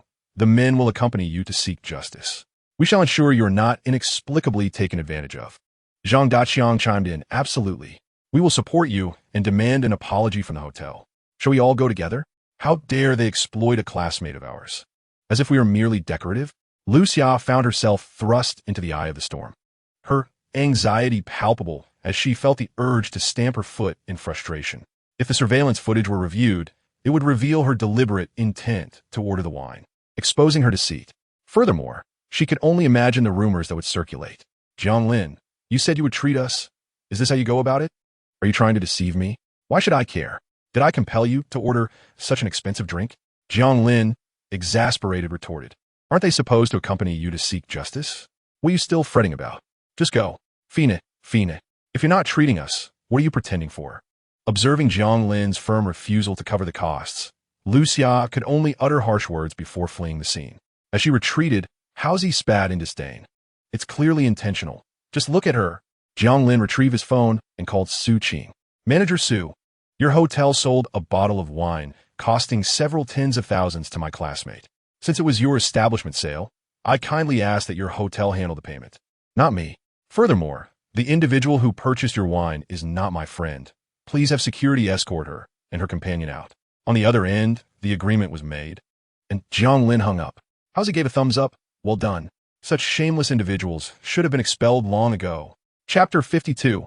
A Treacherous Best Friend. Lucia stormed back to the restaurant to meet Ning Shui, her anger bubbling to the surface as if it might explode. Those people must be mocking her in their hearts. I told you, Jiang Lin would never help you. Ning Shui, upon seeing Lucia's expression, was not the least bit surprised. Lucia furrowed her brow and retorted, "Help me? This bottle of wine, we both share the cost." Lucia certainly could not afford 32,000. Even half of 16,000 was beyond her means. Moreover, even if she had the money, she would never willingly pay it. She turned to the waiter, reasoning that since Jiang Lin had reserved the entire hotel, this bottle of wine should be considered a gift to us, right? After all, it's just 32,000. The cost of booking the hotel is substantial as well. I assent to it. If you offer this as a courtesy, perhaps you would come back to book your hotel again in the future. Business should be viewed with a long-term perspective, should it not? I'm sorry. The waiter replied with a forced smile. There are no such rules. Will you be paying by QR code or credit card? Lucia stood there, feeling utterly frustrated, regretting her choice to order such an expensive wine. Noticing the waiter's clear stance, she attempted to negotiate, suggesting that they lower the price. Selling it so dearly, without any discount at all, what is the point of us booking the hotel? Miss, our beverages are clearly priced, as stated on the menu and displayed on the shelves. There is no intention to overcharge, the waiter replied, though internally exasperated, maintaining her smile. She couldn't understand why this woman was putting on a show when she couldn't even afford a bottle of wine, yet had hesitated not a moment when ordering it. At that moment, Su Qing arrived. Manager Su, these two young ladies ordered a bottle of wine costing 32,000. Su Qing turned to the two, her smile warm. I see. Then please settle the bill for these two young ladies.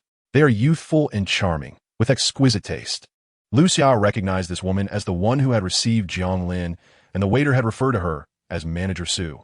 Manager Su, I've already said this wine is not expensive. Since we've booked the hotel, could you possibly gift it to us? We're just recent graduates. Where do we have such money? Lucia implored. I know the cost price and retail price of wine can differ by more than 10 times. Think of it as a favor. Su Qing couldn't help but chuckle at her audacity. My dear, you jest. Since you claim the wine is not expensive, it must be within your means. My monthly salary wouldn't even cover the loss of such a bottle, so please do not put us in a difficult position. Besides, I see your wine is already packed, so you must be quite satisfied with it. Lucia sensed that this woman was being unreasonable and felt her patience wearing thin. Ultimately, she decided to feign an excuse to go to the restroom and simply run away. The hotel would eventually find someone to pay. At that moment, she said, I'm sorry, my stomach hurts a bit. I'd like to use the restroom first. Is it all right if I settle the bill afterward? Miss, of course you may use the restroom. However, I perceive that you seem dissatisfied with the pricing. The police station is conveniently located next to my hotel, and I believe we could enlist the officers there for mediation. What do you think? Nonetheless, let me accompany you to the restroom first. Upon hearing this, Lucia felt as though she was being threatened. A sense of unease washed over her. After all, 32,000 is certainly sufficient for filing a complaint. She retorted defensively. I'm a customer of yours. Your demeanor is rather poor, don't you think? I merely wish to use the restroom, and yet you threaten me? Miss, as far as I am aware, you are not our customer. Mr. Jiang has already stated that you and your companion are not his guests, so we must kindly ask you to leave after settling your bill. Jiang Lin had the audacity to say such a thing? Lucia's brows furrowed in indignation. She was utterly humiliated and enraged. He had insisted on treating her, yet now he was attempting to expel her? What a despicable character. Lucia glanced at Ning Shui. Realizing that given Jiang Lin's attitude, it seemed unlikely that they could leave without paying today. Ning Shui was equally exasperated. Since you claim I share in the wine, let us split the bill evenly, even though I haven't taken a sip. She felt compelled to accept this unfortunate situation. Deep down, she thought her dear friend was becoming increasingly outrageous. Previously, she had looked down upon Jiang Lin, encouraging herself to pursue Song Tianwei, yet every time Jiang Lin hosted, she would accompany them for the meals. She lamented her plight to garner sympathy from Song Tianwei, who eventually arranged for her to join the company. It appeared she had benefited considerably from this connection. Now, however, she was embroiled in trouble, digging herself deeper into a pit.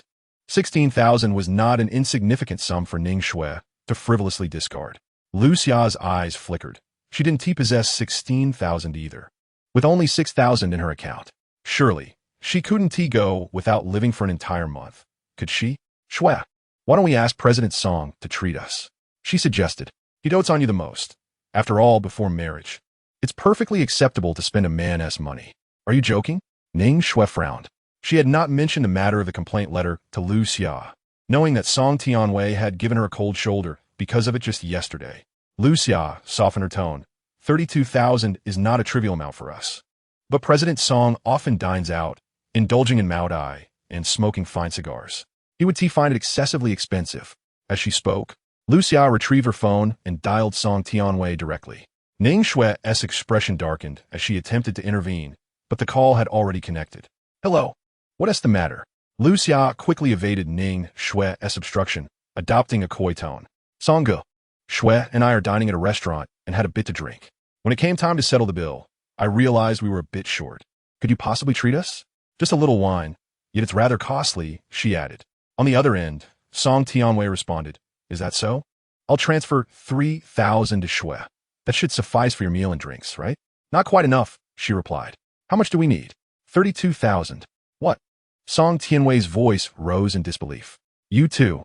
Brother Song, Xiao Xue has said that you are the best, and I have always envied Xiao Xue for having such a wonderful boyfriend like you.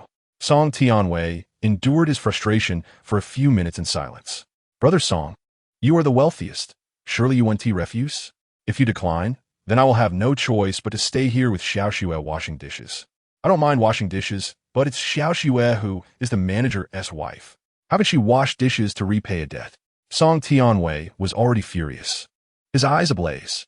Fine, I will transfer the money to Ning Shue. After saying this, he hung up the phone. When Ning Shue glanced at her phone, she indeed saw a transfer of 32,000, along with a chilling message. Hurry back home. Just wait until I get off work to deal with you. Ning Shue understood that this was not a mere flirtation, but a genuine expression of Song Tianwei's anger. Chapter 53. Ning Shue was struck and regretted the breakup. Lu Xia, seeing the transfer, sighed in relief and urged Xiao Xue, quickly pay the money. Ning Shue, feeling stifled, complied and paid the amount. Shortly after, several security guards approached. Su Qing gestured politely, expressing gratitude to the two young ladies for their patronage at our hotel and inviting them to return another day. Liu Tia Bulet Ning Kue, and they awkwardly exited, knowing they could not linger with so many security personnel present. Once outside, a staff member remarked, Manager Su, I doubt those two will return to our hotel after this. They were never our target clientele. Su Qing's eyes flickered. She knew well the identity of the hotel's owner. Outside the hotel, Ning Shue did not speak to Lu Xia and immediately hailed a cab. Although Lu Xia felt disgruntled, she recognized that the situation stemmed from her actions, so she refrained from saying much and headed to the subway station to return home. Ning Shue, troubled in spirit, felt guilty and even went to the trouble of preparing a feast. As she waited at home, she heard the sound of the door opening and quickly stood up, flashing a pleasing smile. Tianwei, slap. A resounding blow struck her face, sending Ning Shue crashing to the ground, her cheek numb and her mind blank. The pain was intense, but what overwhelmed her more was the humiliation and disbelief. Meeting Song Tianwei's darkened face and sinister gaze, she stammered, You hit me? And what of it? Can you not use your brain for once? Save me some trouble. Song Tianwei spat, his eyes filled with disdain and contempt. How much money do you have in your pocket? How dare you indulge in over 30,000 worth of wine? Do you really think you're something special? Your family is from the countryside. I never said anything when you supported your brother, but you flaunt my kindness to splurge like this? Let me tell you, I don't lack for money, but I want to make sure you understand your own status. Hearing such malicious words, Ning Shue felt as if she had fallen into an icy abyss. It was not me, it was Lu Xia. Huh, spare me your pretense. You just want to make a fool of me, don't you? Song Tianwei grew weary of pretending. You are merely a recent graduate from a 211 university, youthful and inexperienced. Yet I found your innocence charming and thought it wise to pursue a relationship with you. However, should you continue to provoke my displeasure, I may reconsider our partnership. As a manager with several properties and savings exceeding $1 million, he was acutely aware of his own circumstances. He was not a wealthy heir and thus refrained from seeking out young models or internet celebrities, which he could ill afford. He preferred to seek companionship with girls from less privileged backgrounds, relishing their youth and purity without incurring significant expense. Yet, If Ning Shui harbored aspirations of becoming a wealthy lady through him, she was gravely mistaken. With her head bowed and tears streaming down her face, she felt a tumult of pain and fear. She understood Song Tianwei's message. He possessed the means to indulge in expensive wine, but he did not perceive himself worthy of such luxury. Ning Shui felt a pang of bitterness. She whispered an apology, vowing to amend her ways. Then take this time to reflect, Song Tianwei retorted before departing. Ning Shui sat on the sofa, curled up in a ball, still engulfed in shock as she gazed at the table laden with food. She had only experienced 2 relationships, the first with Jiang Lin and the second with Song Tianwei. Now, faced with Song Tianwei's temper, she began to recall the kindness of Jiang Lin. Though Song Tianwei's assets surpassed 10 million, he had berated her for purchasing a bottle of wine worth 30,000. In contrast, during his sophomore summer, Jiang Lin earned 6,000 as a tutor and willingly gifted her 3,000 for a new phone, spending an additional 1,000 on delightful meals. Her parents, who favored boys, had provided her with a modest phone worth 728 yuan for college, while her peers flaunted brands like Huawei and Apple. Observing her outdated device, Jiang Lin took her to the store and encouraged her to choose a phone that was not only visually appealing but also excellent for photography. After several years, she finally replaced the phone gifted by Jiang Lin with a coveted Apple device from Song Tianwei during a date. Was I wrong? With tears blurring her vision, Ning Shui reflected on Jiang Lin's kindness and conceded that, as Xianin had observed, she indeed cherished Jiang Lin and was reluctant to part with him. Yet, she also found it difficult to resist Song Tianwei's financial allure. Consumed by insecurity, she often compared herself to her former high school classmates, unwilling to live a life inferior to theirs. Thus, she believed that being with Song Tianwei would lead to a life of envy, but now, her future appeared bleak. She might have forsaken the man who treated her best. A sense of regret began to seep into her heart. However, compared to that woman now, do I truly possess any advantages that allow me to keep a retreat, to reconsider my choices? They share 2 children together. Jiang Lin left the swimming pool and joined his classmates for a meal at the restaurant, where everyone gathered. After all, it was the final gathering before graduation. The entire class was present, except for Ning Shui and Lu Xia. Xianin sat beside Hang Zi, curiously waving to the waiter, asking if the girl who had ordered 30,000 worth of wine had settled the bill. The waiter smiled and replied that it had been taken care of by another young lady's boyfriend. Xianin pouted, stating, I knew Lu Xia wouldn't be paying. Ning Shui's new boyfriend, yet another unfortunate fool? Really? Hang Zi remarked while ordering food. That man is hardly a good character. Knowing that Ning Shui has a boyfriend, he still attempts to woo her. Approaching 30, he is just a greasy, sleazy man, seeking only Ning Shui's youth. Such a person cannot simply be an unwitting fool. I doubt it. Xianin chuckled. With a girlfriend who spends so extravagantly, they are bound to one another. Jiang Lin, listening, offered no comment. Their relationship was none of his concern. He only cared for his own family. As for Ning Shui, having seen her today, he realized he had completely let go. Jiang Lin considered himself a person of deep affection, willing to invest in relationships without excessive calculation. However, since the other party was unworthy, he chose to respect and bless them, no longer burdening himself. He gazed at the dishes and mused internally. There are so many delicious items here. How I wish Tang Tang and Do Do were present. What a pity they should not have been sent back. He took out his phone and messaged Mu Yunge, inquiring if she wished to join him for a meal, but she promptly declined, sending a photo of her own dining table. It displayed 2 meat and 2 vegetable dishes, warm and inviting. With adorable children, parents, and Mu Yunge at home, Jiang Lin suddenly felt that even this 5-star hotel lacked appeal. He longed to return home. Chapter 54. The First Kiss. Xiao Pingqing noticed Jiang Lin's distraction, mistakenly assuming he was in a bad mood. His classmates were enjoying themselves immensely, and after finishing their meal, they prepared to head upstairs to sing, eagerly inviting Jiang Lin, the host, to join them. Jiang Lin, come sing with us, let's go. Yes, hurry up. They all awaited Jiang Lin, as if his reluctance to leave first made them hesitant. Previously, Jiang Lin had merely been an average student, reasonably diligent in his studies, partaking in various part-time jobs, but never standing out. He had little connection to those vibrant individuals leading extraordinary lives. Yet, this graduation marked a turning point. A pair of twins, a stunning wife, and a lavish celebration at a 5-star hotel, all contributing to a remarkable impression. This made his classmates regard him with newfound respect and curiosity about his life, even after graduation. Jiang Lin stood up, saying, "You all enjoy yourselves. I shall return home first. Why are you in such a hurry to leave? You have reserved a room at a 5-star hotel, yet you depart so swiftly? Shouldn't we indulge in a night of revelry together?" Zhang Daqiang pondered aloud. "I have children at home," Jiang Lin replied, his tone laced with mirth. Yang Jia Muset. Those with families are indeed different. It is no surprise that the adage goes, establish a family before pursuing a career. There is a certain wisdom in that.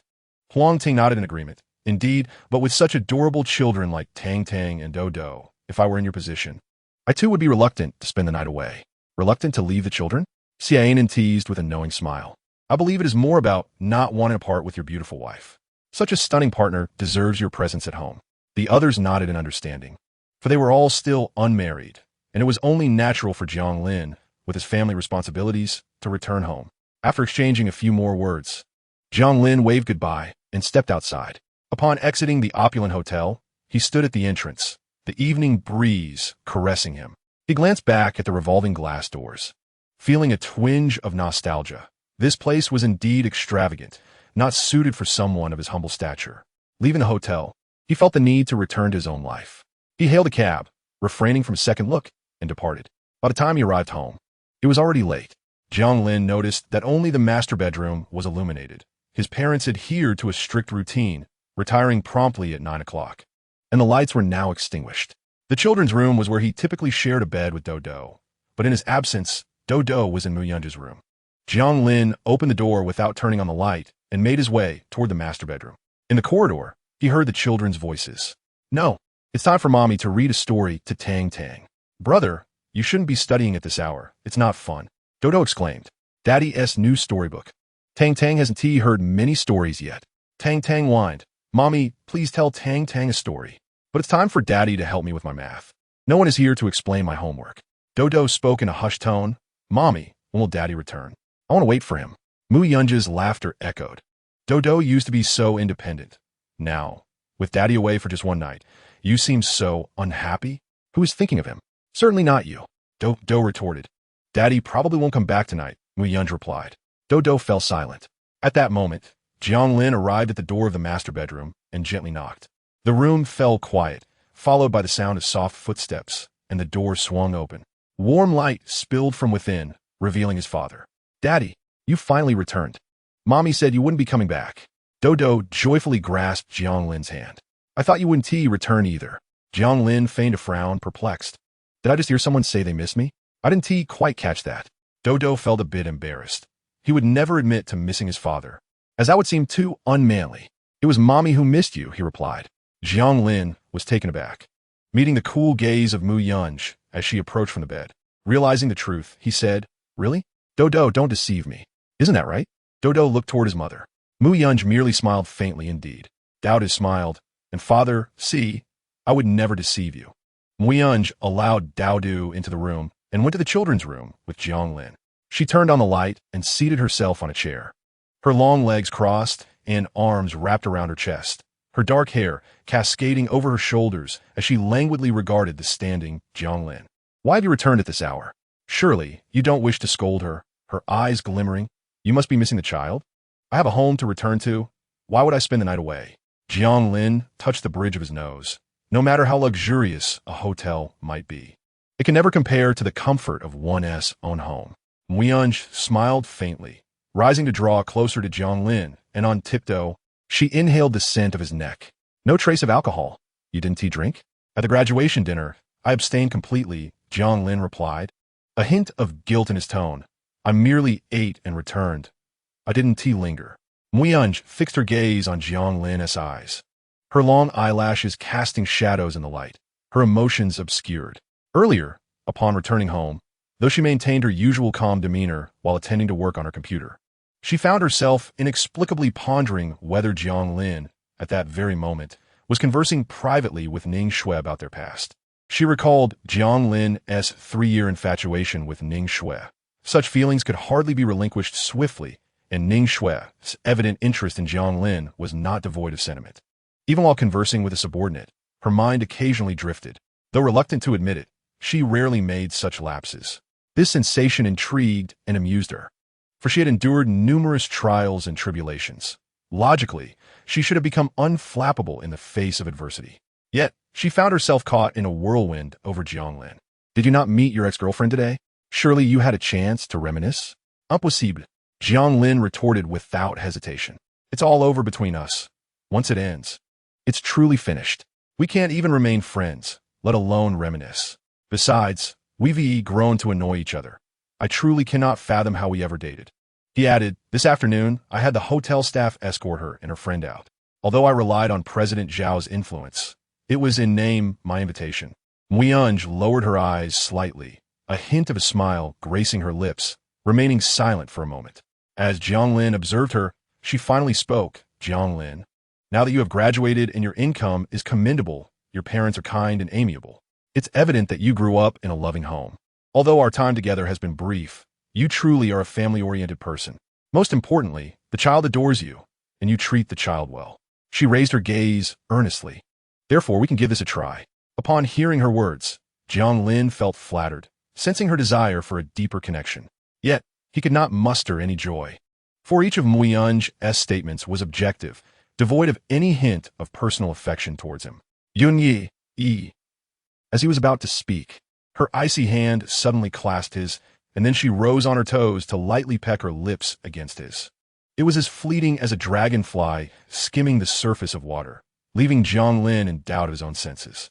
Yet, the fragrant aroma filled his nostrils, dispelling any notion that it was merely a figment of his imagination. Muyunj stood there gracefully, her exquisite visage adorned with a serene expression. With delicate fingers, she brushed her lower lip, seemingly savoring the kiss before feigning objectivity, remarking, not bad. I do not mind a close encounter with you. What about you? Jiang Lin met her gaze, feeling an intense warmth engulf him, despite having consumed no alcohol. I might need to take a cold shower, he thought. Chapter 55. It seems we are on the verge of romance. After Jiang Lin retreated to the restroom, the sound of running water echoed, prompting Muyunj to feel a twinge of embarrassment. Recalling her earlier words and the kiss, she found herself momentarily at a loss. It was an impulsive act, driven solely by the peculiar emotions that had blossomed within her towards Jiang Lin. She felt flustered, sensing that the situation had spiraled beyond her control. Taking out her phone, she dialed a number. Miss Mu, you're calling me at this hour? A sultry voice answered. Are you perhaps considering a little indulgence and seeking a charming young man to play with at our sister company? Su Xiao, I have something serious to discuss. Muyunj replied coldly, her tone grave. Muyunj's life experiences had rendered her with few friends, and Su Xiao was a companion from her pre-high school days. Their families had long-standing ties. After Muyunj moved abroad, Su Xiao had sought her out, leading to occasional communication. Their personalities were starkly contrasting. One was gentle in appearance, yet reserved and decisive, while the other reveled in life, a carefree heiress who adored fashion, spending, and romance. Upon hearing the seriousness in Muyunj's voice, Su Xiao dropped her playful demeanor. What's wrong? Are you in trouble? Where are you? I can come to you. In the background, a young man's voice could be heard, but Su Xiao promptly scolded him. You have 3 seconds to get dressed and leave. The ensuing rustling sounds quickly faded into silence. Muyunj sighed. I kissed a man. What? Su Xiao exclaimed, her voice tinged with disbelief. Though kissing a man was trivial for her, she had lost count of how many she had kissed. It was astonishing to hear that Muyunj had done the same. Yunj, I might have hoped too fervently for you to find a partner, so much so that I dreamt of you in relationship. Never mind, I shall return to sleep. Muyunj scoffed softly. I speak the truth. Why? Were you intoxicated? Or, that shouldn't be possible. You have no interest in men. Have you been possessed? Muyungu pondered. He was rather distinct. Su Xiao clicked her tongue. Indeed, he was different. But let us return to the main topic. Regarding the matter of you kissing him, you two are not in a romantic relationship, are you? So what was his reaction? What was yours? How do you intend to proceed? Will you act as if nothing occurred, or will you explore this further? Do you want to take a cold shower? As for me, I felt my heart race slightly, and my cheeks grew warm, akin to the sensation one experiences while running. Muyungu added, after I kissed him. I expressed my feelings, telling him it was quite nice and that I did not reject it. Miss Mu, you are indeed rare. A once-in-a-century flower has bloomed. Yet this flower resembles a man-eating plant. Su Xiao couldn't help but tease. Are you dating or conducting a meeting? Is this how you express your feelings? Mu Yungu sighed. Spare me the chatter and directly tell me, why am I feeling this way? Because you're about to embark on a romantic relationship. Su Xiuxiu concluded with certainty, knowing that Mu Yungu would inquire about the rationale behind her statement. Clearing her throat, she explained in Mu Yungu's usual manner. First, you have never shown interest in men, leading a life of simplicity, almost as if you could renounce worldly affairs. However, your initiative in kissing him indicates a burgeoning desire. Secondly, the very fact that you sought me out to discuss this reveals your significance towards him. It is not merely a fleeting impulse. Lastly, you are even contemplating whether to further this relationship. Honestly, as long as you wish for it, no man could possibly refuse you. Therefore, you are finally on the brink of romance. What makes you think so? Mu Yungu questioned skeptically. Come on. You usually confine yourself to your computer, phone, and documents. Where would you find the time to chat with me about this? You are dedicating time to him, which can only mean you wish to cultivate this connection. Mu Yungu fell silent. In truth, if you desire to ascertain your feelings for him, it is quite simple. Love is a matter of deepening. We are adults, and rather than indulging in futile thoughts, why not directly engage in intimacy? Mu Yungu frowned and interjected. I have no interest. On the grand bed of the hotel, Su Xiuxiu, covered by a blanket, remained unfazed by the scolding and chuckled, saying, Fine, fine. I know you are the abstinent type, always leading a life of simplicity. You simply do not recognize the benefits of intimacy. It is good for both body and spirit. Beep, beep, beep. The call was disconnected. Disconnected? Su Xiuxiu stared at her phone. Isn't love supposed to grow stronger with each encounter? How strange. Could I possibly be mistaken? Su Xiuxiu was utterly intrigued. After all, it is Mu Yungu. Since childhood, countless suitors have pursued her, and proposals for marriage have been unending. She has always been the exemplary child of others. She is also exceptionally beautiful. It is no exaggeration to say her admirers are innumerable, having encountered many men. Who is this extraordinary figure, so strikingly handsome, that even she finds herself intrigued? I must take a look. How fascinating. Jiang Lin, after finishing his shower, realized he had forgotten to grab his clothes, and couldn't he help but feel a twinge of regret. Truly, he had become rather forgetful. He wrapped a towel around his waist, contemplating that since everyone had already returned to their rooms to sleep, it would be inconsequential for him to step out like this. Peeking through a narrow crack in the door, he noticed that the coast was clear outside, and he sighed in relief before pushing the door open and making his way towards the children's room. A cough interrupted the stillness. Jiang Lin turned around to find Mu Yungu gazing at him. He quickly stammered an apology. I'm sorry, I forgot to grab my clothes. I'll go put something on right now. Mu Yungu acknowledged with a soft "oh," her eyes inadvertently drifting over Jiang Lin's chest. What are you looking at? Jiang Lin asked, covering his chest. Nothing. I just thought you might get cold without a shirt. So hurry and get dressed to avoid catching a chill. Mu Yunyi replied casually. However, as soon as she uttered those words, she realized that the temperature was nearing 30 degrees, making her comments somewhat nonsensical. She quickly added, After all, one must provide for the family. Health is of utmost importance. That is true. Jiang Lin pointed toward the bathroom. I've finished using it. You must be waiting to go, right? You should hurry. With that, he stepped into the children's room and closed the door behind him. Mu Yungu stared at the firmly shut door, frowning. It felt as if he were barricading himself, almost fleeing the scene. Was he afraid of her? This thought led her to reminisce about 4 years prior when she had been under the influence of medication and had acted in a way that undoubtedly caused Jiang Lin distress. The memory left her feeling somewhat unsettled. In truth, such behavior was never her intention. Yet, with Jiang Lin remaining silent about that night, she felt it was inappropriate to bring it up herself, resulting in a mutual silence about their past. Chapter 56. Returning home with the children to show off. Jiang Lin quickly dressed in his room, anxious that Mu Yungu might misunderstand him as someone lacking propriety. He sent her a message inquiring if she wanted him to take Dodo to sleep, but there was no reply. Lying on the bed, he stared at the ceiling, his mind awash with complex thoughts, utterly devoid of fatigue. She had kissed him earlier and expressed that she was not averse to intimacy. Yet, her demeanor resembled that of a stone, devoid of warmth. Did she truly harbor no feelings for him? Perhaps it was merely a professional gesture? The joy that had surged within him swiftly dissipated. Did someone like Mu Yungu truly need emotional connections? However, if he were unwilling to embrace her way of relating, it remained a fact that she still required a man in her life, and the children needed a father. If he could not fulfill that role, there would inevitably be others who would.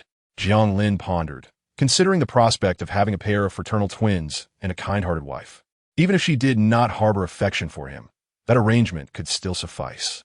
After all, he had genuine feelings for Mu Yun-go.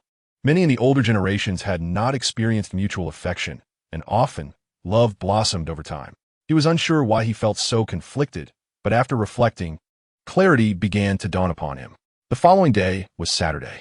As Jiang Lin awoke, he was greeted by messages from his classmates, yet he paid them little mind. Upon hearing the sound of the main bedroom door opening, he hurriedly rushed out, only to encounter Mu Yun-go stepping out. "What's the matter?" She tilted her head slightly, a look of curiosity gracing her features. "I've come to a realization. Perhaps I should pay a visit to your parents. Since we have decided to take our relationship to the next level, it would be prudent for me to attempt to integrate into your life." Mu Yun-go lowered her gaze, her breath heavy with contemplation. "Our matters are ours to manage.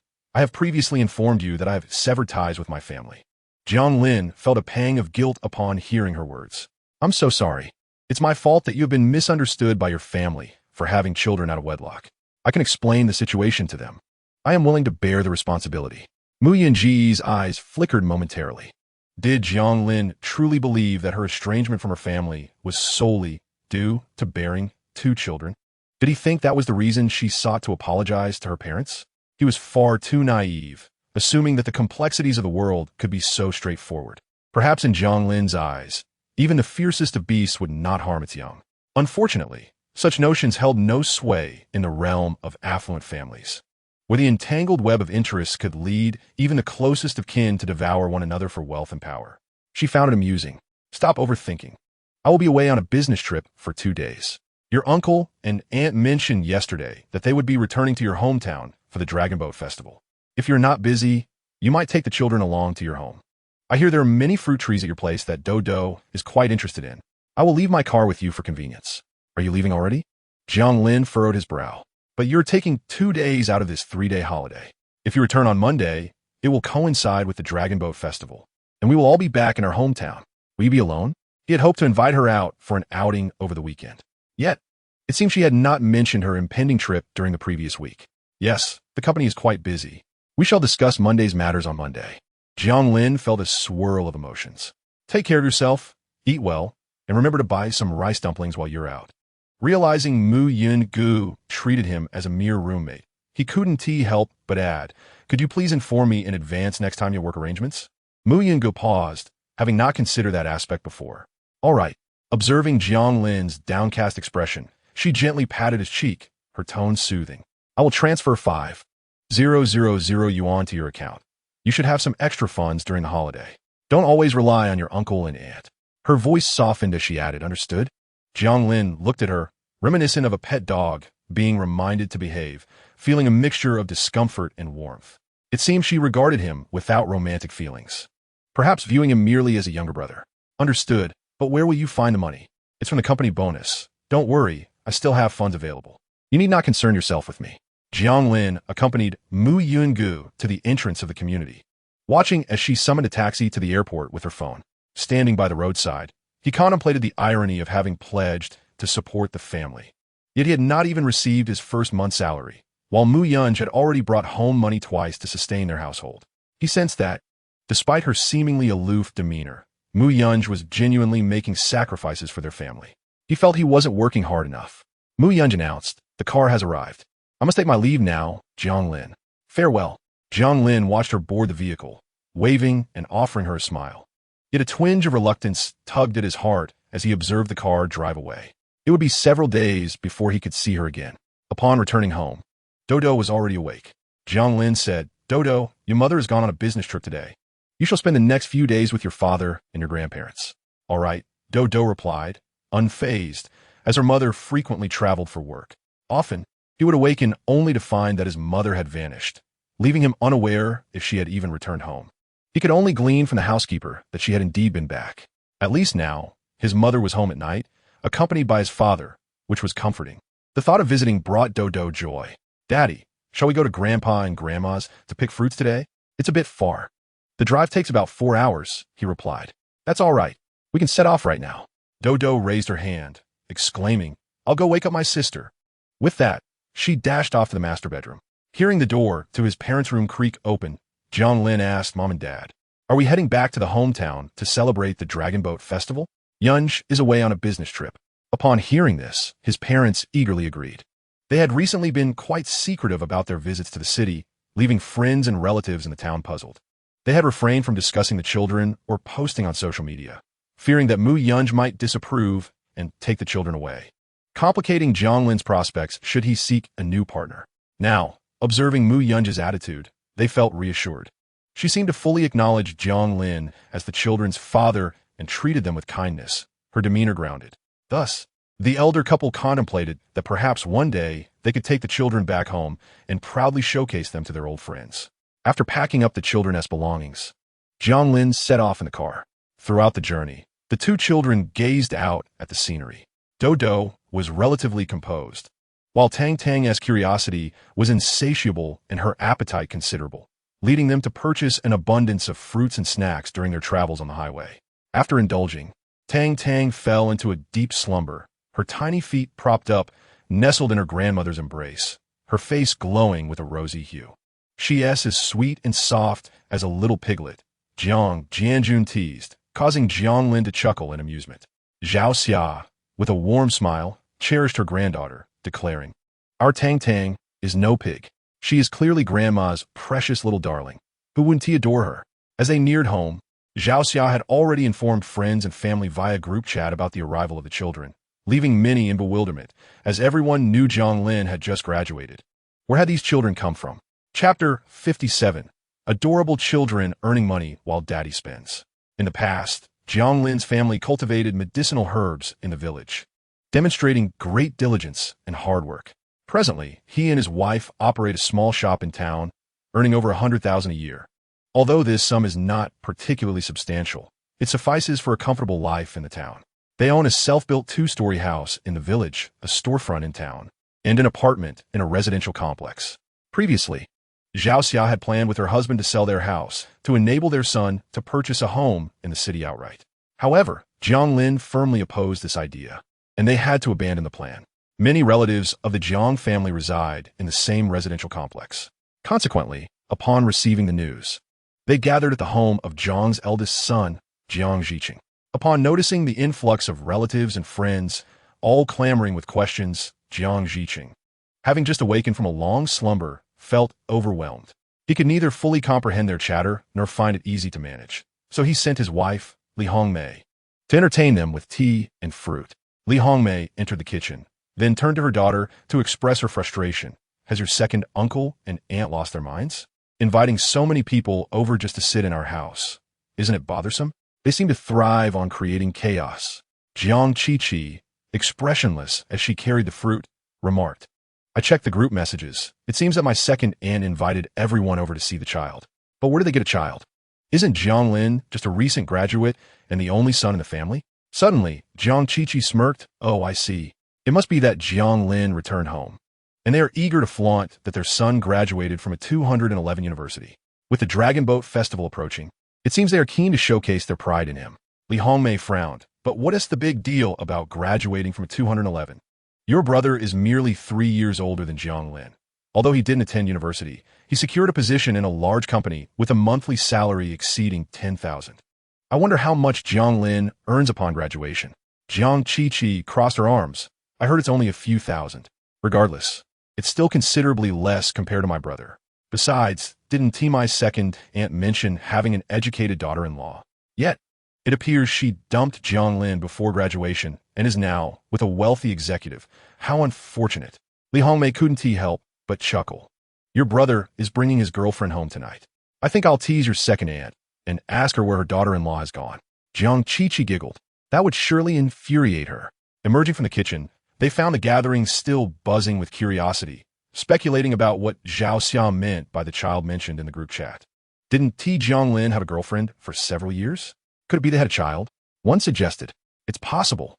Even though he just graduated, having a baby young is beneficial for recovery. Could Jianjun and Zhao Xia become grandparents so soon? That would be utterly enviable.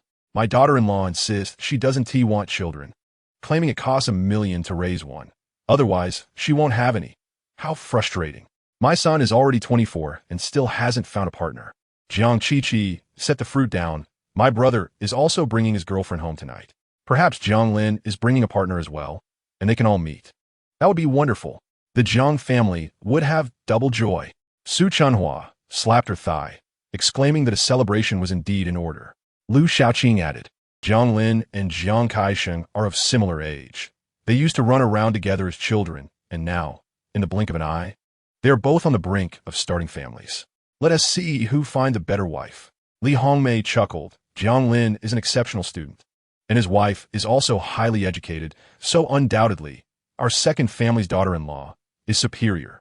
Jiang Chi chimed in, not necessarily mother. My sister-in-law seems to own her own store, which is quite entrepreneurial, and she earns a substantial income each month. We cannot judge solely by academic credentials. Nowadays, there are bachelor's degree holders everywhere, and it has been said that some even work as security guards. Su Chunhua concurred, that's true. Ultimately, it's about one's earning potential. Jiang Ziqing listened to their conversation without interjecting. As the eldest son of the Jiang family, he had pursued his studies diligently, yet he ended up in a local idle position, now retired and enjoying a comfortable life. He felt he was on a different level compared to his younger brother Jiang Jianjun, who engaged in small business ventures. While they were conversing, another message appeared in the group chat. Lu Xiaoqing announced, they've arrived home. Let us hurry and see the child they mentioned. Jiang Lin stepped out of the car with Tang Tang in his arms. Still groggy from sleep, he gently placed her on the sofa and covered her with a small blanket. Sleepily, Tang Tang mumbled, Daddy, where is this? She was unfamiliar with the surroundings. This is your grandparents' house, he replied. But there are no fruit trees here, she protested, turning over and drifting back to sleep, her fluffy head resting against Jiang Lin. Sprawled out comfortably, Jiang Lin's parents resided in a spacious 4-bedroom, 2-living-room house, a luxury afforded by the low property prices in their small town. Jiang Jianjun took Dodo to wash his hands and offered him some milk, asking, Are you hungry, Dodo? Grandpa will make you a big hen stew with vermicelli. Grandpa, I'm not hungry yet, Dodo replied, sipping his milk. Grandpa, take me to catch a big hen. Jiang Jianjun couldn't help but laugh. The hen is frozen in the fridge. There's no need to catch it now. A knock at the door interrupted them. Zhao Xia, hearing the sound, set down her things. It must be the relatives. I called them to come see the baby. Dodo, when they arrive, remind them to give you red envelopes. Dodo's eyes lit up at the thought of receiving gifts. His father's financial situation was tight, and if the relatives could provide him with money, it would ease his father's burden. Thus, despite usually maintaining a cool demeanor at the Mu family's home, Dodo was now determined to seize this opportunity. Jiang Ziqing stood at the door, with relatives behind him. As the door opened, they were greeted not by familiar faces but by a small child standing at the threshold, a little boy, exquisitely handsome with striking features that promised he would grow up to be quite the charmer. His large, grape-like eyes sparkled with intelligence. Dodo looked at Jiang Ziqing and said, Hello, uncle. I am Jiang Lin's son, Dodo. I am 3.5 years old. He wished his uncles and aunts a joyous dragon boat festival, wishing them good health, harmonious families, and prosperity. As he spoke, he extended his chubby, fair hands, holding Jiang Lin's mobile phone, the screen displaying the WeChat payment code. Jiang Ziqing was momentarily taken aback, charmed by the child's adorableness. Although he usually looked down on others, even his own brother, he found himself unable to resist the appeal of Dodo's gaze. Perhaps it was the generational difference at play. Moreover, seeing Dodo reminded him of the times when his son played with Jiang Lin in their youth. A wave of nostalgia washed over him, reflecting on how swiftly the years had passed. Being the most successful member of the Jiang family, he felt compelled to make a gesture. He certainly could not afford to lose face.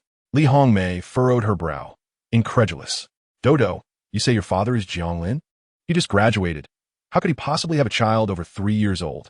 Yet, Jiang Ziqing took out his phone, recognizing the unmistakable resemblance. This child was undoubtedly of Jiang lineage, looking just like Jiang Lin did in his childhood. Without further ado, he scanned the code for an 800 yuan greeting gift. Wow, Uncle gave Dodo 800 yuan. That's enough for so many snacks. Uncle, you're so wonderful. Dodo loves you.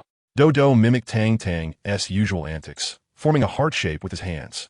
While secretly thinking how effective his cuteness was, no wonder Tang Tang enjoyed being adorable so much. It seemed this little fool wasn't so foolish after all. He had traits worth emulating. Hee hee, Daddy went to the restroom, and I'm making money for him. Li Hongmei, observing the scene, was astonished that he had so readily given away 800 yuan without verifying the facts. Had he lost his mind? Dodo then turned to other relatives. Holding the phone's QR code, sparkling eyes resembling those of an endearing puppy. Chapter 58. My Jiang Lin has a pair of dragon and phoenix twins. Everyone found Dodo utterly charming. His appearance was strikingly beautiful, rivaling even child models. Zhao Xia approached, feigning exasperation. Oh dear, my precious grandson. Why are you stopping the relatives outside to ask for red envelopes? This is truly something. Despite her words, she did not intervene, adopting a tone of affectionate helplessness. After all, what was wrong with her beloved grandson asking for a bit of pocket money? Over the years, countless social exchanges had taken place. Their family had not even held a graduation banquet for Jiang Lin. For decades, they had only given, never receiving. Please don't mind. My dear grandson is the result of Jiang Lin's first year in college. We only recently discovered this, and we cherish him like a little treasure. Fortunately, Dodo was remarkably clever and well-behaved, far smarter than Jiang Lin, presumably taking after his mother. Li Hongmei's eyes widened in disbelief. He was born during your first year of college? Indeed, Zhao Xia chuckled. Once it was confirmed that the child belonged to Jiang Lin, though everyone was incredibly shocked, they proceeded to make their payments. Lu Chunhua, resigned, scanned for 200 yuan, while Lu Xiaoqing scanned for 300. Others contributed between 200 and 500 yuan. As Jiang Wang emerged from the elevator, he greeted everyone with a cheerful smile, acknowledging his tardiness. The Jiang family comprised 3 brothers, the eldest, Jiang Zhiqing, the second, Jiang Jianjun, and the youngest, Jiang Wang, who had long lost his wife and remained unmarried. His daughter, Jiang Xiao, was of similar age to Jiang Lin and was studying at a teacher training college in the city, with a year left until graduation. Upon his arrival, he jovially approached, exclaiming, "So this is Dodo. I've heard much about you from my Xiao, and indeed you are quite the clever one." Noticing that everyone had scanned their codes to present Dodo with a greeting gift, he too pulled out his phone and transferred 600 yuan. All relatives scanned the code before entering the house. Curiously, Jiang Wang inquired, "If Dodo is here, where is Tang Tang?" Jiang Zhiqing, puzzled, responded, "Who is this Tang Tang you're mentioning?" "Tang Tang is my dear granddaughter," Zhao Xia interjected proudly. "I must have forgotten to mention, she is Jiang Lin's child, one of a pair of twins." "Twins?" Li Hongmei exclaimed in disbelief, casting a glance at her daughter. Wasn't it said that Jiang Lin was dumped? How could he possibly have 2 3-year-old children now? Jiang Qiqi, equally bewildered, expressed her confusion. Meanwhile, Tang Tang, who had been napping on the sofa, stirred awake at the sight of numerous guests entering their home. Rubbing her eyes, she sleepily asked, "Grandma, who are they?" Zhao Xia introduced her to the visitors.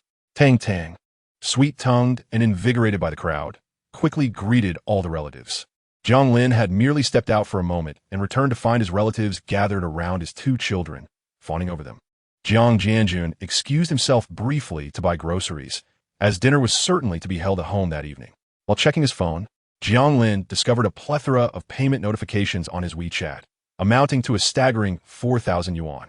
Inquiring about this with Zhao Xia, he could not help but chuckle upon hearing her recount the events. Dodo had previously returned from her grandmother's house with a bounty of gifts, and now here she was, once again reaping benefits at her other grandmother's home. That child was undoubtedly rather astute. As they sat on the sofa, Li Hongmei subtly probed Zhao Xia about Jiang Lin's wife, her origins, educational background, the company she worked for, and her salary. "I'm not entirely sure. That's a matter between them. I merely facilitated a paternity test to confirm that the children are indeed our grandchildren. Beyond that, I haven't paid much attention." Zhao Xia replied dismissively. "However, I can attest that the children's mother is exceptionally beautiful. I've seen her, the most stunning person." While munching on an orange, Jiang Qiqi pondered, "Is she really that beautiful?" "Indeed. Otherwise, how could our 2 children be so lovely?" Zhao Xia affirmed. Jiang Qiqi, however, felt a twinge of doubt, recalling her sister-in-law's striking beauty and her flair for fashion. Her videos on social media resembled those of internet celebrities, boasting over 100,000 followers. She ran a beauty salon specializing in eyelash extensions and manicures in the metropolis, reportedly earning a considerable income. Could Dodo's mother possibly eclipse her sister-in-law's beauty? She is likely unable to comprehend. After all, Aunt Air has spent her entire life without venturing into any major cities and remains oblivious to the world beyond. When she encounters someone pleasing to the eye, she deems them the most beautiful. In due time, she will come to realize the truth. Is Aunt Air, the mother of Tang Tang, not visiting for the festival this time? She is quite busy, engrossed in work, and has been traveling for business these past few days. The television blares with lively sounds, yet no one pays it any heed. It merely serves as a backdrop. The brothers Jiang Ziqing and Jiang Wang are quite protective of their dear Tang Tang. Jiang Ziqing muses that the second brother is truly fortunate. Having become a grandfather with such an adorable granddaughter, he finds himself envious. My daughter Chi Chi, during her childhood, would play in the mud like a tomboy. She was not nearly as charming. Jiang Wang also finds it delightful. His daughter Xiao Xiao was not as vivacious in her youth, nor did she possess such an endearing charm. Tang Tang, with her delightful disposition and exuberance, is truly beloved by all.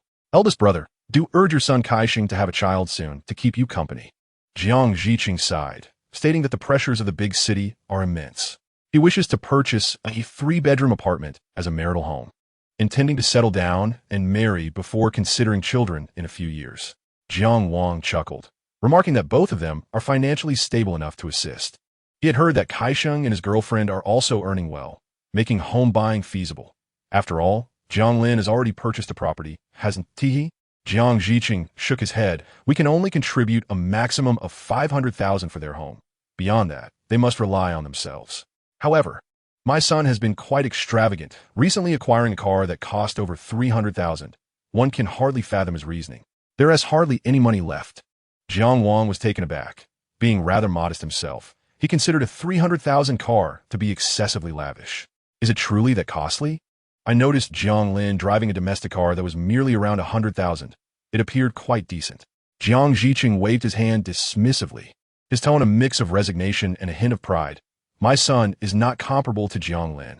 Ever since he was young, he demanded branded clothing and shoes, never settling for less. The second brother's family resides in a dilapidated old house. My son and daughter-in-law would never find it acceptable. They insist on branded cars and refuse to consider second-hand homes. Jiang Lin sat quietly nearby, listening to the conversations of his aunts and uncles. He was merely cracking sunflower seeds, observing what seemed to be lively chatter. Yet in reality, it was a subtle competition devoid of any genuine meaning. He had sent a message to Mu Yunj to check in, but had yet to receive a response, uncertain of her success on her business trip. Just then, his uncle suddenly addressed him. Jiang Lin, your brother and sister-in-law will be returning tonight. You must persuade him. Just like you, he should consider buying a second-hand home. There is no necessity to insist on a new one. In fact, I believe a second-hand apartment of around 100 to 180 square meters would suffice. Chapter 59. Tang Tang's family pond spans over 100 square meters. Upon hearing this, Jiang Lin couldn't help but gasp in surprise. 100 to 180 square meters? To put into perspective, the apartment he purchased is in an older complex, located on the ground floor, and the price exceeds 30,000 per square meter. The modest 3-bedroom apartment spans a mere 80 square meters. However, after accounting for the non-usable space, the actual area is reduced to just over 70 square meters. Indeed, the dwelling feels rather diminutive, yet the total price amounts to over 2.6 million. The down payment has already been made, leaving a substantial mortgage to repay. Even the down payment drained my parents' savings to secure this purchase. My uncle speaks of a second-hand house that is 180 square meters. It is not merely sufficient for habitation, but rather extravagant. When calculated, such a property would cost at least 6 million. In better locations, with newer community environments, the price could soar to 8 or 9 million. The Jiang family is neither impoverished nor wealthy, although my uncle enjoys a stable retirement position in the countryside. His salary is modest and certainly insufficient to amass several million. My uncle and cousin truly possess remarkable capabilities. I cannot help but express my astonishment at their ability to acquire such a large home. Jiang Ziqing, adopting a tone of someone with experience, gestures dismissively, stating, in truth, Jiang Lin, with 2 children and your parents frequently visiting to see them, your home is rather cramped. It resembles a birdcage. How can you live like this? In my opinion, you have not planned for the long term. Having established a family, your housing should be a decisive investment. Jiang Lin can only manage a wry smile, responding, Uncle, even this apartment is purchased on an installment plan. While a larger home is indeed desirable, it is simply beyond my financial reach. Jiang Ziqing's expression reveals a mixture of helplessness and understanding as he pats Jiang Lin on the shoulder, encouraging him, as long as you are willing to strive. A spacious home will come to you in due time. Their conversation captured the attention of others, who chimed in with agreement. Indeed, without at least 100 square meters, how can one live comfortably? Sister Xia questioned, why did your family purchase such a small house? It's far too cramped. It must be uncomfortable. Others echoed her sentiments. Yes. There's no space for children to run and play. Zhao Xia felt somewhat embarrassed, yet the truth remained. Housing prices are exorbitant, not comparable to those in our town. Li Hongmei's eyebrows lifted, and she remarked with a smirk, then perhaps you should wait to buy. My son plans to wait and purchase a larger home. One over 100 square meters. Tang Tang perked up, intrigued by the conversation. She dashed over to inquire, Grandma, how big is a house over 100 square meters? Zhao Xia explained, approximately the same size as our current home. Tang Tang pondered, is that really considered large? Our family's pond is even bigger. She wondered why this aunt spoke of 100 square meters as if it were something impressive. Tang Tang, still grasping the concept of square footage, had yet to encounter the notion of commercial housing, as no one in the Mu family lived in such properties. She decided to wait until the evening to ask her mother why a 100 square meter home was so remarkable. If that were the case, wouldn't their own home be extraordinarily impressive? Zhao Xia, noticing the curiosity in Tang Tang's eyes, embraced her, saying, one day, we will move to a larger house, but for now, let's bear with it, dear. I don't mind, Tang Tang replied, puzzled. As long as I'm with Mom and Dad, I'm very happy. A big house, so quiet, is not to my liking. The villa of the Tang family is quite expansive, accommodating only herself, her brother, and a few caretakers. In contrast, the ancestral home is even larger, boasting multiple houses, a garden, a swimming pool, and a back hill, rendering it even more tranquil. Upon hearing the child's remarks, Zhao Xia assumed the child was being mature, unaware that the child truly found the immense space overwhelming and unappealing. Dodo also felt a tinge of curiosity. The relatives on her mother's side seemed somewhat peculiar, and it appeared that those on her father's side shared a hint of oddity as well. The sound of the door opening indicated that Jiang Jianjun had returned from grocery shopping, prompting Zhao Xia to assist in preparing lunch. Meanwhile, Mu Yinggu had just concluded a jewelry showcase abroad and was promptly heading to inspect and attend meetings at an overseas company. As a premier luxury jewelry brand, the Mu family's scope had been propelled onto the international stage by Mu Yinggu. Thus their foreign business, though only a few years old, was still in a phase of growth. This success was attributed not only to her strong connections, but also to the burgeoning popularity of Chinese culture internationally, which had become a global trend, facilitating the expansion into high-end markets abroad. After a day filled with busyness, it was already time for dinner. Xie Jingwei came by to review some work, which led Wen to remind Mu Yungu that it was time to eat. It dawned on Mu Yungu that she, too, ought to nourish herself. Although she did not feel particularly hungry, she adhered to her routine of having 3 meals a day, avoiding alcohol and cold foods, wary of harming her stomach. This time, she had invited everyone to accompany her for the Dragon Boat Festival, promising that after this occasion, they would have 2 days off to make up for it. Li Wenwen was somewhat taken aback. Although the young lady had been acting oddly lately, she occasionally revealed a more humane side, warming the hearts of those around her. After the meal, Mu Yungu returned to her computer. It was already late into the night, but she noticed a message on WeChat that she had neglected throughout the day. Realizing it was afternoon back home, she seized a moment to video call Jiang Lin. Beyond the expansive floor-to-ceiling windows lay the vibrant lights of the bustling city of Chengdu, where vehicles continued to weave through the streets below. From such a height, the view of this foreign capital evoked a sense of isolation and a touch of melancholy. When the video connected, a cacophony of sounds rushed into her ears, instantly filling her space with a lively atmosphere. To her surprise, many people were gathered on the other side of the screen, seemingly engaged in conversation and tea after a meal, creating a warm and inviting scene. She smiled and asked, Jiang Lin, are these all your relatives? It seems quite lively at home. You must be enjoying a lavish feast. Jiang Lin, somewhat embarrassed, replied, yes, these are all relatives eager to see you. I feel quite shy about it. Noticing the luxurious background behind Mu Yungu, he inquired, where are you? She responded, I am abroad, just finished my work, and am currently in a hotel handling a few matters before resting for the night. Although Mu Yun-gu claims to be modest, she is, in reality, immensely accomplished. Liu Shaoqing clicked her tongue in admiration, exclaiming that Jiang Lin's wife is extraordinarily beautiful, akin to a movie star. Could she truly be one? Indeed. The hotel they are in appears quite luxurious. What a remarkable place this is. Traveling abroad for work surely indicates one possesses significant prowess. How impressive. Which country is this? We wish to see it, as we have yet to travel overseas.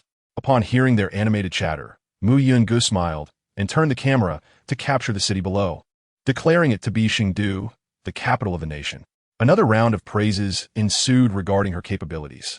After exchanging pleasantries, Mu Yun-gu bid farewell to Jiang Lin and ended the call. Su Chunhua lauded, "Jiang Lin, your wife is truly remarkable. She travels abroad for work. She must be exceptionally proficient in foreign languages."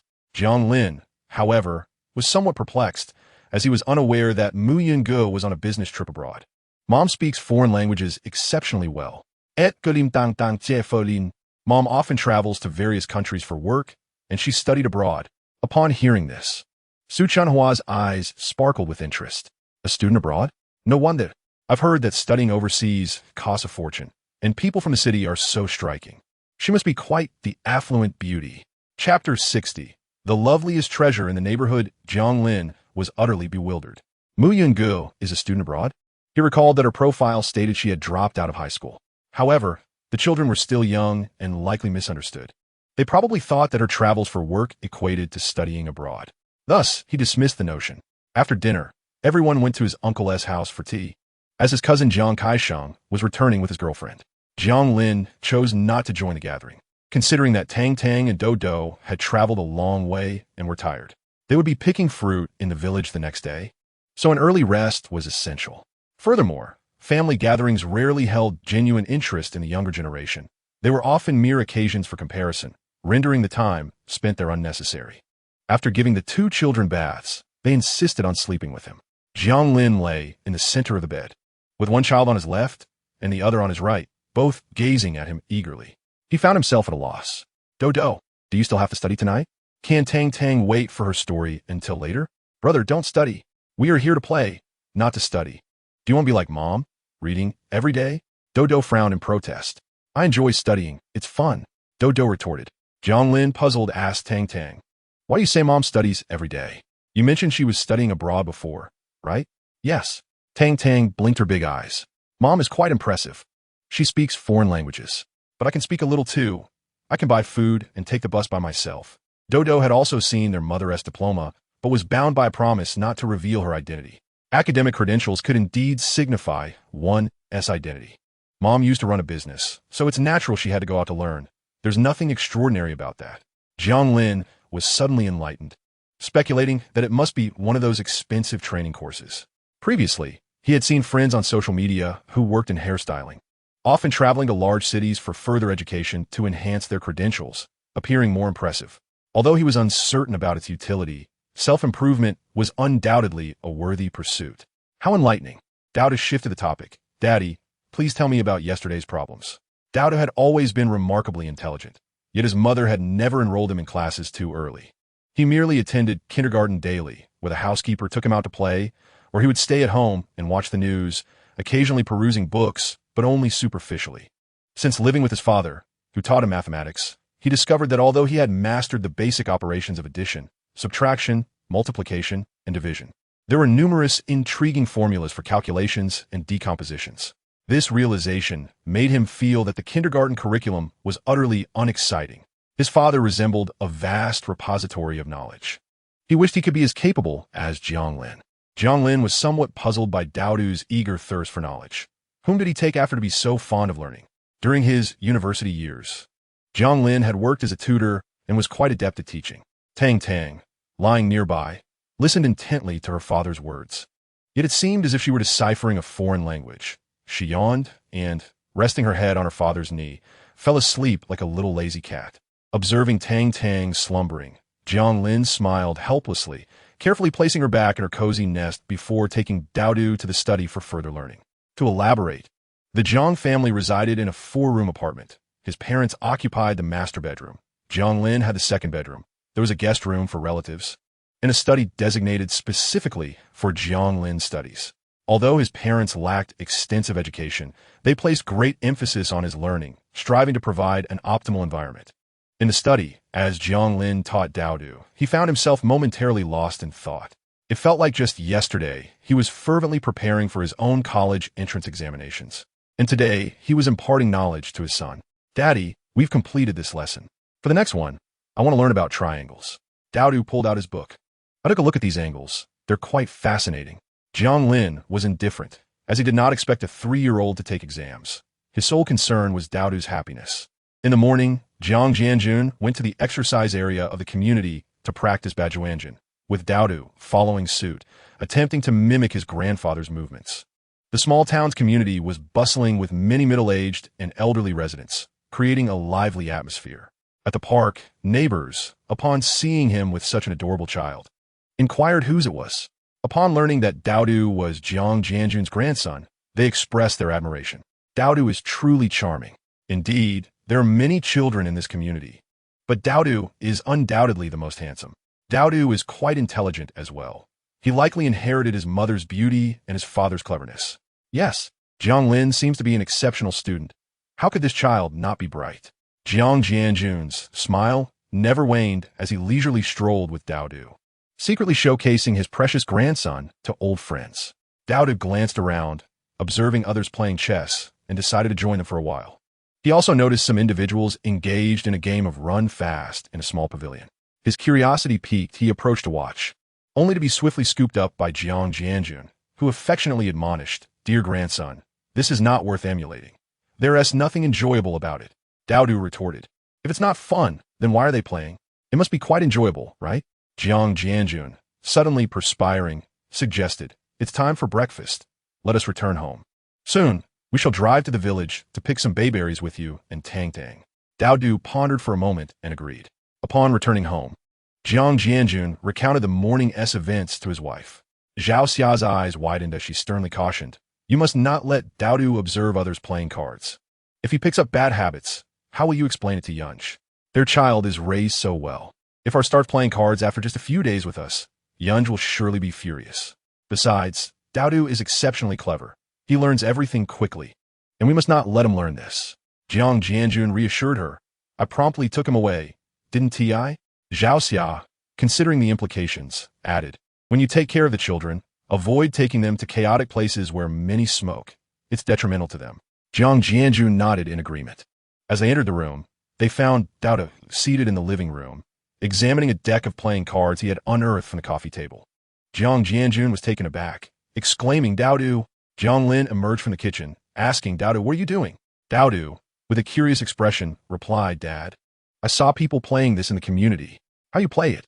Fearing his son might become upset, Jiang Jianjun hurried to take the cards away, intending to discard all the various cards they used during the New Year celebrations, deeming them harmful to the children. "Oh, this?" Jiang Lin remained calm and approached Daodu. He said to Jiang Jianjun, "Dad, let me play with Daodu for a bit. You help Tang Dang with her washing. She is still sleeping in." Jiang Jianjun allowed Zhao Xia to attend to Tang Tang, while he anxiously observed how Jiang Lin would navigate the situation. Hoping he wouldn't truly teach the child how to play run fast, Jiang Lin sat before Daodu and took the cards, explaining these are called playing cards, and there are numerous ways to play them. For instance, he drew 5 cards and placed them before Daodu. "Daodu, which card has a different number?" Daodu examined the cards, pointed to the middle one, and declared, "This one, 99, is an odd number, while the others are even. This is too easy. It's not fun." Jiang Lin contemplated for a moment and suggested, "Very well, let us have a competition of addition. We'll draw cards, and whoever's total is closest to 21 wins. If you exceed 21, you lose." Daodu immediately became intrigued, asking, "How many cards can I draw?" "As many as you like." Jiang Jianjun observed Daodu, calculating, feeling relieved that the situation was turning out differently than he had anticipated. Chapter 61. The Peculiar Sister-in-Law. When Tang Tang emerged, she noticed her brother lying on the floor, engrossed in the cards, and felt a twinge of curiosity. "Silly brother, what are you doing? Why didn't you wake me up to join you? You resemble a reincarnated pig. Why would I call you?" Daodu's head remained downcast. Tang Tang, slightly irritated, retorted, "Who are you calling a pig?" Daodu, indifferent to the remark, continued to examine the cards, and then looked up at their father, saying, "Dad, I have counted. And in this stack of cards, all the identical numbers appear 4 times, albeit in different colors. Therefore, if I aim for a specific smaller number, it will be quite challenging to draw it." Jiang Lin nodded, acknowledging, precisely, it is a matter of probability. For now, let's not focus on reaching 21. Allow me to explain the concept of probability. He produced 4 cards, numbered 3, 6, 8, and 10. Dowdu, observe these 4 cards. If I shuffle them randomly, what is the probability of drawing the number 3? Tang Tang, intrigued, inquired, "What is probability?" Lowering his head, Dowdu explained, "If there is 1 red bean bun and 1 meat bun, both looking identical, and you can only choose one to eat, what are the chances of selecting the meat bun?" Tang Tang pondered, stroking her chin. "That would be a 50% chance." Dowdu, having self-studied some elementary mathematics, understood the fundamental concepts without needing much elaboration from Jiang Lin. Thus, the probability of selecting the meat bun is 1/2, or 50%. Tang Tang appeared somewhat confused, questioning, "But aren't we talking about chances? What does probability have to do with it? And what does 1/2 signify?" Dowda nodded, "All right. You may go play in the mud now." Tang Tang pouted, "I don't like playing in the mud." Dowda muttered under his breath, "I truly wonder if you are my biological sibling. How can you be so dense? Grandma said you were the smartest." Seeing that Dowdu was being persistently interrupted, Jiang Lin picked up Tang Tang, saying, "All right, Tang Tang, go play with Grandpa. He has bought you a beautiful doll and some clothes to change into." "Really?" Tong Tong's eyes sparkled with excitement. Breakfast consisted of several simple, refreshing dishes. Zhao Xia also prepared milk for the children, allowing it to cool on the side. She remarked, "Last night we visited your uncle's home. He has indeed become quite successful, having bought a car, which is reportedly quite expensive. He works at an internet company while his wife runs a beauty and eyelash salon, earning a substantial income. They're also considering purchasing a house in the city soon, planning to settle there for support." Jiang Lin nodded in agreement. "That sounds quite good." Just then, the doorbell rang. Zhao Xia set down the dishes to answer the door and was surprised to see Kai Sheng and Xiao Mei. "What brings you here?" "I heard that Jiang Lin now has 2 children, so I wanted to come and see them," Kai Sheng said, presenting an envelope. Zhao Xia, appreciating his thoughtfulness, quickly welcomed them inside and offered them a seat. "Have you both eaten? Join us for a meal. Later, we plan to visit the village. Would you like to come along?" Kai Sheng explained, "I want to take Xiao Mei with me. I was just wondering when you would set off. I'm not very skilled at driving, so I hesitate to drive into the village." Lu Mimi smiled, but spoke little, leaving most of the conversation to Jiang, Kai Sheng, and Zhao Xia. Zhao Xia waved at the children, Tang Tang and Dodo, calling them to greet. "Hello, Annie." "Hello, Uncle." Tang Tang sweetly chimed in. Dodo echoed the greeting. Lu Mimi smiled and nodded. Jiang Kai Sheng, upon observing the undeniable charm of the twins, praised Jiang Lin. "You are truly fortunate to have such adorable dragon and phoenix twins. I would be delighted if I could also have a complete family with both a son and a daughter in the future." Jiang Lin smiled slightly, replying, "That is certainly possible. Well then, we shall head home. When you are ready, just give me a call," Jiang Kaixing said, opting not to disturb their meal any further. After they descended in the elevator, he prepared to return to his own residence, both families residing in the same community, albeit one in Building 1 and the other in Building 8. Tang Tang and Dodo are truly delightful, Jiang Kaixing remarked as he walked, expressing his fondness. "Are you out of your mind?" Lu Mimi retorted, rolling her eyes. "I detest children, and besides, didn't your father already receive several hundred in red envelopes? Are you so flush with cash that you can afford to give me some? You didn't even consult me. You're reluctant to purchase skincare products worth over 1,000 for me, yet you're willing to hand out hundreds in red envelopes? How is that fair?" Lu Mimi huffed, adding, "And your uncle and aunt have no sense of propriety. In our hometown, when a new bride visits, all relatives are expected to present red envelopes. As family, they should have at least given me 1,000. Yet when I arrived, they brought nothing. Do they look down on me?" Jiang Kaixing frowned. "Why are you quarreling with children? Moreover, even if we were to give, it would be during an engagement which we have not yet reached. So we would waste money for nothing." Lu Mimi was clearly displeased and felt a sense of injustice. When my brother brought his girlfriend home, it was merely a visit, yet everyone presented red envelopes. As his sister, I received 5,000. If you brought your girlfriend home, why did your brother accept money without returning any?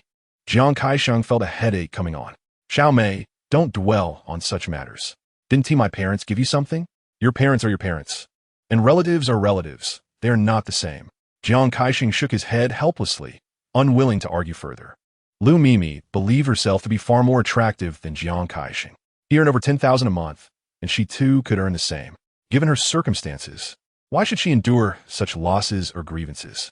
Just so you know, I refuse to share a car with those two noisy kids. I find them bothersome. You'll have to figure something out. My cousin will drive Tang Tang and Do, while my uncle will take you and me. Does that work? What kind of car does your uncle drive? My health isn't great, and I can't sit in some cheap domestic vehicle. I'm prone to motion sickness. Jiang Kaixing realized that ever since Lu Mimi came to his home, the number of issues had become overwhelmingly excessive, and she was perpetually nitpicking. Ultimately, this stemmed from her hometown's strong emphasis on gifts, where even the first meeting necessitated an offering of 11,000, symbolizing the notion of being one in a million, and every relative was expected to contribute money. In contrast, his relatives had not provided a red envelope yesterday. The sum from his parents was merely 6,006. Her incessant agitation stems from various grievances. I must tell you, do not regard me with such disdain. I overheard your conversations yesterday. Jiang Lin's wife, without demanding a single penny, bore him 2 children, only to approach him for support after their separation. I can easily deduce her circumstances. She's undoubtedly the kind of woman deemed undesirable by many. Do not even think to compare me with her. She coldly asserted that marrying is akin to purchasing goods. If one desires quality, one must invest, while the cheap options are beneath someone like Jiang Kaixing. That type of woman earns a mere 4,000 a month, unable to save even 20,000 a year, whereas I earn over 10,000 monthly and can save 100,000 annually. The investments you make before marrying me will soon be recouped. Chapter 62. The Comparisons of a Sister-in-Law. Jiang Kaixing fell silent. What grievances do you hold against me that you must drag others into this? Is this merely idleness? Can sisters-in-law refrain from comparison? Stop pretending. Lu Mimi crossed her arms, exuding an air of enlightenment. Your education pales in comparison to your brother S, and your looks are likewise inferior. Do your relatives not constantly compare you both? Jiang Kaixing chose to ignore her. Jiang Lin has been like a brother since childhood, although he later excelled academically. Jiang Kaixing possesses his own strengths that do not necessitate rivalry. His parents and sister enjoy comparisons. Yet if life is to be lived in constant competition, what joy is there? You may voice such sentiments in my presence, but do not spread them in my uncle's home. Lu Mimi remained unconvinced. When it was time to depart for the village, Jiang Kaixing, fearing her propensity for trouble, reluctantly drove the newly purchased vehicle. Jiang Jianjun, though puzzled, remarked that the village roads are primarily paved, albeit with lengthy stretches of one-way streets, advising him to follow slowly behind. Jiang Kaixing nodded in agreement. Lu Mimi loaded the car with an abundance of snacks and beverages, planning to indulge while binge-watching her shows. Jiang Kaixing reminded her to share some chips with Tang Tang and Do. After all, she couldn't possibly consume all that herself, especially if she was intent on dieting.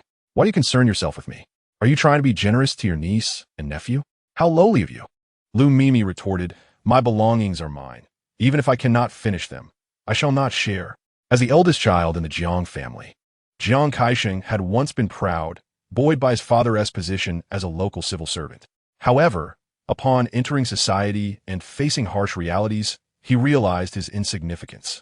His rebellious and carefree nature transformed into a more grounded and composed demeanor. In childhood, he had a penchant for brawling, and once, after a near-fatal encounter, Jiang Lin, the bookish one, had followed him and discreetly alerted him, only to be discovered and suffer blows from the local ruffians. In that moment, he understood that no matter how appealing camaraderie might seem, nothing could rival the bonds forged by blood. Lu Mimi, upon hearing his words, found them to be nothing but an incessant noise. That is your concern. I, too, have an elder brother, yet my parents favored him over me, insisting that I yield to his every whim, to the extent that I was denied the opportunity to pursue my studies. Consequently, upon reaching adulthood, I vowed never to appease anyone again. Jiang Kaixing endured her obstinacy at a loss for words. His appearance was unremarkable, and having encountered Lu Mimi, who appeared quite lovely after applying makeup, he had fallen deeply in love with her. Aware of her family's preference for sons, he had always felt a pang of sympathy for her, even showering her with financial gifts. To his dismay, she seemed to be growing increasingly selfish. You want me to share my snacks with them? They are not your children.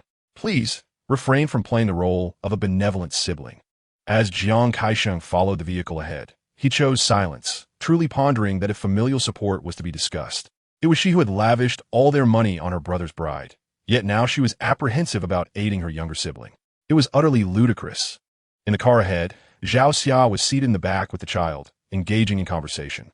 I believe that Xiaoxing's girlfriend is here this time with intentions of solidifying their relationship. Don't you think? Since they presented us with a red envelope, we ought to reciprocate, ensuring they do not leave empty-handed. Jiang Jianjun nodded in agreement. Acknowledging the rationale, we shall prepare one in return. Jiang Lin, navigating the vehicle, listened to his parents' chatter, noting how swiftly time passed. Before he knew it, his elder brother was about to wed. Aren't you progressing even more rapidly? Zhao Xia teased. We should remark that in the blink of an eye, all of you will be establishing families, and only your third uncle Xiuxiu remains unengaged. Xiuxiu is under considerable pressure, Jiang Lin remarked. Previously, Jiang Xiuxiu had come to their home to assist with bathing the child. Now, as she approached her senior year, she was eager to prepare for the teacher's certification examination. Despite several invitations, she had been unable to join them for dinner, clearly preoccupied. Moreover, Jiang Xiuxiu had lost her mother long ago, and her father, Jiang Wang, was employed in labor-intensive work, earning a meager income. As they journeyed onward, after approximately half an hour, they found themselves ascending a mountain road. Jiang Lin noticed a large truck laden with bamboo ahead and observed a turnaround lane beside it. Intending to leave space for Jiang Kaisheng, he maneuvered his vehicle onto a narrow side road to yield, having recently acquired his driver's license. Jiang Kaisheng was somewhat distracted by Lu Mimi's incessant murmuring. Suddenly, there was a jolt, and the front wheel of his car plunged into a roadside drainage ditch. How do you drive? Lu Mimi furrowed her brow. What's the rush? Jiang Kaisheng replied dismissively. Once the large truck passed, he attempted to drive out, pressing the accelerator. But the acrid smell of burning rubber filled the air, and he remained stuck. Jiang Lin approached, waving his hand to signal him to halt. Don't move. Your vehicle's low clearance requires stones to get out. With that, Jiang Lin set off to gather stones, placing them under the front wheel to assist Jiang Kaisheng in ascending. Finally, the vehicle surged upward. However, upon inspection, Jiang Kaisheng noted a significant drop in tire pressure and hurriedly exited the car to investigate. You just drove off the road, and now you're trying to turn sideways. Your tires are practically spewing smoke, Jiang Lin remarked, quickly checking if the tires were still intact. They must be damaged. Jiang Kaisheng explained. The dashboard indicates that the tire pressure is nearly zero. I have no choice but to call someone to change the tire here. With a troubled glance at his girlfriend in the car, he thought, she's likely to be upset again. Don't worry, Jiang Lin noticed his discomfort. I'll have my father stay with you. Your girlfriend has come all this way. Let's head into the village together. Otherwise, who knows how long the wait will be. There won't be much to do then.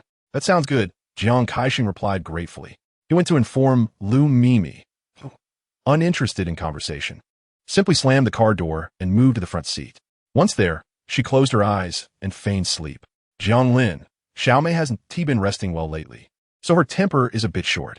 Please bear with her, Jiang Kaisheng said. Brother, why are you being so polite? Just relax, Jiang Lin reassured him, patting his shoulder. Look at your expression. There's no need to be so worried. Jiang Kaisheng smiled faintly, feeling burdened yet unable to express his troubles. As Jiang Lin drove, the children, Tang Tang and Dao Du, pointed out the scenery outside, which only served to deepen Lu Mimi's frown, growing increasingly impatient. In reality, they had only been on the road for a little over 10 minutes before arriving at their destination. We've arrived, Jiang Lin announced as he parked in front of someone's house. Everyone, let us get out. Lu Mimi sighed and exited the vehicle. That aunt seems to be in a bad mood, Tang Tang murmured. Zhao Xia wrapped an arm around Tang Tang, noticing Lu Mimi's unpleasant demeanor. It's all right. We'll take Tang Tang to pick some bayberries, she said. Chapter 63. Mu Yunge is jealous. After disembarking, Zhao Xia took Tang Tang and Dao Du to retrieve the fruit basket from the trunk, heading straight to their orchard. Some villagers at home greeted them, surprised to see Jiang Lin's twins so grown. Jiang Lin offered Lu Mimi a fruit basket, saying, shall we go? However, she did not accept it and instead wore a sulky expression. Why am I so unlucky? My new car has a flat tire. I had to come to the mountains, where there are plenty of mosquitoes and possibly snakes. I'm scared to go. Don't be afraid. There is nothing to worry about, Jiang Lin reassured her. Lu Mimi pressed her lips together, her eyes filled with grievance. Then you go ahead of me. Don't let me fall behind alone. You help me scout the path. Em frightened. Jiang Lin glanced at Tang Tang and Dao Du, who were already skipping ahead. Though exasperated, he waited for Lu Mimi. Sister-in-law, take your time. There are no snakes. He encouraged. Following Jiang Lin, Lu Mimi walked a short distance and finally reached the orchard. Watching Jiang Lin's back, she noted how much taller and more handsome he was compared to Jiang Kaixing, not to mention being a high-achieving student with a fair complexion and a gentle demeanor. Jiang Lin, when are you getting married? She asked. Me? I'm not sure at the moment. I haven't established a relationship with the children's mother yet. Oh, I see. Be cautious, Lu Mimi warned, hastening her steps to stand close beside Jiang Lin. Nowadays, many women enjoy dangling their charms before men. You have just entered society. Do not allow yourself to become a mere backup option. Sister-in-law, thank you for your reminder, but the child's mother is not that kind of person. Upon arriving at the orchard, Lu Mimi's spirits lifted as she beheld the trees laden with ripe bayberries, plums, and peaches. Jiang Lin, please help me pick some plums. Those on the tree are so beautifully red. You are tall enough to reach them. Jiang Lin took a basket and gathered several plump, crimson plums for her. I want to eat bayberries. Could you assist me in picking some? Of course, he replied, fetching a few bayberries for her as well. She then ventured to pluck several peaches herself. Jiang Lin, where can we wash them? Please help me clean them. These peaches have fuzz and need to be washed thoroughly. Jiang Lin nodded, saying, play for a while. I will fetch some water from the nearby well to wash them for you. You are truly patient, far more so than your brother. He lacks any sense of fun, always engrossed in his programming and never finds time to accompany me. It is utterly dull. Jiang Lin gave a shy smile and took the peaches with him, puzzled by his sister-in-law's sudden friendliness, given her previous indifference towards his family. During the brief interlude of washing the peaches, he called Jiang Kaixing to inquire about his progress, learning that he would arrive in about an hour. Upon returning to the orchard, Lu Mimi rushed over to show Jiang Lin the red welts on her fair arms. Look, Jiang Lin, I've been bitten by mosquitoes. Why don't you go to the car? There's mosquito repellent inside. Please accompany me.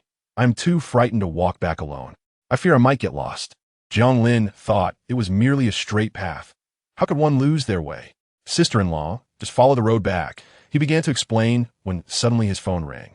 As he answered, Lu Mimi continued to complain, but Jiang Lin, I am so scared alone. The grass lines the path, and I'm unfamiliar with this place. Please walk me back to the car. We can play mobile games there. Picking all this fruit can become quite tedious. After all, Tang Tang and Dodo have her mother to keep them company. Jiang Lin waved her off, listening to the breathing on the other end of the line. But no one spoke. Hello? He realized he had accidentally pressed the wrong button and hung up.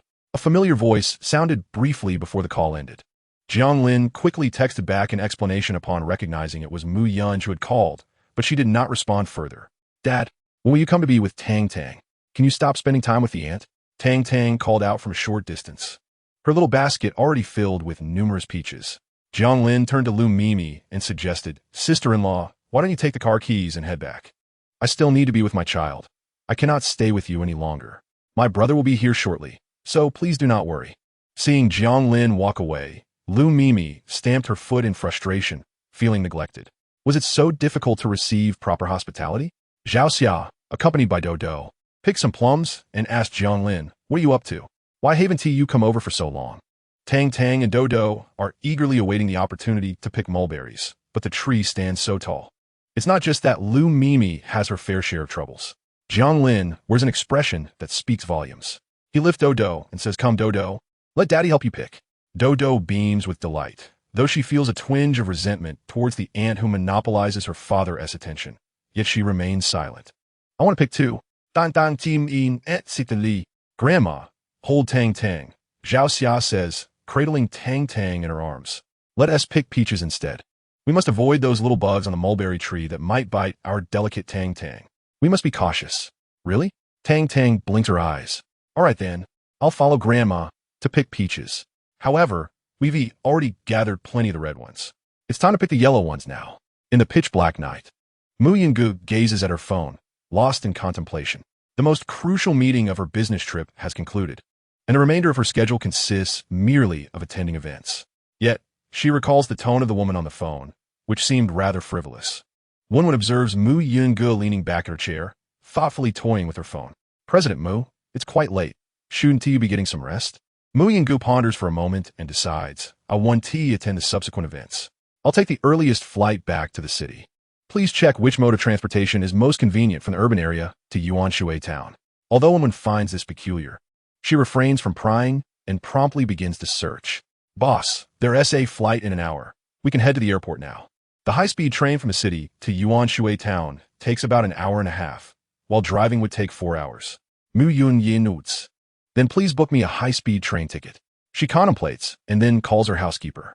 Prepare some gifts suitable for elders. And have the car pick me up at the airport to take me to the train station. Jiang Lin waits for Jiang Kaisheng to arrive. Having already filled a basket with mulberries, 2 crates of peaches, and another basket of plums. Jiang Kaisheng has also picked some fruits to enjoy. Tang Tang and Do Do, having played enough, rest in the car. On this trip, Lu Mimi insists on sitting in the front passenger seat with Jiang Lin. Jiang Kaisheng, with your driving skills, you should drive back yourself. I'll ride with Jiang Lin. I value my life. Jiang Kaisheng, feeling resigned, opts not to stir up further complications. Throughout the journey, Lu Mimi continuously complains to Jiang Lin, your brother only knows about computers. He can't even drive properly. Jiang Lin finds it hard to maintain his composure. Let us connect on WeChat. You seem young, so you must enjoy gaming. We could play together, Lu Mimi suggests. Besides, you're great with children. You must have a lot of experience. I'll have to seek your advice in the future. Zhao Xia, sitting in the back seat, feels a bit uneasy, yet she brushes it off as overthinking. Perhaps Lu Mimi is still upset with Jiang Kaisheng, but being unfamiliar with her surroundings. She can only seek companionship from Jiang Lin, her peer. Chapter 64. Awakening with the arrival of my wife. Do pipes up from the back seat. Annie, do you want to play games with my daddy? I'll tell Uncle to join us too, because if Daddy is with you, then no one will play with Do. Lu Mimi, upon hearing Do's words, felt a twinge of guilt. Yet, as she reflected, she realized that her intention to cultivate a closer relationship with Jiang Lin was precisely what Jiang Kaisheng desired. Thus, there was nothing inherently wrong with her actions. In truth, she held no particular admiration for Jiang Lin, considering that they were both fathers to children. However, she relished the attention of men revolving around her. Previously, she had enjoyed the pastime of keeping fish, as it required minimal effort and allowed her to bask in the affection of others, which brought her a sense of helplessness. If one day Jiang Lin were to genuinely develop feelings for her, she would find such a situation rather cumbersome and would seek distance. Why not let your uncle accompany you? He certainly adores you, Do suggested, while playfully pinching her fingers, realizing that this aunt possessed a certain charm. Jiang Lin, driving the car, replied, Sister-in-law, perhaps you should let your cousin keep you company. I have no time for games, as I find my days consumed by childcare. He added, if you need assistance with parenting, you should add my mother's WeChat. She is quite adept at managing children. Lu Mimi laughed, with your high education. I shall seek your counsel on child rearing in the future. If only my child could excel like you and gain admission to such a prestigious university. Certainly, Jiang Lin chuckled. He remained wary of Lu Mimi, as her rapid shifts in demeanor left him perplexed. Observing Jiang Lin's attitude, Lu Mimi remarked, it seems your sister-in-law keeps a tight rein on you. Yet, it is rather amusing. With children involved, why would you fear being anchored? Surely, a mere rope would not suffice for reassurance. She continued candidly, do not take offense at my straightforwardness. I have always been direct, and am not fond of the convoluted ways of women. Jiang Lin sighed inwardly, failing to grasp the nuances in Lu Mimi's words. He silently mused that if she were to truly care for him, he might even welcome it. The issue lay in her apparent indifference. That evening, Jiang Lin's parents had intended to invite Jiang Kaisheng and his family for dinner. However, as Li Hongmei had already prepared a meal, they opted to return home separately. After a day spent together, Jiang Lin's family found their sentiments towards Lu Mimi to be rather complex. In the kitchen, Zhao Xia was washing rice and, lowering her voice, whispered to her husband, while you were away today, I noticed that Lu Mimi treated our son as if he were her boyfriend. She hardly embodies the demeanor of a sister-in-law. I truly believe she is not a woman of decorum. Jiang Jianjun dismissed her concerns. You are overthinking it. She is young and likely enjoys conversing with her peers. Besides, with Kaisheng absent, it is only natural for Jiang Lin, as a man, to assist her. Overthinking? Yet, on the ride back, she insisted on adding Jiang Lin on WeChat. Is that typical? Of course. They are relatives, It is only practical to maintain contact. Zhao Xia rolled her eyes. You clearly lack discernment. A sister-in-law should be cautious with her brother-in-law, and yet she behaves otherwise. Jiang Jianjun remained perplexed, stating, perhaps there is a generational gap. We are older and do not understand the young. Let's not dwell on it. Zhao Xia felt an unsettling sense regarding Lu Mimi's demeanor. With Yungu now absent, and the relationship between Jiang Lin and Yungu yet to be established, it is incumbent upon this mother to keep a watchful eye on the restless Lu Mei. After dinner, Jiang Lin ventured outside for a stroll with the children, while Lu Mei busied herself with a game of badminton. However, her enjoyment was fleeting. Upon spotting Jiang Lin, she turned to Jiang Kaisheng and remarked, "Why don't you play with the kids? I would like to have a few matches with Jiang Lin. You're simply too unskilled. It's no fun playing with you."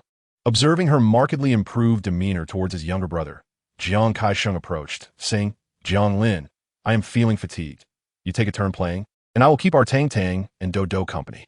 Reluctant, Jiang Lin found himself compelled to join the game as Jiang Kaisheng handed him a badminton racket.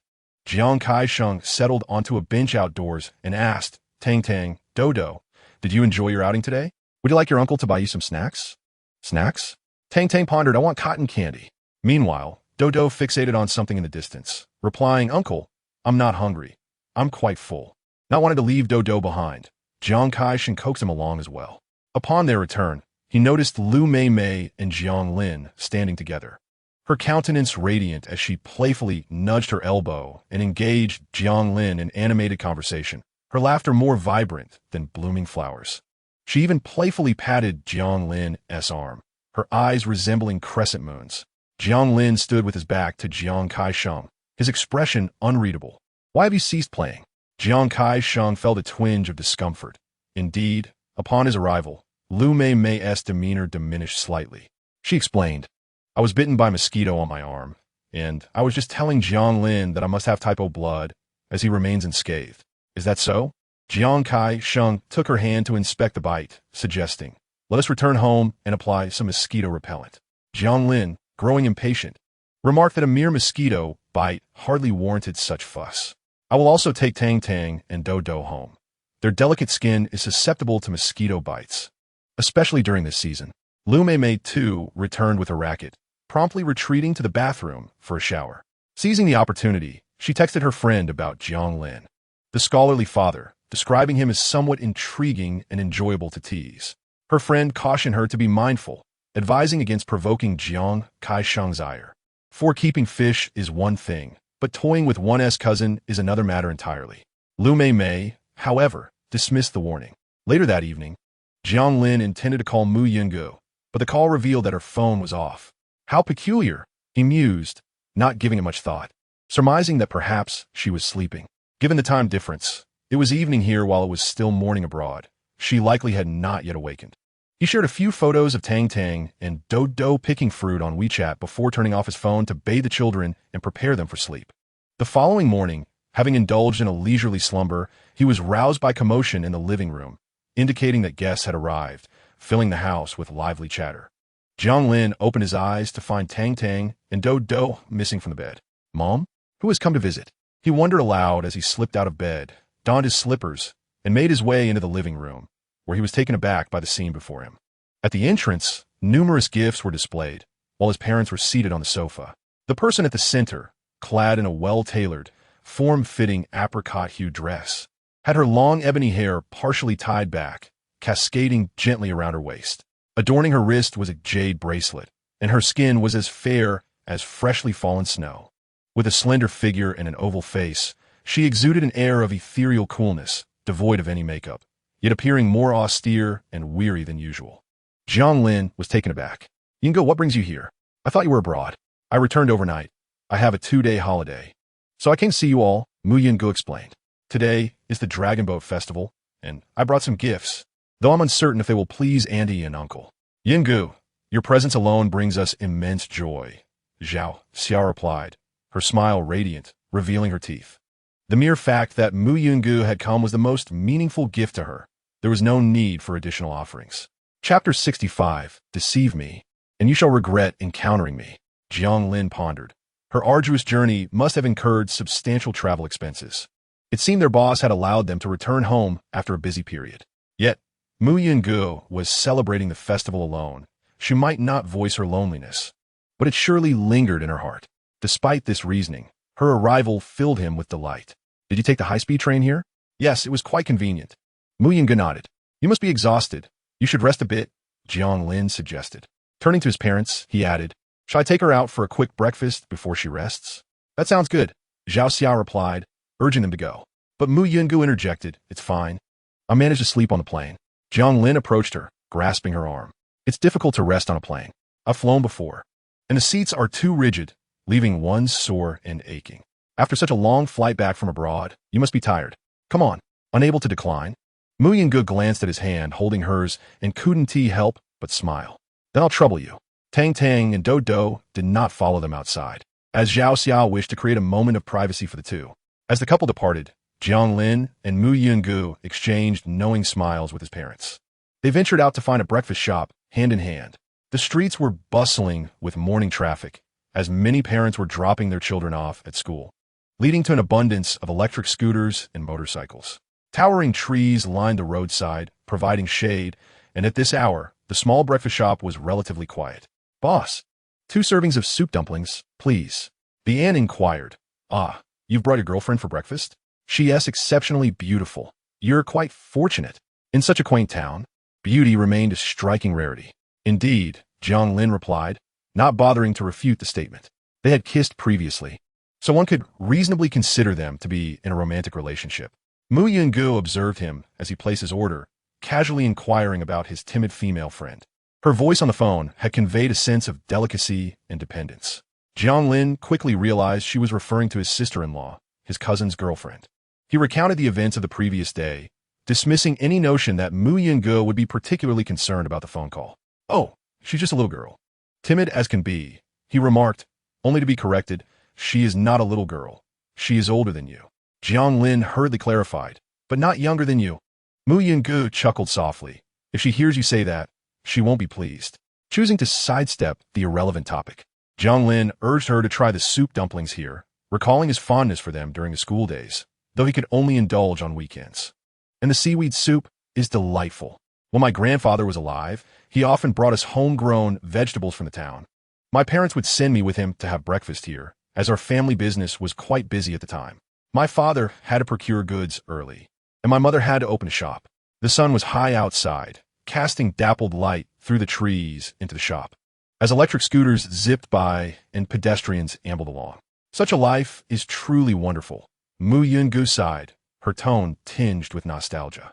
Sitting at a table near the window, she turned her head slightly, lost in thought as sunlight illuminated her profile, revealing the clarity of her eyes. Yet, despite a hint of a smile on her lips, her gaze carried an air of melancholy, betraying a profound solitude. Jiang Lin felt a pang of concern. Is something troubling you? Me? Mu Yunji's eyes flickered, revealing traces of reminiscence. When I was a child, I spent little time with my parents, always with my grandfather. The city was not as bustling as it is now.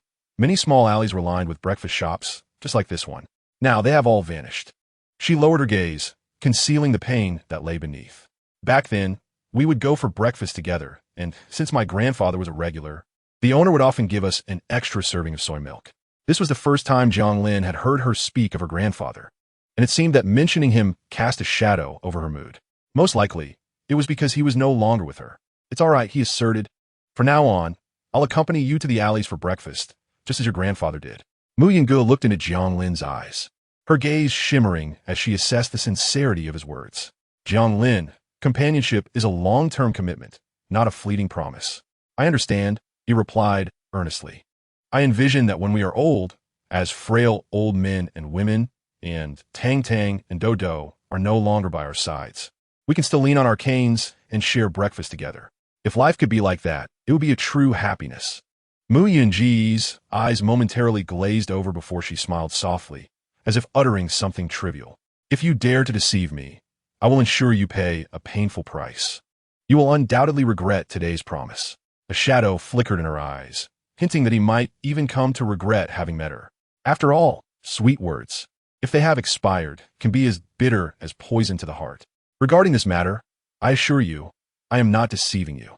Jiang Lin may not comprehend what kind of life others desire. Perhaps he was once oblivious to the essence of happiness. However, now that he has his own little home, he perceives the most palpable sense of joy. Mu Yunji's expression returned to its original state, and she remarked, "I shall gauge your performance." 2 steaming baskets of dumplings were placed on the table. When Mu Yunji's phone rang, she did not glance at it, but calmly finished her meal with Jiang Lin. The dumplings here were indeed delightful, despite the shop appearing modest, tucked away in an inconspicuous corner of the street. Yet, they were enough to satisfy Mu Yun-gu completely. While Jiang Lin went to settle the bill, she took out her phone to check. It was a call from her mother. She returned the call, and it was quickly answered. Su Man-hua, her mother, sounded distraught. "Oh no, Yin-gu, your cousin Miao Miao, who was providing medical assistance in West Africa, has encountered some unsavory characters as her service term comes to an end. Both of her hands have been rendered useless. She cannot be treated. She is a medical student, dedicated to saving lives, yet has faced such unwarranted misfortune." Su Man-hua expressed deep sympathy. "It is truly tragic. When I saw her return home, she seemed utterly dazed, unable to cope with such a blow." Mu Yin-gu, holding the phone with one hand, delicately tapped her long, elegant fingers on the table twice, her brow relaxing, a hint of mockery glimmering in her eyes. She did not seem to respond to the tragic fate of her blood-related cousin. Instead, it felt as if she had heard a jest. She spoke softly. "Such a compassionate healer will surely receive their just rewards. You need not worry." With that, she ended the call. Jiang Lin approached her, inquiring, "Whose call was that? You seem in good spirits. Was it news of a raise from your boss?" Mu Ying-gu shook her head. "No, it was merely an inconsequential joke." Chapter 66. Her Cruelty. The Mu family. Su Man-hua set her phone down upon hearing her daughter's words. "Aunt Song brought over a cup of coffee, madam. You need not fret. Everything will be all right." "How can I not worry? I have watched Miao Miao grow up. She has always been outgoing and lively, studying medicine in university, and now, after several years, she has become like this." Su Man-hua held the coffee cup, feeling a deep sense of regret. Alas, her hands will never again wield a scalpel. Reflecting on the family matters, she felt a sense of helplessness. When Yun-gu returned from the mountains, she had clashed with her second uncle and was punished by being sent out into the rain. It was Miao Miao who had taken her away during Yun-ji's fever.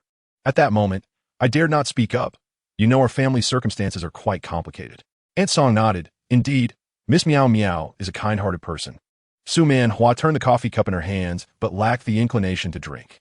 She thought about the son from the second branch, who was still imprisoned, the youngest daughter from the third branch, who had already been sent away, and the eldest daughter, who had encountered misfortune on her way home. She was genuinely afraid that this incident might somehow be connected to her own daughter, which only added to her distress. After all, Yin-gu has changed, transformed to the point where even her own mother feels a sense of unfamiliarity.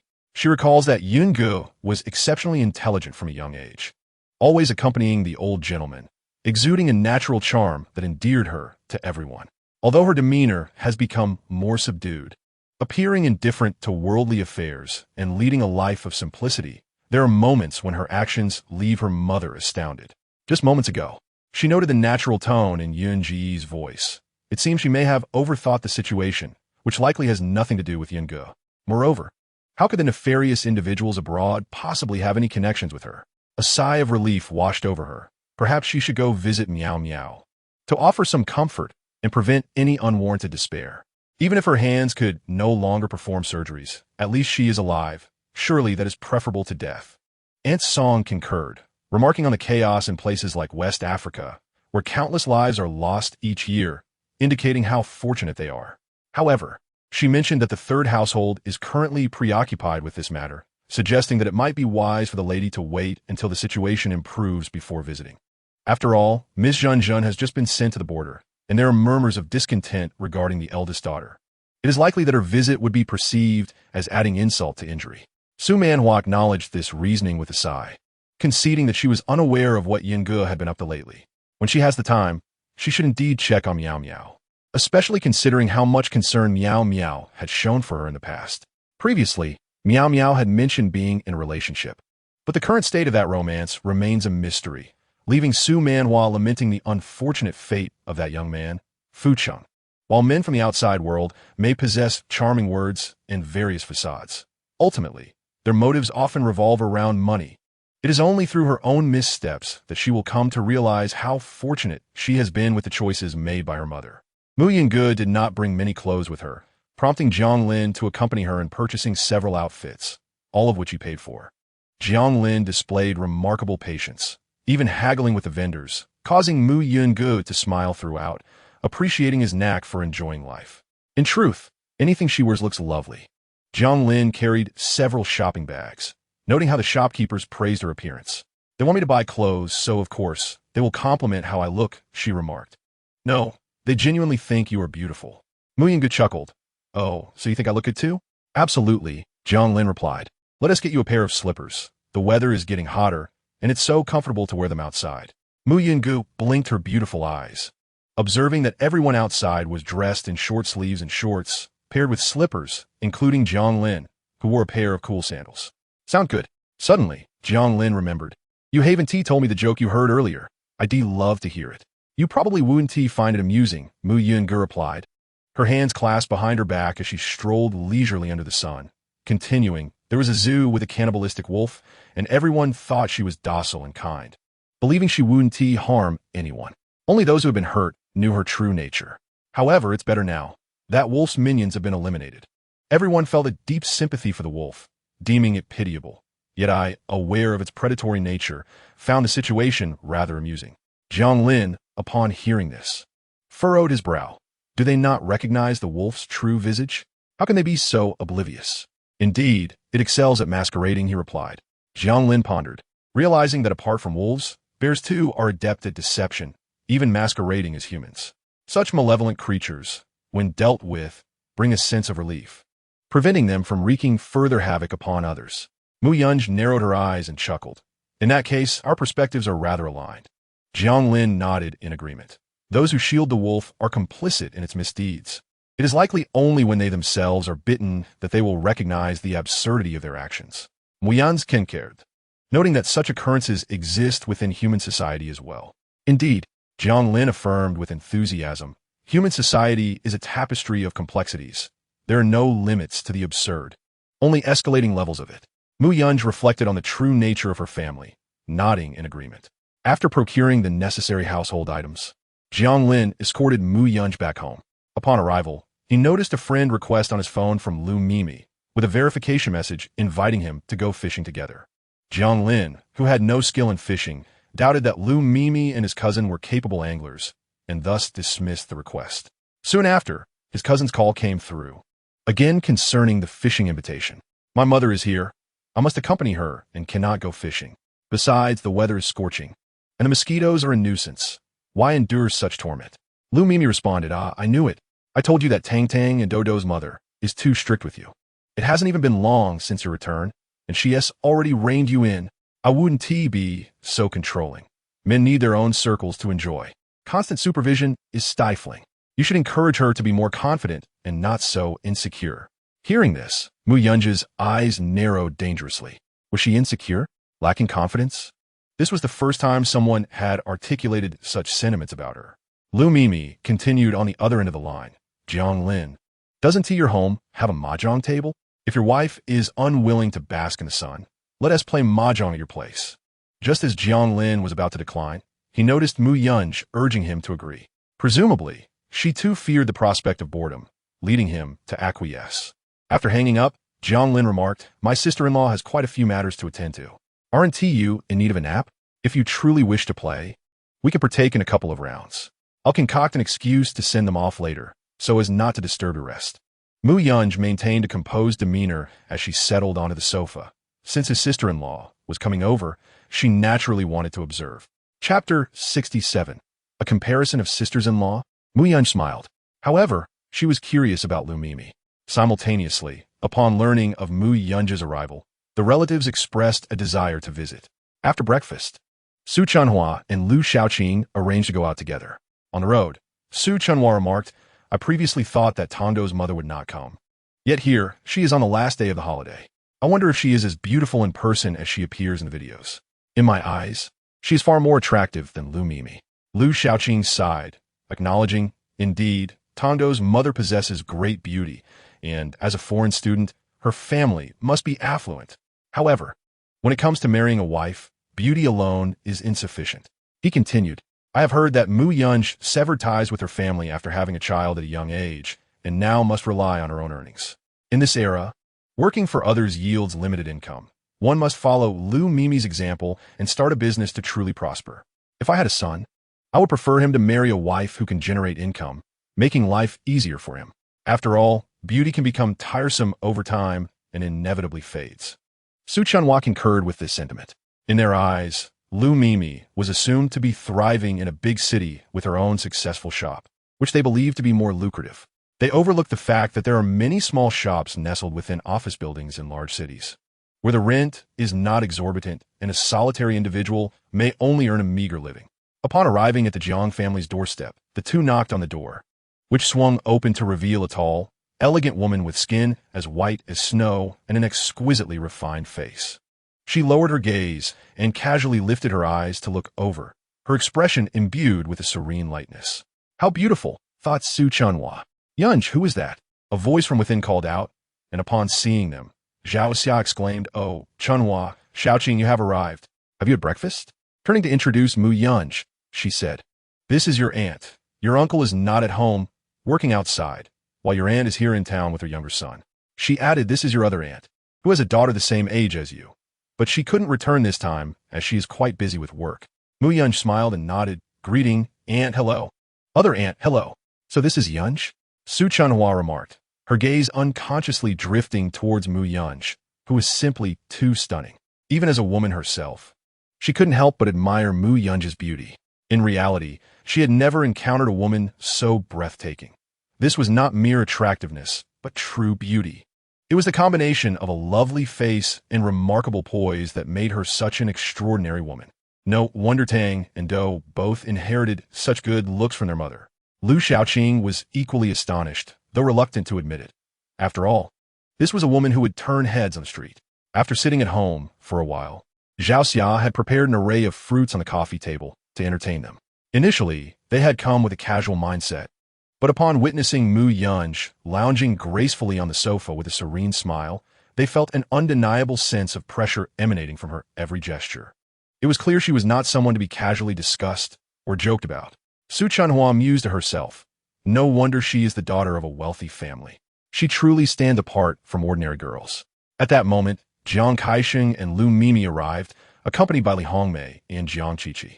Jiang Lin approached with a tray of tea, greeting them warmly. Lu Mimi had intended to engage in a friendly competition with Mu Yunj and had meticulously applied a subtle makeup look, merely using foundation without lipstick, rendering her appearance deceptively natural yet enhancing her beauty.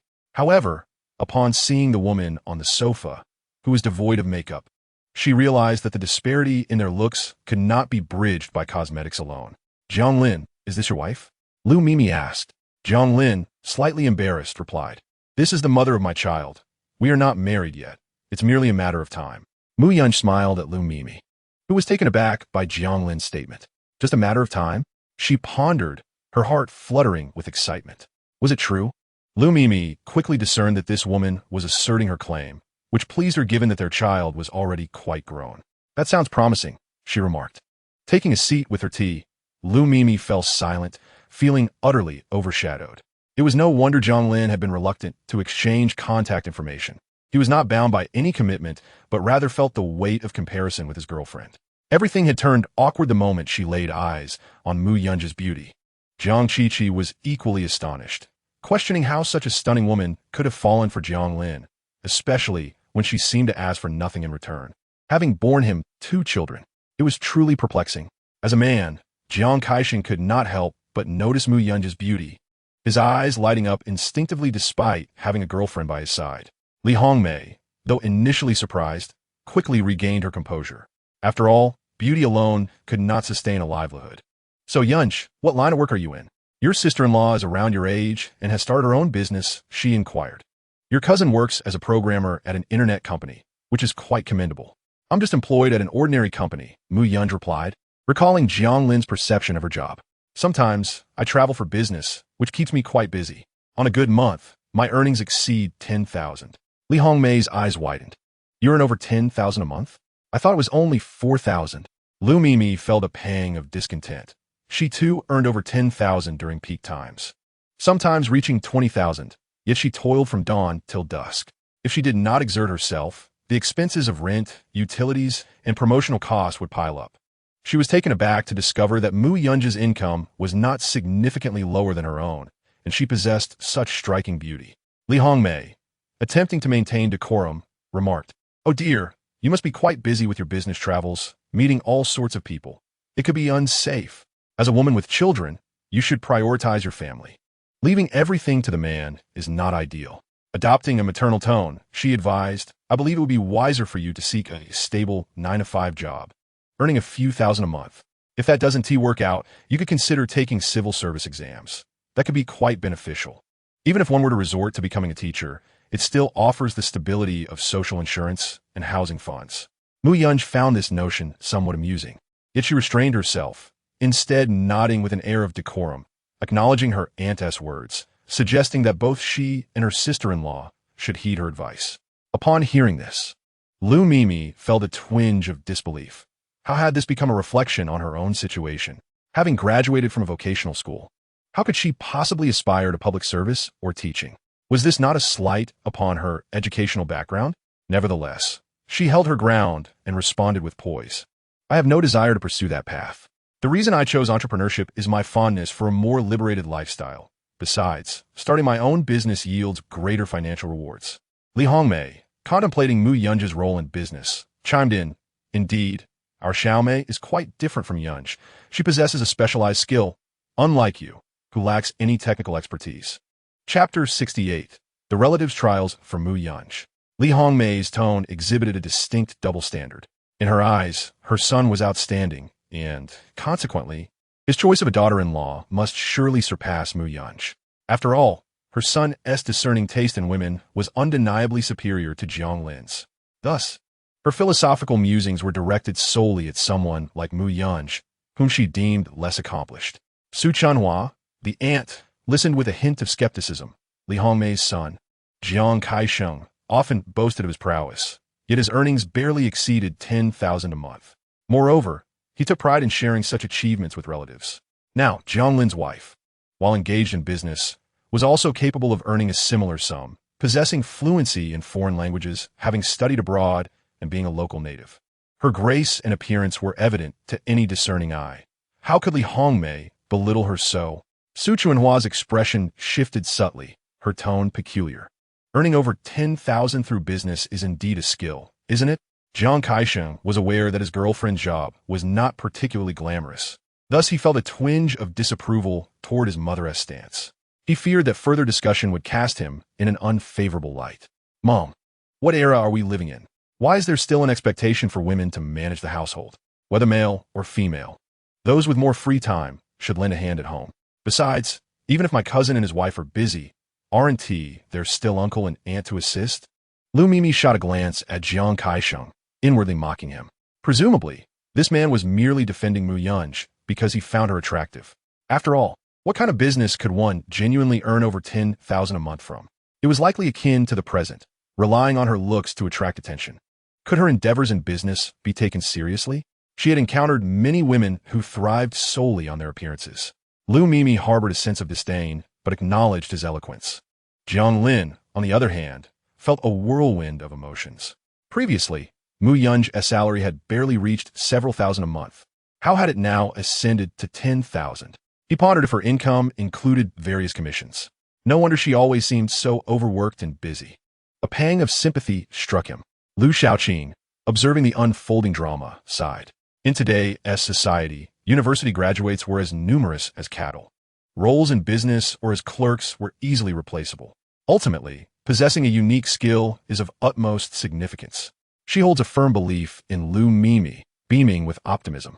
If someone like Mimi were to expand her business and open several branches in the future, wouldn't that lead to considerable fortune? No matter how proficient one is in a job, substantial wealth remains elusive. Lu Mimi felt a wave of relief wash over her, feigning composure as she nodded, expressing her intentions. "I have indeed contemplated this. I recently pursued further training in a coastal city, and as a result, my business has become somewhat overwhelming. I anticipate needing to hire a few individuals to assist me." Lu Shaoqing praised her, a affirming Mimi's acumen in generating income. Li Hongmei raised her chin, stating that we can simply allow Mimi to focus on her entrepreneurial endeavors. Sister-in-law is truly impressive. Jiang Chi also lauded Lu Mimi, declaring that when she visits the city, she will seek her expertise in eyelash extensions, expecting her sister-in-law to waive the fees. Although Lu Mimi internally scoffed at such presumptions, she outwardly replied, "Of course. We are family, after all." After saying this, she turned to Mu Yunj, lamenting the exhaustion of her work. "Unlike you, dear sister-in-law, who simply follows instructions while employed, I have to juggle numerous responsibilities. I envy your relatively low pressure. After all, being a boss is vastly different from being an employee." Lu Mimi feigned a sigh, exclaiming that there are too many worries on her mind. Mu Yunj merely listened, amused but choosing not to elaborate further. One could easily assume Lu Mimi was running a multinational corporation given her apparent hardships. Noticing that Mu Yunj appeared unperturbed, instead smiling warmly at her, Lu Mimi felt as though her words were met with indifference, akin to striking a pillow with a fist. It seemed that her struggles were of no concern to the other party, while others may not grasp the reality. Jiang Kaisheng was acutely aware that Lu Mimi was managing her store alone. Previously, she had enlisted her cousin for assistance, but that arrangement lasted mere days. It was hardly the glamorous venture everyone imagined, and her income was quite unstable. She often found herself exasperated by eccentric customers. He believed that entrepreneurship was not necessarily superior to holding a salaried position at a reputable company, especially since such skills are abundantly available for anyone willing to learn eyelash extensions or nail art.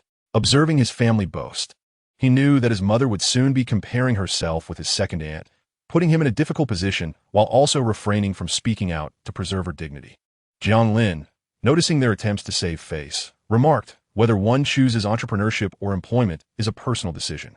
My aunt believes my cousin is quite accomplished, yet he hasn't embarked on a business venture or pursued a civil service exam. Has he? If we follow my aunt's logic, then my cousin's job is also rather unimpressive. Your brother cannot be compared to your sister-in-law. Liuni raturta, sumawat agjesparata. Jiang Kaisheng is her precious son. Besides, your brother is a programmer, which is a skilled and educated profession." Jiang Lin chuckled, recognizing the double standards of his aunt. In the past, having given birth to a son was akin to having produced a prodigy, and she had not hesitated to belittle his third uncle. Now, she sought to compare daughters-in-law. He laughed. "How is it not different? My wife is truly the best in my eyes." Upon hearing the term wife, Mu Yunj cast a surprised glance at Jiang Lin. Was he taking advantage of himself? Li Hongmei furrowed her brows, saying, "Jiang Lin, as an elder, I only wish well for your wife. Why the haste? My words are all in good faith." "Enough, sister-in-law," Zhao Xia interjected as she emerged from the kitchen, pleased to see Jiang Lin standing up for his wife. After all, it was only right for a husband to protect his own wife. She smiled and remarked, "Our Yungu is beautiful, understanding, and excels in every aspect. She is independent, well-educated, and truly has no room for improvement. Besides, our family is quite different from yours. We have 2 hefty grandchildren to support, and the expenses are significant. It's not easy to change jobs on a whim."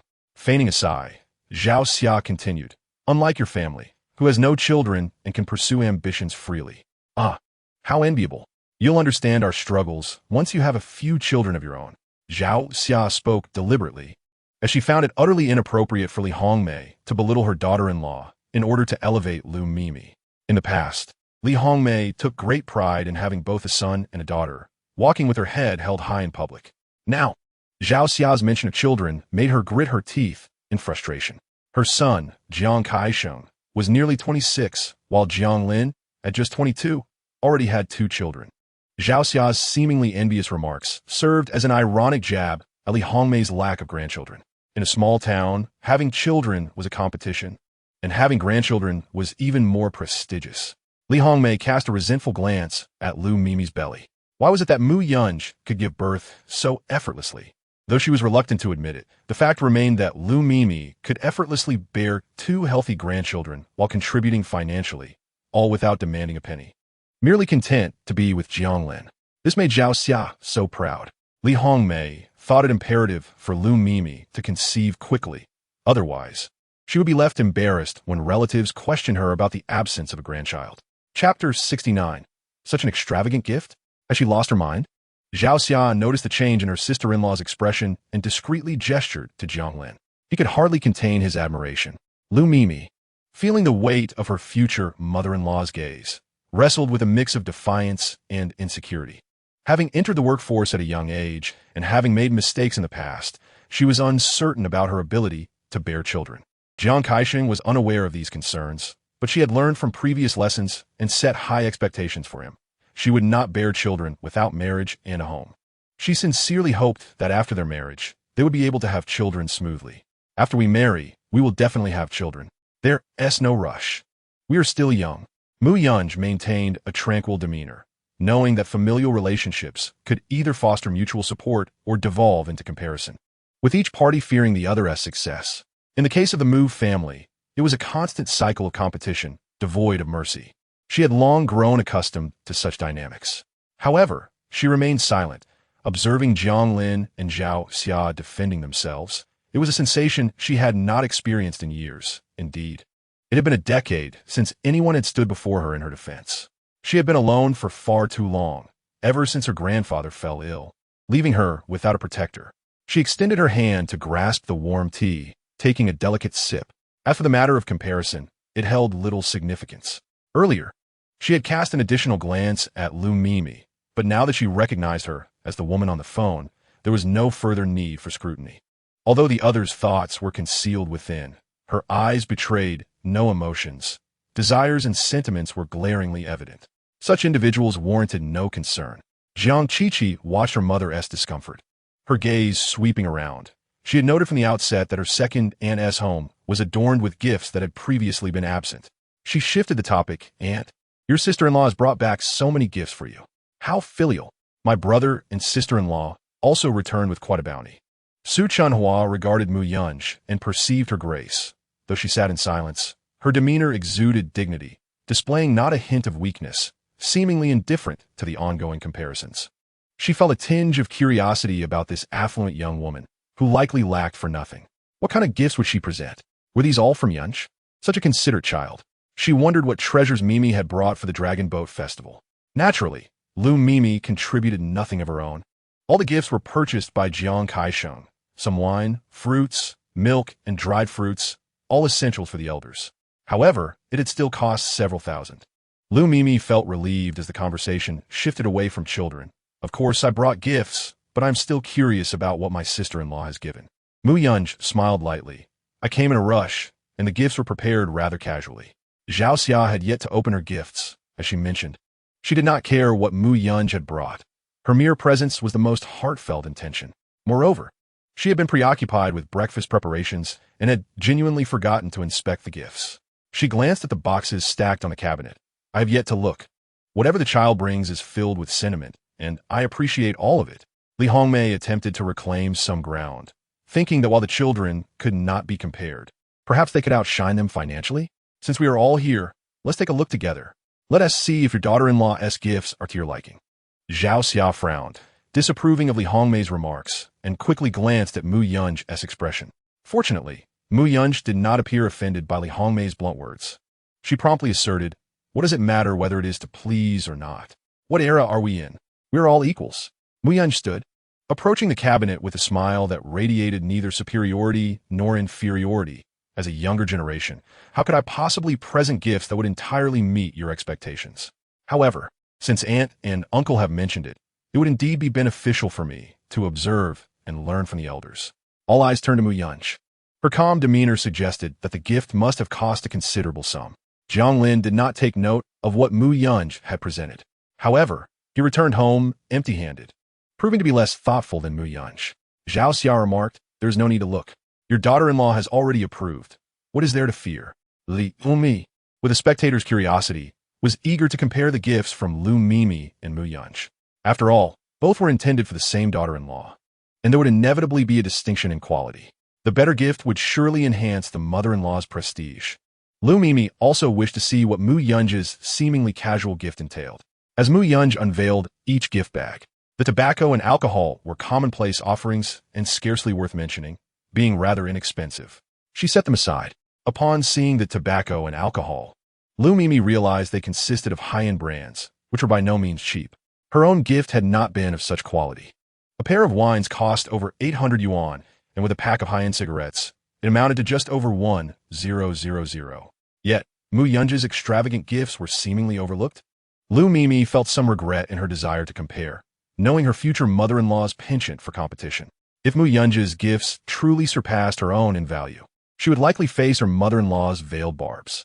Jiang Kaishan was also taken aback. Such items were certainly not inexpensive. To present such lavish gifts on a first visit was uncommon. Typically, women do not bring extravagant gifts, as the groom's family usually provides the more costly offerings to the bride's parents. Evidently, this sister-in-law was quite generous. It appeared that despite not yet being married to Jiang Lin, she was certainly aiming for that goal. If all went as anticipated, marriage could be on the horizon this year. Lu Xiaoqing noticed the tobacco and alcohol and was intrigued. These casual gifts seemed trivial. What could possibly be more noteworthy? Was there something even more luxurious? Li Hongmei feigned disinterest but could not resist drawing closer to sneak a glance at the brands of tobacco and alcohol. Upon doing so, her displeasure became apparent. Mu Yunji had gifted Jiang Jianjun such expensive liquor, while the meager gifts Lu Mimi had given her husband were merely priced in the hundreds. Instantly, her pride was somewhat bruised. It was essential to note that Jiang Jianjun was merely a shop owner, whereas her own husband was a retired civil servant. Surely a distinction of greater stature? Her mind spun with thoughts, yet her lips remained sealed. The first gift was intended for her aunt. Mu Yunji picked up the first gift bag and handed it to Zhao Xia, saying, "You have been so diligent in caring for Tang Tang and Do Do.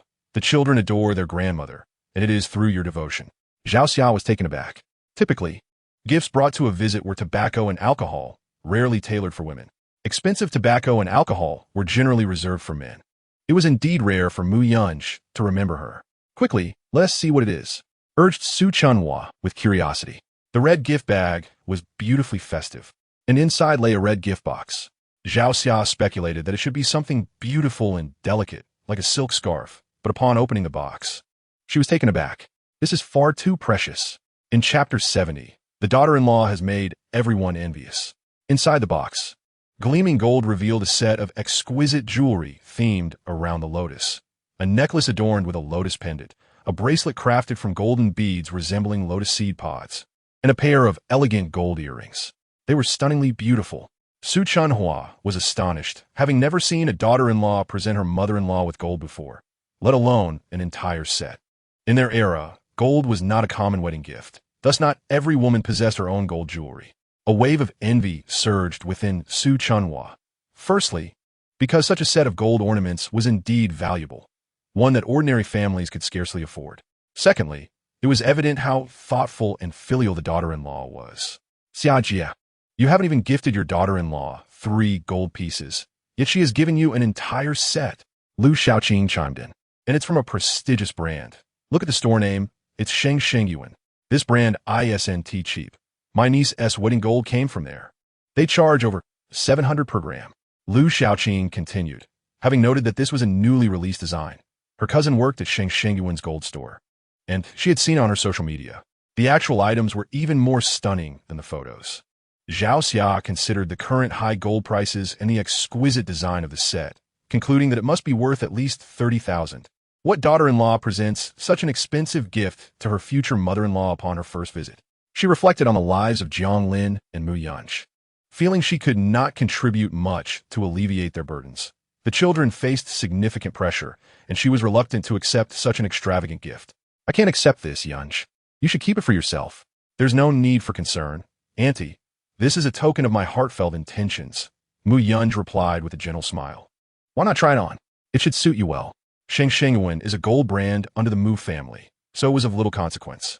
Zhao Xia, flattered and surprised, adorned herself with the set of gold jewelry, which indeed looked lovely on her. The design was classically elegant, appealing to a wide audience. Li Hongmei observed from the side, her envy palpable as she gazed at the golden ornaments around Zhao Xia's neck. Yet, she maintained a calm demeanor, unwilling to reveal even a hint of her jealousy. Her tone, however, betrayed a sour note. "Oh, this is quite impressive indeed. Very valuable." Jiang Qiqi, knowing her mother well, recognized the envy simmering within her. She felt a twinge of annoyance. Her elder brother earned so much, yet he had not gifted their mother any gold jewelry, Now it seemed the second aunt would bask in the limelight. Lu Mimi, upon seeing the gift, instinctively glanced at her mother-in-law's expression, which was indeed dark. She inwardly scoffed. Jiang Kaixing acclaimed the family could not support much, and she herself lacked gold jewelry. Did her mother-in-law actually expect her to give a gift? Such a notion was utterly fantastical. Jiang Kaixing noticed that his girlfriend was in a melancholic mood and whispered softly, "It's all right, as long as the sentiment is genuine. The value of the gift matters not." Lu Mimi shot him a glare, questioning the relevance of his words. Mu Yunj picked up the second box, designated as a gift for her uncle. Jiang Jianjun was still outside playing with the children and had yet to return. Thus, Mu Yunj turned her gaze to Zhao Xia, asking, "Annie, could you please assist in examining this for uncle?" Zhao Xia accepted the gift and upon inspection, discovered a beautiful tea set. Knowing her husband's tastes, she felt assured he would appreciate it. A sigh of relief escaped her. Although the porcelain tea set was exquisite, she hoped it was not overly extravagant. She genuinely feared that Mu Yunj had spent too much. In truth, the tea set was an antique gift, kept in their home as a decorative piece, and was not particularly valuable, worth merely around 100,000. She refrained from elaborate explanations, believing that as long as it served its purpose of brewing tea, that was sufficient. Mu Yunj then picked up the third box, glancing at Jiang Lin with a gentle smile, saying, "This is a gift for you." Jiang Lin, surprised, pointed at himself, feeling a swirl of emotions. He was not displeased that Mu Yunj was thinking of him, but the thought of her spending so much for his sake made him feel a pang of guilt. He sensed that she had likely exhausted her finances for the sake of appearances. He felt a sense of remorse. He should have prepared a gift himself. With at least 100,000 on hand, he realized Mu Yunj might be struggling. Once this occasion concluded, he intended to give her a few thousand to ensure she had some financial cushion. "The gift I prepared for you is not extravagant," Mu Yunj said, handing the box to Jiang Lin, her tone softening slightly. "I notice your phone has been in use for quite some time. Its screen is cracked in several places. Though you didn't mention it, I imagine it must be inconvenient, so I got you a new one. I hope you like it." Mu Yunj was indeed serious. The phone was provided by her company, which supplies work devices to senior employees. Thus, it was not a costly gift. One could even argue it was free of expense. Jiang Lin opened the box to find a flagship model from a prominent domestic brand, valued at over 5,000. He had previously saved money to buy phones for his ex, and now, to have a woman who genuinely cared for him, who remembered him, left him feeling unworthy of Mu Yunj's kindness. He regretted not having met her sooner, lamenting the years of heartfelt devotion he had squandered. "Thank you," he said. "Why be so formal?" Mu Yunj responded, noticing the emotion in his eyes and sighing inwardly. This young man seemed easily satisfied. To her, these gestures were trivial. Yet, Jiang Lin gazed at her with profound gratitude. A sense of guilt began to rise within Mu Yunj. Perhaps she should not have concealed her true identity from Jiang Lin. Yet, her life experiences had instilled a deep-seated reluctance to trust anyone easily, and even more so, to wager her authentic self on the sincerity of pure affection. She averted her gaze, unwilling to meet Jiang Lin's sincere eyes, and instead spoke to Zhao Xia. "Auntie, in the unopened box, there are some cigarettes and alcohol for Uncle, along with some supplements and a silk scarf for you." "Yingge, you are being too polite. Please do not do this again," Zhao Xia lamented, truly pained by the excessive expenditure. She regarded Mu Yunge as family and did not wish for her younger relatives to spend extravagantly. "It's nothing. It is only right," Mu Yunge replied, casting a sidelong glance at Jiang Lin. "He considers me family, and I have long viewed him as such. Thus, Uncle and Annie are also my family." The entire living room was suffused with the tangy scent of lemons. Su Chunhua praised, "This daughter-in-law is even more considerate than a daughter." Lu Xiaoqing chimed in, "Indeed, she is far more thoughtful than a son." Jiang Lin naturally refrained from comparing himself to Mu Yunge, acknowledging, "I cannot hold a candle to Yunji's filial piety." Su Chunhua turned her gaze towards Li Hongmei, remarking, "This gift is truly fitting." Indeed, Li Hongmei's smile faltered, her lips drooping as she struggled to produce a genuine grin, which eluded her efforts. Observing the lavish gifts from the daughter-in-law, she felt that their worth rivaled the average betrothal gifts in their community. Which daughter-in-law would bestow such expensive cigarettes and alcohol as mere tokens? With both gold and exquisite tea sets, how could one fail to impress the mother-in-law? This was surely raising the bar for comparisons, and she felt a pang of discomfort within. Truly, it was a case of comparison breeds discontent. You are indeed fortunate, sister-in-law, she begrudgingly complimented. Chapter 71. Comparisons? Lifting a stone only to drop it on one's own foot. Indeed, second aunt, your sister-in-law is exceptionally kind to you, Jiang Qiqi exclaimed. Enviously, she had previously doubted claims of Mu Yunji's wealth, but now she was a believer. If only she had such a generous sister-in-law. A set of jewelry would be a given. Unlike now, when Lu Mimi gifted her a bottle of foundation worth over 300, which paled in comparison. Although Zhao Xia valued face, she did not deliberately flaunt. Yungu is truly filial, Su Chunhua remarked, capturing photographs of the gifts and sharing them in the family group chat. She also included images of their home, writing, Su Chunhua. Oh, Jiang Lin's wife is so considerate. Just look at the gifts for Sister Xia. I'm utterly envious. I wonder if my future daughter-in-law will be this devoted to me. Soon, messages flooded the group from relatives and friends, all of whom shared a close bond. The cigarettes and alcohol were quite the expense. Yin Yun, should we come over to your place for a drink? Jiang Lin's wife is stunning. Is she a celebrity? The gold gift was perfect. The daughter-in-law truly knows how to win her mother-in-law's heart. Gifts are secondary. What matters is that she has given birth to twins, achieving the joy of both son and daughter. How fortunate. I envy you. The messages in the group continued unabated. Previously, Li Hongmei had intended to observe her second brother's daughter-in-law closely. To her dismay, the young woman turned out to possess a commendable income, striking beauty, and, most importantly, remarkable filial piety. This realization only served to deepen her frustration. Without lingering, she hastily declared her need to return home to prepare lunch. Upon arriving at her own abode, her expression quickly soured. Jiang Zhiqing was seated on the sofa, sipping tea, and had also seen the messages in the group chat. Initially, he thought they were discussing some trivial matters, but upon closer inspection, he discovered that the conversation revolved around his second brother's family. Viewing the array of gifts, he felt a twinge of discomfort. Although the tobacco and alcohol his son and daughter-in-law had gifted were of respectable brands, they paled in comparison to the lavish offerings from the second brother's family. While he did not place much importance on the material value of the gifts, it did seem that the young couple regarded him with a certain disregard. In his earlier days of employment, the gifts he received had been considerably more refined, yet now, his own family seemed to lack the social graces expected in such matters. He feigned ignorance, asking, Chi-Chi, what S with your mother S expression? Did she lose again at cards? My mother hasn't even been playing cards. We visited Aunt Air's family to see my sister-in-law, Jiang Chi-Chi replied. Sister-in-law is incredibly beautiful, earns well, and is exceptionally devoted. My cousin certainly has exquisite taste in finding such a wonderful spouse. Sister-in-law has given Aunt Air and Uncle Air numerous gifts, which shows such thoughtfulness. As Jiang Qiqi extolled the virtues of her sister-in-law, she entirely forgot the earlier intention to critique her. Furthermore, her voice was raised deliberately, aimed at her brother and sister-in-law. Lu Mimi, not one to be outdone, pinched Jiang Kaixing's waist in irritation. She had thought that her visit to the Jiang household would make her the beloved daughter-in-law, yet she felt as though she were beneath even the foulest of stones. It seemed as if she were the one ingratiating herself to the Jiang family. In their village, it was customary for families to support their sons in marrying. How could she endure such indignity? Jiang Kaixing furrowed his brow, pained, and remarked, Chi-Chi, why do you spend your days envying others? Wouldn't it be better to focus on living your own life? Well, it's your first time here, so try not to compare so much. He understood that if he did not clarify his stance, Lu Mimi would not relent. He had come with the intention of marriage, and if matters soured, all his previous efforts would be in vain. What did Chi-Chi say? Why are you so upset?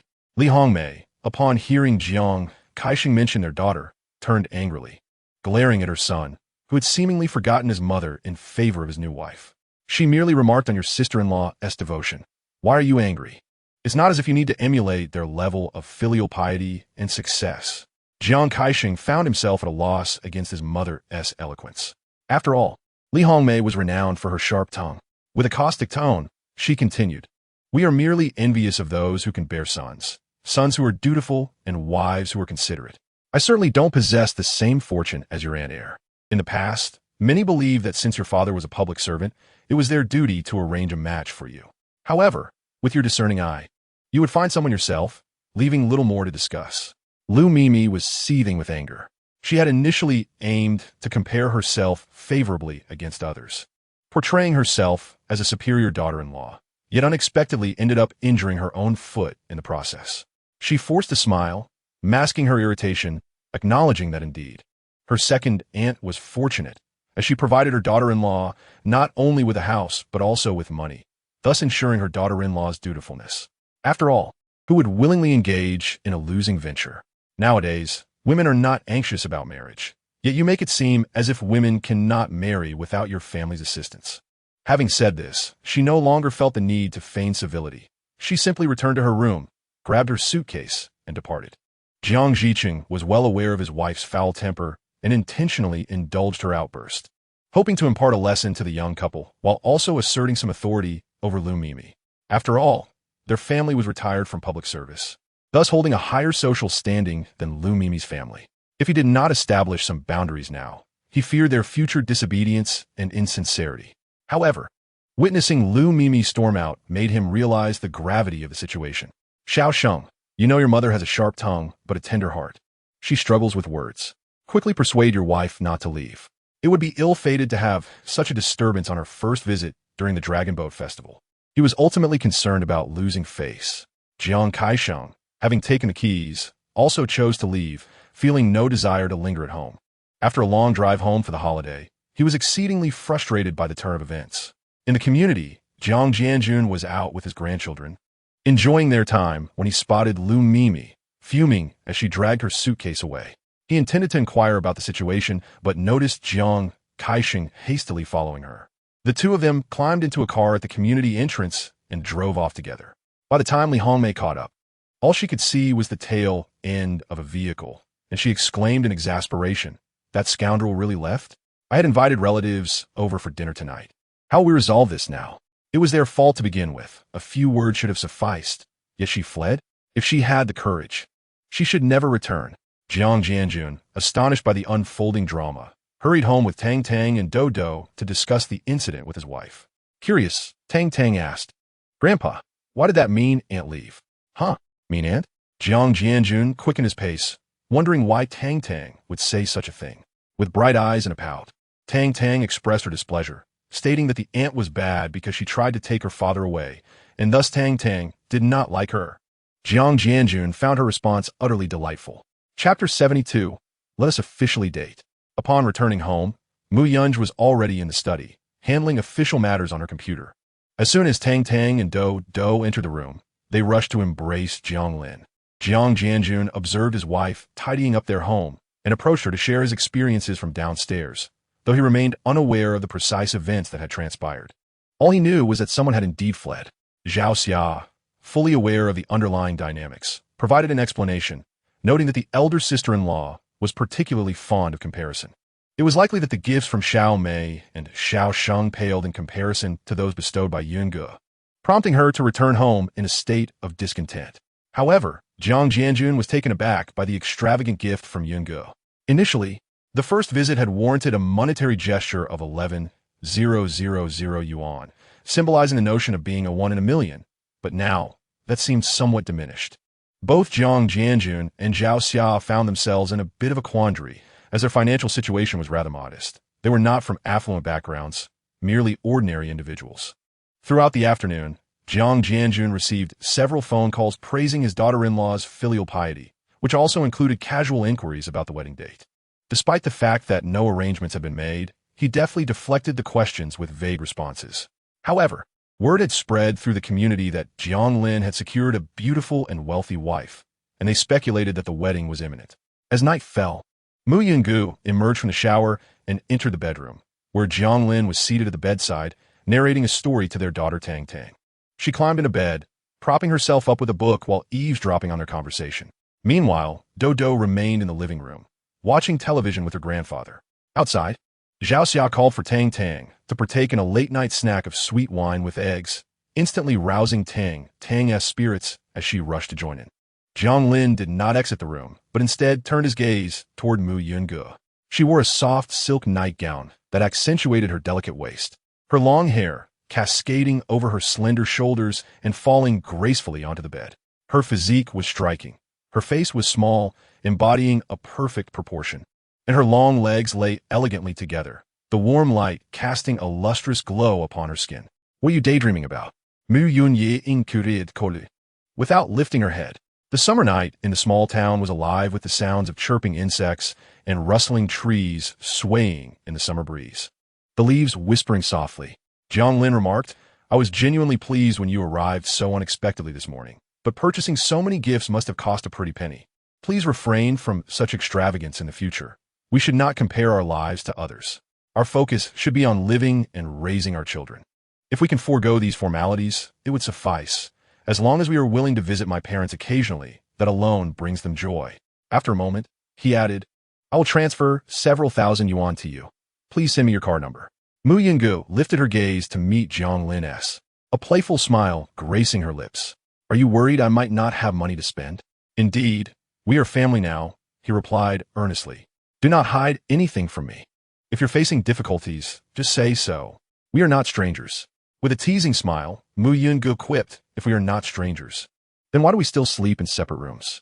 Jiang Lin felt a rush of warmth to his face. The seemingly aloof and composed Mu Yinggu appeared to be teasing him, leaving him to wonder if she was indeed inviting a closer intimacy. If you do not mind, I could sleep beside you. I merely fear you might cast me out. Mu Yunj turned sideways, her long legs elegantly positioned, gazing at him as she patted the space beside her. Then come here, she invited. Jiang Lin felt as though his mind were suffocating. Frankly speaking, as a young man in good health, facing such a stunning beauty as Mu Yunj, who possessed both a caring nature and was the mother of his child, he found it exceedingly difficult to suppress any other thoughts if they were to share a bed. You probably aren't ready for this, he suggested. Mu Yunj, puzzled by his words, replied, What preparation? Oh, nothing. Jiang Lin felt a flush of embarrassment. It was merely a jest on her part. Yet he found himself contemplating potential names for a third child. How utterly indiscreet. Suddenly, Mu Yunja's smile took on a deeper meaning, her eyes sparkling with mischief. Oh, are you referring to that? I recall that night 4 years ago. You were quite. Upon hearing this, Jiang Lin's face turned crimson, unable to bear it any longer. I'll step out for a moment. Wait, I'm not joking anymore, Mu Yunj said, exasperated yet amused. She retained him, earnestly explaining, the set of gold I gifted to Annie was bought at an internal price, quite inexpensive. The tea set was a gift, so I incurred no cost there. As for the phone, it was a work device issued by the company. I took one for you to use at no expense. Jiang Lin was taken aback. Really? Of course it's true, Mu Yunj replied with a smile. There are also cigarettes and alcohol, all gifts from before, which I left with Butler Sunday. I had not rushed to liquidate them, so I simply brought them over for use this time. In the past, while doing business, we received many gifts, and it seemed unnecessary to part with them. Now, they have proven useful. Upon reflection, Jiang Lin realized she had provided so many explanations that it must indeed be true. It made perfect sense. Even at his uncle's home, there were plenty of cigarettes and alcohol, all gifts from others. The most significant expense would be that set of gold. Yes, Mu Yunj nodded. But I still have some personal savings, so you need not worry for me. Save your money for the children. I spend judiciously. Jiang Lin sighed with relief, but then thought that his concerns were unfounded. After all, Mu Yunj had previously managed 2 children on her own while raising them so well. Surely she understood how to manage her finances. He had underestimated her capabilities. Since establishing this household, he had been burdened with numerous worries. He also intended to take on a part-time job upon returning to the city to increase his income. Jiang Lin, I mentioned to you last time that I was considering developing our relationship. I have thought about it these past few days, given that our living situation is quite harmonious. And now that I understand your family, I find it acceptable. Shall we attempt to date officially? The light in Mu Yunja's eyes sparkled with a captivating luster. Her gaze filled with promise. Jiang Lin was reluctant to utter any overly sentimental words, although he had held such thoughts for quite some time. Initially, his motivation was solely for the sake of the children. They were irresistibly adorable, and moreover, they were his own offspring. He felt an unwavering sense of responsibility towards them, not only out of obligation, but also, and more importantly, out of love for them. He had contemplated that, should Mu Yungu be amenable, he could propose marriage directly. However, if she was unwilling, he would still strive to care for them to the best of his ability. After all, it was only because Mu Yungu was currently experiencing a difficult phase that they were forced to co-parent. He was uncertain how long he would be able to share moments with the children. Hence, he endeavored daily to fulfill his role as a father. He pondered that one day, should she make a resurgence, she might choose to leave him. He could not offer Mu Yun-gu a lavish lifestyle. He was neither exceptionally talented nor wealthy, merely an ordinary man. In their daily interactions, he found himself drawn to Mu Yun-gu, yet he had no intention of taking advantage of her vulnerability. Now, with her broaching the subject, Jiang Lin felt a surge of joy and newfound courage. Yunye, if you believe I am worthy, we could marry directly. The children's records would no longer reflect a single parent.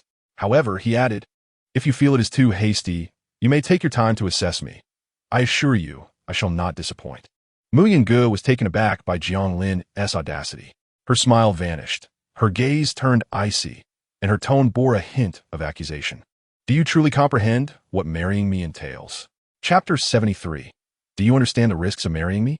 Jiang Lin was struck by her sudden change in demeanor, his heart plummeting to an icy abyss, akin to falling into a frozen chasm. A wave of discomfort washed over him, and the fervor that had surged through him moments ago now lay dormant. Had she never considered marriage with him? Was her notion of a serious relationship merely a fleeting dalliance? He had not anticipated that his single act of initiative would lead to a lifetime of isolation. His throat grew parched as he uttered an apology. Regret washed over him for having hastily broached the subject of marriage. Mu Yun-gu remained silent, her exquisite visage still cloaked in frost.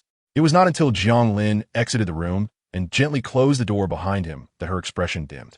Marriage is not a trivial matter. If it were merely a physical union, it would be a trivial pursuit. What truly matters is the sincerity of the heart, a feat she found insurmountable. The bond between her and Jiang Lin lacked depth. They had not faced significant adversities together. Their connection was solely due to their children. And though they held some affection for each other, it was still tenuous. Yet, if Jiang Lin were to learn the true state of her affairs and the clandestine actions she had undertaken, would he still so readily wish to marry her? Perhaps not. Furthermore, if the Mu family were to discover her marriage, Jiang Lin would become a target, a Na'vi graduate unprepared to defend against the onslaught of adversity. Mu Yun-gu closed her eyes, recalling 2 years prior when she was enveloped in her own success, attracting those with ulterior motives, including a distant relative of her mother, Su Manhua, an individual woefully ignorant of the world around him. In the Mu household, she merely managed the landscape of the courtyard. Yet she foolishly believed she could ascend to greatness. One night, while picking up Tangdang and Daodu, she stayed overnight at the Mu residence. That evening, a man intruded while she was resting. The fact that he could enter her quarters likely involved the complicity of others in the Mu family. The outcome? He was condemned to a life confined to a wheelchair. She vividly recalls that night, the screams and blood staining the marble tiles of the Mu estate. When he was cast into the swimming pool, the countenance of everyone in the Mu family changed dramatically. Mu Yunj merely used the incident as a cautionary tale, never intending to upheave their lives, for it was hardly a matter of pride. She wished to shield Tang Tang and Daodu from such darkness. Now, she also hoped to keep her own shadows from Jiang Lin, for he was inherently kind. How could his worldview possibly align with her own? After taking a shower, Jiang Lin lay in the guest room, tossing and turning restlessly, his mind in turmoil. The memory of Mu Yunj's gaze and tone from that night felt foreign, as if he had never truly penetrated the depths of her heart. Perhaps her demeanor towards him was merely courteous, lacking genuine intimacy, which left him feeling estranged. By midnight, the children had fallen asleep alongside their grandparents. He resolved to cast aside his restless thoughts and seek a good night's rest, for he had a long drive back to the city in the morning. As he closed his eyes and tucked himself under the covers, a soft click echoed. Someone opened the door. Jiang Lin assumed it was Tang Tang seeking him, yet silence followed. He heard faint footsteps and breathing drawing near, accompanied by the familiar, subtle scent of sandalwood that enveloped Mu Yunj. Uncertain of her intentions and unsure how to confront her, he feigned sleep. I'm sorry, Mu Yunj's voice broke the silence, and he felt the mattress dip slightly as she seemed to sit beside him. Jiang Lin's heart raced, and he regretted pretending to be asleep. Yet opening his eyes now felt abrupt. She tucked the blankets around him, then murmured to herself, since I intend to pursue a formal relationship with you, there are many things I should not conceal. For me, marriage is fraught with risks, and those risks will inevitably extend to you as well. I've just come to a decision. In due time, I will gradually share some matters with you. If you're willing to accept them, we may consider marriage. With that, Mu Yun stood and left. Jiang Lin cracked his eyelids, open just enough to catch a glimpse of her graceful silhouette illuminated by the moonlight. Did she not realize he was awake? The door clicked shut. He exhaled, confused by her words. She mentioned the risks of marriage. Was it not about the costs? But the dangers? Were these dangers rooted in her emotional investment, or was something else entirely? Engaging in romantic relationships does entail certain risks. She appears to take her emotions quite seriously, suggesting that the risks may lie elsewhere. Could it be that her previous entrepreneurial venture met with failure, leaving behind lingering uncertainties? It is no wonder, then, that her demeanor grows somber when the subject of marriage arises. However, now that he understands that Mu Yunji's hesitance towards marriage stems from reasons beyond mere frivolity, he feels a sense of relief wash over him. Without further contemplation, he soon drifted into slumber. He awoke to an overwhelming sensation, as if an unseen force pressed down upon him, rendering him breathless and immobile. Oxygen seemed to dissipate rapidly, leading him to suspect he was experiencing a phenomenon known as sleep paralysis. As he opened his eyes, he found his gaze locked on a Tang Tang, who was perched upon his chest, playing with building blocks, a cherubic bundle of joy that nearly smothered her father. In a whisper, he gasped, "Tang Tang, please move aside. I feel as though I might perish." With innocent, wide-eyed curiosity, she blinked and asked, "Daddy, what is the matter? Why do you look so unwell? Are you feeling ill? Perhaps catching a cold? Do not fret. Tang Tang will check if you have a fever." As she spoke, the adorable little one continued to sit on him, reaching to touch his forehead, declaring, "Not warm at all. Perhaps you merely wish to sleep in?" At that moment, Do entered, noticing Jiang Lin's feeble attempts to struggle. In astonishment, he exclaimed, "Tang Tang, you silly little thing, get off. You might crush your father." Tang Tang, confused yet obedient, complied and climbed down. With a quizzical tilt of her head, she pondered how a mere child like herself could inadvertently cause harm. Do, feeling exasperated, refrained from explaining, recognizing that his sister seemed to possess a genetic quirk, lacking the intellect of their parents or himself. He was left to wonder whom she resembled. He recalled reading that twins often faced difficulties at birth, with the later-born potentially suffering from oxygen deprivation, resulting in diminished cognitive abilities. How I wish we had allowed mother to carry you to term. Now look at how you've turned out." Jiang Lin propped himself upright, gasping for air, and noticed the two little ones gazing at him with wide, innocent eyes. They were undeniably adorable, yet he felt an unbearable heaviness in his chest, as if a great weight rested upon him. The burdens of fatherhood felt rather overwhelming. In Chapter 74, Ning Shui and Song Tianwei faced dismissal from their positions. Jiang Lin stepped out of his room, greeted by the enticing aroma of cooking wafting through the air. "Mother, what delightful dish are you preparing today?" he inquired, stretching as he approached the kitchen, where he was momentarily taken aback by the sight of Mu Yunji gracefully moving about. "Yunji, is it you who is cooking? Why are you up so early? Have you not recently completed a demanding workload? Should you not take a moment to rest?" "I am accustomed to rising early," she replied, emerging from the kitchen with a dish in hand. Her slender fingers delicately grasped a white plate filled with vibrant green water spinach, a sight that promised deliciousness. "Uncle and Auntie have gone out to buy groceries this morning. We shall eat once they return. You should freshen up first." Jiang Lin proceeded to the washroom.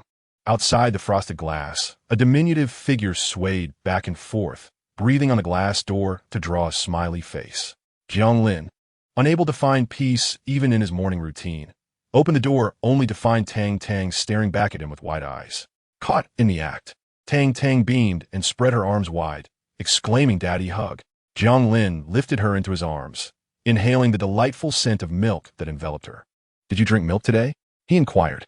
"I drank a big cup, all gone," Tang Tang replied, her expression one of eager anticipation for praise. "You're such a good girl." Mu Yungu had already prepared the meal, and, overhearing the delightful exchange between father and daughter in the dining room, couldn't help but chuckle. When her parents returned, they brought an abundance of local delicacies, specially intended for them in the city, alongside a few free-range chickens for soup. The car's trunk brimmed with their thoughtful provisions. Without further delay, they set off for the city. Her parents bid them farewell with lingering reluctance. After Mu Yunji's recent visit, they had fully embraced her as their daughter-in-law. By the time they reached their home in the city, it was already 2 in the afternoon. Mu Yungu received a phone call and informed Jiang Lin, "I need to visit a relative at the hospital. You take care of the children. I'll handle the household chores when I return tonight." Jiang Lin agreed, pondering whether the relative was unwell and if he should bring some fruit. "No need. We're close," So there's no need for such formality, she replied. Understanding that this must be a cherished relative, Jiang Lin responded, all right, drive safely. It's quite hot today, and it's more convenient to take the car. She nodded and departed. Having spent a day at home during the Dragon Boat Festival, Jiang Lin's feelings towards Mu Yungu had subtly shifted. Previously, he had viewed her merely as the mother of his child, appreciating her kindness and treating her with sincerity, with their bond primarily formed through their children. However, this time was different. A new emotional connection had emerged between them. In the house, he first mopped the living room floor, laid out a blanket, and placed the two children on it. Do watched a television program while Tang engaged in drawing. He then organized the refrigerator, neatly storing all the ingredients they had brought, washed the bedding, and cleaned the kitchen. He was efficient and methodical, completing the household chores in just over an hour. With the freshly washed bedding drying in the sun, Dodo, Tang, I'm going to the supermarket to buy some things. Would you like to come? He asked. You go ahead, we'll wait for you at home. Dodo replied. He understood that with their mother gone, it would be difficult for their father to manage both children on his electric scooter, especially since previous trips to the supermarket had left him exhausted from juggling them and the groceries. While Dodo wasn't particularly clingy, he was aware of his father's hard work. Tang, eager to accompany him, ultimately decided against it when she saw her brother staying behind. At the door, Dodo followed him, saying, Daddy, please drive safely. I will, Dodo, Jiang Lin assured him. Jiang Lin gently ruffled his son's hair, cherishing both children as his dear little treasures. Daddy's back with some stationery for you. That's wonderful. Dodo beamed brightly. Jiang Lin felt reassured having them at home. Dodo was quite clever and would keep an eye on Tang, ensuring she would not wander off. After Jiang Lin departed, Dodo returned to watch television. Tang, puzzled, asked, why don't we go out to play with Daddy? Dodo explained, you silly. Daddy has been driving for so long today and has done so much housework. Haven't you noticed? Taking you, a troublesome little one, out must be exhausting for him. But we're very good. Besides, I can help Daddy with shopping. I'm not a troublesome little girl. I could do housework too. Dodo observed her determination and replied, all right, then you can clean up the art supplies you've scattered. Tang pondered, unwilling to be underestimated by her brother. Of course I can. This is super easy. From now on, I'll tidy up my toys all by myself, so Daddy won't have to work so hard. She lowered her head, murmuring to herself, Tang is the smartest and the best. Daddy would never think I'm a bother. Jiang Lin, tasked with caring for the children without parental assistance, found it challenging to manage both childcare and errands simultaneously. Thus, he had deliberately purchased several days' worth of groceries, along with tissues and rice, as well as fruits and shrimp that the children needed. Upon stepping outside, he remembered that the baby formula was running low and quickly placed an order online for replenishment. I am truly becoming more suited to being a stay-at-home dad, Jiang Lin mused. Just then his phone chimed. It was a call from Hang Zi. Brother, I start my job at the bank tomorrow. I'll be in the city, which takes over an hour. Want to grab dinner tonight? Jiang Lin replied. I'll be with the kids tonight, so you can come to my place for dinner. I'll cook. Hang Zi, relieved, responded, sounds great. What could be inconvenient about that? Jiang Lin rode home, and shortly after, Hang Zi arrived, carrying some fruits. Upon entering, he noticed Jiang Lin placing fruits into the refrigerator. Oh, you bought fruits too? Jiang Lin, taken aback, remarked, I told you to come directly without bringing anything. Look at you. Aren't I supposed to bring something for my godchildren? Hang Zi retorted without hesitation. Jiang Lin invited him to sit down. Curiously, Hang Zi inquired, is your sister-in-law not home? She went to the hospital to visit someone this afternoon, Jiang Lin replied. After a brief chat, Hang Zi's curiosity piqued, and he asked, so, is everything going smoothly with your sister-in-law? Jiang Lin hesitated. It's hard to say. She is willing to date me, but marriage is not on the table for now.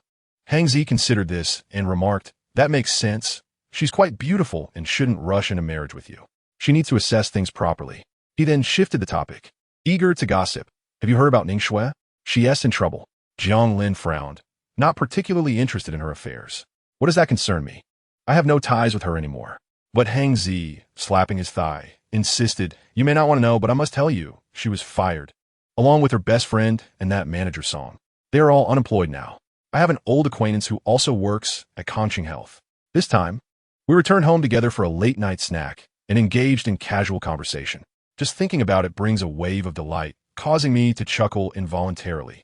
One might wonder if they truly deserve this fate. Their pride was once anchored in their work, which has now been stripped away. They were so arrogant before, and now they have been reduced to nothing. Jiang Lin expressed confusion. How could Song Tianwei, after so many years at Kongxing Health, suddenly be dismissed? I happen to know the reason. He offended someone. In Chapter 75, Ning Shui is assaulted and seeks Jiang Lin's help. Hanzai did not keep me in suspense and revealed that Song Tianwei brought this upon himself by attending a business event accompanied by two women. Ironically, one of them, Lu Xia, is not one to remain inconspicuous. She likely noticed Ning Shui's association with Song Tianwei and decided she too wanted to latch on to someone for financial gain. Consequently, she set her sights on a manager from the Mu family, attempting to win his favor.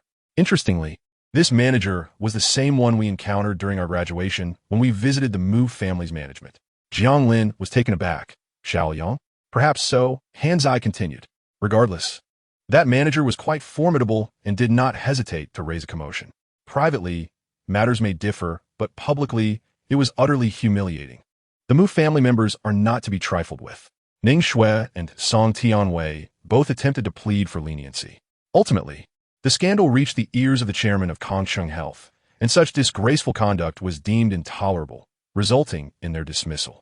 Previously, Jiang Lin had asked Mu Yungu to file a report, but it seemingly vanished without a trace, likely suppressed. This time, however, the uproar was significant enough to necessitate the termination of these individuals. He refrained from pursuing further inquiries, for others' dramas, no matter how captivating, remain theirs alone.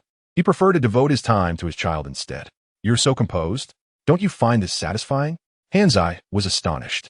Ning Shui and Lu Xia did not spare any humiliation towards you in the past. Now they face retribution, yet your face reveals no joy. Has your perspective ascended to such heights? Jiang Lin smiled faintly, offering no extensive commentary, simply stating that they were indeed unfortunate. Hanzai nodded in agreement. Indeed, that manager from the Mu family is truly a person of integrity.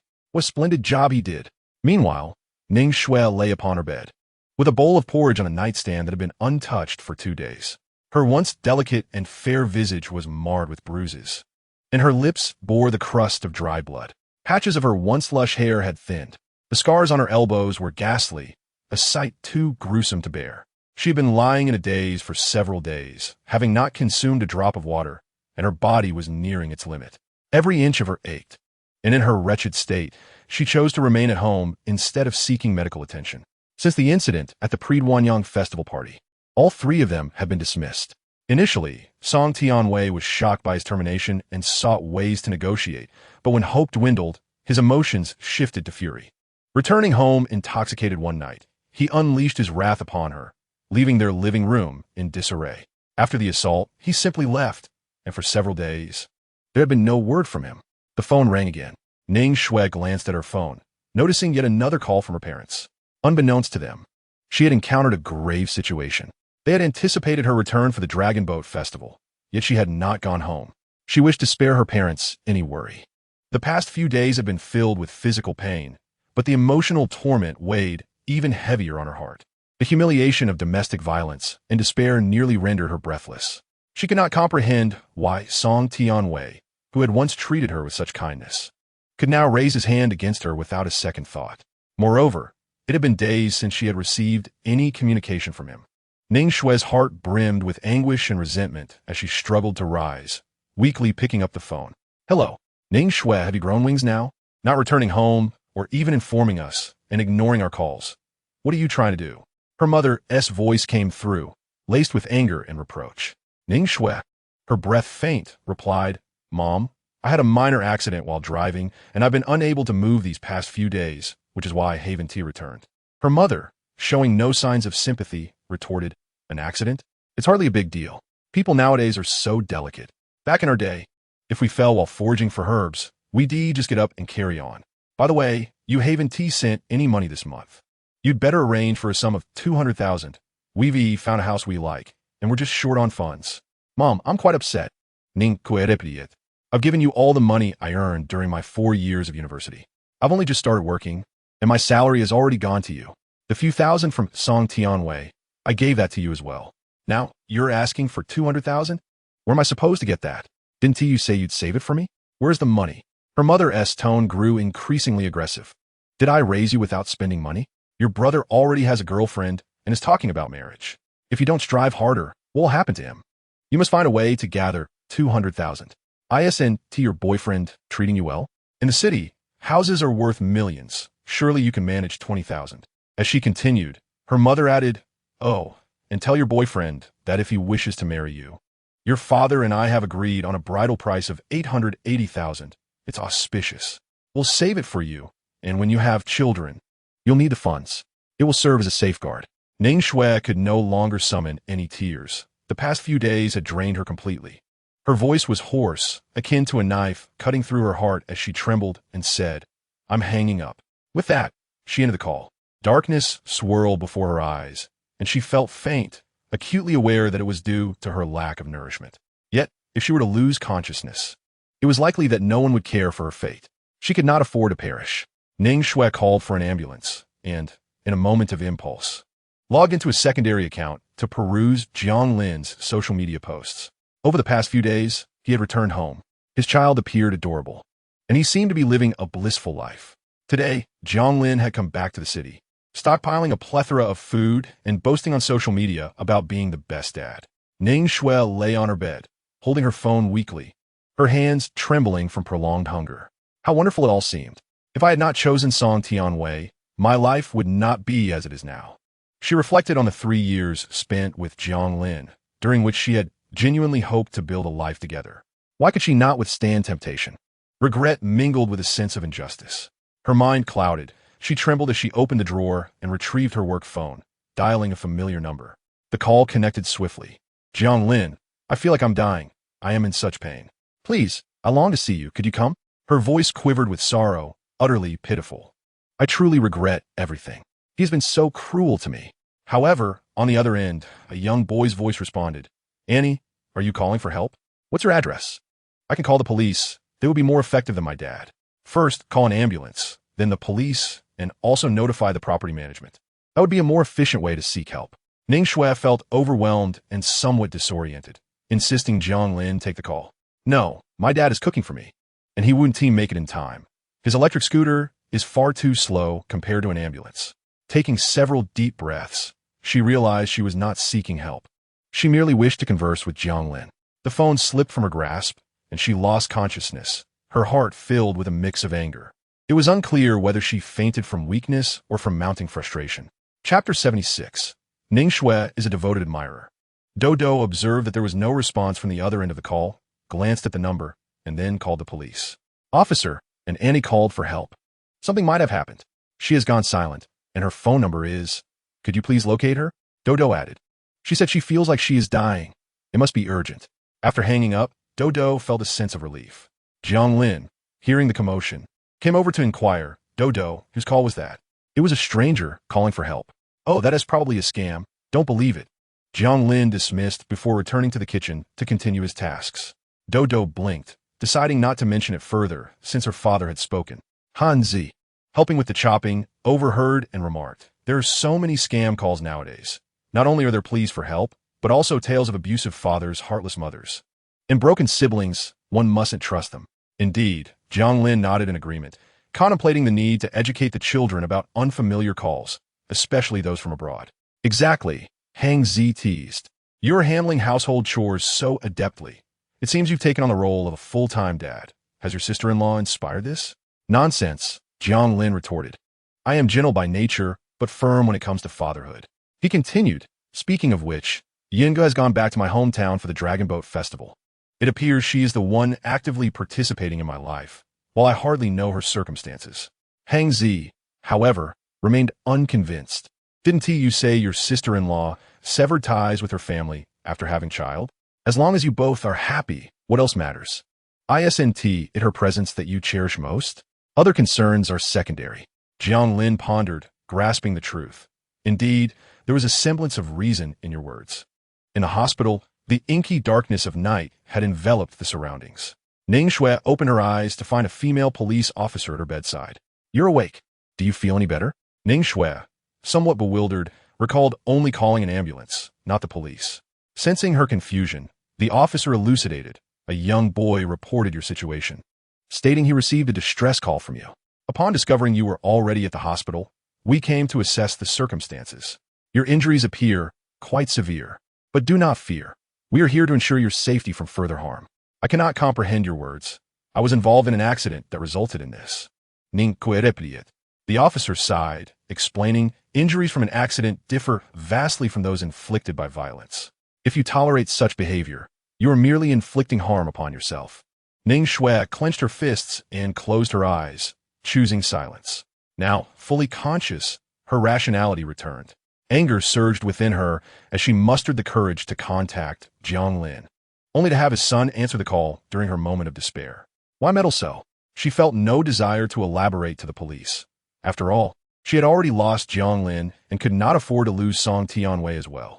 Besides, the thought of departing and starting anew in a different city after the beating felt feasible until her mother's desperate phone call became the final straw. 200,000. It would take her years to save that amount alone, yet her family demanded it urgently. If she entangled Song Tianwei in this predicament, a breakup would likely follow. Love or money? She had to choose one, didn't she? Consider it carefully. I shall remain outside the room, the officer remarked before exiting to grant Ning Shui some privacy. Ning Shui opened her eyes and insisted, "You may leave. I am the one injured, and I do not require police involvement." The officer frowned, retorting, "Are you truly willing to endure this? Do you wish for your child to be in such peril?" A flicker crossed Ning Shui's gaze as the word child resonated within her. "You are over a month pregnant. Do you not realize this?" A whirlwind of emotions surged within her, and after a deep breath, she allowed the officer to depart. Shortly thereafter, Lu Xia arrived, having received a call from the hospital, which had accessed Ning Shui's contact list in search of her family. Lu Xia, dressed in professional attire, exclaimed, "Shui, why would you put yourself in such a predicament?" Though Lu Xia had faced embarrassment at a business meeting, she quickly recovered, viewing it as merely the loss of a job. She swiftly found another position with a salary of 5,000. The world was vast, and with her qualifications, she could secure a role at a smaller firm. Despite her somewhat self-serving nature, Lu Xia harbored genuine concern for Ning Shui. "Did Song Tianwei do this to you? You must break up with him. Otherwise, he will surely end up harming you irreparably.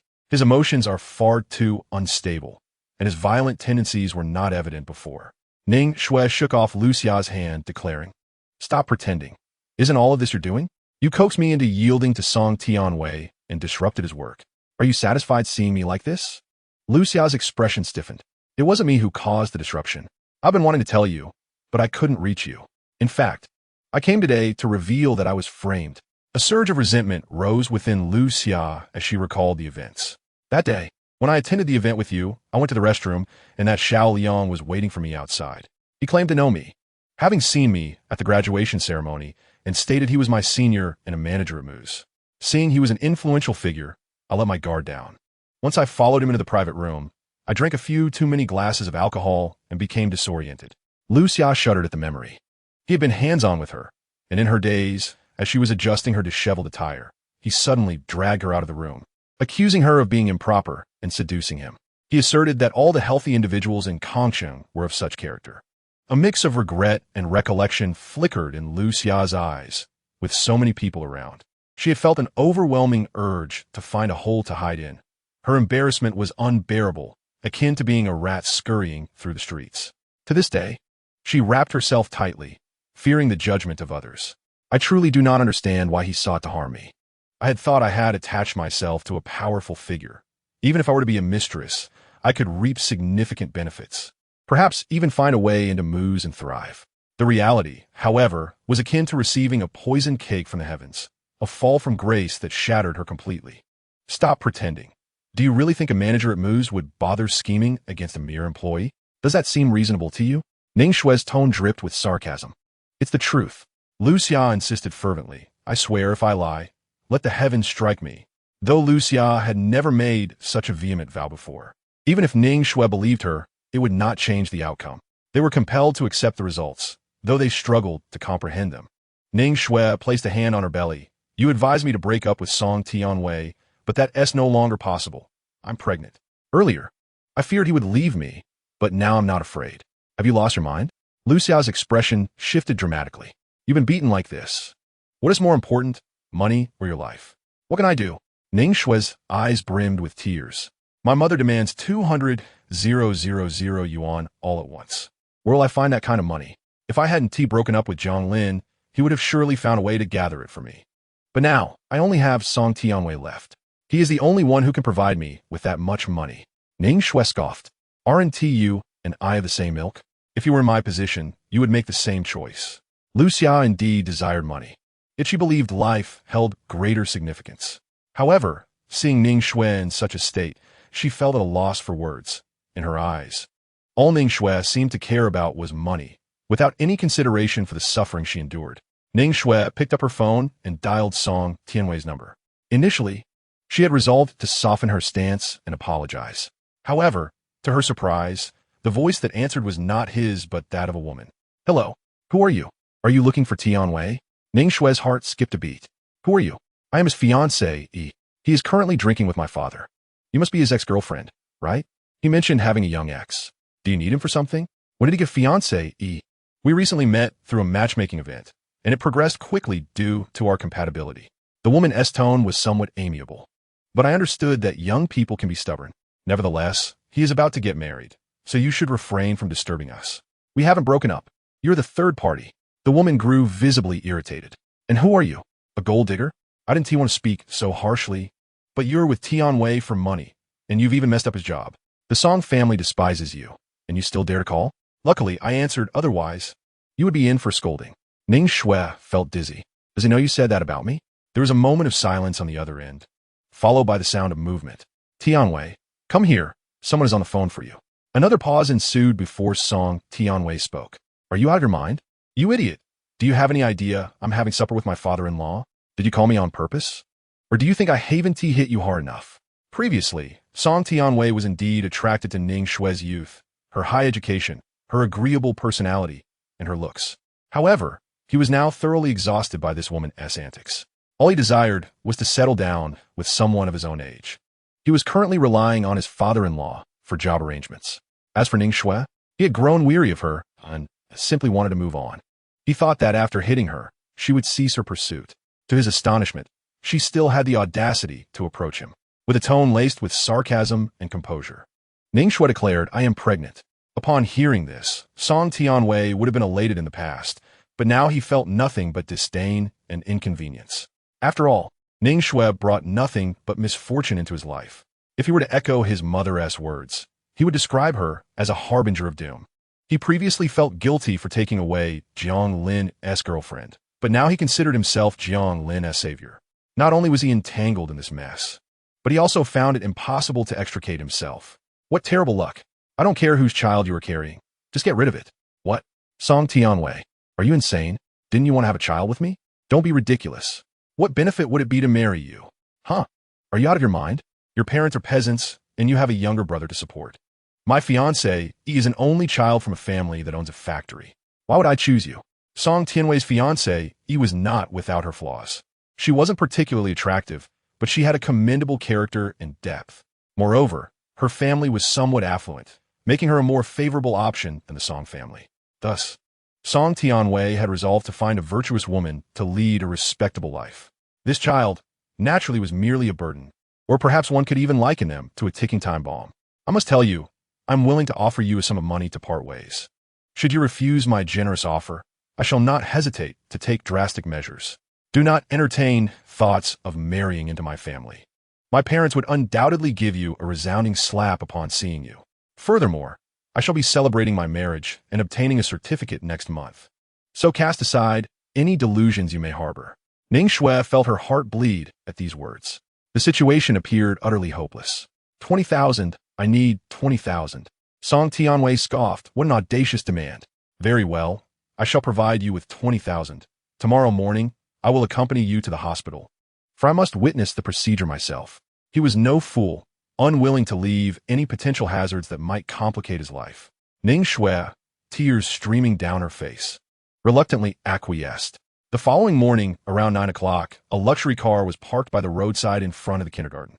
Su Xiuxiu, donning sunglasses, crouched beside the car window, her gaze fixed on the entrance. The driver, a young man named Zhou Qi, was a recent addition to Su Xiuxiu's entourage. Sister, are you waiting for someone? Zhou Qi inquired. Su Xiaoxiao replied nonchalantly, I'm just curious about how my best friend's boyfriend looks. She has been rather secretive. Luckily, my intelligence led me to stake out here at the kindergarten. Oh, is he a divorced man with children? Zhou Qi expressed surprise. So wealthy women are inclined towards that sort. A married man? Could it be that your friend is involved with someone like Chao Zai? Nonsense. The child belongs to my best friend. Zhou Qi understood. Ah, I see. Before long, Su Xiaoxiao straightened her posture, removed her sunglasses, and donned a curious expression. Oh, such youth. A university student? It seems she shares my taste for the tender and fresh. After all, with aging teeth, one struggles to enjoy the tougher fare. Spotting Jiang Lin entering the kindergarten, Su Xiaoxiao gracefully exited the vehicle and positioned herself by the roadside, waiting until he emerged after dropping off the child before approaching him. Hello, handsome. Having finished with the child and sans your wife, you must feel quite lonely? Care to join me in my car? Her beautiful face bore a mischievous smile. Gesturing towards the Maserati parked nearby, Jiang Lin took a step back, perplexed. It was peculiar how a villain could have their malicious intentions so plainly etched upon their face. The expression of cunning was all too evident. The acting was so appallingly poor in this day and age. Shouldn't there be some training for those in the game of deception? Miss, spare yourself the effort here. I am well aware that your target demographic consists of wealthy men who send their children to elite schools. To be so brazen is indeed shameless, though I understand it is for the sake of profit. However, let me be frank, I am merely a male nanny, riding an electric scooter. My monthly earnings scarcely suffice to rent a luxury vehicle. Pursuing me would be a sheer loss on your part. Su Xiaoxiao's expression hardened, her anger surfacing. What do you mean by calling me miss? Jiang Lin crossed his arms and turned to the security booth. Security, there's a case of malicious solicitation here. Please intervene. Upon seeing the security personnel approaching, Su Xiaoxiao stamped her foot in frustration. You little rascal, you are rather interesting. Just wait. Having said that, she donned her sunglasses and gracefully entered the car, driving away. After the vehicle had distanced itself, Zhou Qi remarked, Sister, why are you so upset? Did that man cause you distress? Su Xiaoxiao clenched her fists, exclaiming, he is simply a stubborn man, and his awareness of scams is excessively heightened. I merely intended to test his loyalty, yet he dared to insult me. Chapter 78. Jiang Lin's awareness against fraud. The security guard at the entrance only caught a glimpse of a striking figure departing, puzzled about why a parent would engage in such blatant solicitation. Jiang Lin's expression darkened, and with a serious tone, he stated, She said my wife isn't here and asked me to sit in her car. What? The security guard's voice rose, suddenly understanding the nature of this individual's occupation. It was astonishing that, in an era where crime is rigorously combated, someone would dare to flirt with male parents at the entrance of a kindergarten, especially one of the highest caliber. It was utterly outrageous and despicable. This is truly disgusting. Fortunately, you are resolute, or else this could have led to the ruin of a family. Jiang Lin nodded, noting that the woman bore a malicious intent. Surely, anyone would be cautious. I must promptly report this to my superiors. Such behavior is intolerable. With that, the security guard hurried away. Before long, Mu Yunj was in a meeting at the company, listening to various departmental reports when her phone on the table vibrated. The illuminated screen displayed a message from the kindergarten's class group, a notification forwarded by Xie. She glanced at it, her brows furrowing deeply. How could such a thing occur? Mu Yunj had chosen Lu Shui International Kindergarten precisely because it was the finest institution. Although expensive, it excelled in every aspect. However, she was astounded to discover that someone would target the kindergarten for monetary gain. Her expression turned grave and stern. She quickly forwarded the notification to Jiang Lin. At the office, Jiang Lin received Mu Yunj's forwarded message and was somewhat surprised. Indeed, this school is exceptional. Their efficiency is remarkable. If it were an ordinary school, they might not have taken it seriously. He couldn't help but admire Mu Yunj's discerning choice in kindergartens. While he was contemplating, Jiang Yuan suddenly approached him, saying, Jiang Lin, have you seen the group messages? The company has introduced a new benefit.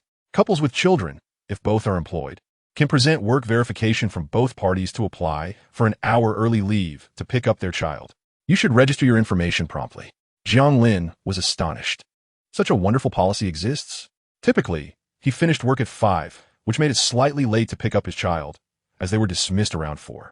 It was not ideal to make the child wait too long. Now, if he successfully applied, He could time it perfectly to pick up his child and even return home to prepare dinner. This was simply fantastic, completely alleviating his pressing concerns about childcare. Jiang Lin remarked, Dongxing trading is not only affluent but also remarkably humane. Jiang Yuan smiled. You are indeed fortunate. Such regulations did not exist previously. Jiang Lin nodded in agreement, fully acknowledging her statement. He quickly glanced at the regulations in the group chat and discovered that it was indeed a significant benefit. The stipulation was that both spouses must be employed and have no time to pick up the children. Detailed work schedules from both parties were required. If one parent was a full-time caregiver, they need not apply. Additionally, proof of the child's school dismissal time was necessary, which was entirely understandable. However, upon reading further, he noticed that a marriage certificate and household registration proof were also required. Where would he obtain those? Instantly, Jiang Lin's elation dissipated. It had all been in vain. Seeing that the notification was issued by the Human Resources Department, he contemplated visiting Yao Xuehe's office to inquire further about the matter. Upon Jiang Lin's arrival, Yao Xuehe was not surprised. You're here to ask about leaving early, right? She inquired. Yes, my girlfriend and I have yet to obtain our marriage certificate, and our child is not registered under my household. Is there any way I could submit an application? Yao Xuehe pondered for a moment, twirling her pen. This benefit had been directly assigned by Miss Mu, and Jiang Lin was one of her protégés. He was not an ordinary employee. Even in such a large company, social dynamics were indispensable. She feigned difficulty, musing, while I would love to assist you, the regulations must apply equally to all. If others learn that I granted you special treatment, they would come to me as well. What would I do then? I won't disclose anything. After all, no one is aware of my family situation, and I assure you I will keep it confidential. Yao Xuehe sighed theatrically. With 2 children, it is indeed a challenge. Very well. Seeing your youthful ambition reminds me of the struggles my sister and brother-in-law faced while raising their children. I will make an exception for you. However, if a third party learns of this, I will have no choice but to revoke your benefit. Thank you, sister, Jiang Lin exclaimed, elated. The reason he felt emboldened to ask was his perception of the company's amiable atmosphere. Had the work environment been akin to that of Shanghai trading, he would not have dared to inquire further. All right, you can start leaving early tonight. I have already entered your information. From now on, your attendance will be recorded as 9 a.m. to 4 p.m. Jiang Lin was astonished. Did he not need to provide the required documents? However, upon reflection, he realized that if he followed the formalities, he would be unable to submit the necessary materials. Since Yao Xuehe had already taken care of it, he deemed it unnecessary to probe further. After expressing his gratitude once more, he exited the office. Yao Xuehe watched the door thoughtfully. What capabilities did this young talent from the Mu family possess? In her view, those nurtured by Miss Mu were destined to return to the Mu Corporation. As for his current position at Dongxing Trading, it was merely a matter of him being too young and needing to accumulate experience. She assumed that once he was employed, the higher-ups would provide him with opportunities to showcase his skills. However, it seemed that the trajectory was leading him to merely drift through life here. Something felt amiss. It was highly unusual. Yao Xuehe could not fathom why Miss Mu would deliberately cultivate someone to be so unambitious. Jiang Lin returned to his workstation. His spirits elevated yet restrained, reluctant to reveal his joy. He eagerly anticipated picking up Tangdang and Daodu at 4 o'clock today, knowing the 2 children would surely be delighted. He promptly shared this news with Mu Yungu, realizing he could now collect the children on his own. A brief acknowledgement came in response. As he turned his attention back to his work on the computer, his phone suddenly rang. A glance at the screen revealed an unfamiliar number, local to the city. Initially hesitant to answer, he worried it might be a call from the attendance department regarding the data he had just submitted. He quickly picked up the phone. Hello. A soft, suppressed sob greeted him from the other end. Jiang Lin, it's me. I'm at the hospital. Could you come pick me up? I have nowhere to stay, and I'm out of work. I don't know where to go or who to turn to. You're my only option. Jiang Lin's brow furrowed. It was Ning Shui. Despite the pitiful circumstances, hospitalization, unemployment, and homelessness, he felt little connection to her plight. Chapter 79. The little ones aim to facilitate their parents' marriage. Jiang Lin, please don't remain silent. Have you forgotten what you once promised? No matter what, you would never allow me to be harmed. I truly need you now. Ning Shui wept. I'm sitting by the roadside outside the hospital. I feel so miserable. Can you please come? Jiang Lin rubbed his arm uncomfortably, feeling repulsed. Why do you come to me? A mere ex-boyfriend, when you have your parents, your boyfriend, or your best friend. Isn't that rather desperate? Ning Shui attempted to voice her thoughts further, but Jiang Lin interrupted. You may be unemployed, but I have to work to support my children. I can't waste any more time on this. I'm blocking you now. With that, he ended the call and swiftly blocked her number. Ning Shui squatted by the roadside, tears brimming in her eyes. She was not lying. She genuinely felt unwell. Passers-by cast curious glances in her direction, likely due to the visible injuries on her face. She felt an emptiness in her heart, lost and uncertain about her next steps. Looking at the disconnected call, her sorrow deepened. Earlier that morning, Song Tianwei, who had vanished for several days, had forcibly taken her to the obstetrics and gynecology department. She had hoped for a meaningful conversation, but he was disinterested in dialogue. After her surgery, he was nowhere to be found, although her call connected. It was merely to inform her that her belongings had been discarded in the trash outside, and the code for their door had been changed, urging her not to pursue him any further. On WeChat, classmates unaware of her situation assumed she was thriving at Kongqing trade, supposedly involved in a romantic liaison with the manager. They sought her out, hoping to leverage her connections for employment. Staring at those flattering messages, Ning Shui felt disoriented. Messages from her parents continued to press her for money. She transferred the 200,000 yuan Song Tianwei had given her to her parents. And with just over 10,000 remaining, she could only drag her injured self in search of a place to rest. She pondered how her once stable life had spiraled into such chaos. Upon graduation, she believed she had found a wealthy executive. Yet little did she know that within a brief span, she would plummet into despair. Perhaps when others spoke of her, they assumed she was leading a prosperous life. Ning Shui laughed at herself, but tears streamed down her cheeks uncontrollably. That evening, Jiang Lin arrived early to pick up the children. Amidst the throng, he immediately spotted Tang Tang and Do Do, two cherubic little ones, fair and delicate, with an endearing intelligence. The moment Tang Tang and Do Do noticed their father had come so early, they were filled with joy. "Daddy! Daddy!" Tang Tang leapt into his arms. Exclaiming how early he was, she had thought she would have to wait much longer. Dodo's eyes sparkled with excitement, inquiring if his father had finished work early.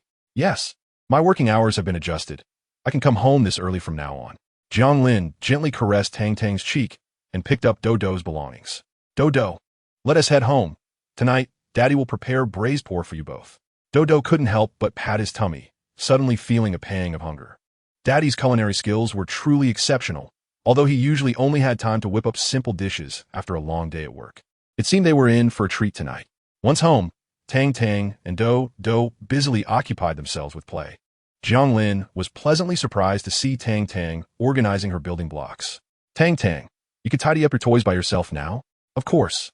I don't want Daddy to work so hard," she replied in a sweet, coaxing tone, urging him to praise her. Meanwhile, Dodo had taken to watering the plants.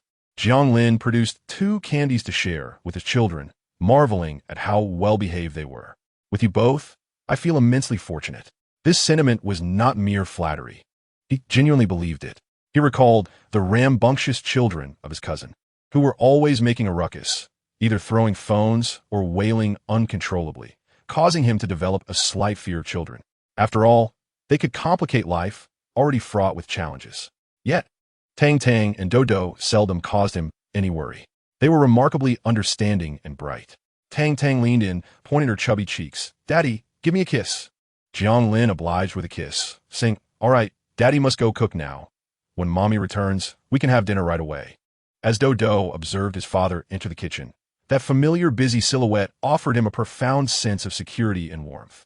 With his father present, he felt exceptionally safe. Each morning, waking to see his father, he no longer envied other children, for his father was far superior to theirs. Daddy is so wonderful, and he treats Mommy so well, unlike those uncles Grandma found. Do Tang pondered, surely, Mommy must feel how great Daddy is, right? Yet, she mused, but I haven't heard Mommy say that Daddy is wonderful. Perhaps she doesn't know. Oh dear, I must tell Mommy about this. Dodo understands that those uncles who come to court his mother are primarily attracted by her wealth or beauty. However, his father is different. Therefore, he feels compelled to protect his father's position within the household, ensuring that no one else harbors intentions towards his mother. The sole and most effective solution, in his eyes, is to see his parents wed. As long as his mother remains unmarried, their home will never be entirely secure. The possibility of separation looms ominously. Dodo explains this rationale to Tang Tang, who, upon hearing it, is initially taken aback. Yet, with their father now living with them, she wonders if their grandmother would still arrange blind dates for their mother. Dodo responds with unwavering seriousness, asserting that their father lacks financial means and that their grandmother disapproves of him. Tang Tang clenches her tiny fists, her voice resolute and determined. She is committed to safeguarding their family. The two adorable children resolve to take action to facilitate their parents' marriage. However, Dodo is not merely speculating. His insights are remarkably astute. Even though Mu Yungu has mentioned having a boyfriend, her mother remains skeptical, believing that the relationship will inevitably fizzle out and that she would never permit her daughter to marry someone deemed unsuitable. She is convinced that her own selections are undoubtedly the best. While on her way home, Mu Yungu receives a call from her mother. Her mood, already less than ideal, becomes even more irritable. "My affairs are none of your concern," she retorts. "Yungu, if you're so determined to be with your chosen partner, bring him home so we can meet him. After all, I am your mother. Regardless of how much you may find me bothersome, I only wish for your well-being. I would never harm you." Su Manhua's tone is insistent. "If you refuse to visit the Mu family, then I shall come to you. I must see who is to be a father figure to my grandchildren. You dismiss your childhood friend. Yet what if you end up with someone with ulterior motives? That would not only endanger you, but also put Tang Tang and Dodo at risk." Mu Yungu scoffs. "Why should I justify my life choices to you? Why do you have to claim that you're looking out for my interests? Spare me your false compassion." With that, she abruptly hangs up, choosing to disregard the conversation. Chapter 80. Mu Yunji's game. Mu Yunji's words carry significant weight. To her, her parents are merely titles devoid of deeper meaning. Upon returning home, however, her demeanor softens considerably. The air is filled with the delightful aroma of a home-cooked meal, punctuated by the laughter of children. The room is tidy, and clothes are hung out to dry on the balcony. The flowers in the small garden are also flourishing beautifully. "Mama's home," Dodo exclaims as he jumps off the sofa to welcome her. Tang Tang sets aside her toys, her face eager for praise. "Mom, I've been so good today."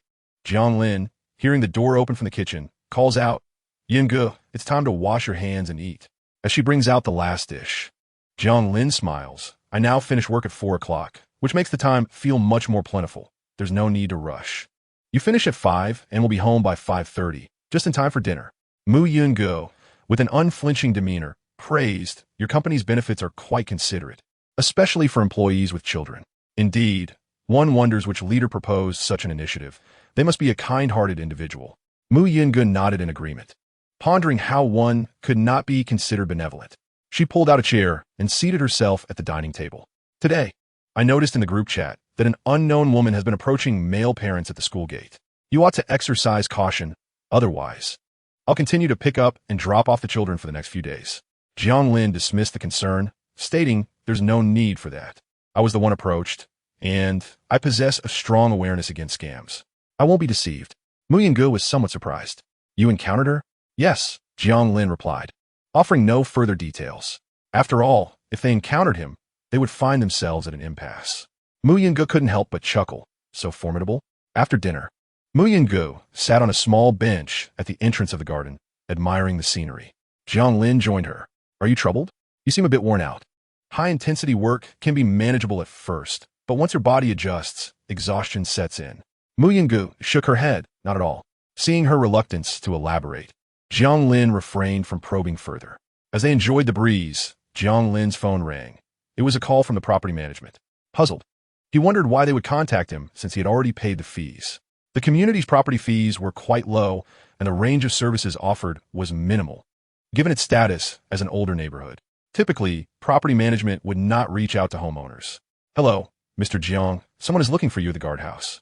Jiang Lin was perplexed. "Who is it?" "It's a young woman with a considerable amount of luggage, appearing rather frail.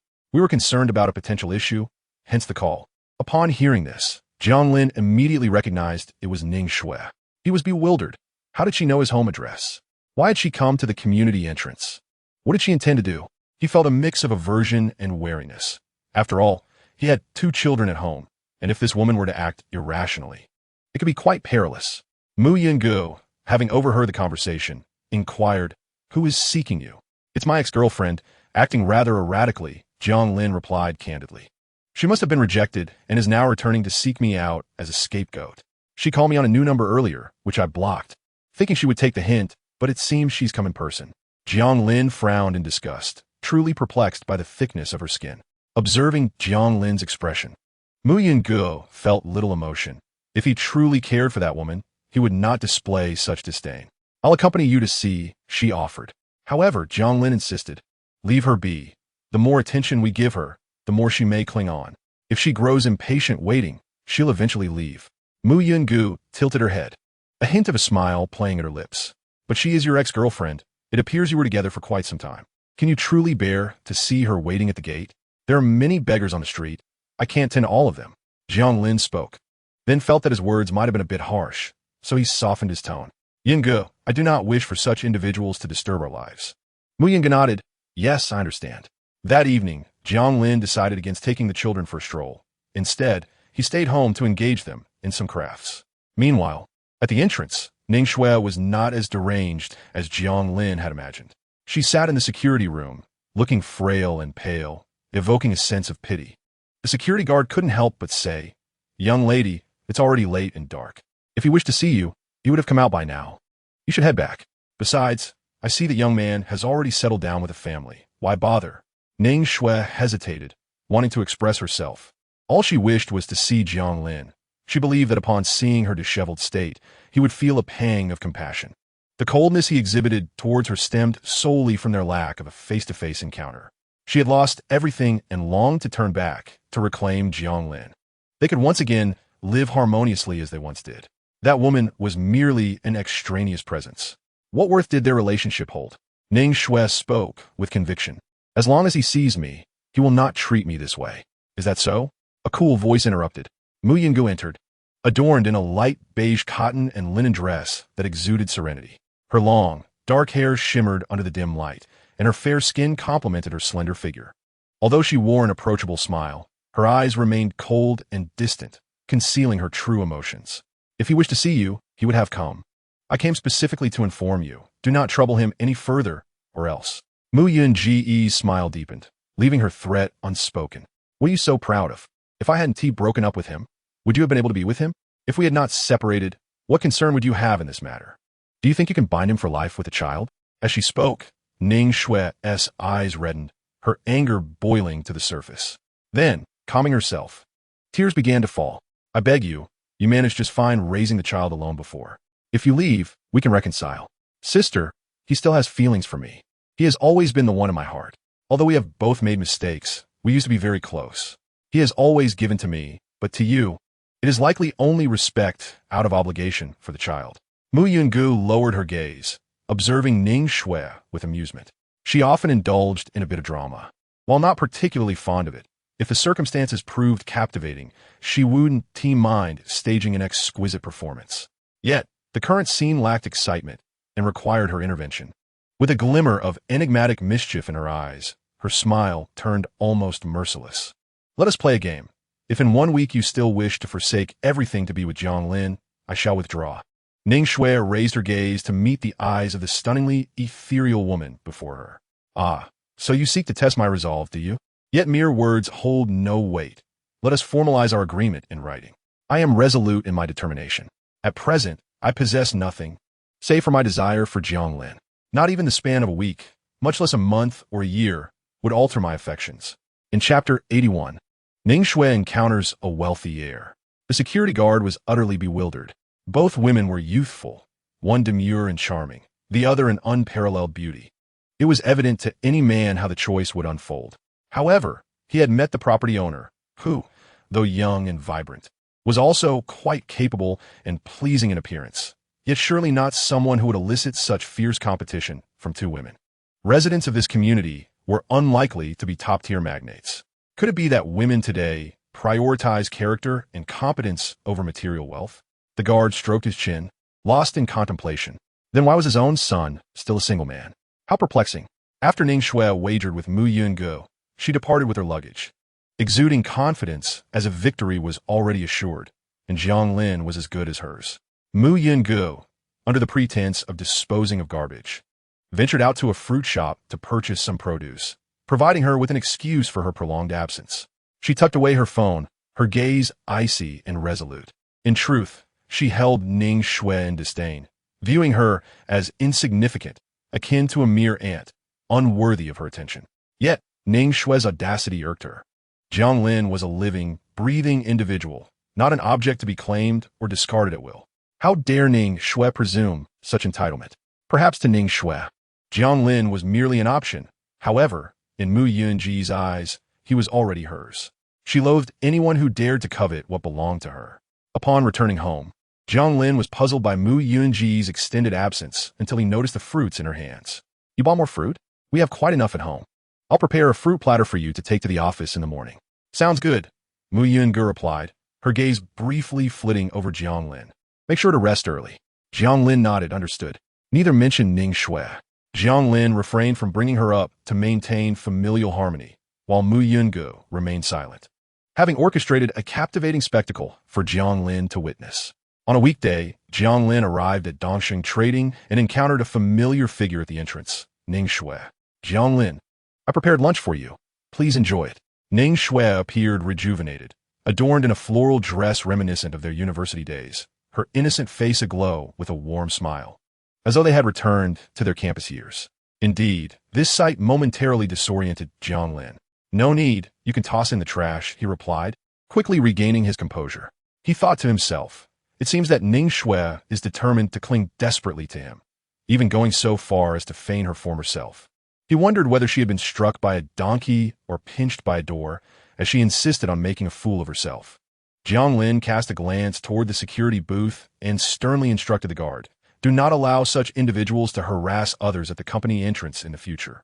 If she returns, simply call the police. The guard understood the directive. Ning Shui stamped her foot, exclaiming, Jiang Lin, I injured my hand while making lunch for you. It hurts so much. She lifted her hand to reveal blisters forming on the back of it. Jiang Lin ignored her completely and walked away. The guard approached her, saying, Miss, please leave this place promptly. Otherwise, it may not end well for you. Holding the lunchbox, Ning Shui gazed at Jiang Lin's indifferent back, feeling somewhat disheartened. Yet, besides Jiang Lin, she had nothing left. No one would accept her again. Moreover, she had just experienced a miscarriage. How could anyone possibly accept her now? Why are you treating this young lady so poorly? A male voice interjected, sounding rather unchivalrous. The guard's demeanor instantly brightened as he recognized the speaker. Mr. Xiao, what brings you here? I was merely responding to a complaint about her harassment. It's fine. I came to check on my father. You may continue with your duties. Xiao Changhai waved his hand dismissively. Dressed impeccably in a tailored suit and exuding grace, he added, I'll take care of this young lady. Ning Shui looked at the handsome man before her. It's you? Last night, I was trying to hail a taxi by the roadside, and it was thanks to you that I managed to find one. Otherwise, I would have been at a loss. She paused, by the way. I still don't know your name. I didn't get the chance to thank you. I am Xiao Qinghai. I just returned from studying abroad. It is only right to assist women. It's nothing to mention. Ning Shui didn't dwell on it too much. After all, she had already stumbled once with Song Tianwei. Faced with a wealthy foreign student of such striking appearance and distinguished background, she was aware that they inhabited entirely different worlds. And she was not so self-absorbed as to think of him as some prince. If you truly wish to thank me, Xiao Changhai said, how about treating me to a meal later? There are places nearby that should not be too expensive. Although Ning Shui felt somewhat hesitant, she ultimately agreed. Just wait here for a few minutes. I will go fetch the car. Ning Shui stood awkwardly by the roadside, and before long, a luxury car worth millions pulled up, the window sliding down to reveal Xiao Changhai's refined smile. Get in. Ning Shui took her place in the passenger seat, reflecting once again on his wealth. Actually, my assistance comes from a selfish motive, he revealed. Ning Shui, puzzled, asked, what do you mean? Before I went abroad, I had a girlfriend who bore a striking resemblance to you. She wasn't conventionally beautiful, but there was something pure and resilient about her, like a little flower. The moment I saw you, I thought of her. But then again, she broke up with me when I left for my studies, and now she is married. No matter how much I reminisce, it is merely a one-sided longing. While I was studying abroad, I had always wanted to finish my degree quickly to surprise her, only to find that it ended up being a shock for me instead.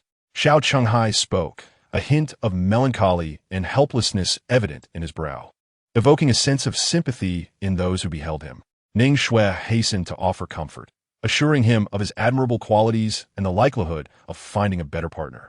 It may be quite difficult, he replied, his tone laced with profound resignation. How can a heart that has died be revived? He expressed his apologies for sharing such disheartening sentiments. I have come here today to join Dongsheng Trading, as my father, who serves as a director, is aging and increasingly unable to manage. He hopes I can assist him. He mentioned that his father intended to hire an assistant and had summoned him to make a selection, yet he found no one appealing. Ning Shui was taken aback to discover he was the son of the chairman. She had only known of his wealth, never anticipating it to be so substantial. Her brow furrowed as she instinctively sought to distance herself, remembering the adage that once bitten by a snake, one fears the rope for years. Moreover, this man was a true scion of affluence, unlike Song Tianwei. However, upon hearing him speak of hiring an assistant and his lack of interest, she entertained the notion that securing a position at Dongsheng Trading would be fortuitous, especially as it would allow her to work alongside Jiang Lin. Xiao Chenghai halted the vehicle. You must be hungry as well. Let us set aside work and our troubles and enjoy a meal. Chapter 82. A haunting presence. Ning Shui suppressed the words that nearly escaped her lips and followed Xiao Chenghai into a Western restaurant. The establishment exuded an aura of sophistication, and Ning Shui felt somewhat uncomfortable, anxious about the cost. Seated by the window, Xiao Chenghai perused the menu and placed an order. When Ning Shui discreetly glanced at the prices, she was taken aback by their exorbitance. Sensing her discomfort, Xiao Chenghai smiled reassuringly. I was merely jesting. I am rather lonely and wished for your company at dinner. How could I expect you to pay? That seems rather inappropriate, she replied. Not at all. Consider it a friendly outing, although I cannot offer you a salary. Ning Shui couldn't help but laugh, her heart lightening considerably. As they dined, a luxury car glided past the floor-to-ceiling windows. Mu Yunj wore a half-smile, her gaze tranquil, fully aware that Ning Shui had become ensnared in a quagmire. Yet she observed with detached amusement, as if watching a play from a vantage point. Beside her sat Su Xiuxiu. Miss Mu, you finally agreed to meet with me. Yet here you are, taking time to witness such a lackluster performance. You truly go to great lengths for that man, she remarked. If I were you, I would crush that woman like a mere ant. Should Jiang Lin discover this, what would he think? Mu Yunj turned her gaze, a smile gracing her lips. He will never know. Su Xiuxiu lifted an eyebrow, pondering thoughtfully. The young lady was not inherently virtuous. Toying with insignificant lives was hardly an egregious offense. I wonder, are you acting out of vengeance for Jiang Lin, or have you genuinely taken interest? He is indifferent, Mu Yunj replied, reclining in her chair, eyes closed in contemplation. I merely wish for her to comprehend that if she seeks to return to Jiang Lin, she is unworthy. Upon mentioning Jiang Lin, Su Xiuxiu was reminded of the humiliation she had suffered at his hands. Let me tell you, I previously visited the kindergarten. My willingness to meet today is also to convey that you should refrain from disturbing him. Mu Yunj interrupted Su Xiuxiu, asserting he is merely an ordinary individual. Do not entangle him in our affairs. Su Xiuxiu was somewhat taken aback. You're already aware? Indeed, nothing escapes your notice. Those you genuinely wish to protect are untouchable by anyone. However, if he desires to be with you, he will inevitably become involved. Mu Yunj lifted her gaze, stating, let us wait until that day truly arrives to discuss it. Su Xiuxiu found herself at a loss for words. Yet, she could see clearly that her sister had developed feelings. Otherwise, she would not have been so emotionally affected by a man. He is fortunate, yet somewhat pitiful as well. By Thursday, Jiang Lin's cousin and cousin sister came over for dinner. Jiang Kaisheng primarily sought to discuss marriage, though he had limited funds. He intended to reference Jiang Lin's standards for purchasing a home and look for older houses in the vicinity, aiming to settle down first. After dinner, Jiang Lin accompanied him for a stroll around the neighborhood, and the two brothers engaged in conversation. Meanwhile, Jiang Xiu had just finished her internship and took the opportunity to visit Tang Tang and Do Do, as well as her sister-in-law. Jiang Xiu had a gentle disposition, being rather reserved and shy. Upon seeing Mu Yunj's breathtaking beauty, she felt too bashful to gaze for long. However, Mu Yunj was very kind to her. As Jiang Xiu departed, she promised to visit again soon. On Friday, as Jiang Lin arrived at work, he noticed something peculiar. He seemed to have spotted Ning Shui in the office. He was almost convinced that she was haunting him. During a break, he ventured to the pantry to investigate further. And indeed, it was Ning Shui. She was holding a coffee cup, adorned with a Dongsheng Trade name tag hanging from her neck, clearly an employee of Dongsheng Trade. Jiang Lin, would you care for some coffee? Ning Shui greeted him warmly, dressed in a designer dress with her hair styled in glamorous waves, exuding a subtle fragrance. She appeared entirely different from just a few days prior. "We will be colleagues now. There is no need for you to avoid me," she smiled. Jiang Lin frowned. "How did you get into the company?" Ning Shui smiled lightly, her eyes flickering momentarily. "I was simply fortunate. I am now assistant to Mr. Xiao. Although we are not in the same department, we will inevitably cross paths, so why not have lunch together?" "That would be unnecessary." Jiang Lin retreated several steps, opting to act as if he were a stranger. He had once esteemed Dongxing trade highly, but now it seemed the company's prestige had diminished in his eyes. Ning Shui observed Jiang Lin's retreating figure, gripping her cup tightly. "Are you evading me because you fear confronting your feelings for me? What is it that you truly dread?" "I fear your repulsion," Jiang Lin replied without turning back. Upon returning to his workstation, Jiang Yuan curiously inquired, "I saw you speaking with Ning Shui. Do you know Mr. Zhao's assistant?"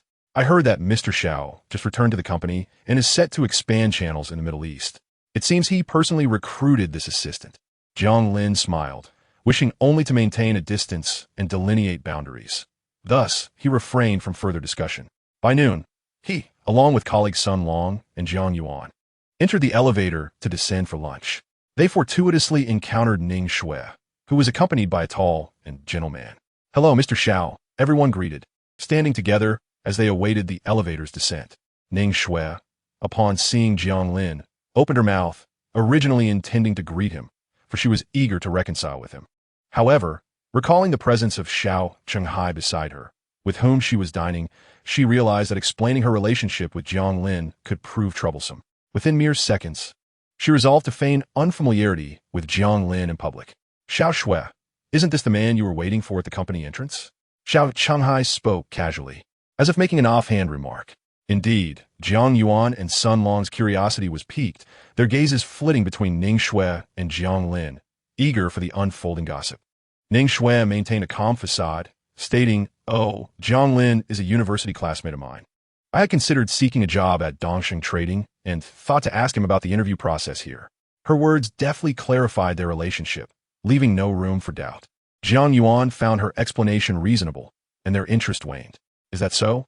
Xiao Chenghai inquired with a smile, his eyes betraying a complex mix of emotions, perhaps sympathy or even mockery. Jiang Lin found the situation peculiar and replied, "I am not well acquainted with her." The elevator doors opened, and Ning Shui, along with Xiao Chenghai, exited first, heading directly to the parking lot, clearly intending to dine out. Jiang Lin and his companions proceeded to the cafeteria. As soon as Jiang Lin sat down, his phone vibrated. Upon inspection, he discovered a message from Ning Shui. "Sorry, Jiang Lin. I fear Mr. Xiao might misunderstand, so I pretended not to know you. Can I treat you to dinner tonight to make amends?" Jiang Lin felt a wave of disgust and quickly dismissed the message. Chapter 83. Ning Shui unaware of her predicament. Initially, Ning Shui would occasionally entangle herself with Jiang Lin, only to be met with his sharp retorts that left her face bruised with embarrassment. However, as her relationship with Xiao Chenghai blossomed, she gradually ceased to pay attention to Jiang Lin, who welcomed the peace. The 7-day period was swiftly approaching its end. On Sunday night, Ning Shui accompanied Xiao Chenghai to a shopping mall, where they purchased several garments, subsequently dining at an upscale Western restaurant. Xiao Chenghai exuded elegance and attentiveness, clearly demonstrating his cultured nature, in stark contrast to the overt machismo of Song Tianwei. He was also handsome and romantic. When the waiter presented a bouquet of red roses, Ning Shui felt somewhat dazed in the exquisitely decorated restaurant, captivated by the piano piece Xiao Chenghai had chosen. The entire ambience resembled a dreamlike narrative. "Xiao Shui, I will be departing for work abroad tomorrow. I genuinely fear that past regrets may resurface, so I must audaciously present you with this bouquet. In the past few days of our acquaintance, I have come to realize that you are entirely different from my ex. She possessed a capricious and self-centered nature, while you exude kindness and possess a remarkable ability to care for others." With genuine sincerity, Xiao Chenghai expressed, "Ever since that night, when I was inebriated and you came to my home to prepare a hangover remedy, I have been resolute in my feelings for you. If I were to have a wife like you, I firmly believe that even the mundane aspects of life would be profoundly beautiful." Xiao Chenghai opened a box, and under the soft glow of the light, a diamond necklace set upon red velvet shimmered radiantly. "Xiao Shui, Will you be my girlfriend? Ning Shui found it hard to believe. But your father is a chairman, and your family is so affluent. Why would you choose an ordinary woman like me? You are the first girl I have actively approached since returning to the country. I generally avoid interactions with women, perhaps due to past wounds. I fear being hurt again. To be frank, given my status, many women with ulterior motives have sought my company, yet I have refused them all. You are different. I perceive you as a precious gem that I fortuitously discovered, and I do not wish to lose you. Ning Shui hesitated. You are about to go abroad. How long will you be away? You need not worry about that. You are my assistant, and you can accompany me. The conditions abroad may not be as splendid, but with you by my side, I would feel much more at ease. More importantly, I wish for you to feel secure and not worry about my fidelity while I am away. Shanghai sighed. Those salaries abroad are high. The vibrancy of home is unmatched. If you are unwilling, I shall not pressure you. After all, we have only just met, and I understand that you would not make such sacrifices for me. That is not what I meant, Ning Shui hurriedly clarified. I merely feel unworthy of you. That is nonsense, Shanghai retorted, frowning. Even if my parents disapprove, they would not oppose our happiness once they see us thriving together. Ultimately, they only wish for my well-being. Ning Shui remained apprehensive about the unfamiliarity of life abroad and the potential difficulties in returning home. Do not fret about that. You have a good friend, do you not? You could go together. The salary abroad is 100,000 a month, including room and board. I am confident she would not refuse such an opportunity. Moreover, while you are young, it is beneficial to broaden your horizons and enhance your qualifications. Ning Shui was taken aback. A monthly salary of 100,000? That equates to an annual income of $1 million. She understood that working abroad was lucrative, but had not anticipated such a staggering amount. You have considered everything for me. You are truly wonderful. Ning Shui also called Lu Xia, who without hesitation agreed, especially since she had witnessed Ning Shui frequenting upscale venues and associating with wealthy heirs from Dongxing trading, which made her envious. Besides, she had long desired to leave behind her meager salary job, given that Shanghai's father was a chairman. It was unlikely they would deceive the two young women. After Ning Shui returned home, Lu Xia came over. She usually takes advantage of opportunities without any effort, yet today, she made a special effort to purchase some fruits. Xiaoxue, you are truly wonderful. You remembered to include me in this delightful occasion. You are indeed my dearest friend. It was also mentioned by my boyfriend, who worries that I might feel lonely abroad. Ning Shui spoke with a hint of pride, with Shanghai's wealth and charm. He might one day become the chairman of Dongxing Trading. At that time, I would be the chairman's wife, the boss lady of Jiang Lin. She couldn't help but smile. Feeling fortunate, Lu Xia's eyes glinted with a trace of jealousy. Why did all the good fortune seem to gravitate towards Ning Shui? Why was it never her turn? Ning Shui's phone rang, and upon seeing an unfamiliar number, she answered with curiosity. On the other end was a cool, melodious female voice. Ning Shui, the 7 days are almost up. Do you still stand by your decision? Suddenly, Ning Shui recalled her wager with Mu Yunji. Without hesitation, she replied, let Jiang Lin go. I am leaving the country. From now on, let's pretend we don't know each other and refrain from contacting me. I fear my boyfriend might misunderstand. A low chuckle emanated from the other end, which Ning Shui found offensive. She wanted to retort, but the call had already ended. Mu Yunji maintained her smile, her eyes glinting with amusement. This woman had vowed to reconcile with Jiang Lin, yet she couldn't withstand even the slightest test. Jiang Lin had bought some new toys for the children and was sitting on the carpet in the living room, playing with them. Curious about Mu Yunji, who had just emerged from her room, he asked, I noticed you were on the phone earlier, looking quite pleased. Did you complete a deal? Not quite. I just heard something amusing, Mu Yunji replied, sitting barefoot on the sofa, her long skirt flowing elegantly, her fair feet resting on the soft carpet. She leaned forward, her fingers delicately supporting her chin, the green bangles on her wrist enhancing her radiant complexion, which was as smooth as jade. Her inky hair cascaded softly, almost touching the ground, each strand swaying gently. Locking eyes with Jiang Lin, her gaze sparkled with mirth. Would you like to hear about it? Jiang Lin, intrigued, asked. What is this amusing story? Mu Yunji began to recount, as if narrating a tale. There was a girl who abandoned her boyfriend for a wealthier man, only to be cast aside later. She then sought to reconcile with her former boyfriend. However, within 2 days, she was involved with an even wealthier man, completely forgetting about her ex-boyfriend. Isn't this from a drama? Jiang Lin expressed his surprise. Who in reality would continuously play the role of the rebound? Mu Yunyan did, her brow relaxing, her expression gentle. Indeed, it is a drama, and quite infuriating, I must say. Fortunately, the wealthy man she later pursued is not a good person, which suggests her fate won't be particularly bright. Jiang Lin, however, was not particularly interested in dramas. He found domestic shows overly melodramatic, resembling the character Jiang Lin's wife, which he deemed unappealing. I typically prefer light-hearted dramas from other countries. I would recommend you watch those. They're far more enjoyable. Mu Yanji smiled. Sounds great. Let us watch TV together tonight. Chapter 84. Deceive into going abroad. In the evening, Jiang Lin accompanied Mu Yungu in watching television for over half an hour before she retired for the night. After soothing the two children to sleep, Jiang Lin prepared their breakfast for Monday morning and then went to bed himself. Thus, the weekend swiftly came to a close. Upon arriving at the company, Jiang Lin noticed that Ning Shui was particularly exquisite today, adorned with a designer handbag and a meticulously applied makeup that lent her a rosy glow, indicating her delightful mood. The reason Jiang Lin took special notice of her was that she stood beside his workstation, holding a photo frame of his children.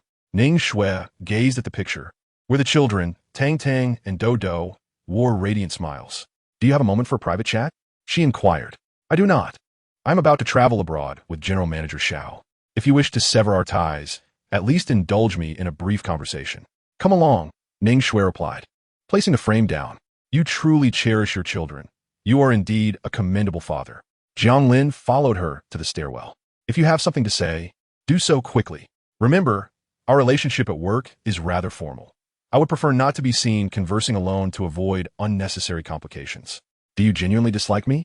Ning Shui looked into Jiang Lin's eyes, ultimately determining that this seemingly insignificant answer mattered little. "Yes." A flicker of disappointment crossed Ning Shui's heart, yet she felt a greater sense of relief. "I experienced a breakup last week and lost my job, leading me to act impulsively in a moment of irrationality. However, it is clear that we are not meant to be. Now, I have a new boyfriend and am embarking on a new chapter in my life. Please do not take my previous words to heart. After this trip abroad, I do not know when I shall return. From now on, let us act as though we have never met." Ning Shui felt compelled to emphasize this because her relationship with Xiao Chenghai was indeed serious, with marriage in mind. Regardless of her past youthful indiscretions, she had found her path and was now solely focused on becoming a distinguished lady of the Xiao family. Such aspirations were within reach. Jiang Lin listened to her lengthy monologue, feeling a pang of regret for the precious 10 minutes of leisure time squandered. With that, he turned and walked away. Ning Shui's phone rang. It was Lu Xia, who was already on her way to the airport. As Ning Shui gathered her belongings at the company and descended the stairs, she was surprised to find that the car waiting for her was not Xiao Chenghai's. Inquiring with the driver, she asked, "Where is Chenghai?" "General Manager Xiao will arrive shortly, but your seat is not in the same cabin. Allow me to take you to the airport," he replied. Ning Shui realized she was booked in economy class, while someone like Chenghai would undoubtedly be in first class. Given the company's funding, it was reasonable for her to be treated as an employee. After boarding the car, they set off for the airport. The flight abroad was lengthy, and Ning Shui took a nap, dreaming of being revered by all the employees and becoming the chairperson's wife, a smile gracing her lips as she slept sweetly. Upon awakening, it was the spirited call of Lu Xia that roused her. As she opened her eyes and beheld Lu Xia's eager demeanor, she inquired whether they had arrived and if it was time to disembark. The crowd was overwhelming. After alighting from the aircraft at the airport, they were greeted by a woman, presumably in her late 20s, who spoke Mandarin, clad in a simple white outfit that accentuated her figure. She bore a face devoid of makeup, yet possessed bright, intelligent eyes, exuding an air of cleverness. Ning Shui curiously pondered the whereabouts of Xiao Chenghai. "Oh, I was just about to mention that," the woman replied. "Xiao Zong had a meeting that delayed him, causing him to miss this flight. He has taken another one and will likely require half a day to arrive. I'm called Yaya. You may refer to me as Sister Ya. Now, let me escort you to our accommodation.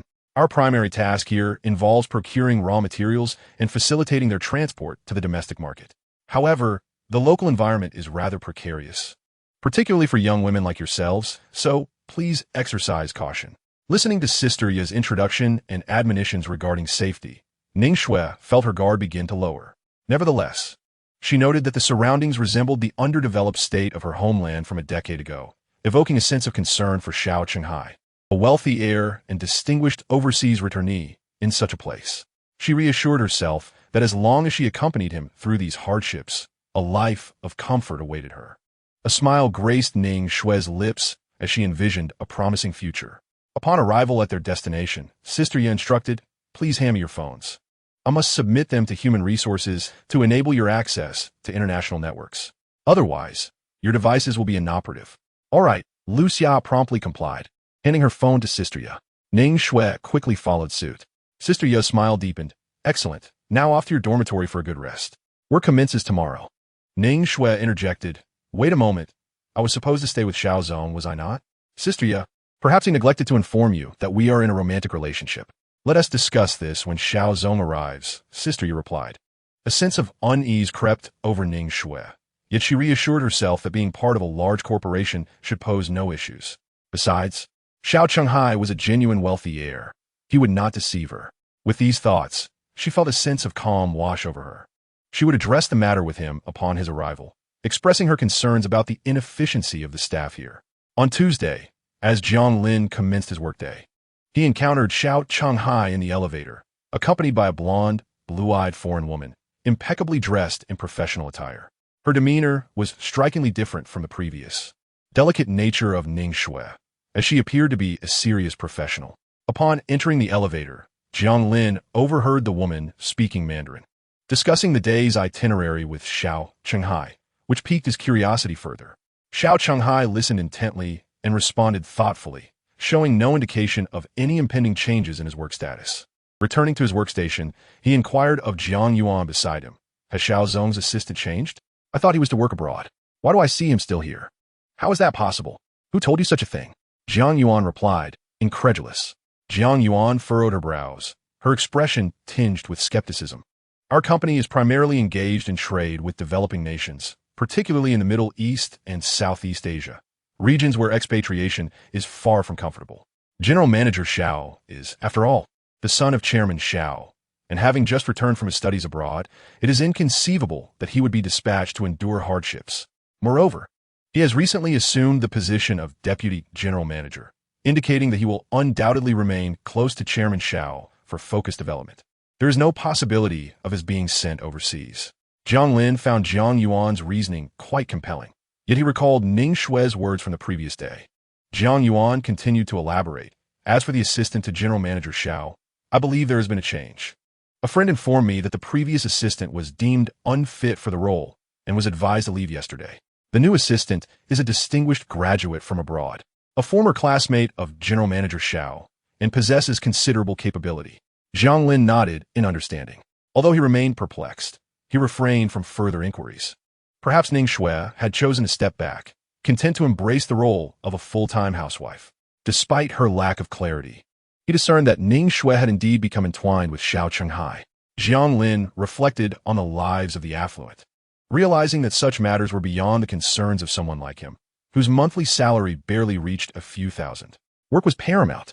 Chapter 85. The president's inspection. The weather was growing increasingly warm, and by mid-June, Jiang Lin found himself at work on a Friday morning. Upon opening his phone, he saw that his salary had been credited to his account, still quite substantial after deducting the 5 insurances.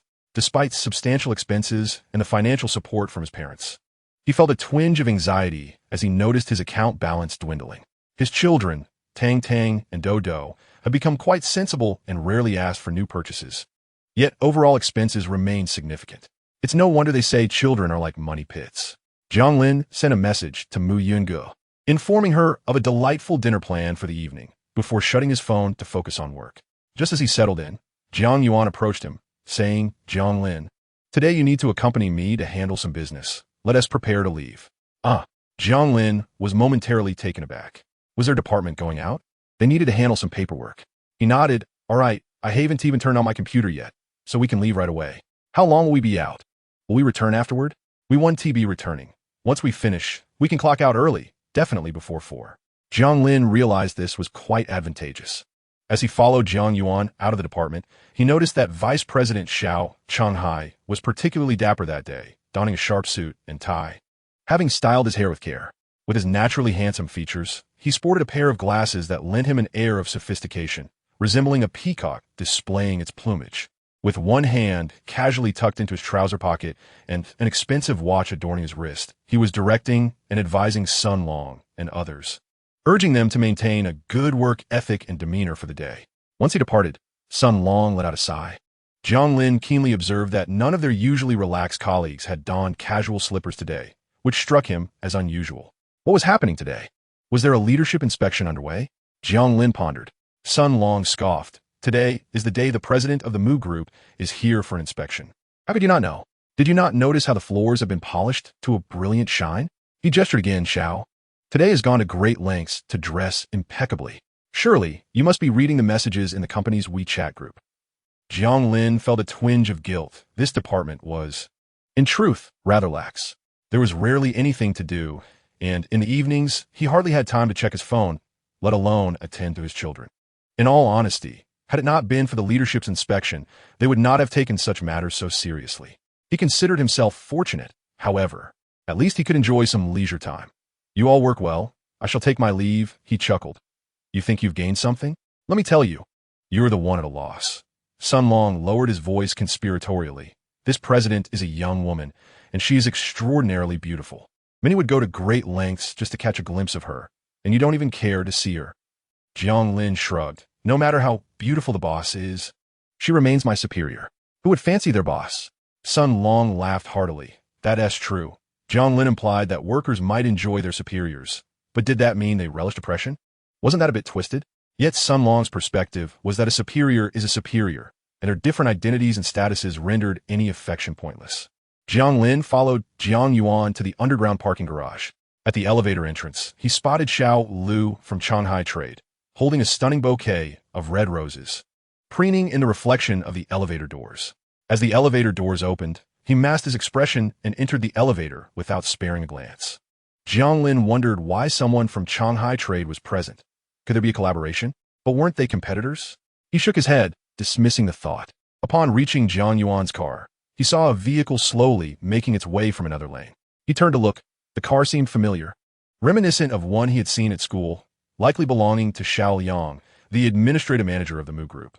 Was it possible that Xiao Yang was also here today? It made sense. After all, it was customary for several employees to accompany the president during such inspections. That car was quite luxurious. Jiang Yuan noticed Jiang Lin's gaze and remarked that it must be the president's car, as she typically used this vehicle for her travels. She glanced at her own electric car and sighed, acknowledging that while it had its advantages, such as saving money, it was a different class altogether. Jiang Lin buckled his seatbelt. Curiosity piqued and asked, "Is that the president's car?" "Indeed," Jiang Yuan replied. "After all, who else could afford such an expensive vehicle besides the president? Our chairman's car is worth just over 100, which is less than half the price of this one." Jiang Lin pondered aloud. So, the car the president drives is the same model as that of the administrative manager of the Mu Group? The chairman's vehicle is even less valuable than that of an administrative manager? That seems rather strange. Does the Mu Group really generate that much profit? Not necessarily. It depends on the hierarchy. Ordinary employees tend to have similar salaries across the board. Our Dongxing Group may be slightly lower than Mu Group, but compared to other companies, we're still considered quite competitive. Jiang Yuan explained. Yet Mu's credentials are undeniably more impressive. My uncle worked at the Mu Group for a decade, and afterward, he became a general manager at a small company, earning quite a handsome salary. Jiang Lin nodded, noting that many graduates are eager to break their heads to enter large corporations, as those resumes appear more appealing. Although the working hours at these major firms can be exceedingly taxing, countless individuals still desire to join. However, he was curious about how the administrative manager's income could be so substantial. He glanced toward the car, but it had already turned into another parking area, rendering it invisible. Let it go, don't dwell on it. Strive hard, and perhaps one day you'll find yourself wealthy enough to sit in a luxury car, Jiang Lin chuckled. Me? Frankly, if I could sit in such a car at birth, then perhaps that would be possible. Otherwise, the chances are rather slim. Indeed, Jiang Yuan was unaware that Jiang Lin had connections that facilitated his entry. She felt a sense of lamentation, pondering how a woman might change her fate through marriage. While for men would it be to attach themselves to a wealthy woman? That seemed rather implausible.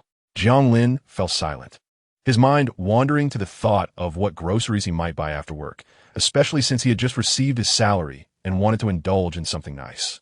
With the weekend approaching, he could also take the children to the amusement park for some fun.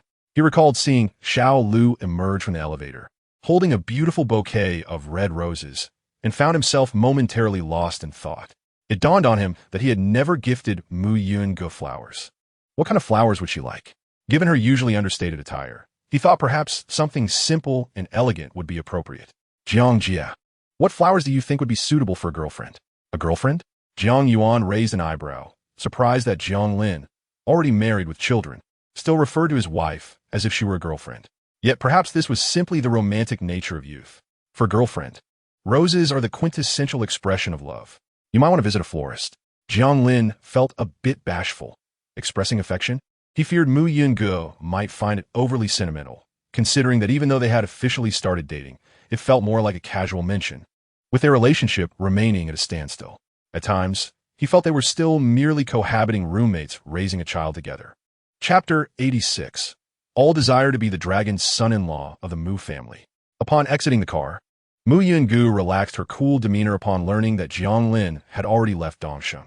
1-1, observing Mu Yunge's expression, recalled when she first assumed the presidency of the Mu Corporation, facing seasoned veterans who had navigated the tumultuous waters of business for years.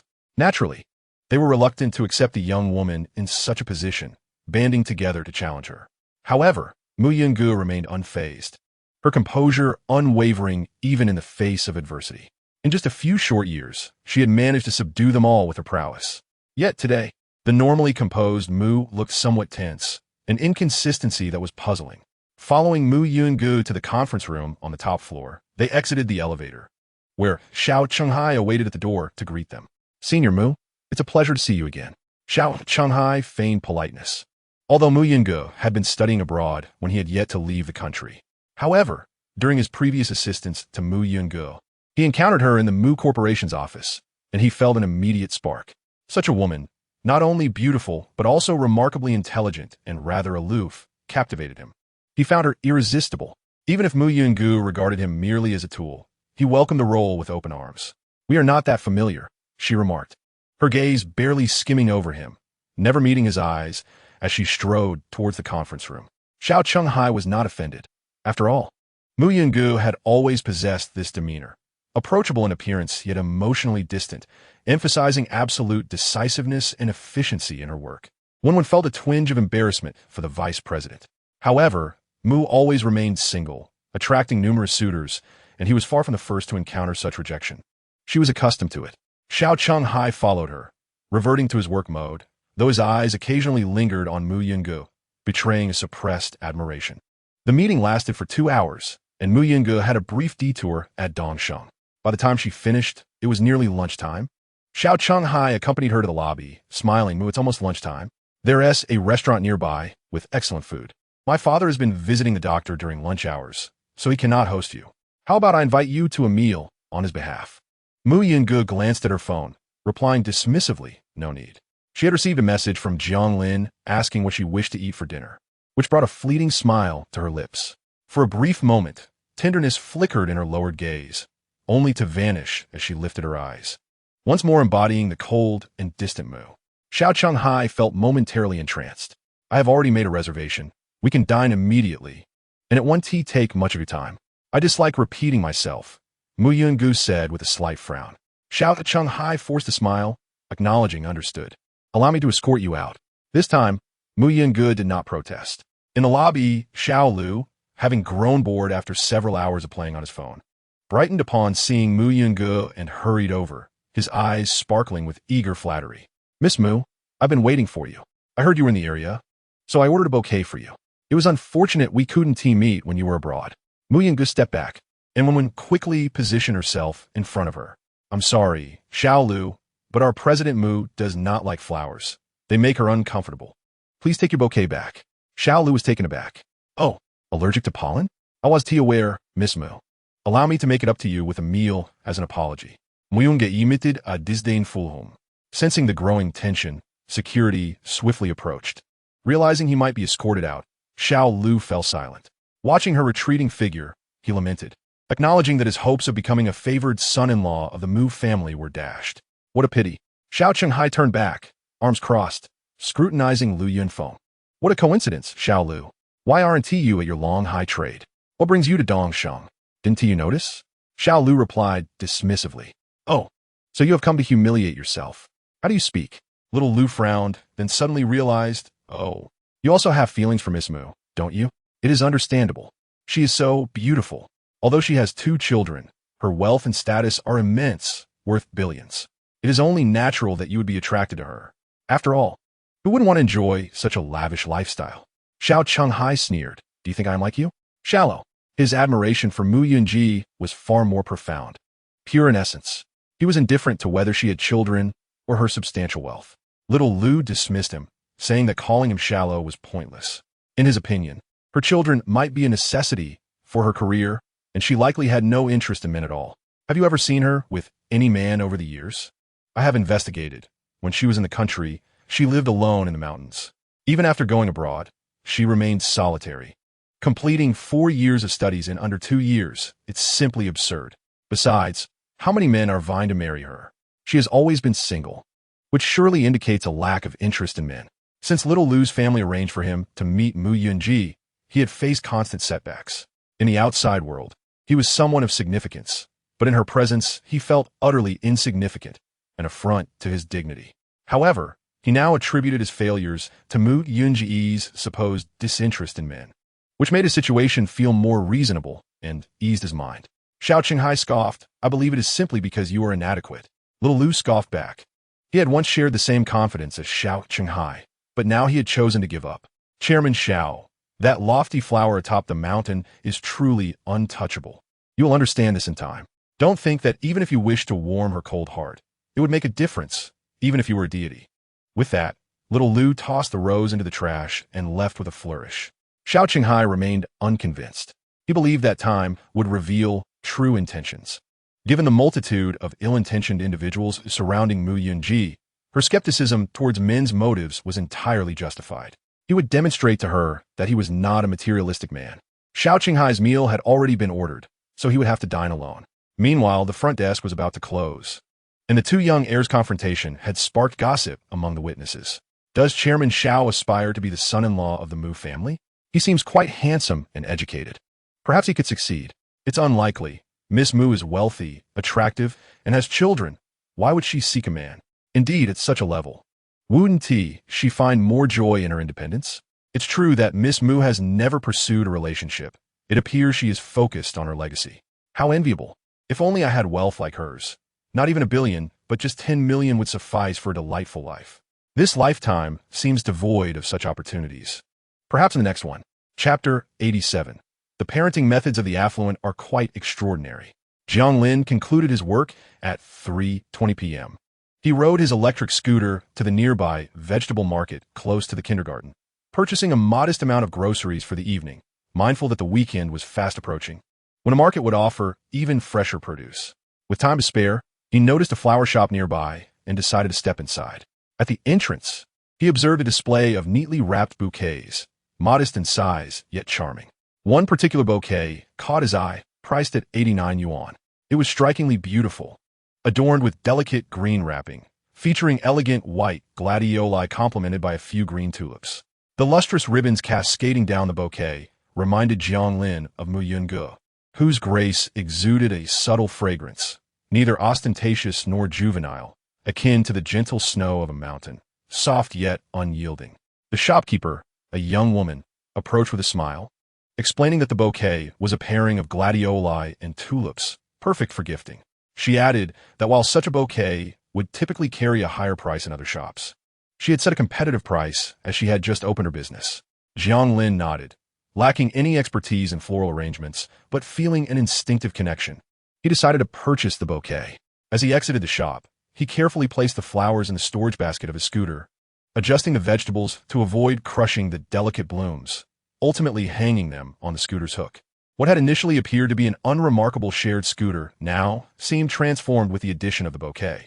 Jiang Lin pondered whether Mu Yunge would appreciate the gesture.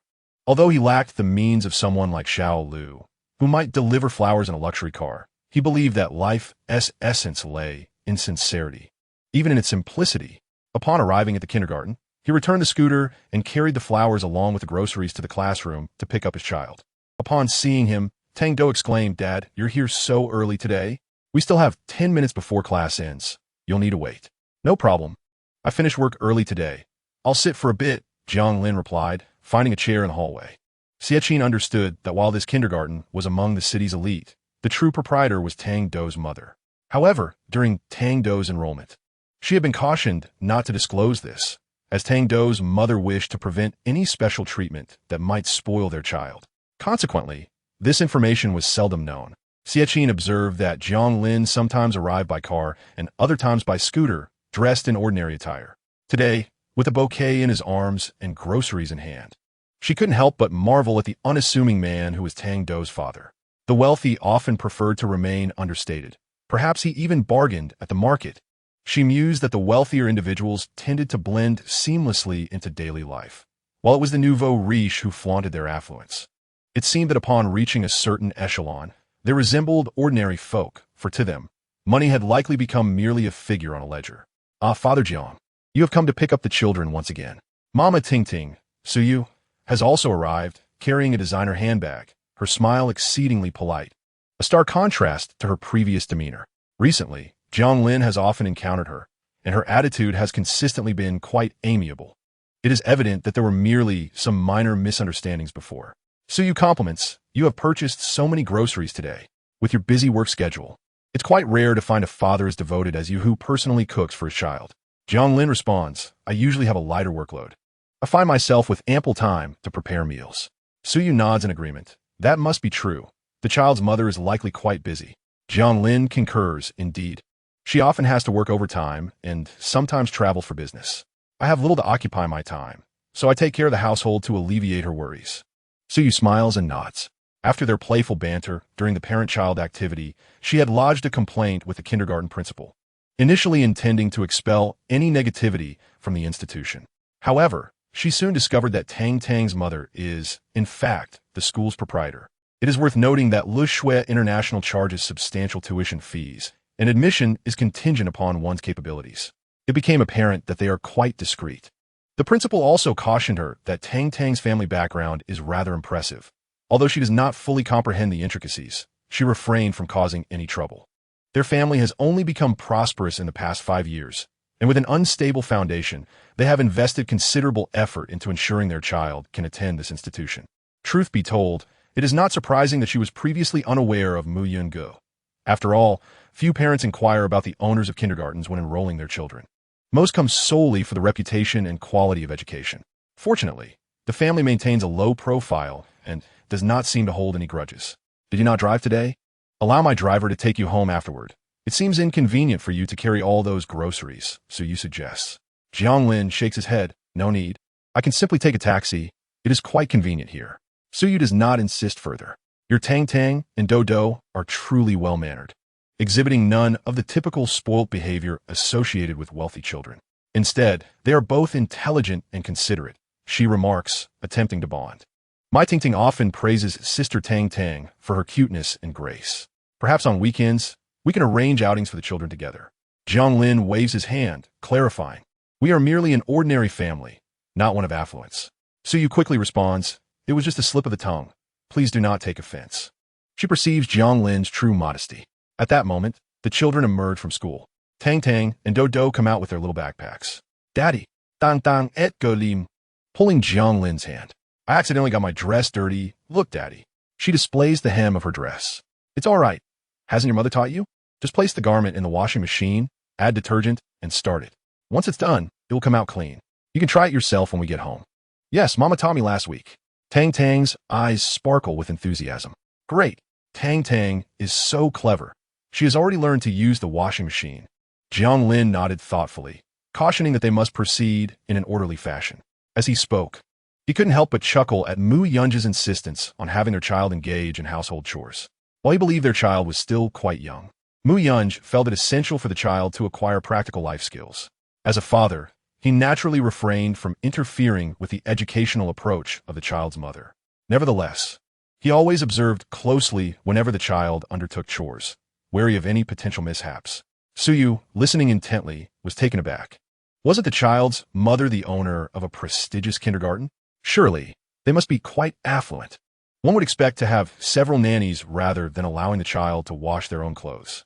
However, upon noticing Tang Tang's dress, which she recognized from a boutique, she realized it belonged to an expensive children's clothing brand, likely costing several thousand yuan. Typically, garments of such price would be hand-washed by a nanny. The fact that they chose not to hire help and allowed their child to wash clothes seemed rather frugal.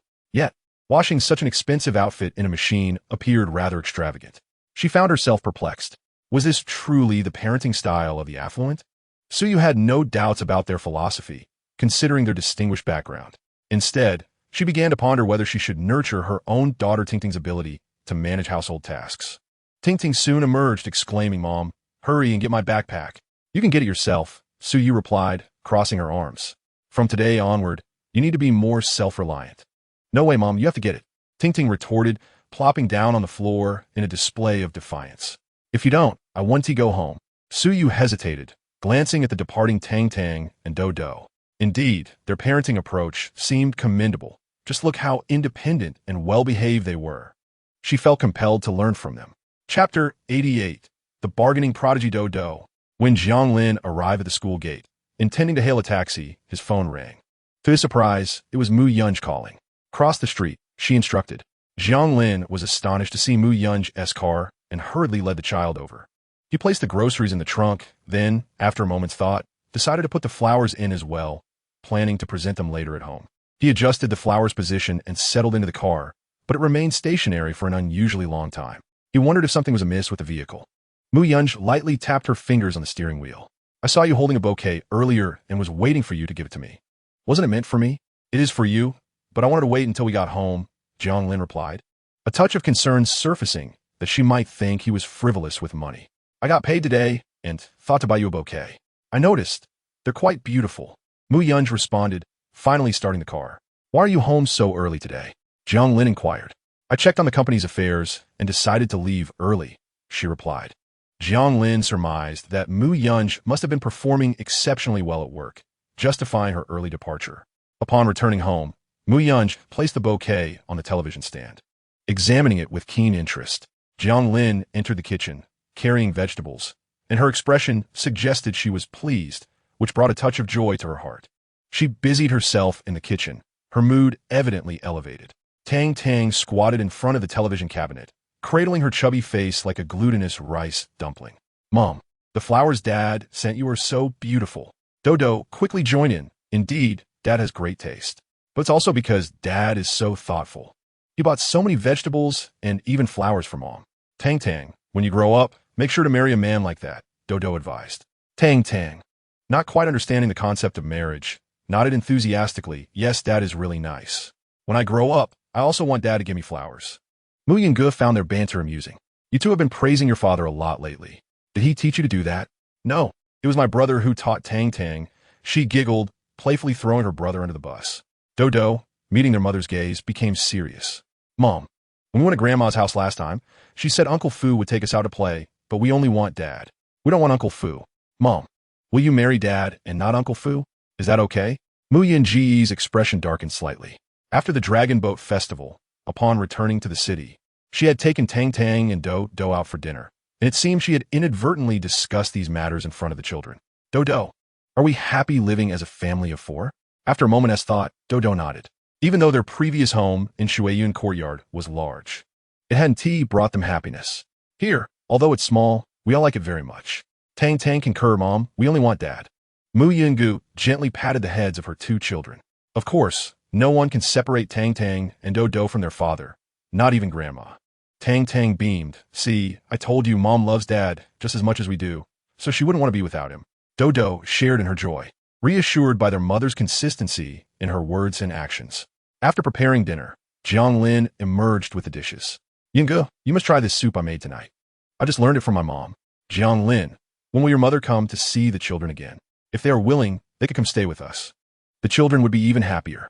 Jiang Lin noted the sincerity in Mu Yungu's expression. "My parents would love to, but they have the shop to manage."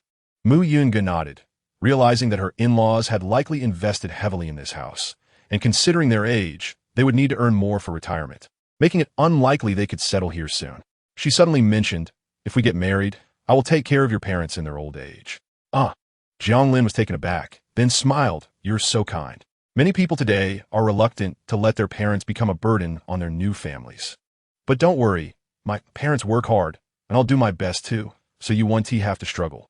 Mu Yingu smiled gently, not feeling the need to elaborate. After all, with her resources, she could easily provide for Jiang Lin's parents in their retirement. Her sudden mention of the matter was intended to alleviate Jiang Lin's burdens and spare his parent from undue hardship. In their brief interactions, she discerned that Jiang Lin's parents were genuinely kind-hearted individuals, thus providing him with a sense of reassurance. However, the moment for revealing her true identity had not yet arrived. "Let us dine together tomorrow at noon," she suggested. Jiang Lin nodded in agreement, inquiring about the dining venue. "You may simply accompany me then," he replied, refraining from further questioning. At that moment, his phone buzzed with a message from Sun Long, who remarked on how extraordinarily beautiful President Mu was during their daytime encounter, albeit with a stern admonition against photography. Jiang Lin paid little heed to this. As a family man, he was no longer the young lad who was preoccupied with admiring beautiful women. With his own partner being so stunning, the allure of other beauties seemed rather trivial. "What are you looking at?" Jiang Lin was candid, responding, "Oh, our company's president is here for inspection today. My colleague mentioned that she is exceptionally attractive, and it is quite remarkable for a woman to hold the position of president while managing such a substantial business." Mu Yingu chose not to delve deeper into this conversation, wary of inciting Jiang Lin's suspicions. While Jiang Lin washed the dishes, Mu Yingu busied herself with other household chores before retreating to her room. Come Saturday morning, Jiang Lin had already taken Dodo to the market. Since moving in with his father, Dodo had become acutely aware of their financial constraints, thus adopting a frugal approach. While shopping, he observed his father bargaining with the vendors, who often needed to be coaxed into agreeing on a lower price. At the next watermelon stall, before Jiang Lin could even begin to haggle, Dodo, mimicking Tang Tang, cheerfully asked, "Uncle, could you possibly lower the price a little? I only have 10 yuan with me." With a charming smile, he added, "You're so handsome. Please sell it to me for just 10 yuan. The young vendor was amused by Dodo's charm, readily agreeing, "All right, 10 yuan it is." He packed the watermelon into a bag and handed it to Jiang Lin, praising, "Your son is quite the negotiator. With looks like his, he will surely attract many admirers in the future." Jiang Lin couldn't help but chuckle, initially believing that the watermelon, clearly marked at 12 yuan each, was a tough bargain. Yet, his son's prowess astonished him. "Dodo, you are amazing." Dodo proudly lifted his chin and responded, "Of course. Just look at who my father is. Dad, let me handle the bargaining from now on." Chapter 89. Meeting the mother-in-law. This excursion to the market proved to be immensely fruitful. Dodo, with his adorable demeanor, was met with various affectionate titles. Uncle from men, sister from younger girls, big sister from those in their 30s, and beautiful auntie from those in their 40s and 50s, eliciting laughter from the vendors. Jiang Lin was utterly astonished by Dodo's negotiating skills, which opened his eyes to a new perspective. At his own age, he would have thrown a tantrum if denied a treat. It seemed Dodo had inherited not only his father's looks, but also Mu Yunji's cleverness. Upon arriving home, he recounted the incident to Mu Yungu, who could not suppress a smile upon hearing it. Dodo was indeed quick to learn. Mu Yungu understood that it was not merely the child's enjoyment of haggling, but rather Dodo's affection for Jiang Lin that compelled him. Despite being a boy, he possessed a delicate sensibility. Though somewhat proud and awkward, he harbored a deep love for his father. In a water-cloud courtyard, he would likely purchase the most extravagant items without a second thought. But in this setting, he recognized the hard-earned nature of his father's income and cherished it immensely. He often enjoyed following Jiang Lin around, showing no fear of fatigue. Jiang Lin nodded, recalling how early Dodo rose each day. "Is Tang Tang still asleep?" "Not yet," came the reply. "Then I shall prepare the noodles. Please wake her when they're ready," allowing her a little more rest. Mu Yunye akvisid, stalting. "I will retreat to my room to attend to some work. Please call for me when you are ready." "Certainly," Jiang Lin agreed, feeling a twinge of sympathy for Mu Yunji's arduous workload, especially on weekends. He recalled the female CEO who had visited the company for inspections the previous day. Had Mu Yungu not faced bankruptcy, she likely would have been a diligent and serious employer, given her exceptionally professional work ethic. At noon, Jiang Lin accompanied Mu Yungu to a restaurant, with Tang Tang and Dodo in tow. The weather was splendid, and the afternoon was perfectly suited for a visit to the amusement park. Upon reaching the restaurant, Jiang Lin remained oblivious to the gathering's true nature. Only upon entering the private dining room and observing a well-preserved matron seated there did he realize the situation was more complex than anticipated. "Who is this?" he inquired. "This is my mother," Mu Yungu explained. "I had promised her that I would ensure Tang Tang and Do Do dined with her at least once a month." Jiang Lin felt a pang of regret for not having inquired in advance. Arriving empty-handed was indeed quite impolite, knowing how well Mu Yungu treated her parents. He felt he should reciprocate with equal courtesy. "Auntie, I apologize. Allow me to treat for this meal." Su Manhua scrutinized Jiang Lin and replied, "No need. I have already settled the bill. Please take a seat. This is the first time I have met my daughter's boyfriend. May I ask your name?" "I am Jiang Lin," he responded, sensing an awkward atmosphere. Firstly, Mu Yungu appeared unfriendly towards her mother, and secondly, this aunt seemed less than welcoming towards him as well.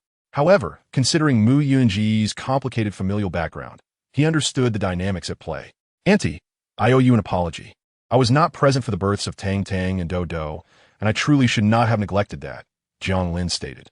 Su Manhua frowned slightly, finding Jiang Lin's words rather pretentious. He was not particularly handsome, and in her view, both his appearance and demeanor paled in comparison to Fu Cheng. She was oblivious to Jiang Lin's true identity, perceiving him as an ordinary individual. What right did he have to be associated with the Mu family stature? His mention of participating in the children's births struck her as an attempt to latch onto a life of comfort, aspiring to be a son-in-law while making such audacious claims. Did he truly wish to be regarded as a father figure to the children, to treat them as his own? She could only chuckle at the thought that he likely deceived Mu Yungu and the children in this manner regularly. She has encountered a myriad of men throughout her life, and her stepfather would undoubtedly never regard the child as his own flesh and blood. Moreover, Jiang Lin is still so young.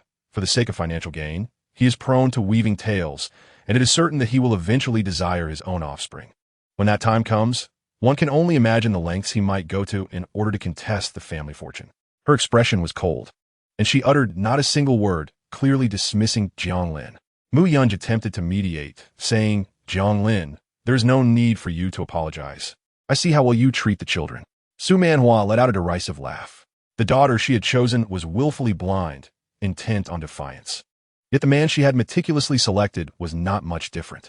Did she still wish to protect him? "Grandma, why are you so cold towards Dad?" Dodo expressed his dissatisfaction. "You don't treat Uncle Fu like this." Dodo was quite protective, and even towards his beloved grandmother, he felt compelled to voice his thoughts. After all, their father treated them with such kindness. Seeing him treated this way by their grandmother was undoubtedly disheartening. Tang Tang pouted, feeling somewhat unhappy as well. Yet lacking her brother's eloquence, she remained silent. Su Manhua sighed and gently replied, "Dodo, you are still young and unaware of the malice that exists in the world. Grandma only wishes what is best for you. After all, you and Tang Tang are favorites, aren't you?" Jiang Lin, too, recognized the disdain directed at him. Observing her elegant attire, it was clear she belonged to the upper echelons of society. She likely perceived him as someone driven solely by monetary motives, judging his income and background as inadequate. He could only convey his sincerity. "Auntie, rest assured, I will treat Yunj well and take good care of Tang Tang and Dodo. If you truly want me to be at ease, then distance yourself from Yunj. Stay away from my grandchildren." Su Manhua huffed, her appetite for the meal vanishing. Feeling stifled, Jiang Lin suggested, "How about this, Annie? You and Yunj can enjoy your meal with the children. I shall wait outside." With that, he exited. Mu Yunj maintained a frosty demeanor. Once Jiang Lin had left, she fixed her gaze upon Su Manhua, saying, "Tang Tang, Dodo, why don't you go check on Dad and comfort him a bit?" Tang Tang and Dodo hurried after him. In the private room, only the two women remained, facing each other. Su Manhua felt a growing pressure, slowly realizing Mu Yunj's anger. "Why do you look at me like that? Is this truly the man you have chosen? From head to toe, what is there about him that merits your affection? Fu Cheng has been your childhood friend, well acquainted with you. He is of impeccable character and a university professor. More importantly, he is genuinely devoted to you. Why can't you consider him?" Mu Yunj tugged at her lips, her smile icy. "Mother, do you recall what I previously told you?" Su Manhua certainly remembered. She had advised her to refrain from meddling and to avoid feigning compassion. It was disheartening to hear such rebellious words from her daughter. "The reason I urged you to meet him was to help you relinquish this misguided hope." Mu Yungu cast a sidelong glance towards the doorway, observing that Tang Tang and Dodo had already established their allegiance to him. It was evident to her that the two children were of paramount importance, and this matter had spiraled beyond your capacity for maneuver. Yet, his intentions were solely driven by your wealth. He remained blissfully ignorant of my true identity. Mu Yunji's tone sharpened as she rose, asserting that should you entertain any further designs, you might as well resign yourself to never seeing the children again. Before departing, she added, had it not been for your genuine affection towards them, I would have had no desire to engage with you at all. Su Manhua met her icy gaze, her heart shattering under the weight of it. Are you still blaming me? Can you not find it in your heart to forgive me? No. Chepter devadesat, Mu Yun Ge's confession. Upon exiting the restaurant, Mu Yun-gu spotted Jiang Lin seated in the lobby with the children. His demeanor remained largely unchanged, exuding the same strength before the kids. Yet when his gaze fell upon her, a flicker of guilt danced in his eyes. At that moment, Su Manhua also emerged. Though her anger had not entirely dissipated, she managed to temper her emotions. Yin-gu, despite your discontent with me, I am here to see the children. Surely, you would not deny me that? In the future, I shall not meet with Jiang Lin any longer, she declared, her genuine affection for the children preventing her from withdrawing entirely. Mu Yun-gu permitted Tang Tang and Do to accompany their mother, while she summoned Jiang Lin back to the private dining room for the meal. The dishes had already been served, and Jiang Lin felt a twinge of awkwardness at the prospect of dining, especially since their mother had stormed out in anger. And this meal was still courtesy of the aunt. Do not fret, please eat. If you do not, it would simply go to waste, Mu Yun-gu reassured him. She had anticipated today's events, fully aware of her mother's disposition. However, her actions were deliberate. Firstly, to dissuade her mother from harboring unwarranted hopes, and secondly, to lead Jiang Lin to relinquish any aspirations of reconciliation with her family. Jiang Lin, I previously informed you of my severed ties with my family. You were skeptical then, yet now you see the truth. Jiang Lin interjected, it is all because of me. It is only natural your mother would harbor resentment towards me. You are mistaken. My estrangement is not due to you, nor the children. When Mu Yun-gu departed Jiang Lin's residence, she resolved to gradually unveil her circumstances to him. This was merely the beginning. As you can see, my parents' situation is still relatively stable. While we are not of noble lineage, we do possess some modest assets. Jiang Lin nodded. Rest assured, I harbor no covetous thoughts regarding your family's wealth. I am aware of that. Mu Yun-gu replied with a smile, continuing, I share my story with you solely with the hope that you will lead a fulfilling life, devoid of the need to curry favor with my family. In truth, it is not my parents who possess wealth, but my grandfather. He toiled to build a modest fortune in his youth, yet with 3 sons and 2 daughters. The division of assets often breeds conflict. My father, being the eldest, possesses a nature that is neither competitive nor aggressive and is known for his integrity. From a young age, my grandfather showered me with affection, raising me himself, until a sudden illness befell him during my high school years. My second and third uncles, aware of the affection my grandfather had for me, likely conspired to send me away from home, resulting in my inability to complete high school and compelling me to live independently. Jiang Lin was taken aback by such a revelation. In their hometown, bizarre occurrences were not uncommon. Families with a modicum of wealth often faced tumultuous issues when they had multiple children. Do your parents not care? As I mentioned, my parents are quite feeble, Mu Yun-gu replied, drifting into reminiscence, a smile gracing her lips as if she had found solace. When my grandfather passed away, I was oblivious. Perhaps the family fortune had already been divided, which is why they brought me back home. I didn't even attend the funeral. When I confronted my second and third uncles, I likely provoked their ire once more, leading to my expulsion from the home. On that very day, my third uncle's eldest daughter, intent on ruining me, had drugged me, coincidentally the day I met you. As Jiang Lin listened to Mu Yun-ji's candid revelations, his brow furrowed, his heart a tumultuous blend of compassion, astonishment, and regret. Had he not been intoxicated at that time, but rather clear-headed, he could have taken her to the hospital, thus averting the unfortunate incident that transpired. There is no need for guilt. Many events in life are merely a matter of fate. At that time, I felt as though I had no purpose, only to discover my pregnancy. Yet, I feel fortunate to have such adorable twins. They're the finest gift I have received. Jiang Lin marveled at Mu Yun-ji's remarkable fortitude, despite enduring so much. She could recount her story with a smile. Had it been anyone else, they might have crumbled under the weight of such adversity. Muyunge sensed Jiang Lin's thoughts. The past is the past. I cherish my current life, so there is no need for you to feel pity for me. One cannot dwell eternally in bygone days. As for my second and third uncles, I harbor no resentment towards them now. We can even sit down for tea together, provided they are willing. They have borne their punishment. As long as I am alive, they will remain beneath my heel, forever deprived of the chance for redemption. Regarding their children, I possess countless ways to ensure they suffer. Jiang Lin, meeting Mu Yunji's gentle smile, perceive her as a woman at peace with time. You are truly kind. Were it me, I would harbor deep animosity towards such family. If I were to constantly dwell on them, I would only be torturing myself, Mu Yungu stated, serving Jiang Lin some food. If one possesses sufficient strength, there are myriad ways to torment others without burdening oneself. Eat up. My mother will care for the children. Did you not receive your salary? We shall go shopping later and buy you some clothes. Your wardrobe appears rather sparse. You work at such a commendable company. You should dress well. It's nothing. I am merely a junior employee, and no one cares what I wear, Jiang Lin responded nonchalantly. Besides, I'm a father now. Why bother dressing up so nicely? Oh, ew. Mu Yungu replied, her eyes sparkling with mirth. After this meal, Jiang Lin felt that he understood Mu Yunj a little better. Her family was like this, and he did not think that if they were to marry, he would need to get to know her family. As long as he treated Yunj well, that was sufficient. Those relatives were truly unworthy of concern. At the amusement park, Tang Tang and Dodo were having a delightful time. They had just gone to lunch with their grandmother. Su Manhua observed the children's innocent and joyous smiles.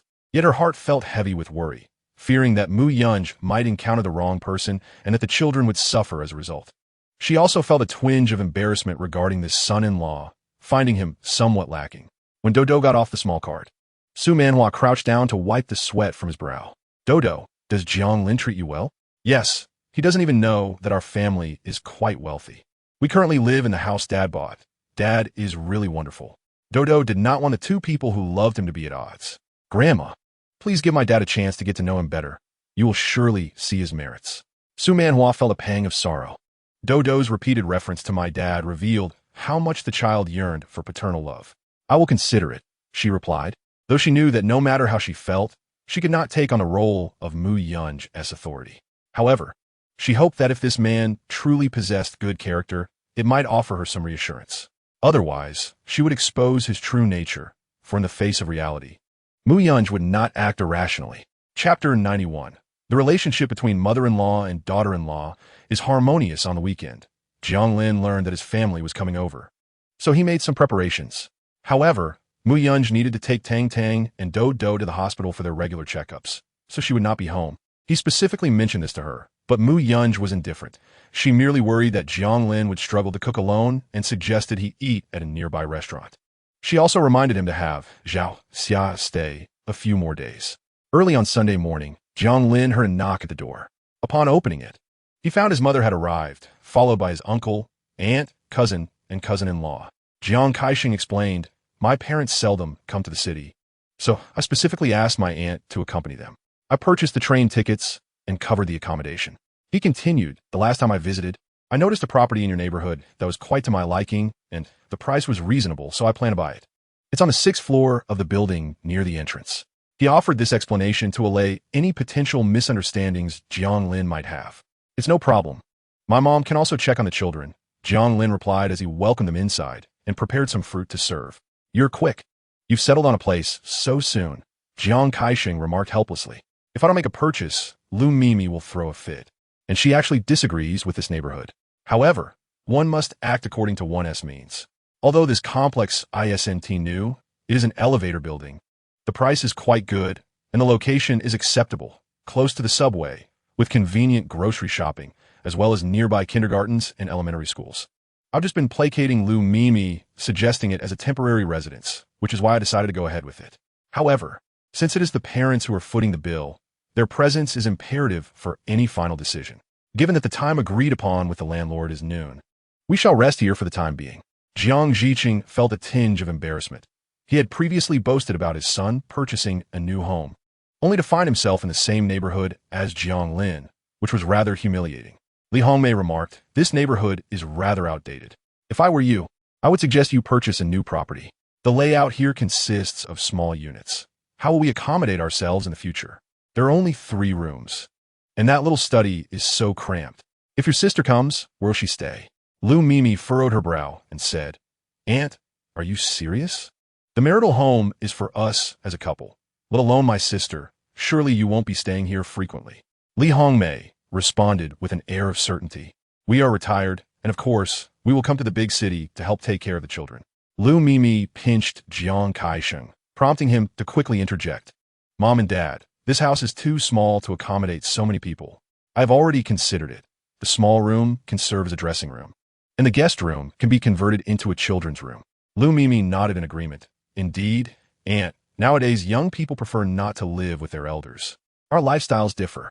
Jiang Ziqing and Li Hongmei were immediately incensed, especially Jiang Ziqing, who typically concealed his emotions but managed a forced smile, saying, all right. Now we are expected to pay while not being allowed to stay ourselves. Raising a son these days is truly exhausting. He turned to Zhao Xia, sister-in-law. Don't you think it's rather frustrating for parents? Zhao Xia replied with a smile, I believe it's all right. Young people have their own lives, and it can be quite inconvenient for parents to live with them. However, Yunj is very filial. She invited us, though we are also busy running our shop and have little time to visit. Lu Mimi chimed in, this is only once or twice. Helping to look after the children while charging each time certainly seems agreeable to her. Yet after a few times, she will undoubtedly grow impatient. Though she wanted to voice it, Zhao Xia felt a bit awkward and chose to remain silent. Jiang Lin, however, was unreserved. Sister-in-law, you are overthinking this. Yunj is a genuinely good person. You shouldn't project your own assumptions onto her. Jiang Lin was a loss for words. It is important to recognize that Yunj, treated in such a manner by her family, still manages to smile calmly. Her heart is undoubtedly filled with kindness. To speak frankly, in Jiang Lin's eyes, Lu Mimi does not even compare to Yunj. To him, Yunj is the epitome of excellence. Thus, when Lu Mimi expressed such a narrow perspective about Yunj, he felt a surge of anger. Lu Mimi felt somewhat embarrassed. After all, the guests should be treated with respect. When the time arrived, they proceeded to the house. Jiang Lin allowed his mother to sit down, encouraging them to go on ahead. Zhao Xia observed their departure and thought, I accompanied them here. It wouldn't be appropriate for me to just stay home, would it? Jiang Lin responded brusquely. What's inappropriate about it? It's scorching hot at noon. Let them go alone. You always love to compare. If they weren't part of our Jiang family, I truly wouldn't bother to engage. Do not heed the provocations of Lu Mimi. Yungu is truly a remarkable individual, and her character is evident for all to see. Each time you visit, she welcomes you with open arms, of that I am certain. Zhao Xia chuckled, expressing her joy in having such an admirable daughter-in-law as Yungu. However, considering this is your dear uncle who has come to visit, it would be courteous to host him for dinner. Jiang Lin nodded, acknowledging that Yungu suggested dining out. Zhao Xia could not resist teasing him. Look at you, uttering Yunji's name with such frequency. Not long ago, you were still pining for Ning Shui, and now, you have blossomed in your relationship with Yungu. Speaking of which, how far along are you two? When do you plan to consider marriage? I met her mother yesterday. Jiang Lin explained. Their relationship is somewhat strained, which likely leaves her feeling insecure. I fear I must continue to demonstrate my worthiness to earn her trust. But there is no rush. Matters of the heart must unfold in their own time. Zhao Xia nodded in agreement, affirming that if he treats her well, she will undoubtedly recognize it. Women are like that. You must be attentive and considerate. Show her your sincerity, and she will feel it. Jiang Lin smiled, accepting her advice, and sought her counsel on how to care for children. Zhao Xia not only discussed the needs of a child, but also imparted wisdom on how to nurture a woman.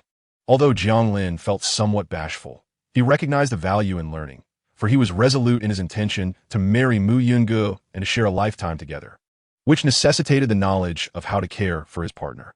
Zhao Xia advised, during her monthly cycle, do not let her bear burdens, as it can lead to discomfort. Keep some brown sugar at home, and prepare it for her to drink. As she spoke, her gaze fell upon the flowers on the television cabinet, and she added earnestly, however, my son, while sweet words and flattery may achieve short-term goals, they are fleeting.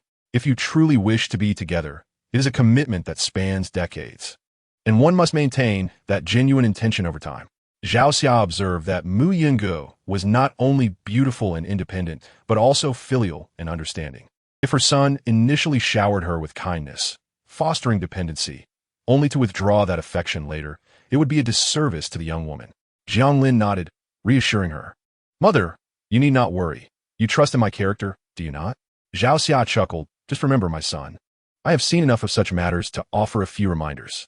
Chapter 92. The Comparison of Sisters-in-Law. During dinner, Mu Yungu arrived with the two children.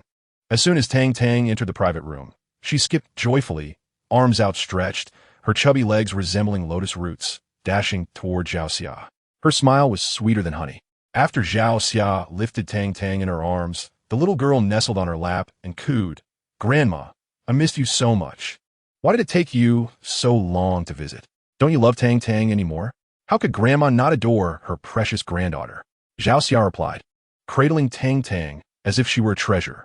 Grandma has been busy with the store, working hard to earn money to buy you new clothes and toys. Tang Tang wiggled her little bottom and protested. No, I don't want new clothes or toys. I want Grandma to keep me company. Zhao Xia felt her heart melt. After cherishing this moment for a while, she turned to Dodo and asked, Do you miss Grandma? Would you like her to come visit you?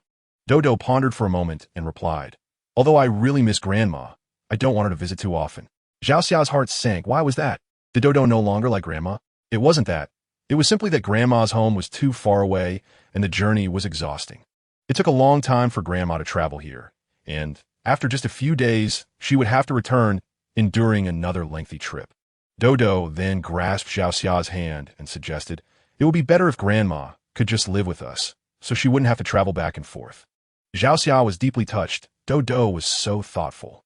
Mu Yungu, sitting nearby, smiled and added, Indeed, Annie, I feel the same way.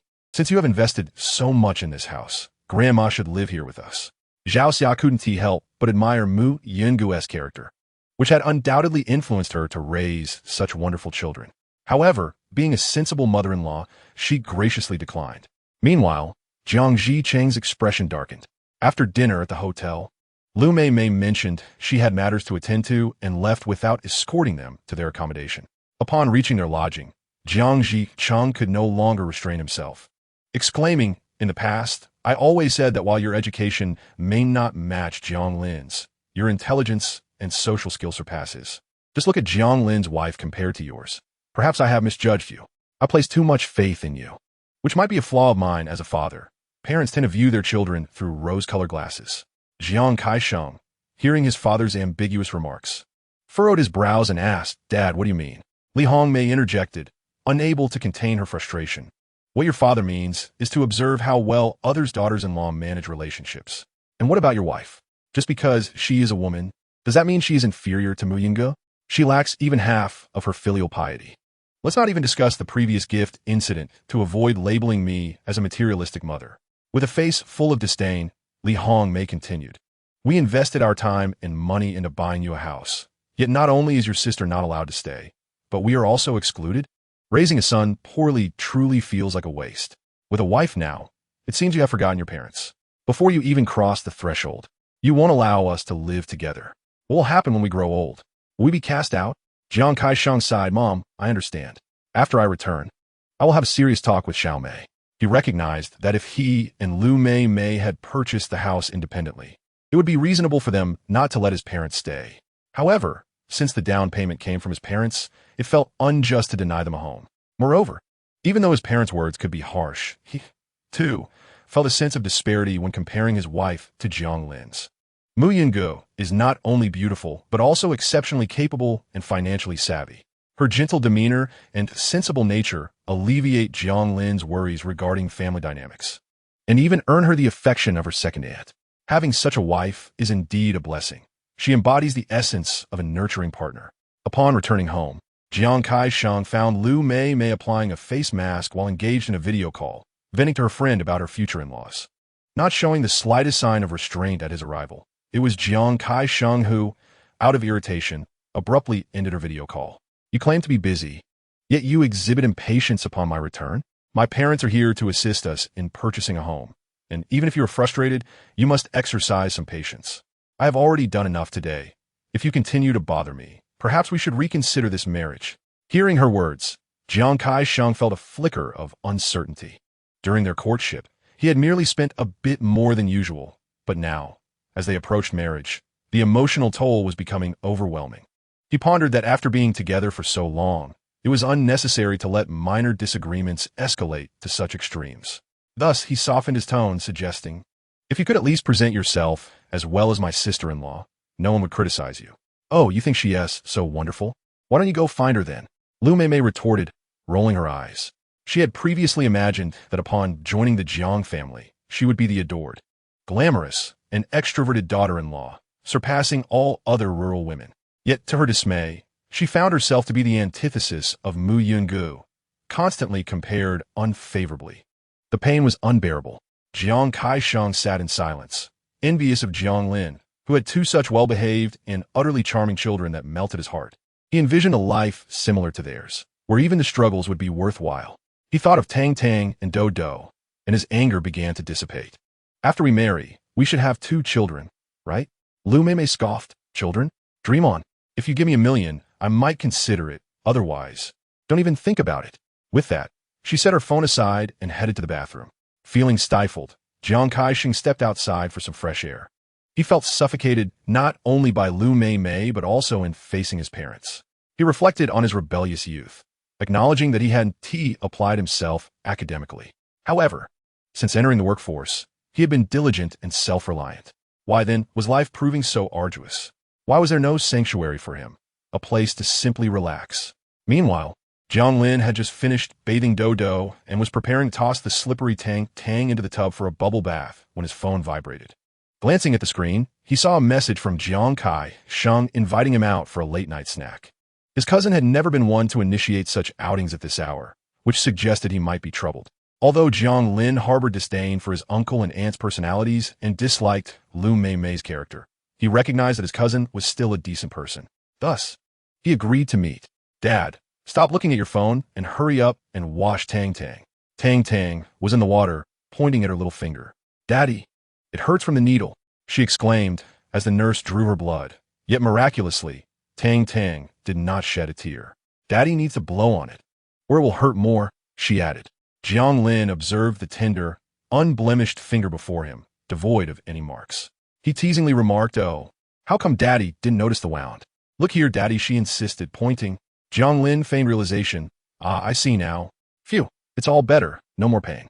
Tang Tang beamed, her eyes squinting in delight, her chubby cheeks flushed from the warm steam, resembling a freshly peeled egg. "Tang Tang, later on, Daddy will be going out. Would you prefer to sleep with Grandma tonight, or with Mommy?" After a moment's contemplation, Tang Tang decided, "I will sleep with Grandma, because she tells many stories, while Mommy tells me to be quiet and go to sleep."